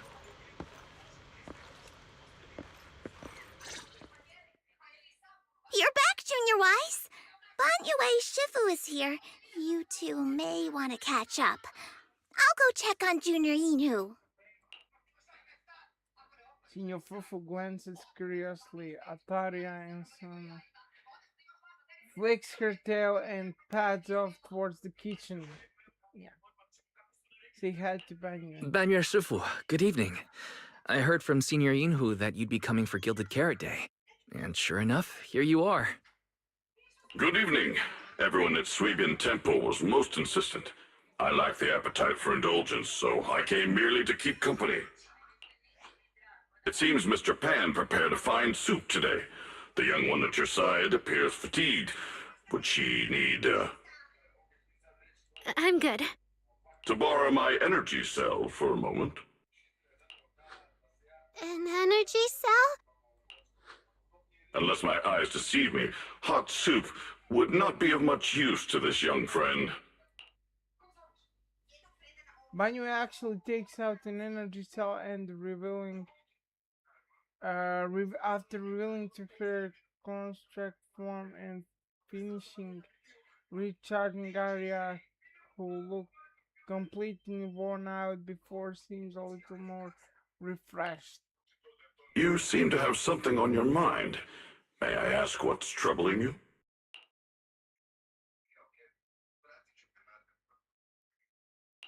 If I remember correctly, Banyu Shifu, you said something to me before. To walk this world is as to depart one's home for distant shores. Yes, to walk this world is as to depart one's home for distant shores. When debts of old weigh heavy, they press not upon thy steps alone, but cast thy companion stumbling in the dust beside thee. It seems this young friend is troubled by an old debt on her heart. Yes. In the past, I went astray and nearly met my end before I could atone. If you are only weighed down by old memories and have wronged no one, I hope you can see through it soon and stop tormenting yourself. Under Banyu's steady, forgiving gaze, Arya falls into thought. I don't think I ever told you, but I'm actually a discarded construct. I slept inside a hollow for a very, very long time. Until one day, I heard a hollow raider play one of Lady Circe's songs. The singing woke me up, and I left the hollow and came to New Eridu. I buried my past deep in my memory and slowly fell in love with the city. And Lady Circe's voice has always been my anchor. I tuned my voice to match hers as closely as I could and learned to sing like her, hoping to share that moment that moved me when I first awoke. Later, her agent started looking for a vocal double for her. On Wishing Sprite's recommendation, I went and recorded vocals for her last few shows. After Lady Circe left the music scene, I went back to being the ordinary Arya who just wanted to sing. Until Nangong picked me up at a broke little idol agency. So I became part of Angels of Delusion. Sorry, I ended up telling a long, boring story. Arya, your story isn't boring at all. Actually, Belle and I watched a recording of Lady Cersei's farewell concert. So we've been hearing your voice since then. It might be a bit late, but welcome to New Eridu, intelligent construct citizen. Please enjoy your new life to the fullest. Yeah, even if this new life was only a brief one, I'm already very, very satisfied. Brief? What do you mean? Arya, don't make any impulsive decisions. I've thought it through. Just like Banya Shifu said earlier, if I keep carrying those old memories, I'm afraid I'll trip up the people walking beside me. Yes, precisely. After running into those two corrupted constructs, I can feel something strange stirring in my logic core. And my thoughts feel kind of out of control too. I keep having these subtle, unsettling thoughts. To make sure I don't turn into a monster like that, and to keep Nangong and Suna safe, I'm planning to leave Angels of Delusion for a while after the Gilded Carrot Day performance, and go deal with the signal anomaly. Please, there appears to be a misunderstanding here. Hold on. Arya, slow down. Why are you talking about leaving so suddenly? Is it because of those two constructs earlier?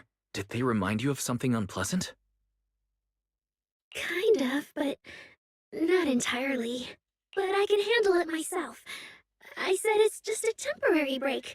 Maybe I just need to visit the hospital, see the data systems department, and I'll be fine right away. You won't dig this up later and tease me for being dramatic. Right, manager? Suna? It's just a sick leave? Oh, thank goodness! I thought you were really going to leave me alone to get bullied by Nanggong! No, of course not. Why would I do that? She says she's okay, but emotionally, she doesn't seem fully recovered yet. Right, Arya. Before you decide anything, maybe it wouldn't hurt to ask the Wishing Sprite for some advice. You're right, manager. Though it's just a sick leave, and it barely even counts as a decision.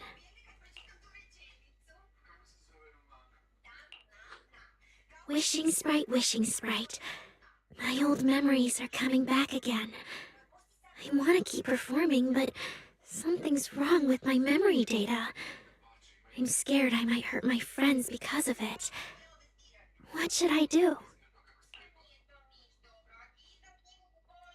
Hopefully this will be alright.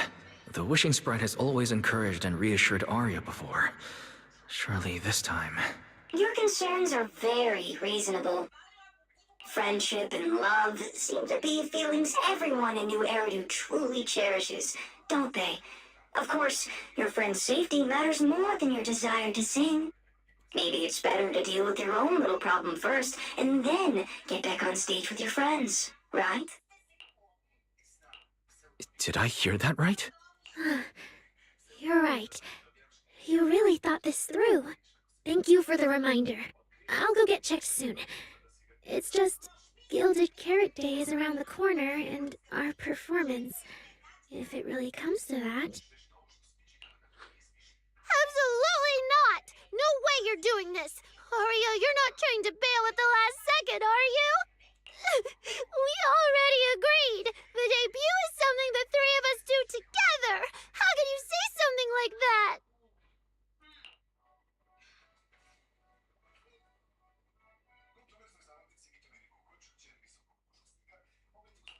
Something's wrong. The Wishing Sprite doesn't sound like itself. I need to calm Arya down first. Everything else can wait. Yeah, the Gilded Carrot Day performance. The three of you have been working on it for a long time. Whatever your final decision is, shouldn't you wait until Nangong's here and discuss it properly? Hearing the team's leader name Arya seems to realize her words have been a bit reckless. A flicker of guilt crosses her face. Meanwhile, Sana's eyes instantly light up. Yeah. Arya, you just get some proper rest tonight, okay? Everything else, we'll talk about it tomorrow when we're back on 6th Street. Yeah, okay. You ask Senior Fufu to take Arya to rest. Sana makes an excuse about needing to clear her head and slips away to pull out her phone. Looks like she's about to call for backup. Banyu Shifu seems to have something to say too. Please wait a moment.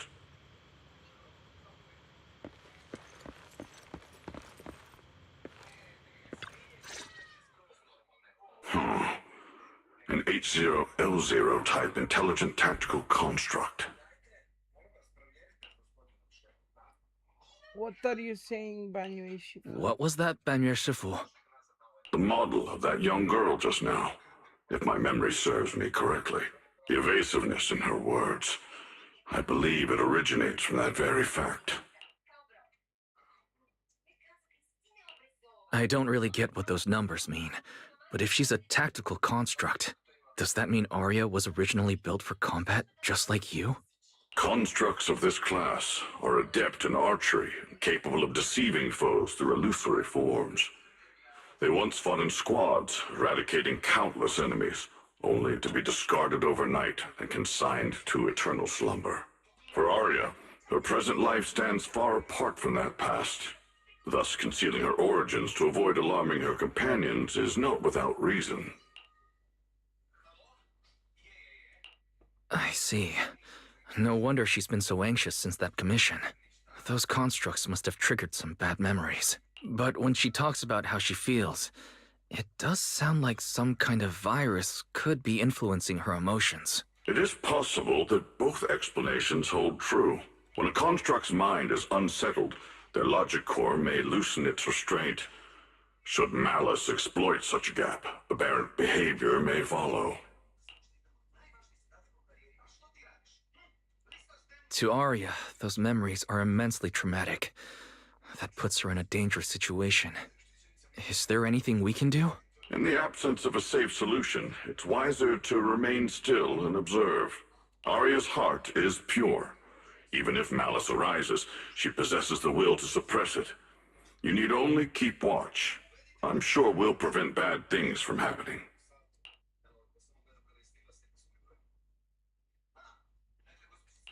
You're right, Banyu Shifu.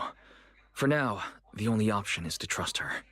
Trust that Arya's will won't be overtaken by those memories. And if Suna and Nangong could talk to her, their reassurance might help stabilize her, right? That's right. You end up chatting with Banyu Shifu for quite a while. After he says his goodbyes, you turn around just in time to hear Sana calling for help. Yeah. Oh man, what do we do? What do you mean I should stay out of it? What do you mean I always complicate things? That's mean. The situation is serious. Fine, when we get back tomorrow, I'll be watching to see how you convince Arya. If Arya leaves, there won't be any angel of delusion anymore. You want to go check on Suna? She hangs up the phone angry and then runs straight into the guest room yelling, Arya, you okay? Better just talk to her tomorrow. Before taking a break, I should go say hi to Shifu and the others.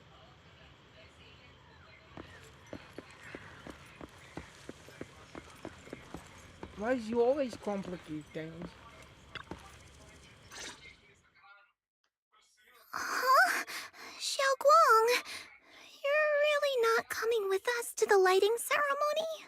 Yeah, I just feel like Compared to Shifu and the seniors, I haven't really done much for everyone. And last time, the ceremony with the mayor was such a big deal. Honestly, I'm still not quite used to that kind of thing. So I'm going to sit out the lighting ceremony this time. All right.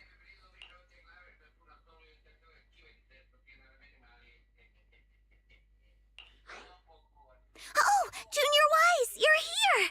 Just in time. During the big cleanup a few days ago, Junior Inho managed to clear out a room near the storage area. So I've settled your two friends in there. How are they doing? Not that great. But I don't know Arya well enough to say. Tomorrow we'll take her back and see what Suna and Namgong can do. Yeah, Suna's really worried. She's barely slept a wink. You mean that little construct girl? And the girl who was on the phone in the corner just now? Yeah. They look like they've got a lot on their minds. I really wish I could help.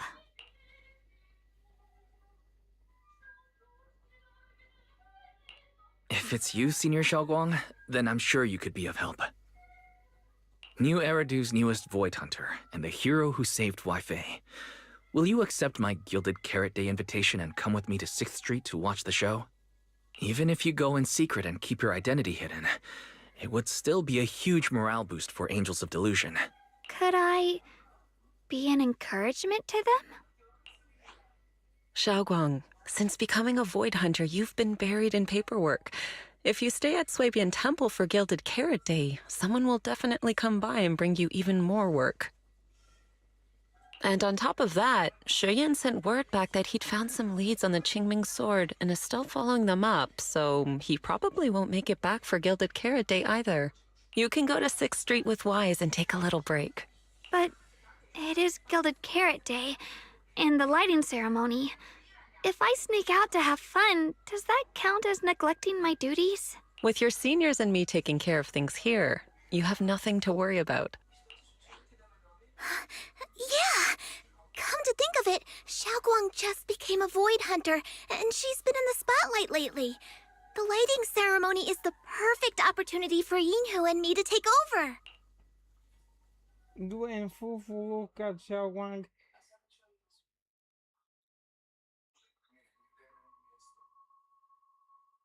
Exponential. All right, Junior Wise. On Gilded Carrot Day, I'll come find you on 6th Street in the evening. It's a date.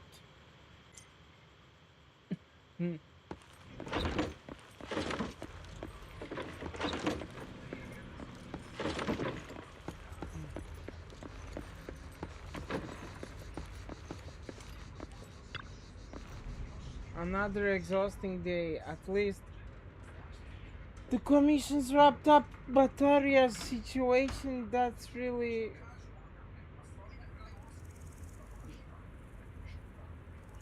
waiting on me. Good thing I'm not the only one troubled by this. I've got Sana and Angon with me. Oh yeah, I should tell Belle tomorrow and get her to share the burden. No need to thank me, Belle. This is what family does. Doing this diabolical and I love it.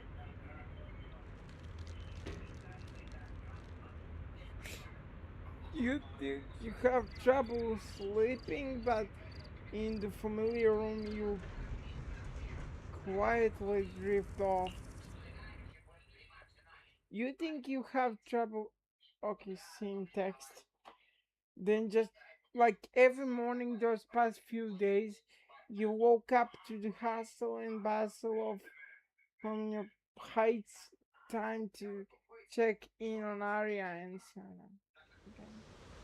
Morning manager, wow, that was a great rest. Thanks for having us, Senior Fufu. Yeah, thanks manager and Senior Fufu. No problem, you're welcome. Back anytime. Yep, we got the budget for it now. After all, we already snugged tickets from the uh, earliest airship out. You're coming with us too, right? Wonder if the backup called in will even be useful. Either way, I should let Sana and Arya head back first and give the three some space to talk in private. You guys head back first. I'll be right there. I thought you were coming with. Okay then, if you're busy, just go ahead. Don't worry about us. Oh yeah, Arya, you're so thoughtful. So we'll head back then. See you at 4:04 later. Ningon probably already has your tickets ready. Alright, see you at 4:04. I'm exhausted for those. I'm excited for those tickets. Uh,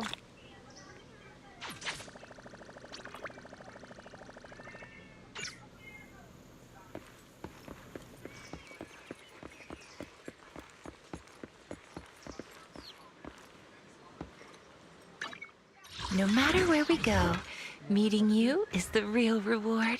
My dream seems to have become a reality. it's his way.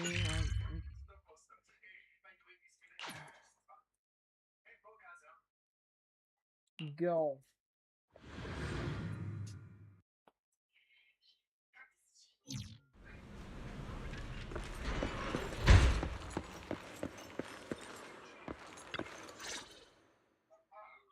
Oh my! My two teammates who went out hunting are finally back.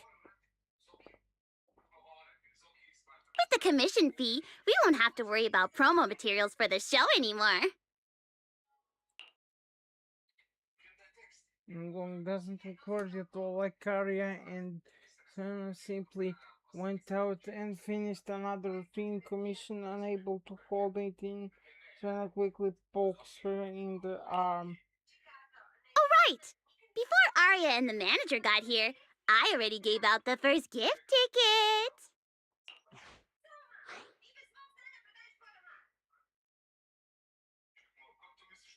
That was fast. But I thought Belle and I would be the first to get gift tickets. Sorry, manager. You're a super important audience member to Angels of Delusion, but our hardworking fan club president just did an absolutely amazing support dance. Biggest fan? Yeah, biggest fan's been working really hard. Just now, it told me that for every one of our shows, it wants to cheer us on like that from the crowd. And from now on, when anyone ever asks, it'll proudly say its cheer routine was inspired by the first work we released after Angels of Delusion officially formed. If I remember right, back then, I was busy convincing a certain crybaby to join the group, so Arya handled the choreography. Oh, I remember. The choreography was not great, and because of my habits, I added way too many little hops. Right after Suna joined, she couldn't keep up with all the hops and ended up crying from sheer frustration. Wait. Are we getting a little off track?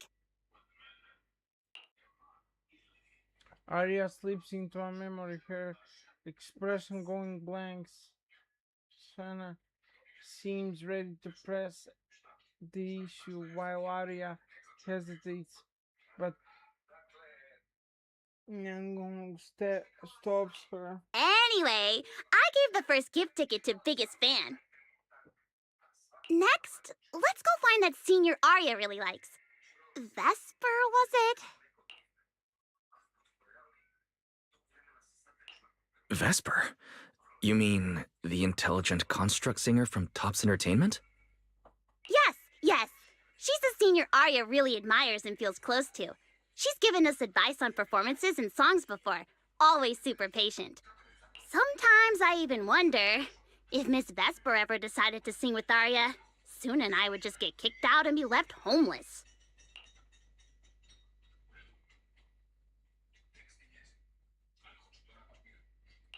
But according to Astra, Vesper's scheduled to appear as a guest at the lighting ceremony on Gilded Carrot Day. Even if she accepts a ticket from the Angels, she won't be able to come to 404 that day. That said, the ticket would be a heartfelt gesture from Arya and the girls. As for whether she can actually attend or not, we can wait for Vesper to explain it herself. Arya? Why are you and the manager spacing out together like that? I'm here. I mean, Nangong, you're saying weird things again. Vesper is an amazing senior, and you and Suna are my most important teammates. You two, anyway, you and Suna are the most important, okay? Yes! I recorded that, by the way. You can't take it back later. But seriously, what I wanted to ask is, where are we supposed to find Miss Vesper today? I feel like I got tricked by you again. Vesper said she'll be at the Luminous Hall in Starloop today. We can find her there. Starloop? You mean the place where Astra performs? Oh, there must be a lot of amazing people there. Nongong even went there to submit our sheet music once before, and if I remember right, we never heard back. I don't really want to go there. Just the three of us going to a star-studded place like that? It does feel a bit lacking in presence.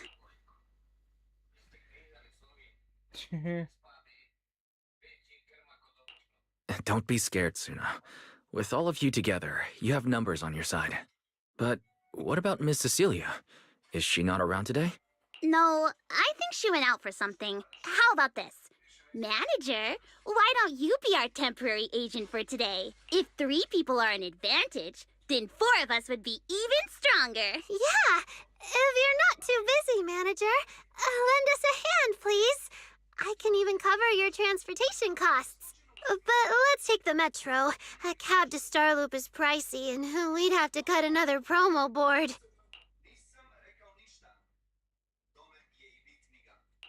I really can't say no to you. All right, since I'm already your temporary agent today, I can also be the chauffeur. My car will fit all 3 of you, so we can go together. Yay! Manager, you're the best! You drive the little angels over to Starloop. Just as you are about to walk through the entrance, you suddenly feel something slip into your pocket.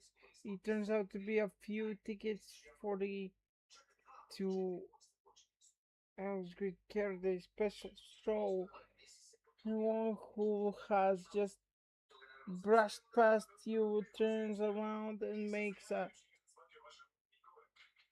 fleeting gesture. Looks like uh to keep the momentum going from the angels of delusion. You need to act the part as a temporary manager now.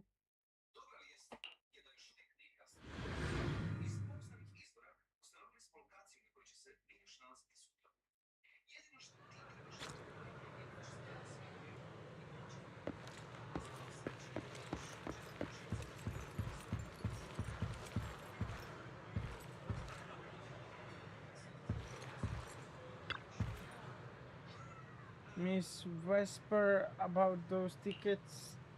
The 3 angels all turn around in unison, eyes sparkling with anticipation.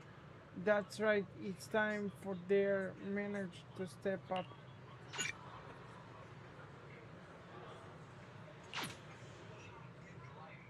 Who are you supposed to be? Our artist is waiting for a very important partner. A tongue. Wait, I know those kids. This is Aria. She's a wonderful young singer. Sorry to bother you. We're here to deliver show tickets to Miss Vesper. No need to be so formal and anyone and sanitary. Hello, Miss. Nice to see you again, Miss Vesper. Your new song is great, especially the chant in the chorus. looks like you're set to crush it at the gala after glided carrot day. And you're still as sweet as ever. You're exaggerating, but thank you for the love. And honestly, I do think my new song is gonna crush it. And you are. I'm pleased to meet you. I'm Mr. Agent. If Aria brought you going to see, if Aria, I see Mr. Agent. If Aria brought you along to see me, then you must already know her identity, right? That's wonderful. Looks like our little Aria has found another friend she can open with. She can be open with. Miss Whisper.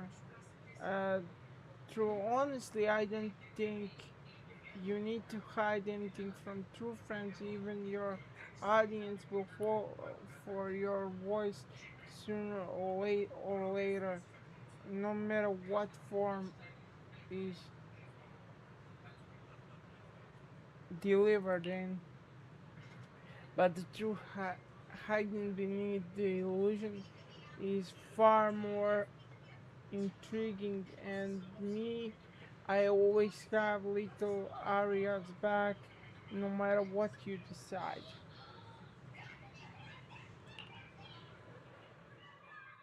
I then glances at the ticket in her hand, then suddenly frowns. Vesper, the tickets they gave you, are they for the Gilded Karate show? Looks like it. Ugh. Sorry, but our artist already has plans on Gilded Karate, so she won't be able to attend the show. Otong. Are you going to wave glow sticks at some back alley gig or go to the stage?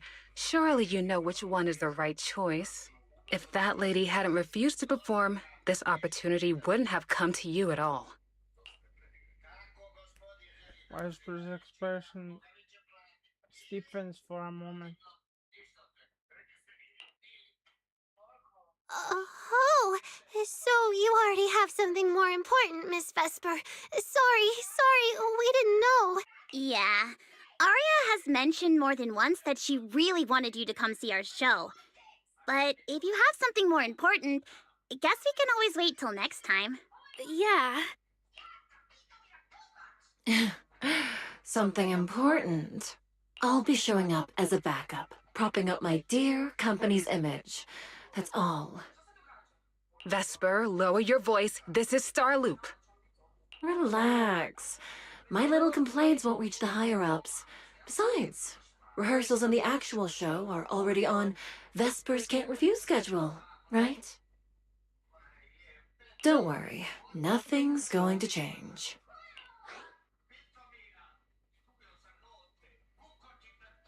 Anyone, please save this conversation. This is getting awkward.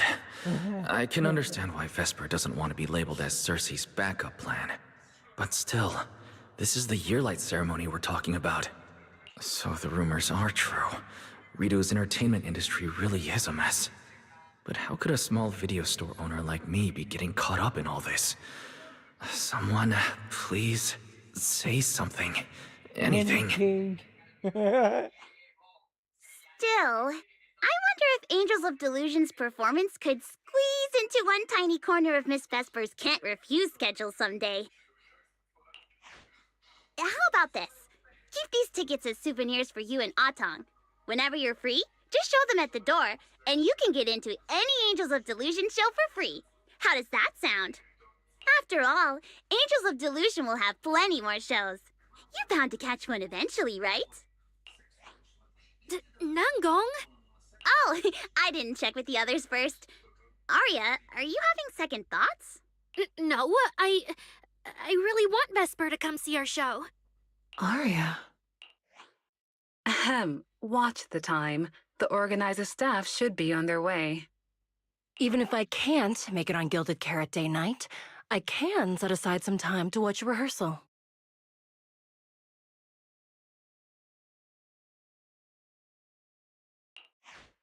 Wait, your schedule over the next few days is going to be packed tight. It'll only take half a day. We'll all work hard and try not to take up too much of your time, Miss Vesper. Like I said, no need to be so formal. All right, I've cleared half an afternoon for you, the day before Gilded Carrot Day. The organizer's already waiting in the private room. Let's go. Vesper gives Arya a quick wink when then leaves with her agent. When that agent started talking, I got really nervous. This is so awkward. Relax. We've got our own agent, too.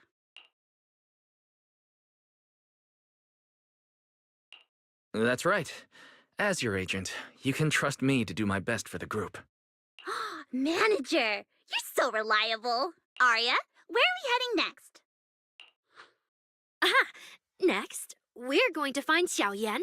She should be at Lumina Square. Let's get going.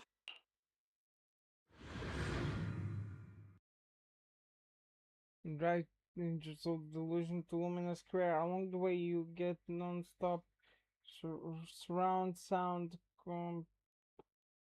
compliments in the full stereo. If it stays like this, you wouldn't even mind driving all the way to Financial Heights. Okay, that lady over there, is she the manager who looked after the Angels of Delusion back when they were training at a small agency? She seems like a down-to-earth, gentle older sister to them. No wonder the Angels were so eager to get those premiere tickets to her.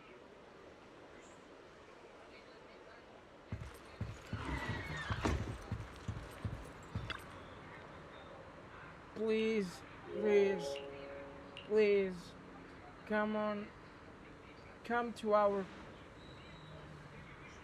Gilded Carrot Day show, okay?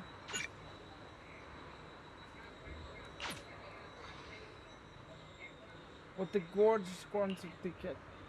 In the blink of an eye, you're grown into a group capable of putting alive shows. I'm really, really happy for you. You're too kind. Honestly, it's kind of embarrassing. I haven't seen you practice in years. So in my head, you're still just kids. Santa at lunch.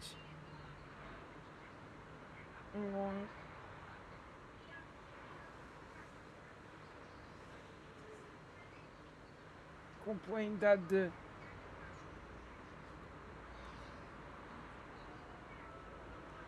cheers were too loud. You said the rhythm had a natural pattern and you wanted to write it down for a summer song. Later,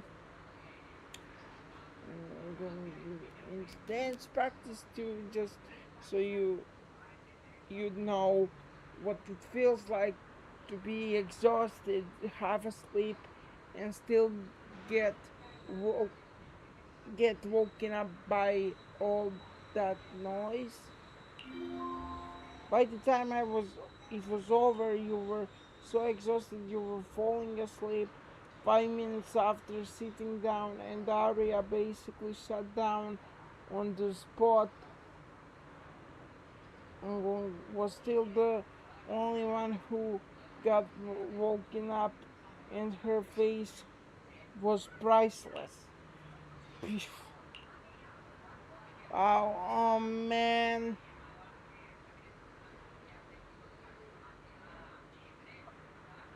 Oh, come on.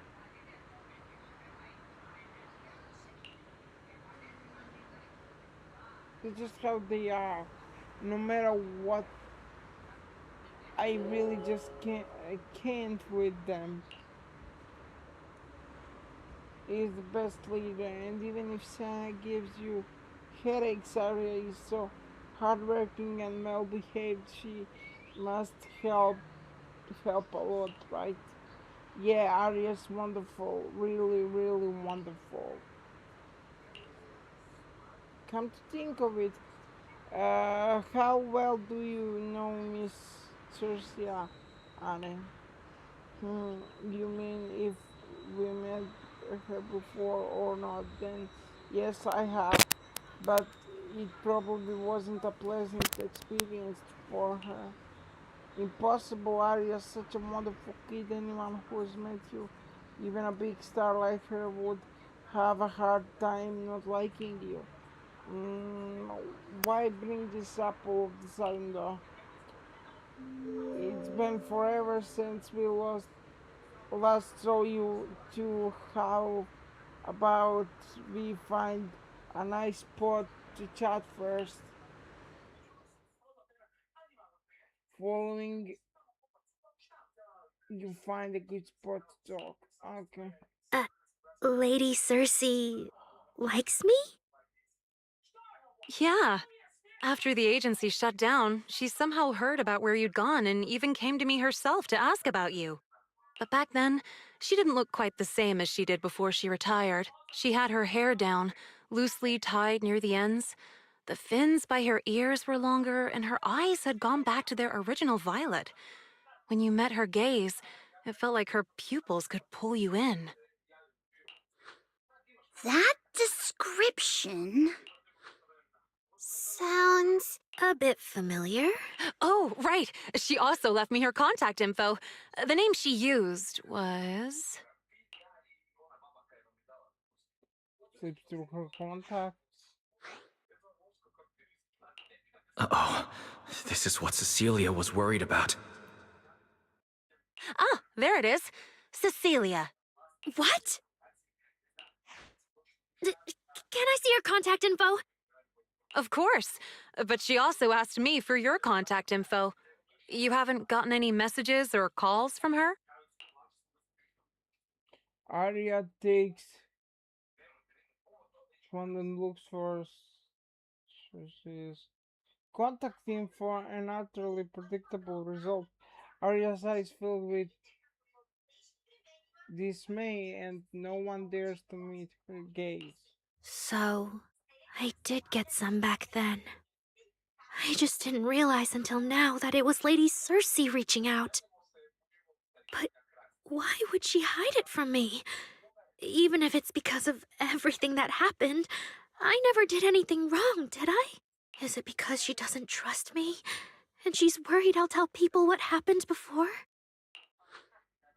Arya, maybe Miss Cecilia had her reasons. Don't jump to conclusions, okay?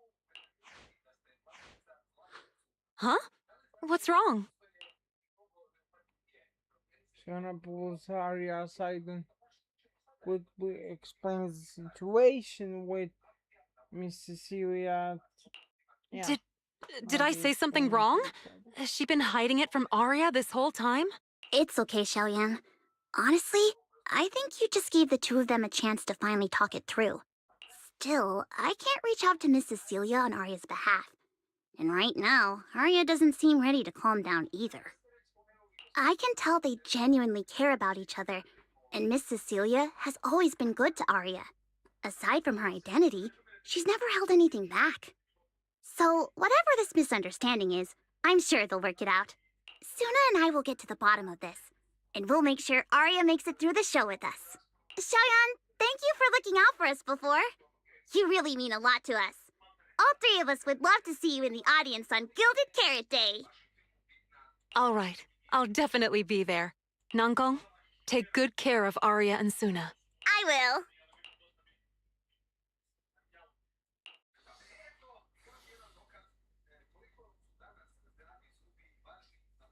I didn't expect Arya to find out about something Cecilia's been hiding for so long. And at a time like this. If we go back to 404 right now, it'll probably just make Arya feel worse. Nangong, do you have any other plans? Let me think. I brought some extra tickets this time. The plan was to hand out the gift tickets first, head back, then come out later to sell the rest. So why don't we take Suna and Arya to Reverb Arena and sell the rest of the tickets? We can grab a drink there too, and clear our heads. Good idea. Go get Arya and Suna and we'll head out now. You drive the angels to Arena the entire way there. No one says a word. If you known it was going to be like this, maybe taking the metro would been better. Hey, Proxy! Did you come with those super sweet cuties over there? That teaser.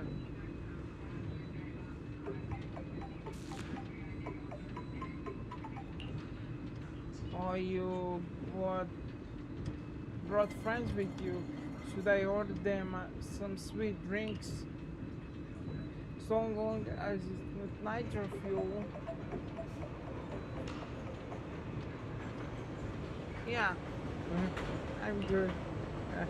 Hey, no need to be shy. Me and the proxy go way back.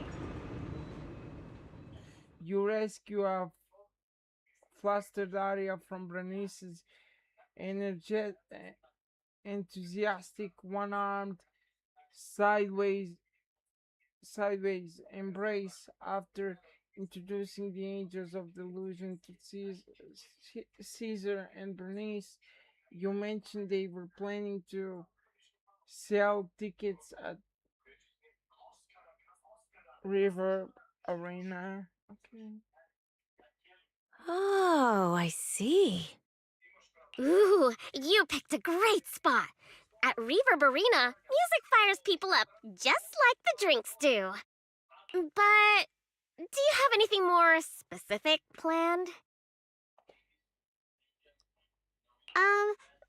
Basically, we show them our page, and if they like our videos, we ask if they want to come see our Gilded Carrot Day debut on 6th Street. That sounds like it's gonna test everyone's patience a bit, doesn't it? Yeah. Look around. When chugging nitro fuel, I really don't want to be staring at a tiny phone screen. Do you have any other ideas? Ideas.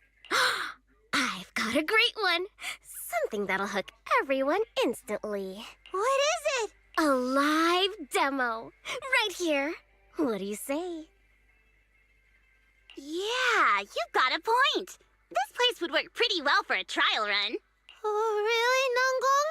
Right here? Sing now? I don't think I'm ready for it. You go instead. I can't. Suna, sweetheart, that reaction? Totally not okay. You're about to put on a show, aren't you? And there's, I've lost count. But anyway, not many days left. If you're scared of the audience now, what are you gonna do then? I don't even know these people. It's better if you don't know them. They're strangers anyway. If it goes badly, they'll forget in 5 minutes. What if they actually buy tickets?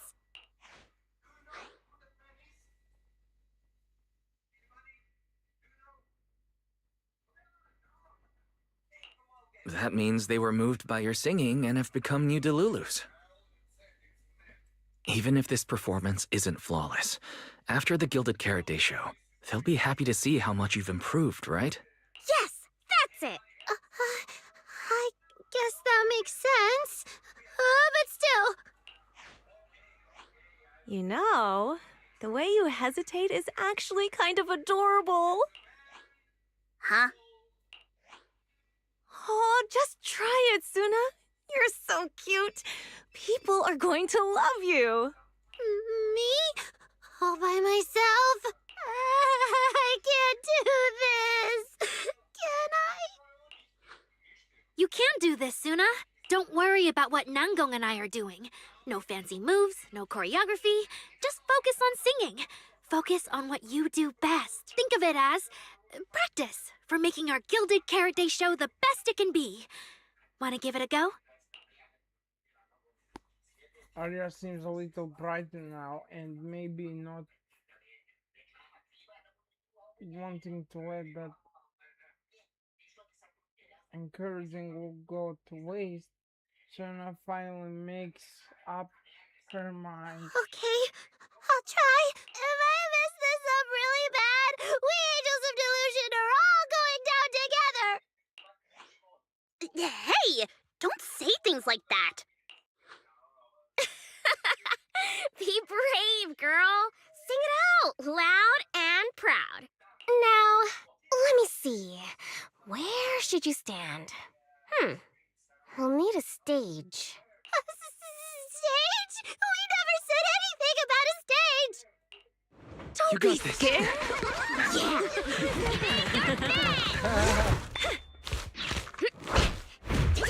Go for it, Suna. Everyone, give it up for the Angels of Delusion composing!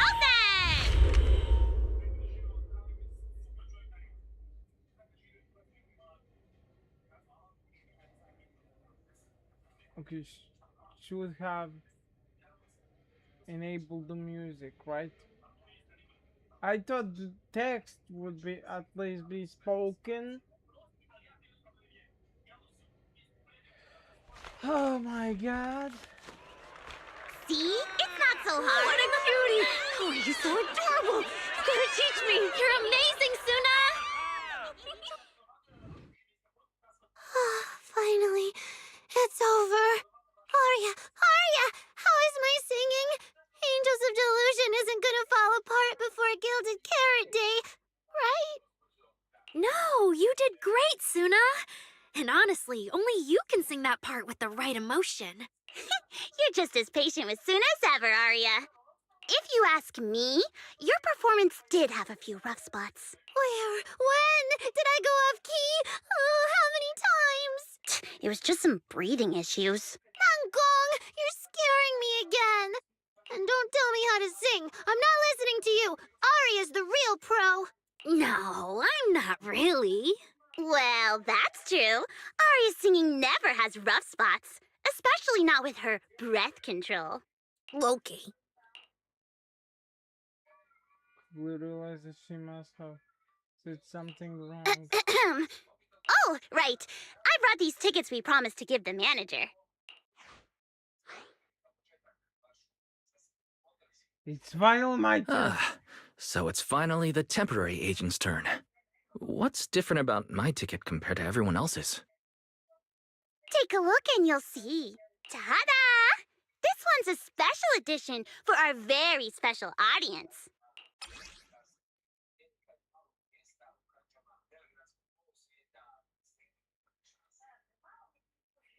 Special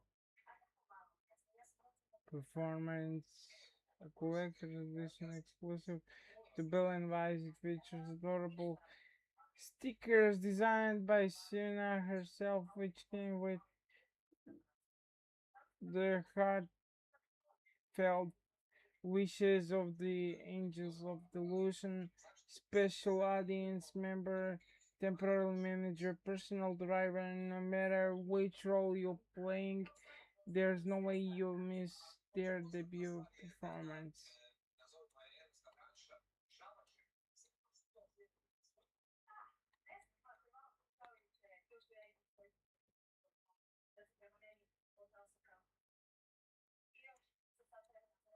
Nice. Yep, and it's got stickers of all three of us on it. Suna designed them herself. Ever since we decided to do a Gilded Carrot Day show at 404, you two managers have seen a lot of our embarrassing moments. Nangong! What I mean is, you managers have helped us so much. Big things, small things. You even ended up being the first to witness our new song. The first to witness their new song? Oh, she means the sheet music that smacked me in the nose. Which is why these two special tickets are meant for our most special supporters. Cute design.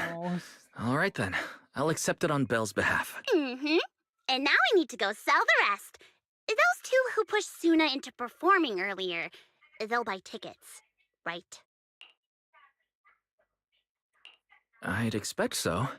Caesar and Bernice work at a logistics company, and those usually close for Gilded Carrot Day. Logistics company. Logistics.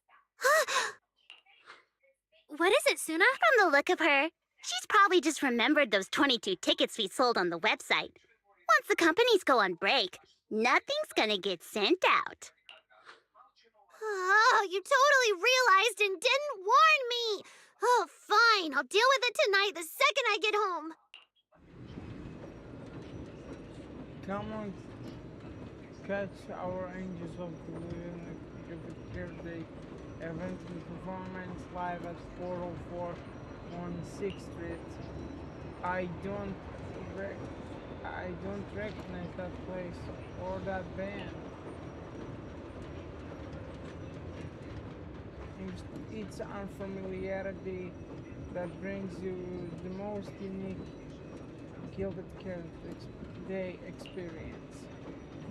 True, that kid just now sounded great. I'll go check out the show. So please come check out our show if you look like the kind of kid who has to master every ounce of string just to sing out loud and speak up. If I don't buy a ticket now, feels like you'll be letting all of your courage go to waste. That song was fire. Just try not to be so nervous when it's showtime, alright? I'll do my best. Thank you so much. Getting nervous again. Sorry. I do better next time. We'll work hard to prepare for the Gilded Carrot Day performance. Please support my teammates. Support your teammates. You guys are a team, but don't perform together. We will perform together. Then why didn't you say that? Since I bought your team's tickets, of course I wanna see everyone at the show, including you, silly. You totally forgot yourself. Thanks for supporting us, Angels of Delusion. Then that's more like it. I guess now I fulfilled everything Wishing Sprite and Banya Shifu warned me about. What do you mean? What do you mean? Why are you suddenly mentioning the two of them? Just like Wishing Sprite said, I'm protecting what we cherish and keeping my friends safe. And Banya Shifu reminded me not to cause those closest to me to stumble. I've realized my earlier thinking was childish.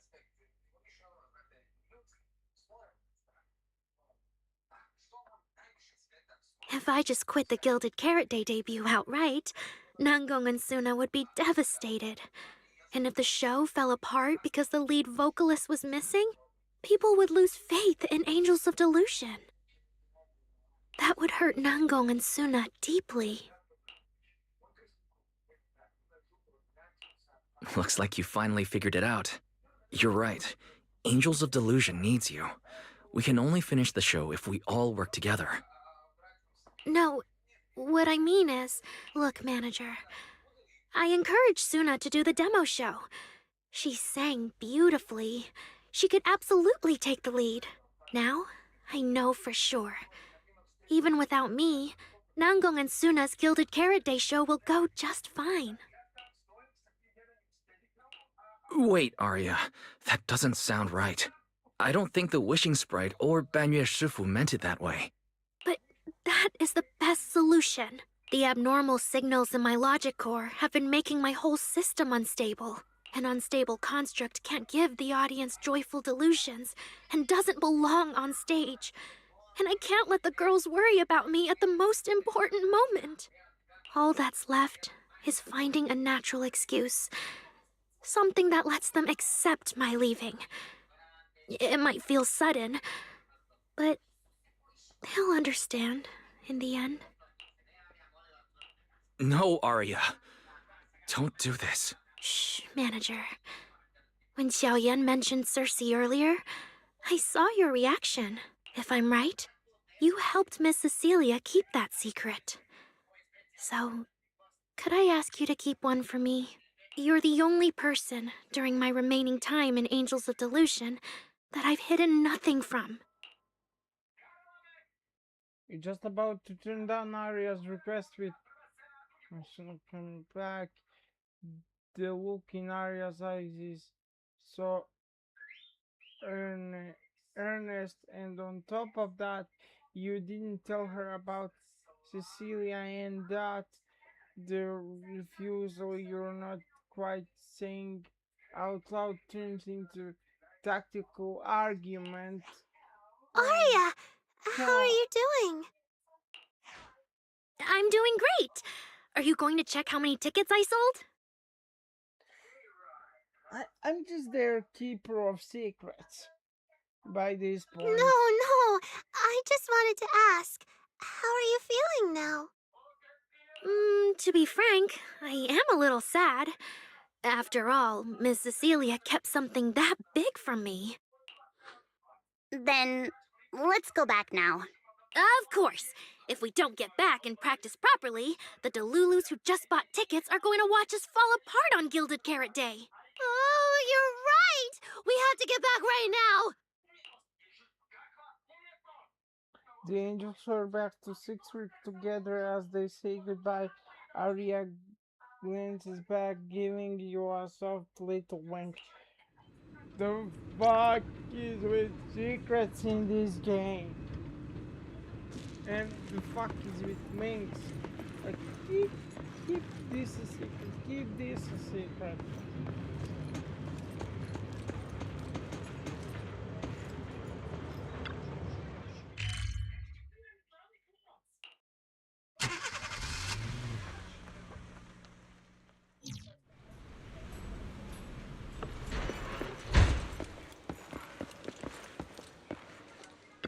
Keep everything a secret, bro. Just secrets.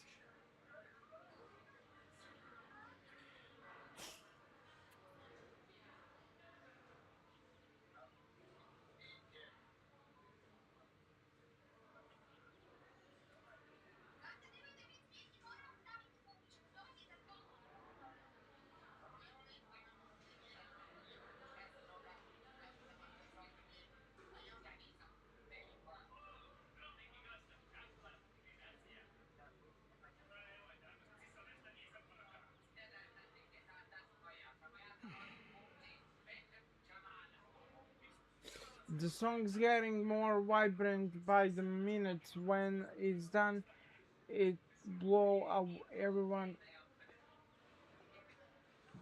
away. Manager wanna team up with the biggest fan right now to cheer on our little angels.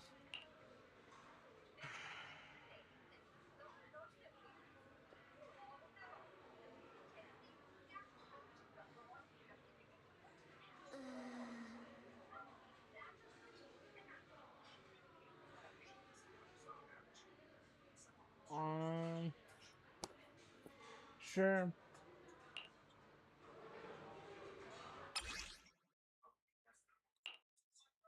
Yeah, I get it. Falling into Delusion Field!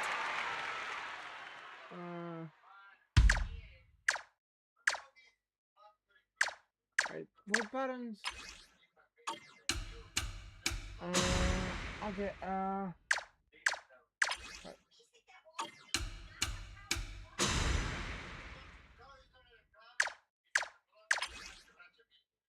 I need to restart this. Falling into Delusion Field!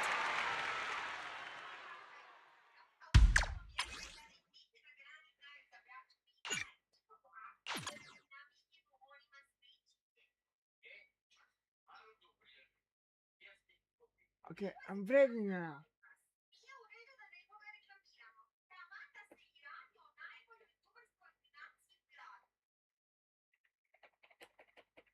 What's wrong with my screen? Don't tell me the game froze.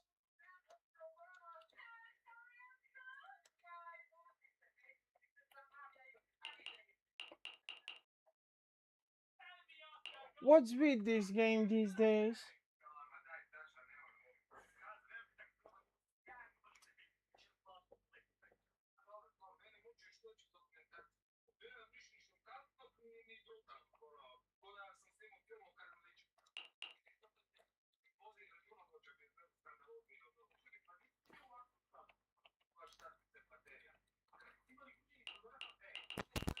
What's crazy if it totally froze and I can't exit in a normal way?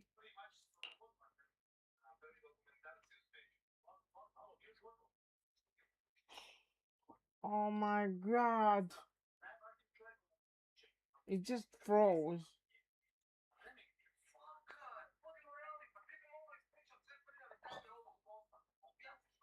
It just froze. Can't I finish one quest without having to exit the game? I guess game is wrong that I returned, or is having some major bugs right now. When I was 15, the thought of an apocalypse never I troubled did me. report the bug that happened before. I'm just trying to finish up this quest so I can go to bed, honestly. And then in 2 days when I edit all of this, in 2 days, the next live, I should be done with story. And on to the events. Falling into Delusion Field!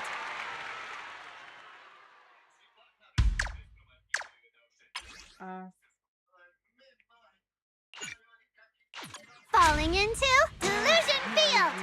Okay, I'm ready.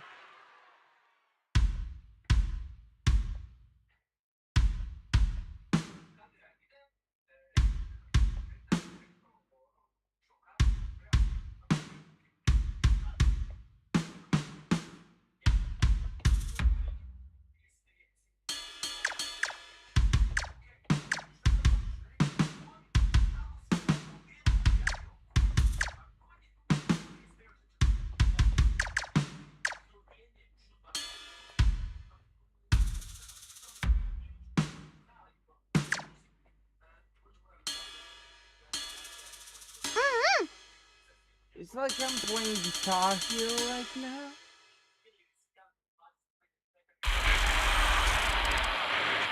Just saying. Huh? What's going on outside? Sounds lively out there. Are they running some kind of Gilded Carrot Day special event? I'll go check.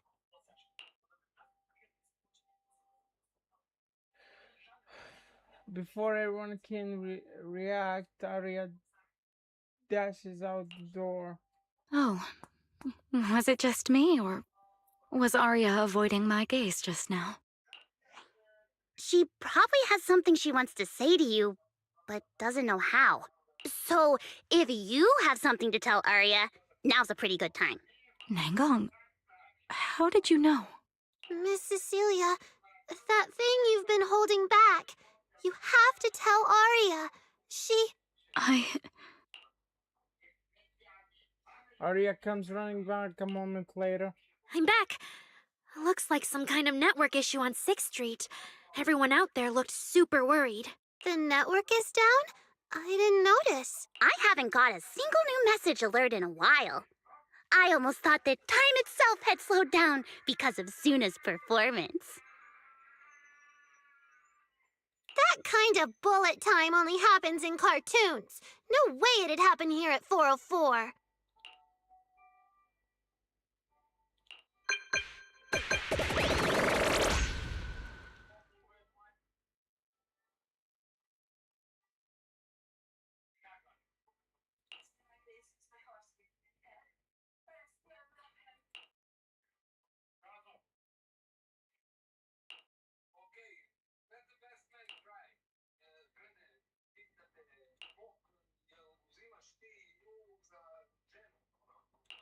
Sorry, I'm getting a lot of strange messages. Is this a scam or is someone asking for help? I have to hurry back. The network speed is terrible. I've totally lost the signal. Oh, I can't believe I got disconnected right at the cliffhanger. What on earth did she see? Ah, man! That was so close to breaking the record! Belle! Fairy!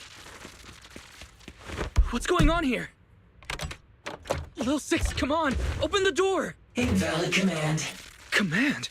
We don't use commands for the workshop. Why, you're finally back! Organic lower life forms. What happened?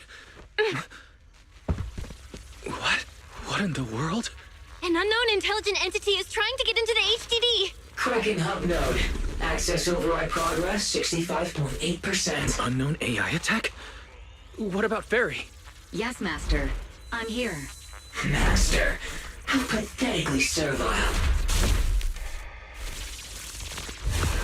Just a simple attack like this, and your data stream's already in complete disarray. And you call yourself the strongest, Fairy? Installation complete. I'm Yokai. Pleased to meet you. I was hacked again? Well, well, Fairy. You aren't that impressive after all, huh? Aw, why so quiet? Still hard at work building that firewall brick by brick, getting ready to cut off my escape route? Guess I'd better watch myself. I mean, how many AIs out there would put in this much effort playing housekeeper for two illegal proxies like you do?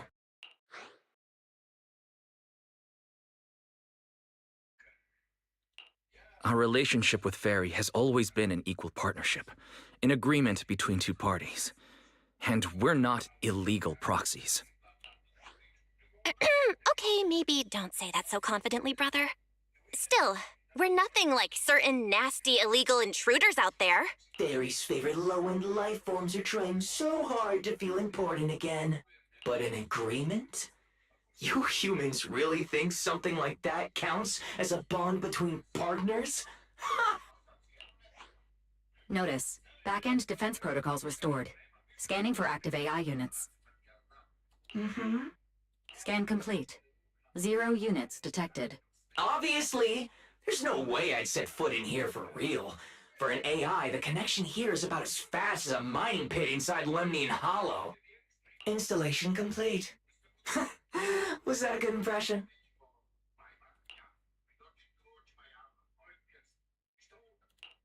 Lemnian Hollow? Mining pit? So it was you, the intelligent entity from before. Your references are terribly vague, hardly efficient communication between intelligent entities. But I can answer you clearly and precisely. Yes. Talking to humans is always so dull. Let's see. Maybe there's something in my trophy list that can wake us all up. Here we go. 2 AHOLO type constructs, a construct public security officer, and a little bang-boo named Lockspring. Lockspring. You're connected to the creator. That interview's over. No further comments. Historical record comparison complete. Independent high-intelligence data entity detected within Lockspring. Confirmed as intelligent entity, Yokai. You're so slow. My trophy list is way too long. Can't even scroll through it all. But honestly, even just these should be enough to make you remember me. Don't you think, Fairy? Abnormal process cleanup mode activated. Kicking me out already? Fine. Notice. Residual abnormal process data cleanup nearing completion. See you on Gilded Carrot Day, Fairy. And your two masters. Don't forget to watch the special performance I've got lined up. Yokai's purple eye flickers twice on the screen and then goes dark. It just left like that? Notice. Abnormal process data purge at 100%. Maximum suppression mode activated for deep-level cleaning.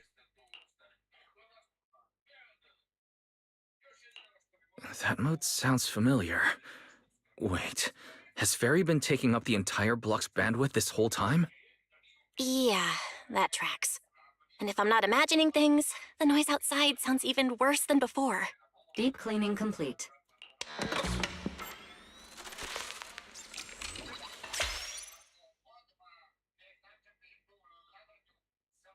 Finally dies down. Going by what Yokai said, it at least knows about Lockspring and the Creator, and it's pulling the strings behind those recent rogue intelligent construct citizens. But I thought it got dealt with in that commission you just finished. Judging by how things turned out, I guess the job failed. Judging by the outcome, I think the commission was a failure. Still, since yesterday morning, an unusual amount of events has happened. It takes quite a while to explain everything that has happened since you went to Flame Heights. Okay, there's a lot of bad news, but there's good news. But the good news is, when it comes to keeping Arya's secret, Belle is finally your one and only accomplice. I can't tell whether you want my thoughts on this, or just want me to suffer alongside you. Second one, Belle. No need to thank me. Is the least I No could need do. to thank me. It's what I'm here for. A lot has happened with intelligent entities lately. Yokai admitted to some of it, but we still need to sort the whole thing out. Short version, the intelligent entity suspect public security is after is Yokai, still on the run and still trying to sabotage the lighting ceremony. What's going on with Arya could be Yokai's doing. Or maybe it's just the fallout from those two constructs in the hollow? As for the wishing sprite, we can't say for sure it's connected to Yokai. Oh, didn't you see Arya talking with the wishing sprite before? Before it didn't really sound like Yokai. Then later, I honestly don't remember. The day I ran into Astra, Arya let me hear some of what the wishing sprite had said to her. It didn't sound like Yokai then, but the more recent time, I'm not so sure. If I had to be precise, the first voice sounded more like... Why does the house feel so quiet? Fairy, are you okay? System repair in progress. Please wait. Looks like Yokai's intrusion messed things up for Fairy pretty bad. Maybe it's just me. But ever since you attempted to reconnect to the HDD and Fairy screened out all that redundant data, things with her haven't felt very smooth.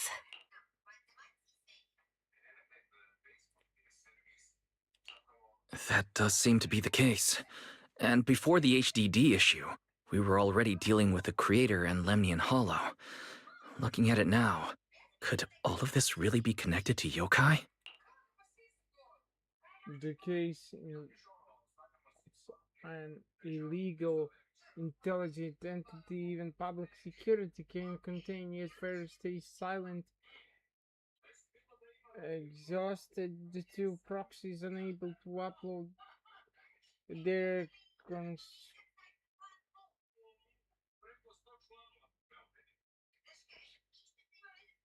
consciousness into the network and track Yokai in person, have no chance but to stand down for now. Right now, all we can do is cooperate with public security and keep an eye out for Yokai, while also staying alert in case anything happens on Arya's side.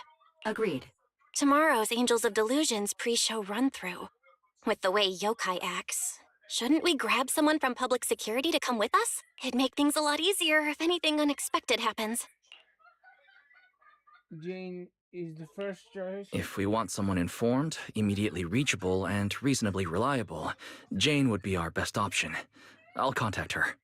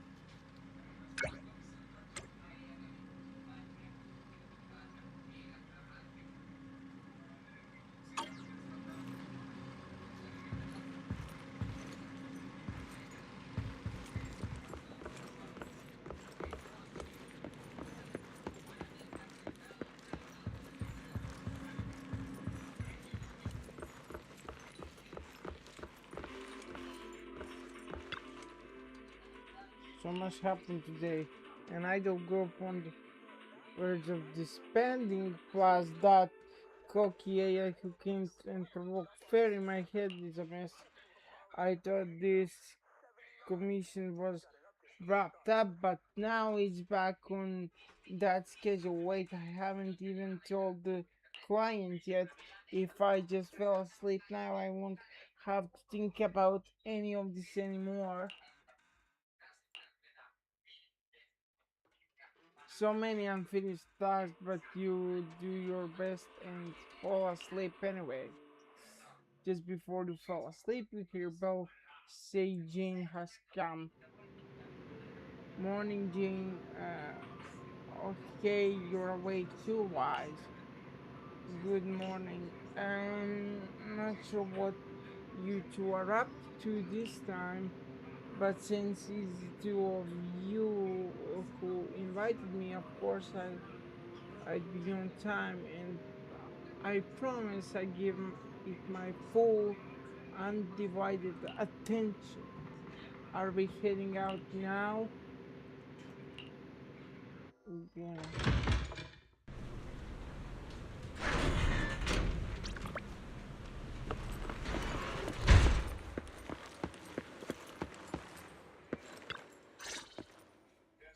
Me and Wise are here, Nangong. And we brought a new guest. Hi. I heard your show is happening on the evening of Gilded Carrot Day. Is it still possible to buy tickets? Good morning. We do have tickets left, but today's a bit special. How about this? Stay and watch our show first, and then decide if you want to buy a ticket. It'd be my pleasure. Vesper, who promised to come to the show, also shows up. Nangong. Miss Vesper! Arya and Suna are getting ready backstage. Want me to take you to them? This is... Oh, I didn't expect to run into you here, Miss Vesper. Hello. I'm a huge fan.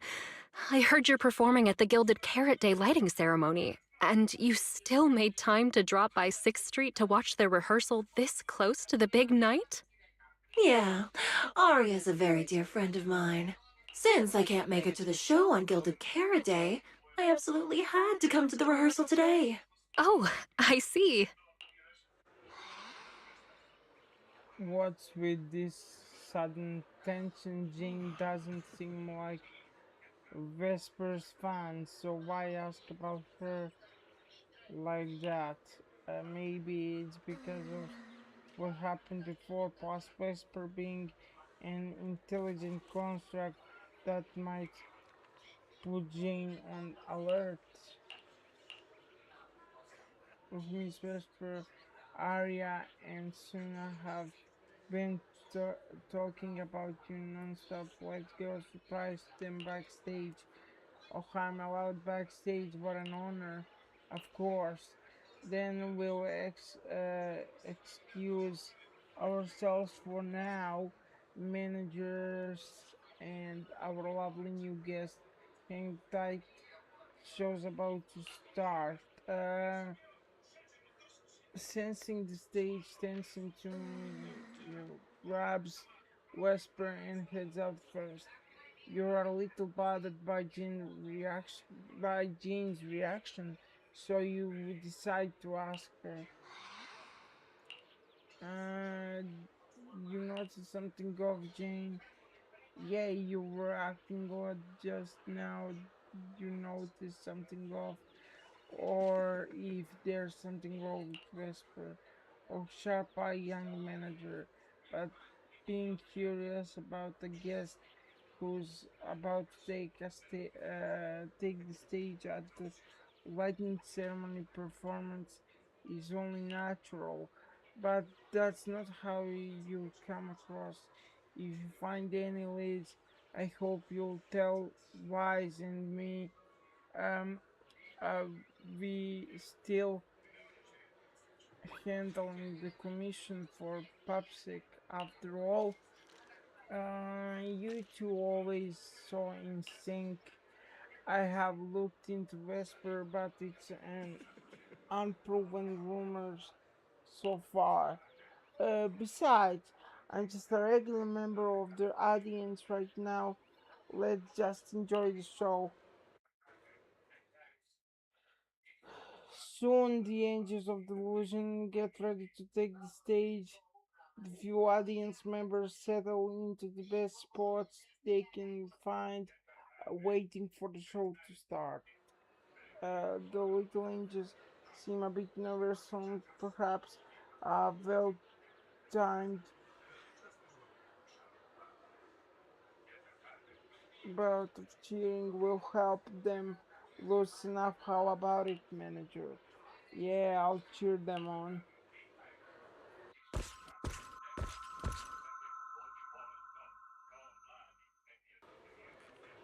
Falling into Delusion Again? Field!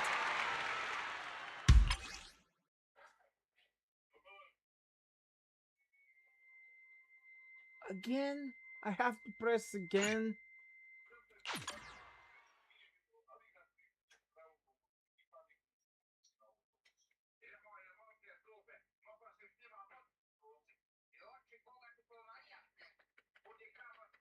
And again with bug. Yeah, I just love bugs. This is perfect. Perfect. This is just perfect.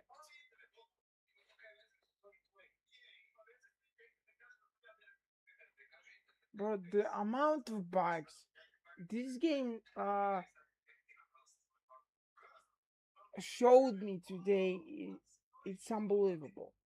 Okay, first yesterday with that bug I fixed, then today with two bugs where the game froze. And by the way, thank you for like it just refreshed whoever that was. So uh, first that bug, then two frozen screen today all of the sudden. What's wrong with this game? It worked fine before. This is the same PC. It shouldn't have. It's not PC wise. I know that. Developers really need to look into the game. Keep the call with your innermost desires. And I will have a bunch of editing to do just to cut out Robust power. the screen being shown in the video format. Oh my god.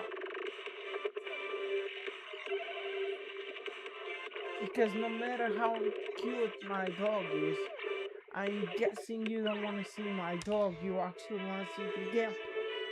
So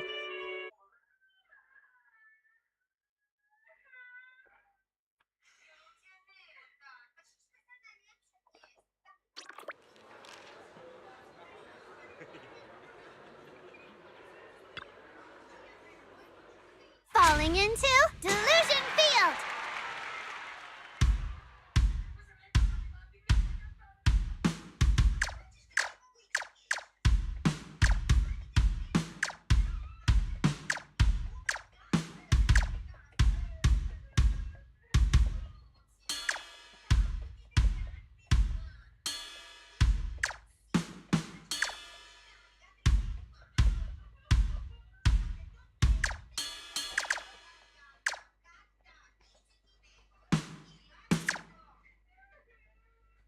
fuck. Okay, now it's working.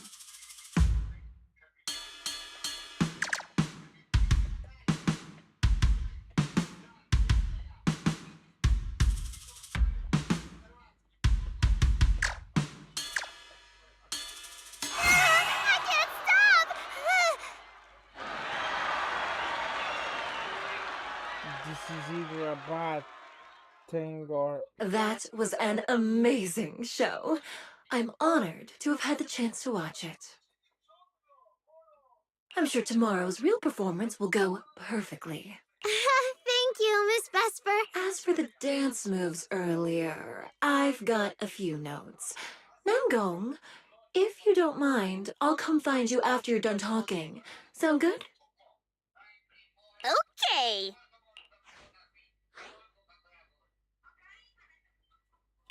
I think your performance was excellent. Tomorrow's show should go smoothly. Time sure flies. If Wise hadn't said anything, I'd have completely missed that Gilded Carrot Day is tomorrow. We'll make the most of the time we have left and keep practicing. Cecilia hesitates, glancing at Arya, who turns her head away to avoid her gaze, leaving Cecilia unsure of whether to speak. Miss Cecilia? It's nothing. If there's anything you want to comment on, please just be direct. Guessing what humans are thinking has never been my strong suit. I think your singing and dancing are great. It's just that my emotional control on stage isn't strong enough, which made it feel less engaging. There's a projection. Intelligent constructs can feel sad and discouraged too. For an intelligent construct, managing emotions, performing happiness, it's not as simple as you think. Arya, why would you say something like that? We never thought that. Sorry, I shouldn't have said that. It's just, there have been so many conflicting data streams lately, piling up with that anomaly signal. Everything weighs so heavily in my logic core. My processing slows down, my joints lag. I can't deliver my best performance. I'm really sorry. Arya, if something's wrong, you can tell me. Tell us. We can deal with it together. Really? I only wish I could forget as easily as humans do. Everything from before I woke up and that time I sang with someone else's voice. Those memories keep haunting me. Humans, is it really so hard for you to understand an echo that lingers? Especially after all these years, having changed your appearance and voice. Lady Cersei? Arya, I feel kinda stuffy. Can you come outside with me for a bit? Sorry, I need some time to handle my own emotions. If you're willing to believe, intelligent constructs can also be overwhelmed by emotions. Arya! Suna, let's give Arya a little time alone. I'll go talk to her later. She's upset because of me. And honestly, I should have told her the truth long ago.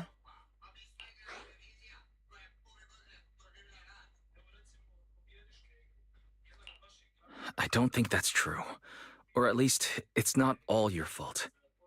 Arya, ever since she came back from Lemnian Hollow, she's been a little sick.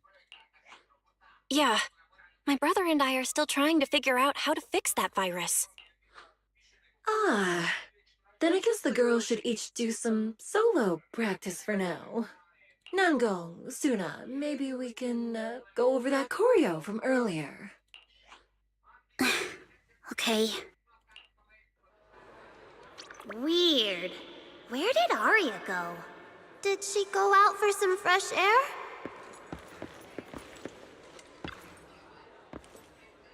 Seen Arya, but she run after. I go find her. Just as you were about to go look for Arya, Suna comes rushing over in a panic, waving her phone.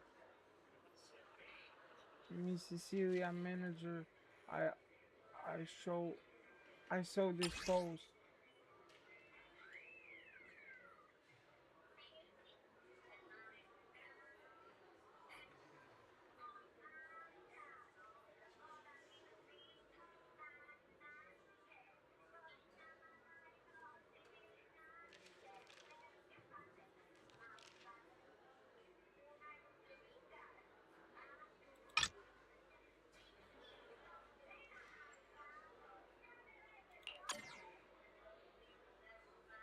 The person getting attacked in the photo is me, but it wasn't Arya who attacked me. It was those two corrupted constructs the manager knows. Someone, no, not someone, something. So what happened then? Like and said, my construct friend went haywire and attacked me. Someone spreading rumors about Daria. Wait, no, this is probably targeting all construct citizens. Arya is in serious trouble. We gotta find her fast. That internet post just now, I had another viewer at the edge of the stage behind the curtains.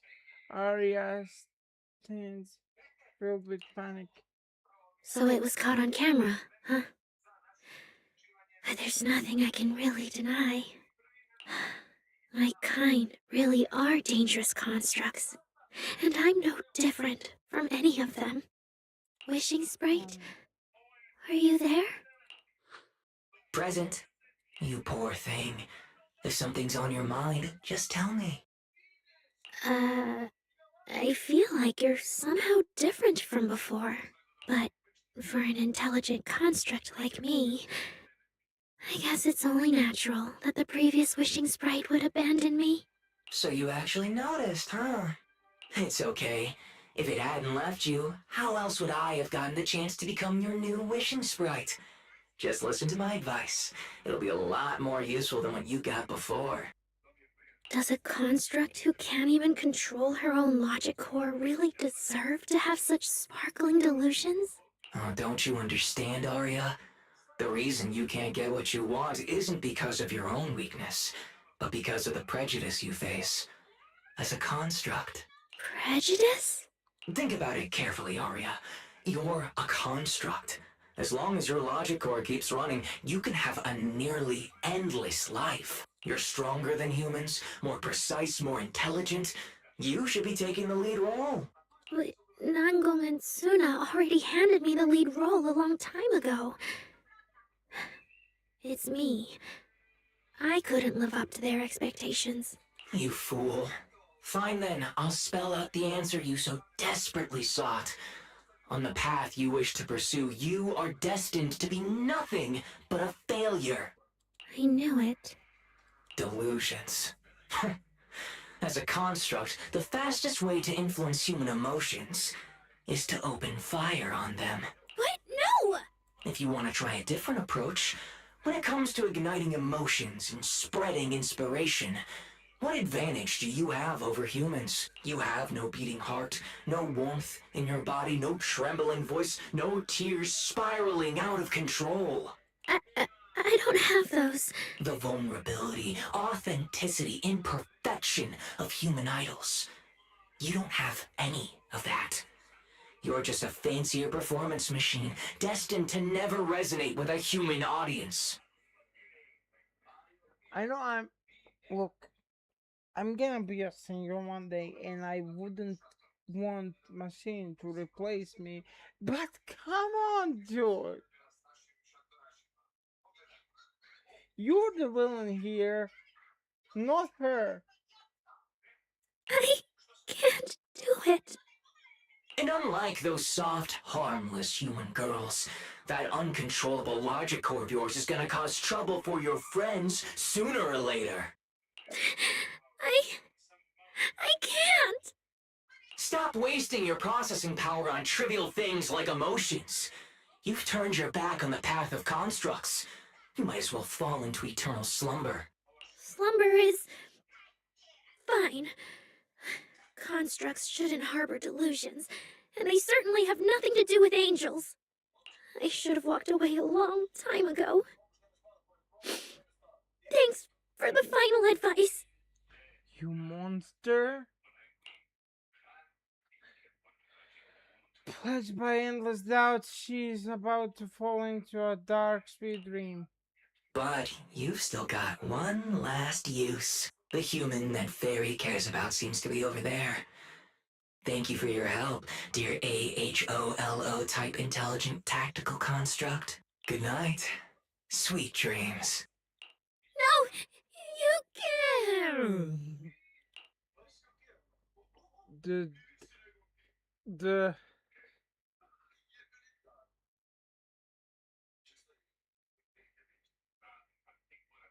The despairing construct once again awakens, but this time she raises her weapon at the companion she once protected.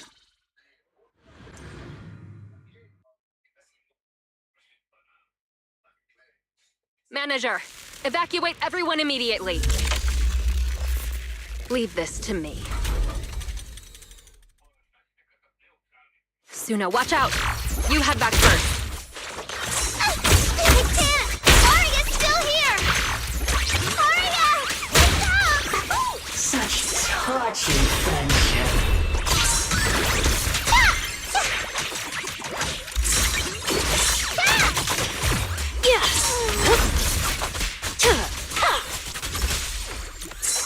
Closing in on target.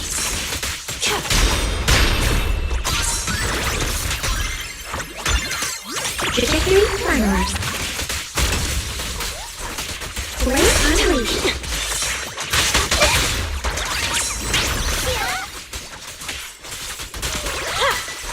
Operating at critical levels.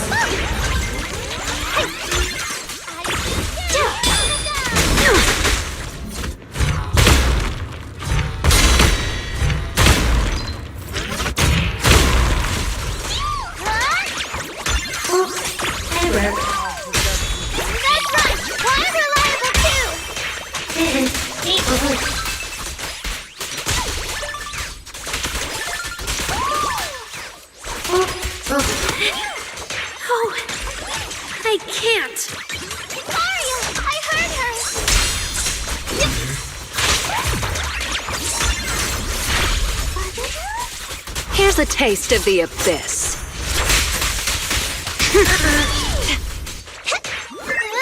Let's all go down together! Operating at critical levels.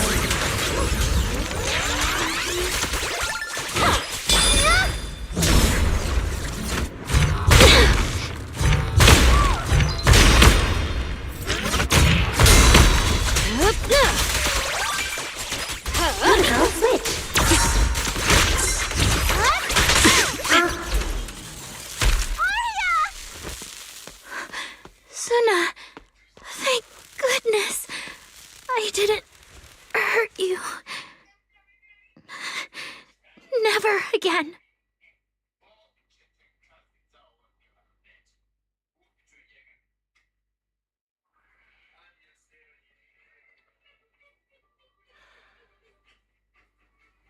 She's already lost control under that intelligent entity's influence. It's just like the previous incidents. I'm taking her with me. Once the investigation's done, and if she gets her mind back and passes the forbidden fruit test again, I'll bring her right back. What? But... No. Miss Team Leader? If I'm not mistaken, you came here today for Arya, didn't you? Oh? What makes you say that? You didn't seem very interested in our performance. But the moment Arya reacted, you look like you'd been expecting it. Taking that earlier post into account, plus your comment that Arya's situation is just like previous cases, it seems you were already informed and came prepared to prevent anything unexpected. And sure, something unexpected happened, but Arya can't even move right now. We just want to keep her safe, and that isn't exactly unreasonable, is it? Nangong, calm down! Let me be clear. I have nothing against Arya. But this case is serious. It's not even within my authority. I just need to make sure it stays under control.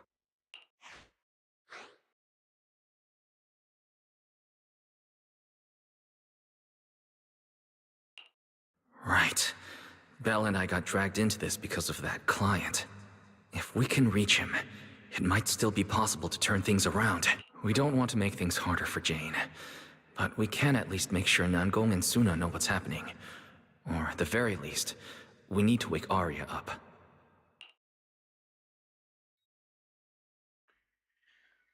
I want to show you from what's on the screen. She's already contacted Fair. Let's get everyone settled down first. Sorry. I brought Jane because I was worried yokai might do something drastic. And I didn't disclose everything because I still hadn't figured out how to talk to Arya. Jane's suggestion earlier was purely out of duty. Let's all just calm down. There has to be another option.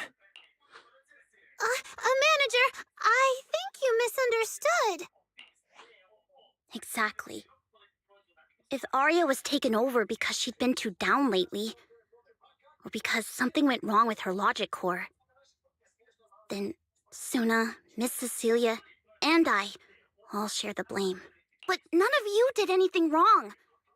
And Suna and we've always trusted your intentions. Besides, if Miss Jane hadn't been here today, we probably wouldn't have been able to keep Arya under control with just the two of us. I see Miss Team Leader has thought it through, No. Until you tell us what could happen next, Suna and I won't agree to you taking Arya away. Even if she might put the safety of 6th Street's residents at risk? Little friends, that intelligent entity's capabilities are beyond anything you can imagine. This isn't some obstacle you can overcome with friendship. But that also means it's beyond your ability to control, right? I've already looked into it. Every construct that went out of control with that distinctive purple glow in their eyes all recovered on their own. Public security has never given a clear explanation. That's right! Miss Jane, you didn't mention what happened to those previous victims afterward, and you didn't give us any detailed information about that intelligent entity either. If you can't even figure out the target who started all this, then your investigation would be what? Taking Arya apart, scanning her code, and digging through her memories just to make sure she doesn't lose control again? How is that any different from murder? By the rules. In New Eridu, no one has the right to do that to an intelligent construct who's passed the Forbidden Fruit test and holds citizen status. If it really comes to that, it'll only be because we've judged every other option to lead to even worse consequences.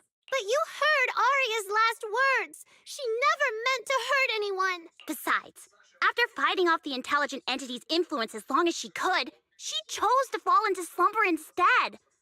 Doesn't that prove she meant no harm? Your read on Arya was spot on. But I have to reiterate, yokai's abilities are not as simple as you think. So that intelligent entity called yokai and Arya's wishing sprite are the same? I don't know what this wishing sprite you're talking about is. I don't think so at all. Their tone was totally different, and what they said to Arya was completely different too.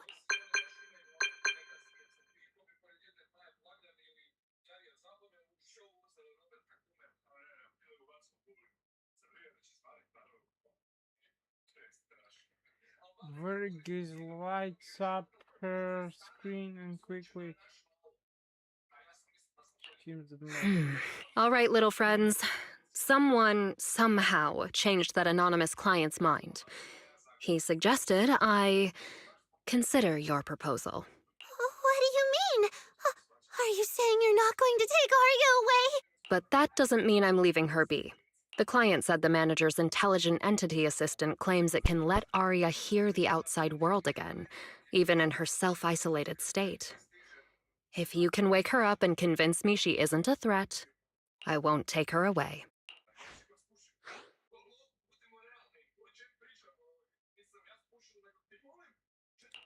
Fairy actually managed to get in touch with that client, and even promised to help Suna and Namgong wake Arya up. Looks like Fairy's potential is definitely worth exploring. All right, let's head back to the video store now. Okay. Thank you, Miss Jane. No need to thank me. Save it for the managers. And just so you know, I'm still filing a report and submitting all the details for further review. To prevent any accident, Jane takes Arya back to the video store's workshop. She scopes Arya up easily with a reliable woman.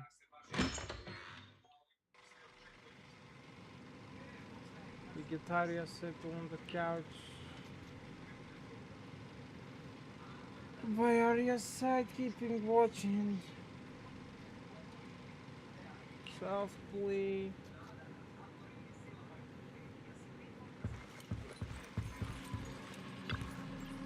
So, what do we do now? Yeah, how do we get Arya to talk to us? Hearing is a sensory channel that living beings cannot willingly shut off. And it depends only on the medium and the distance between the sound and the listener. Hold on. What Fairy said just now? I can send your voice messages straight to her logic core through a data link. But whether or not her logic core will reactivate in response to your messages, I am not able to calculate the probability. There's only one probability, and that's 100%! Exactly!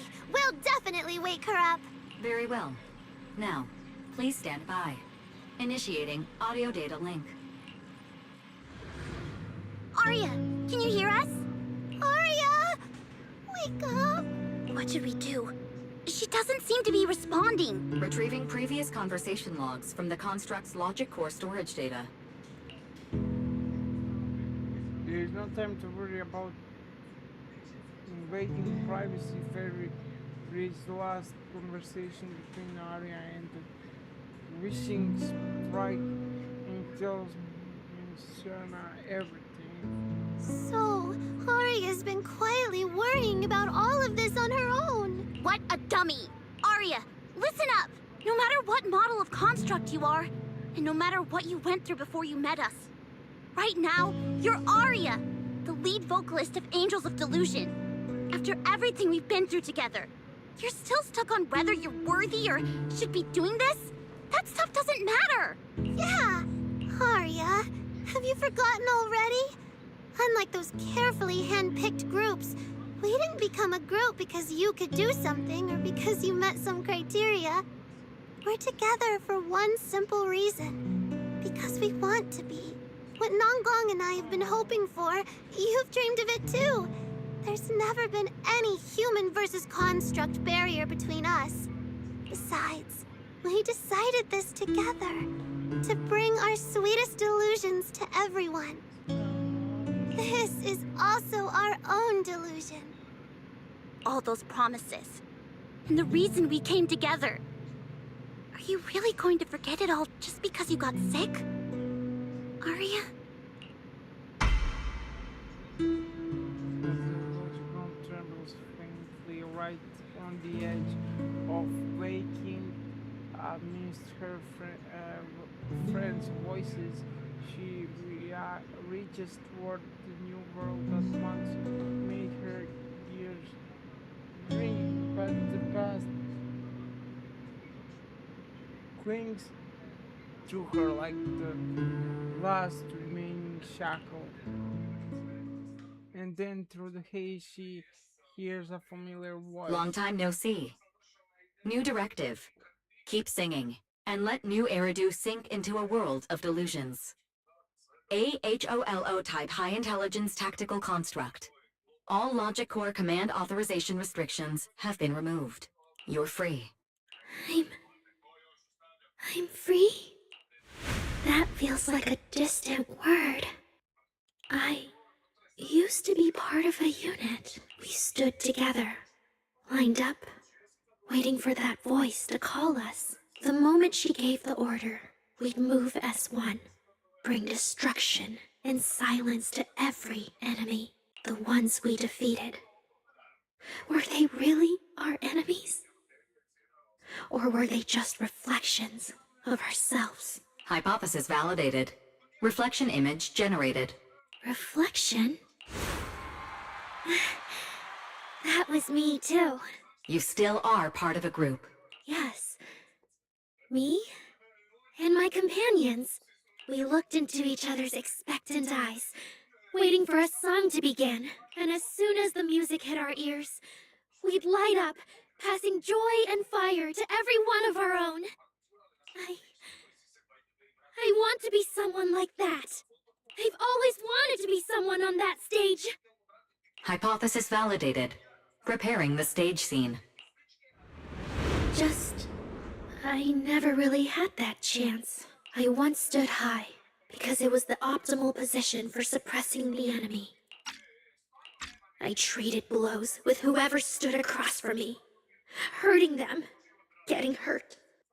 And the body, lying still below that high spot, was that really the enemy?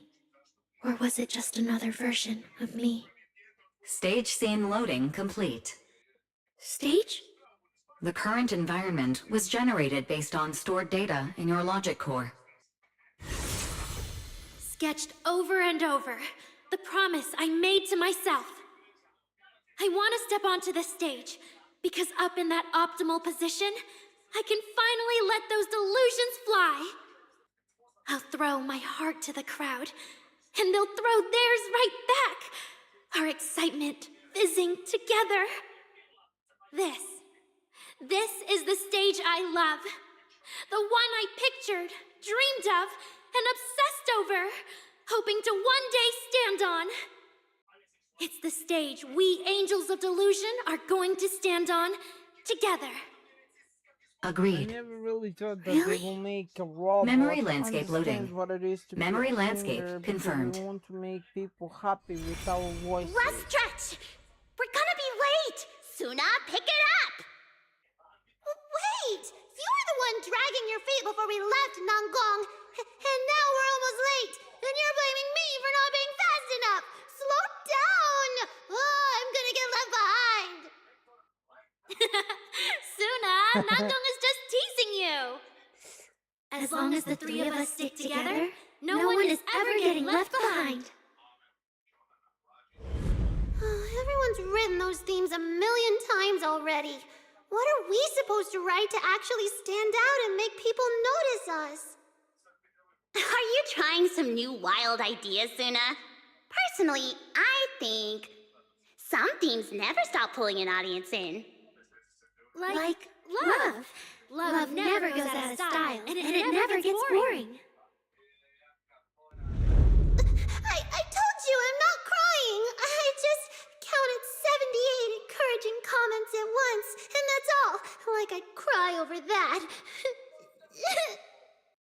It's just super hot today. Aria's the only one who feels cool to the touch.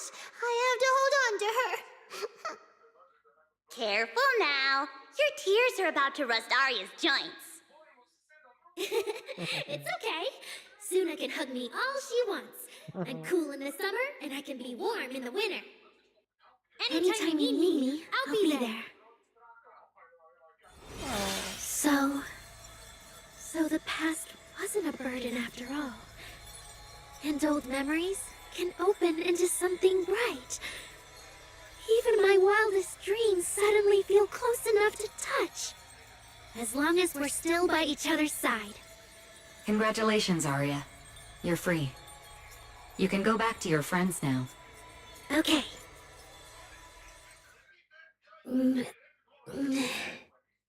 Nangong? Suna? Aria, how are you feeling? Finally! You're awake! Are you okay? I'm all right now. Sorry for making you worry for so long. The girls hug each other for the moment. Well, look at that. Guess the villain here showed up at the wrong time, huh? Do you need to check on Arya, Miss Jane? Judging by how she looks right now, I'm guessing that won't be necessary anymore. Yeah? I've already filed the incident report. Someone might check in with Arya later just to keep tabs on her, but I don't think it'll affect your rehearsal or the show. Congrats, Arya. You're still a free citizen of New Eridu. Make sure to thank your group mates. And those two mysterious managers. Thank you. Huh, looks like Arya's not fully back yet. Am I hearing her right? Yeah, seriously, Aria. Saying thank you to us? Ah, you must be trying to ditch us, and that's why you're acting all distant. Oh no, without our precious lead vocalist, Angels of Delusion is doomed. No, hey, both of you, stop interrupting. I still haven't thanked the managers.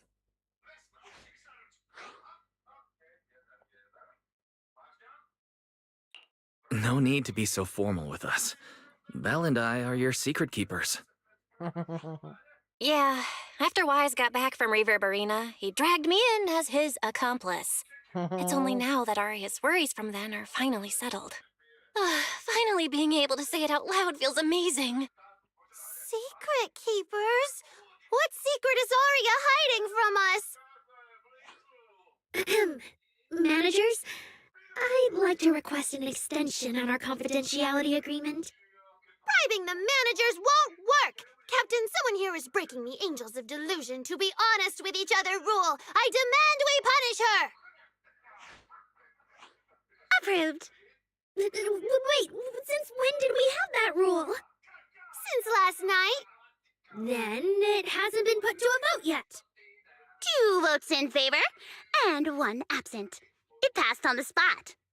As for the exact punishment, to thank the 2 of you managers, from now on, your show tickets and bar drinks at 404 are on Aria. That's fine. Wait, you're agreeing to something so expensive just like that? Oh, that's Arya for you, with all that hollow commission experience. So capable. But what is Arya's secret anyway? It's probably just some silly talk like, I'll find a way to quietly leave Angels of Delusion so I won't be a burden. Even if you know, managers don't tell the others. Nangong, isn't that exactly what you guessed last night? Yeah? You can practically read Arya's worries on her eye screens. I don't even know why she thinks she needs to hide it. Is it really that obvious? You guys are adorable. Now that Aria's doing better, I can finally report back to the client. I'll be heading out now. Thank you so much for today, Miss Jane. If it weren't for you, I might have hurt Suna and the others. No trouble at all. Just doing my job. Besides, Aria, you're way stronger than what you just showed. I should be thanking you for snapping out of it in time, and for going easy on me. If we run into each other in the Hollow because of some commission, and we're facing the same enemy, don't you hold back again. Miss Jane, please be joking. Yeah, you really bounced back fast, didn't you?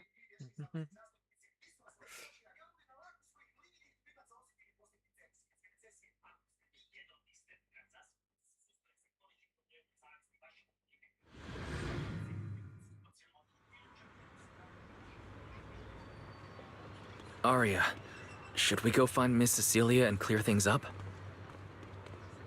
Yeah.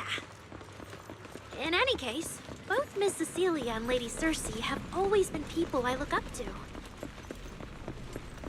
Besides, she must be worried about me. So yeah, that's basically what happened.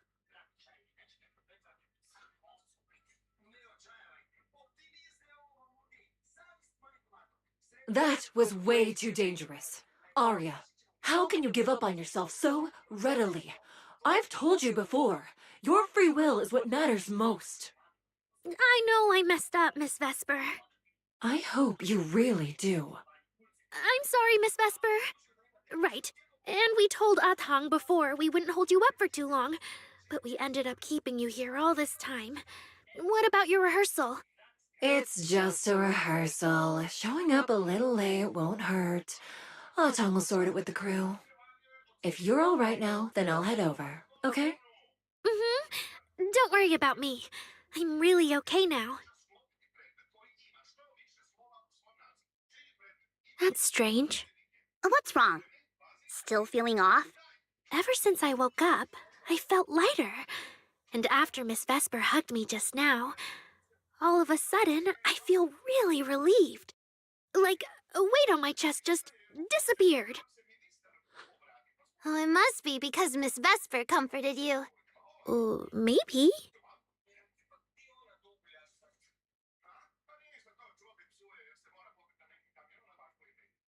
If I remember correctly, isn't there someone else here who you keep saying comforts you?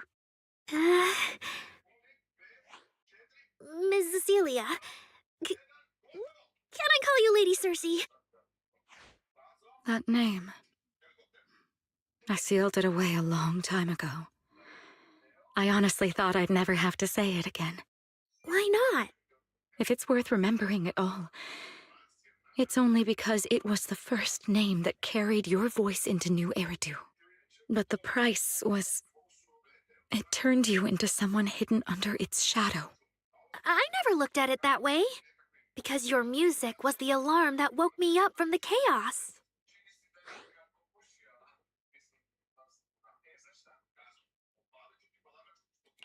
I could kind of guess Arya probably woke up in the hollow because she heard Cecilia singing, but still, calling it an alarm.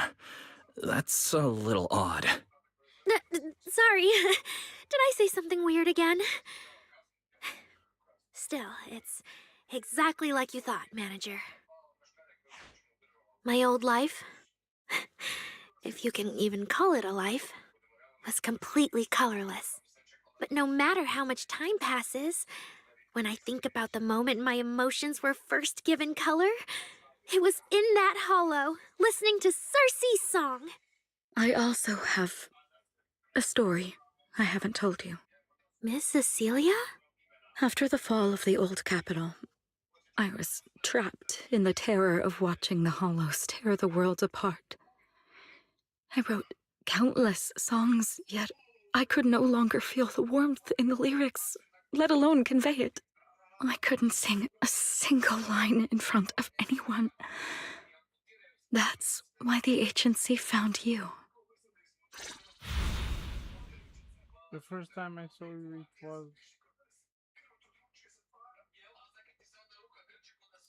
Listen to this part. Doesn't she sound just like you? I told you, I can't accept this. You have to. Go out there and see what Eridu has become. See the streets devoured by the Hollow, and the eyes filled with despair. People need you. Your name and your voice. Maybe they can help ease their sorrow.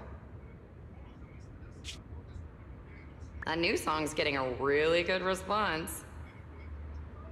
Given time, she might actually become the next Circe. New Eridu doesn't need another Circe.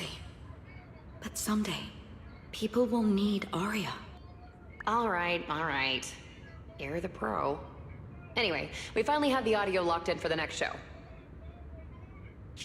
But she can't keep singing in my shadow forever.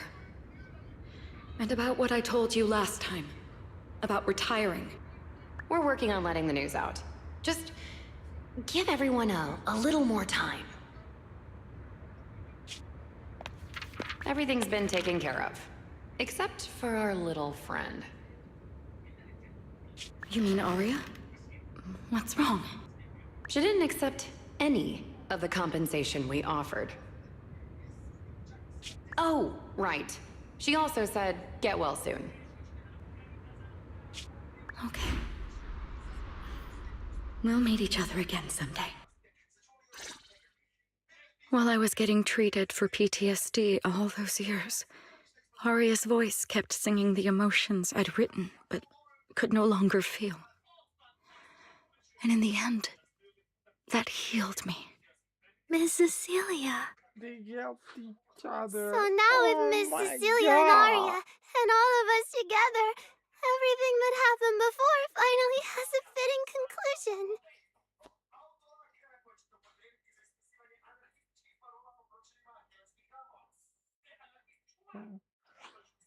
Looks like our little Zuna just found her brand new spark of inspiration, huh?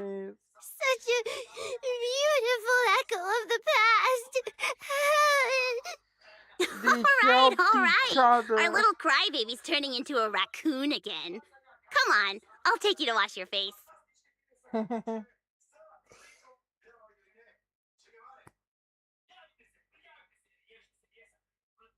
While leaving behind Arya and Cecilia, the emotional master and student pair, and the poor store manager who didn't manage to get away in time. Are you not only one afraid of emotional scenes here?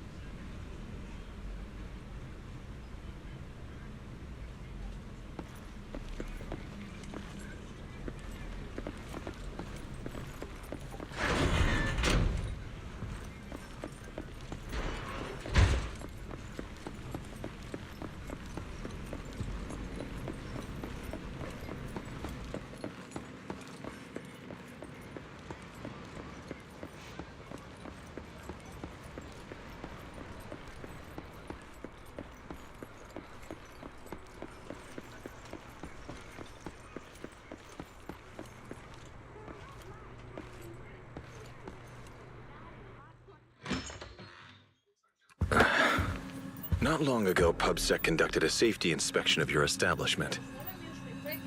Regrettably, the inspection wasn't completed, correct? Pardon the intrusion. My name is Severian Lowell. During our last call, you asked for my rank and name. Per regulation, I'm required to answer truthfully. I'm Severian Lowell, Senior Commissioner of New Eridu's Public Security HQ, and your former client.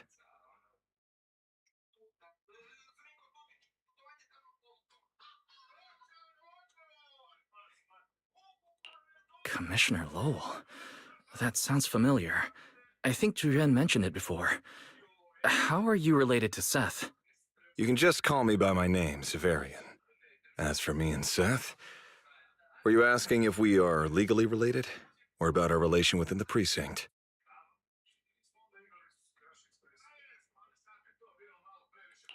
Legally related?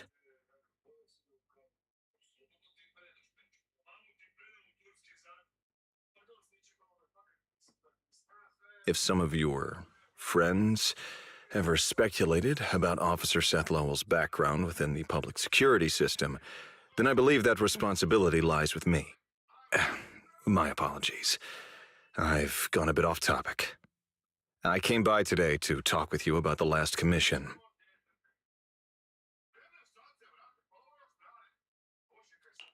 The outcome of the last commission certainly wasn't ideal, but we did everything we could with the support public security provided.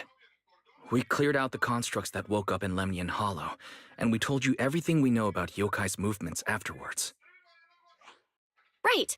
Me and Wise worked our butts off. And now you suddenly show up at our place, scaring our Bangbu and our AI assistant.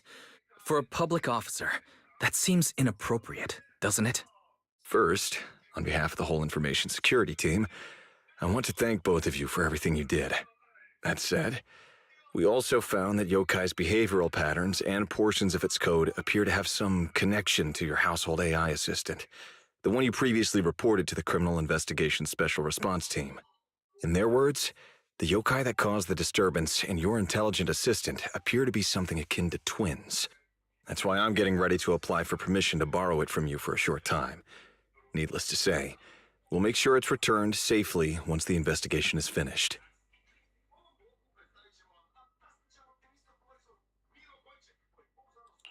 Even Belle and I don't fully understand where Fairy comes from, and there's no way we can let public security know about our partnership. Lending Fairy out is completely out of the question.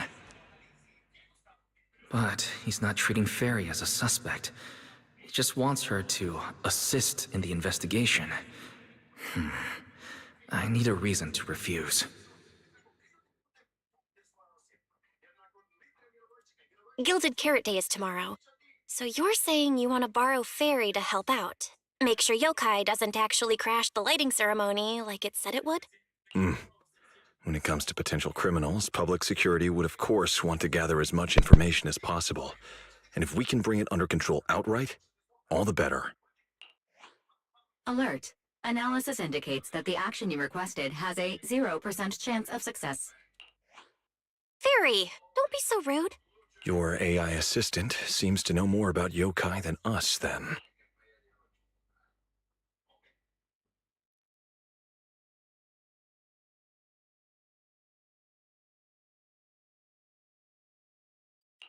Wait a second. Fairy has never done off-site work before.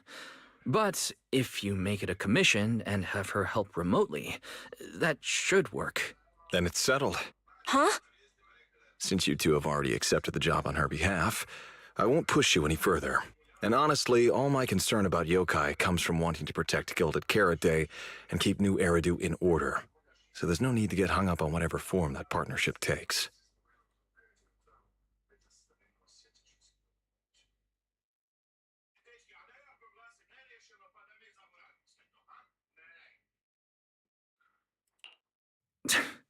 Sounds like my suggestion was exactly what you wanted. You didn't have this attitude earlier when you were outright trying to take Fairy away. Agreed.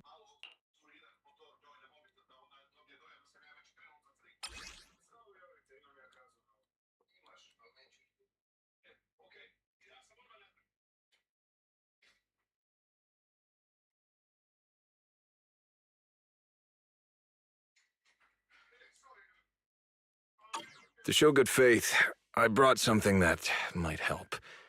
As long as you can stop that arrogant, out-of-control AI, you're free to read and use any information stored in it.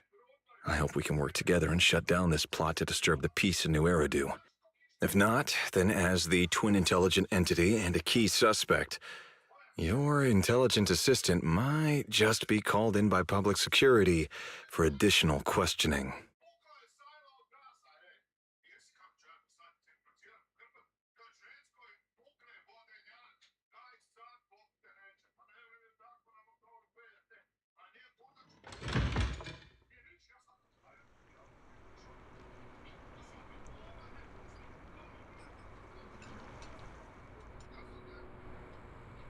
Guess I'm gonna go now.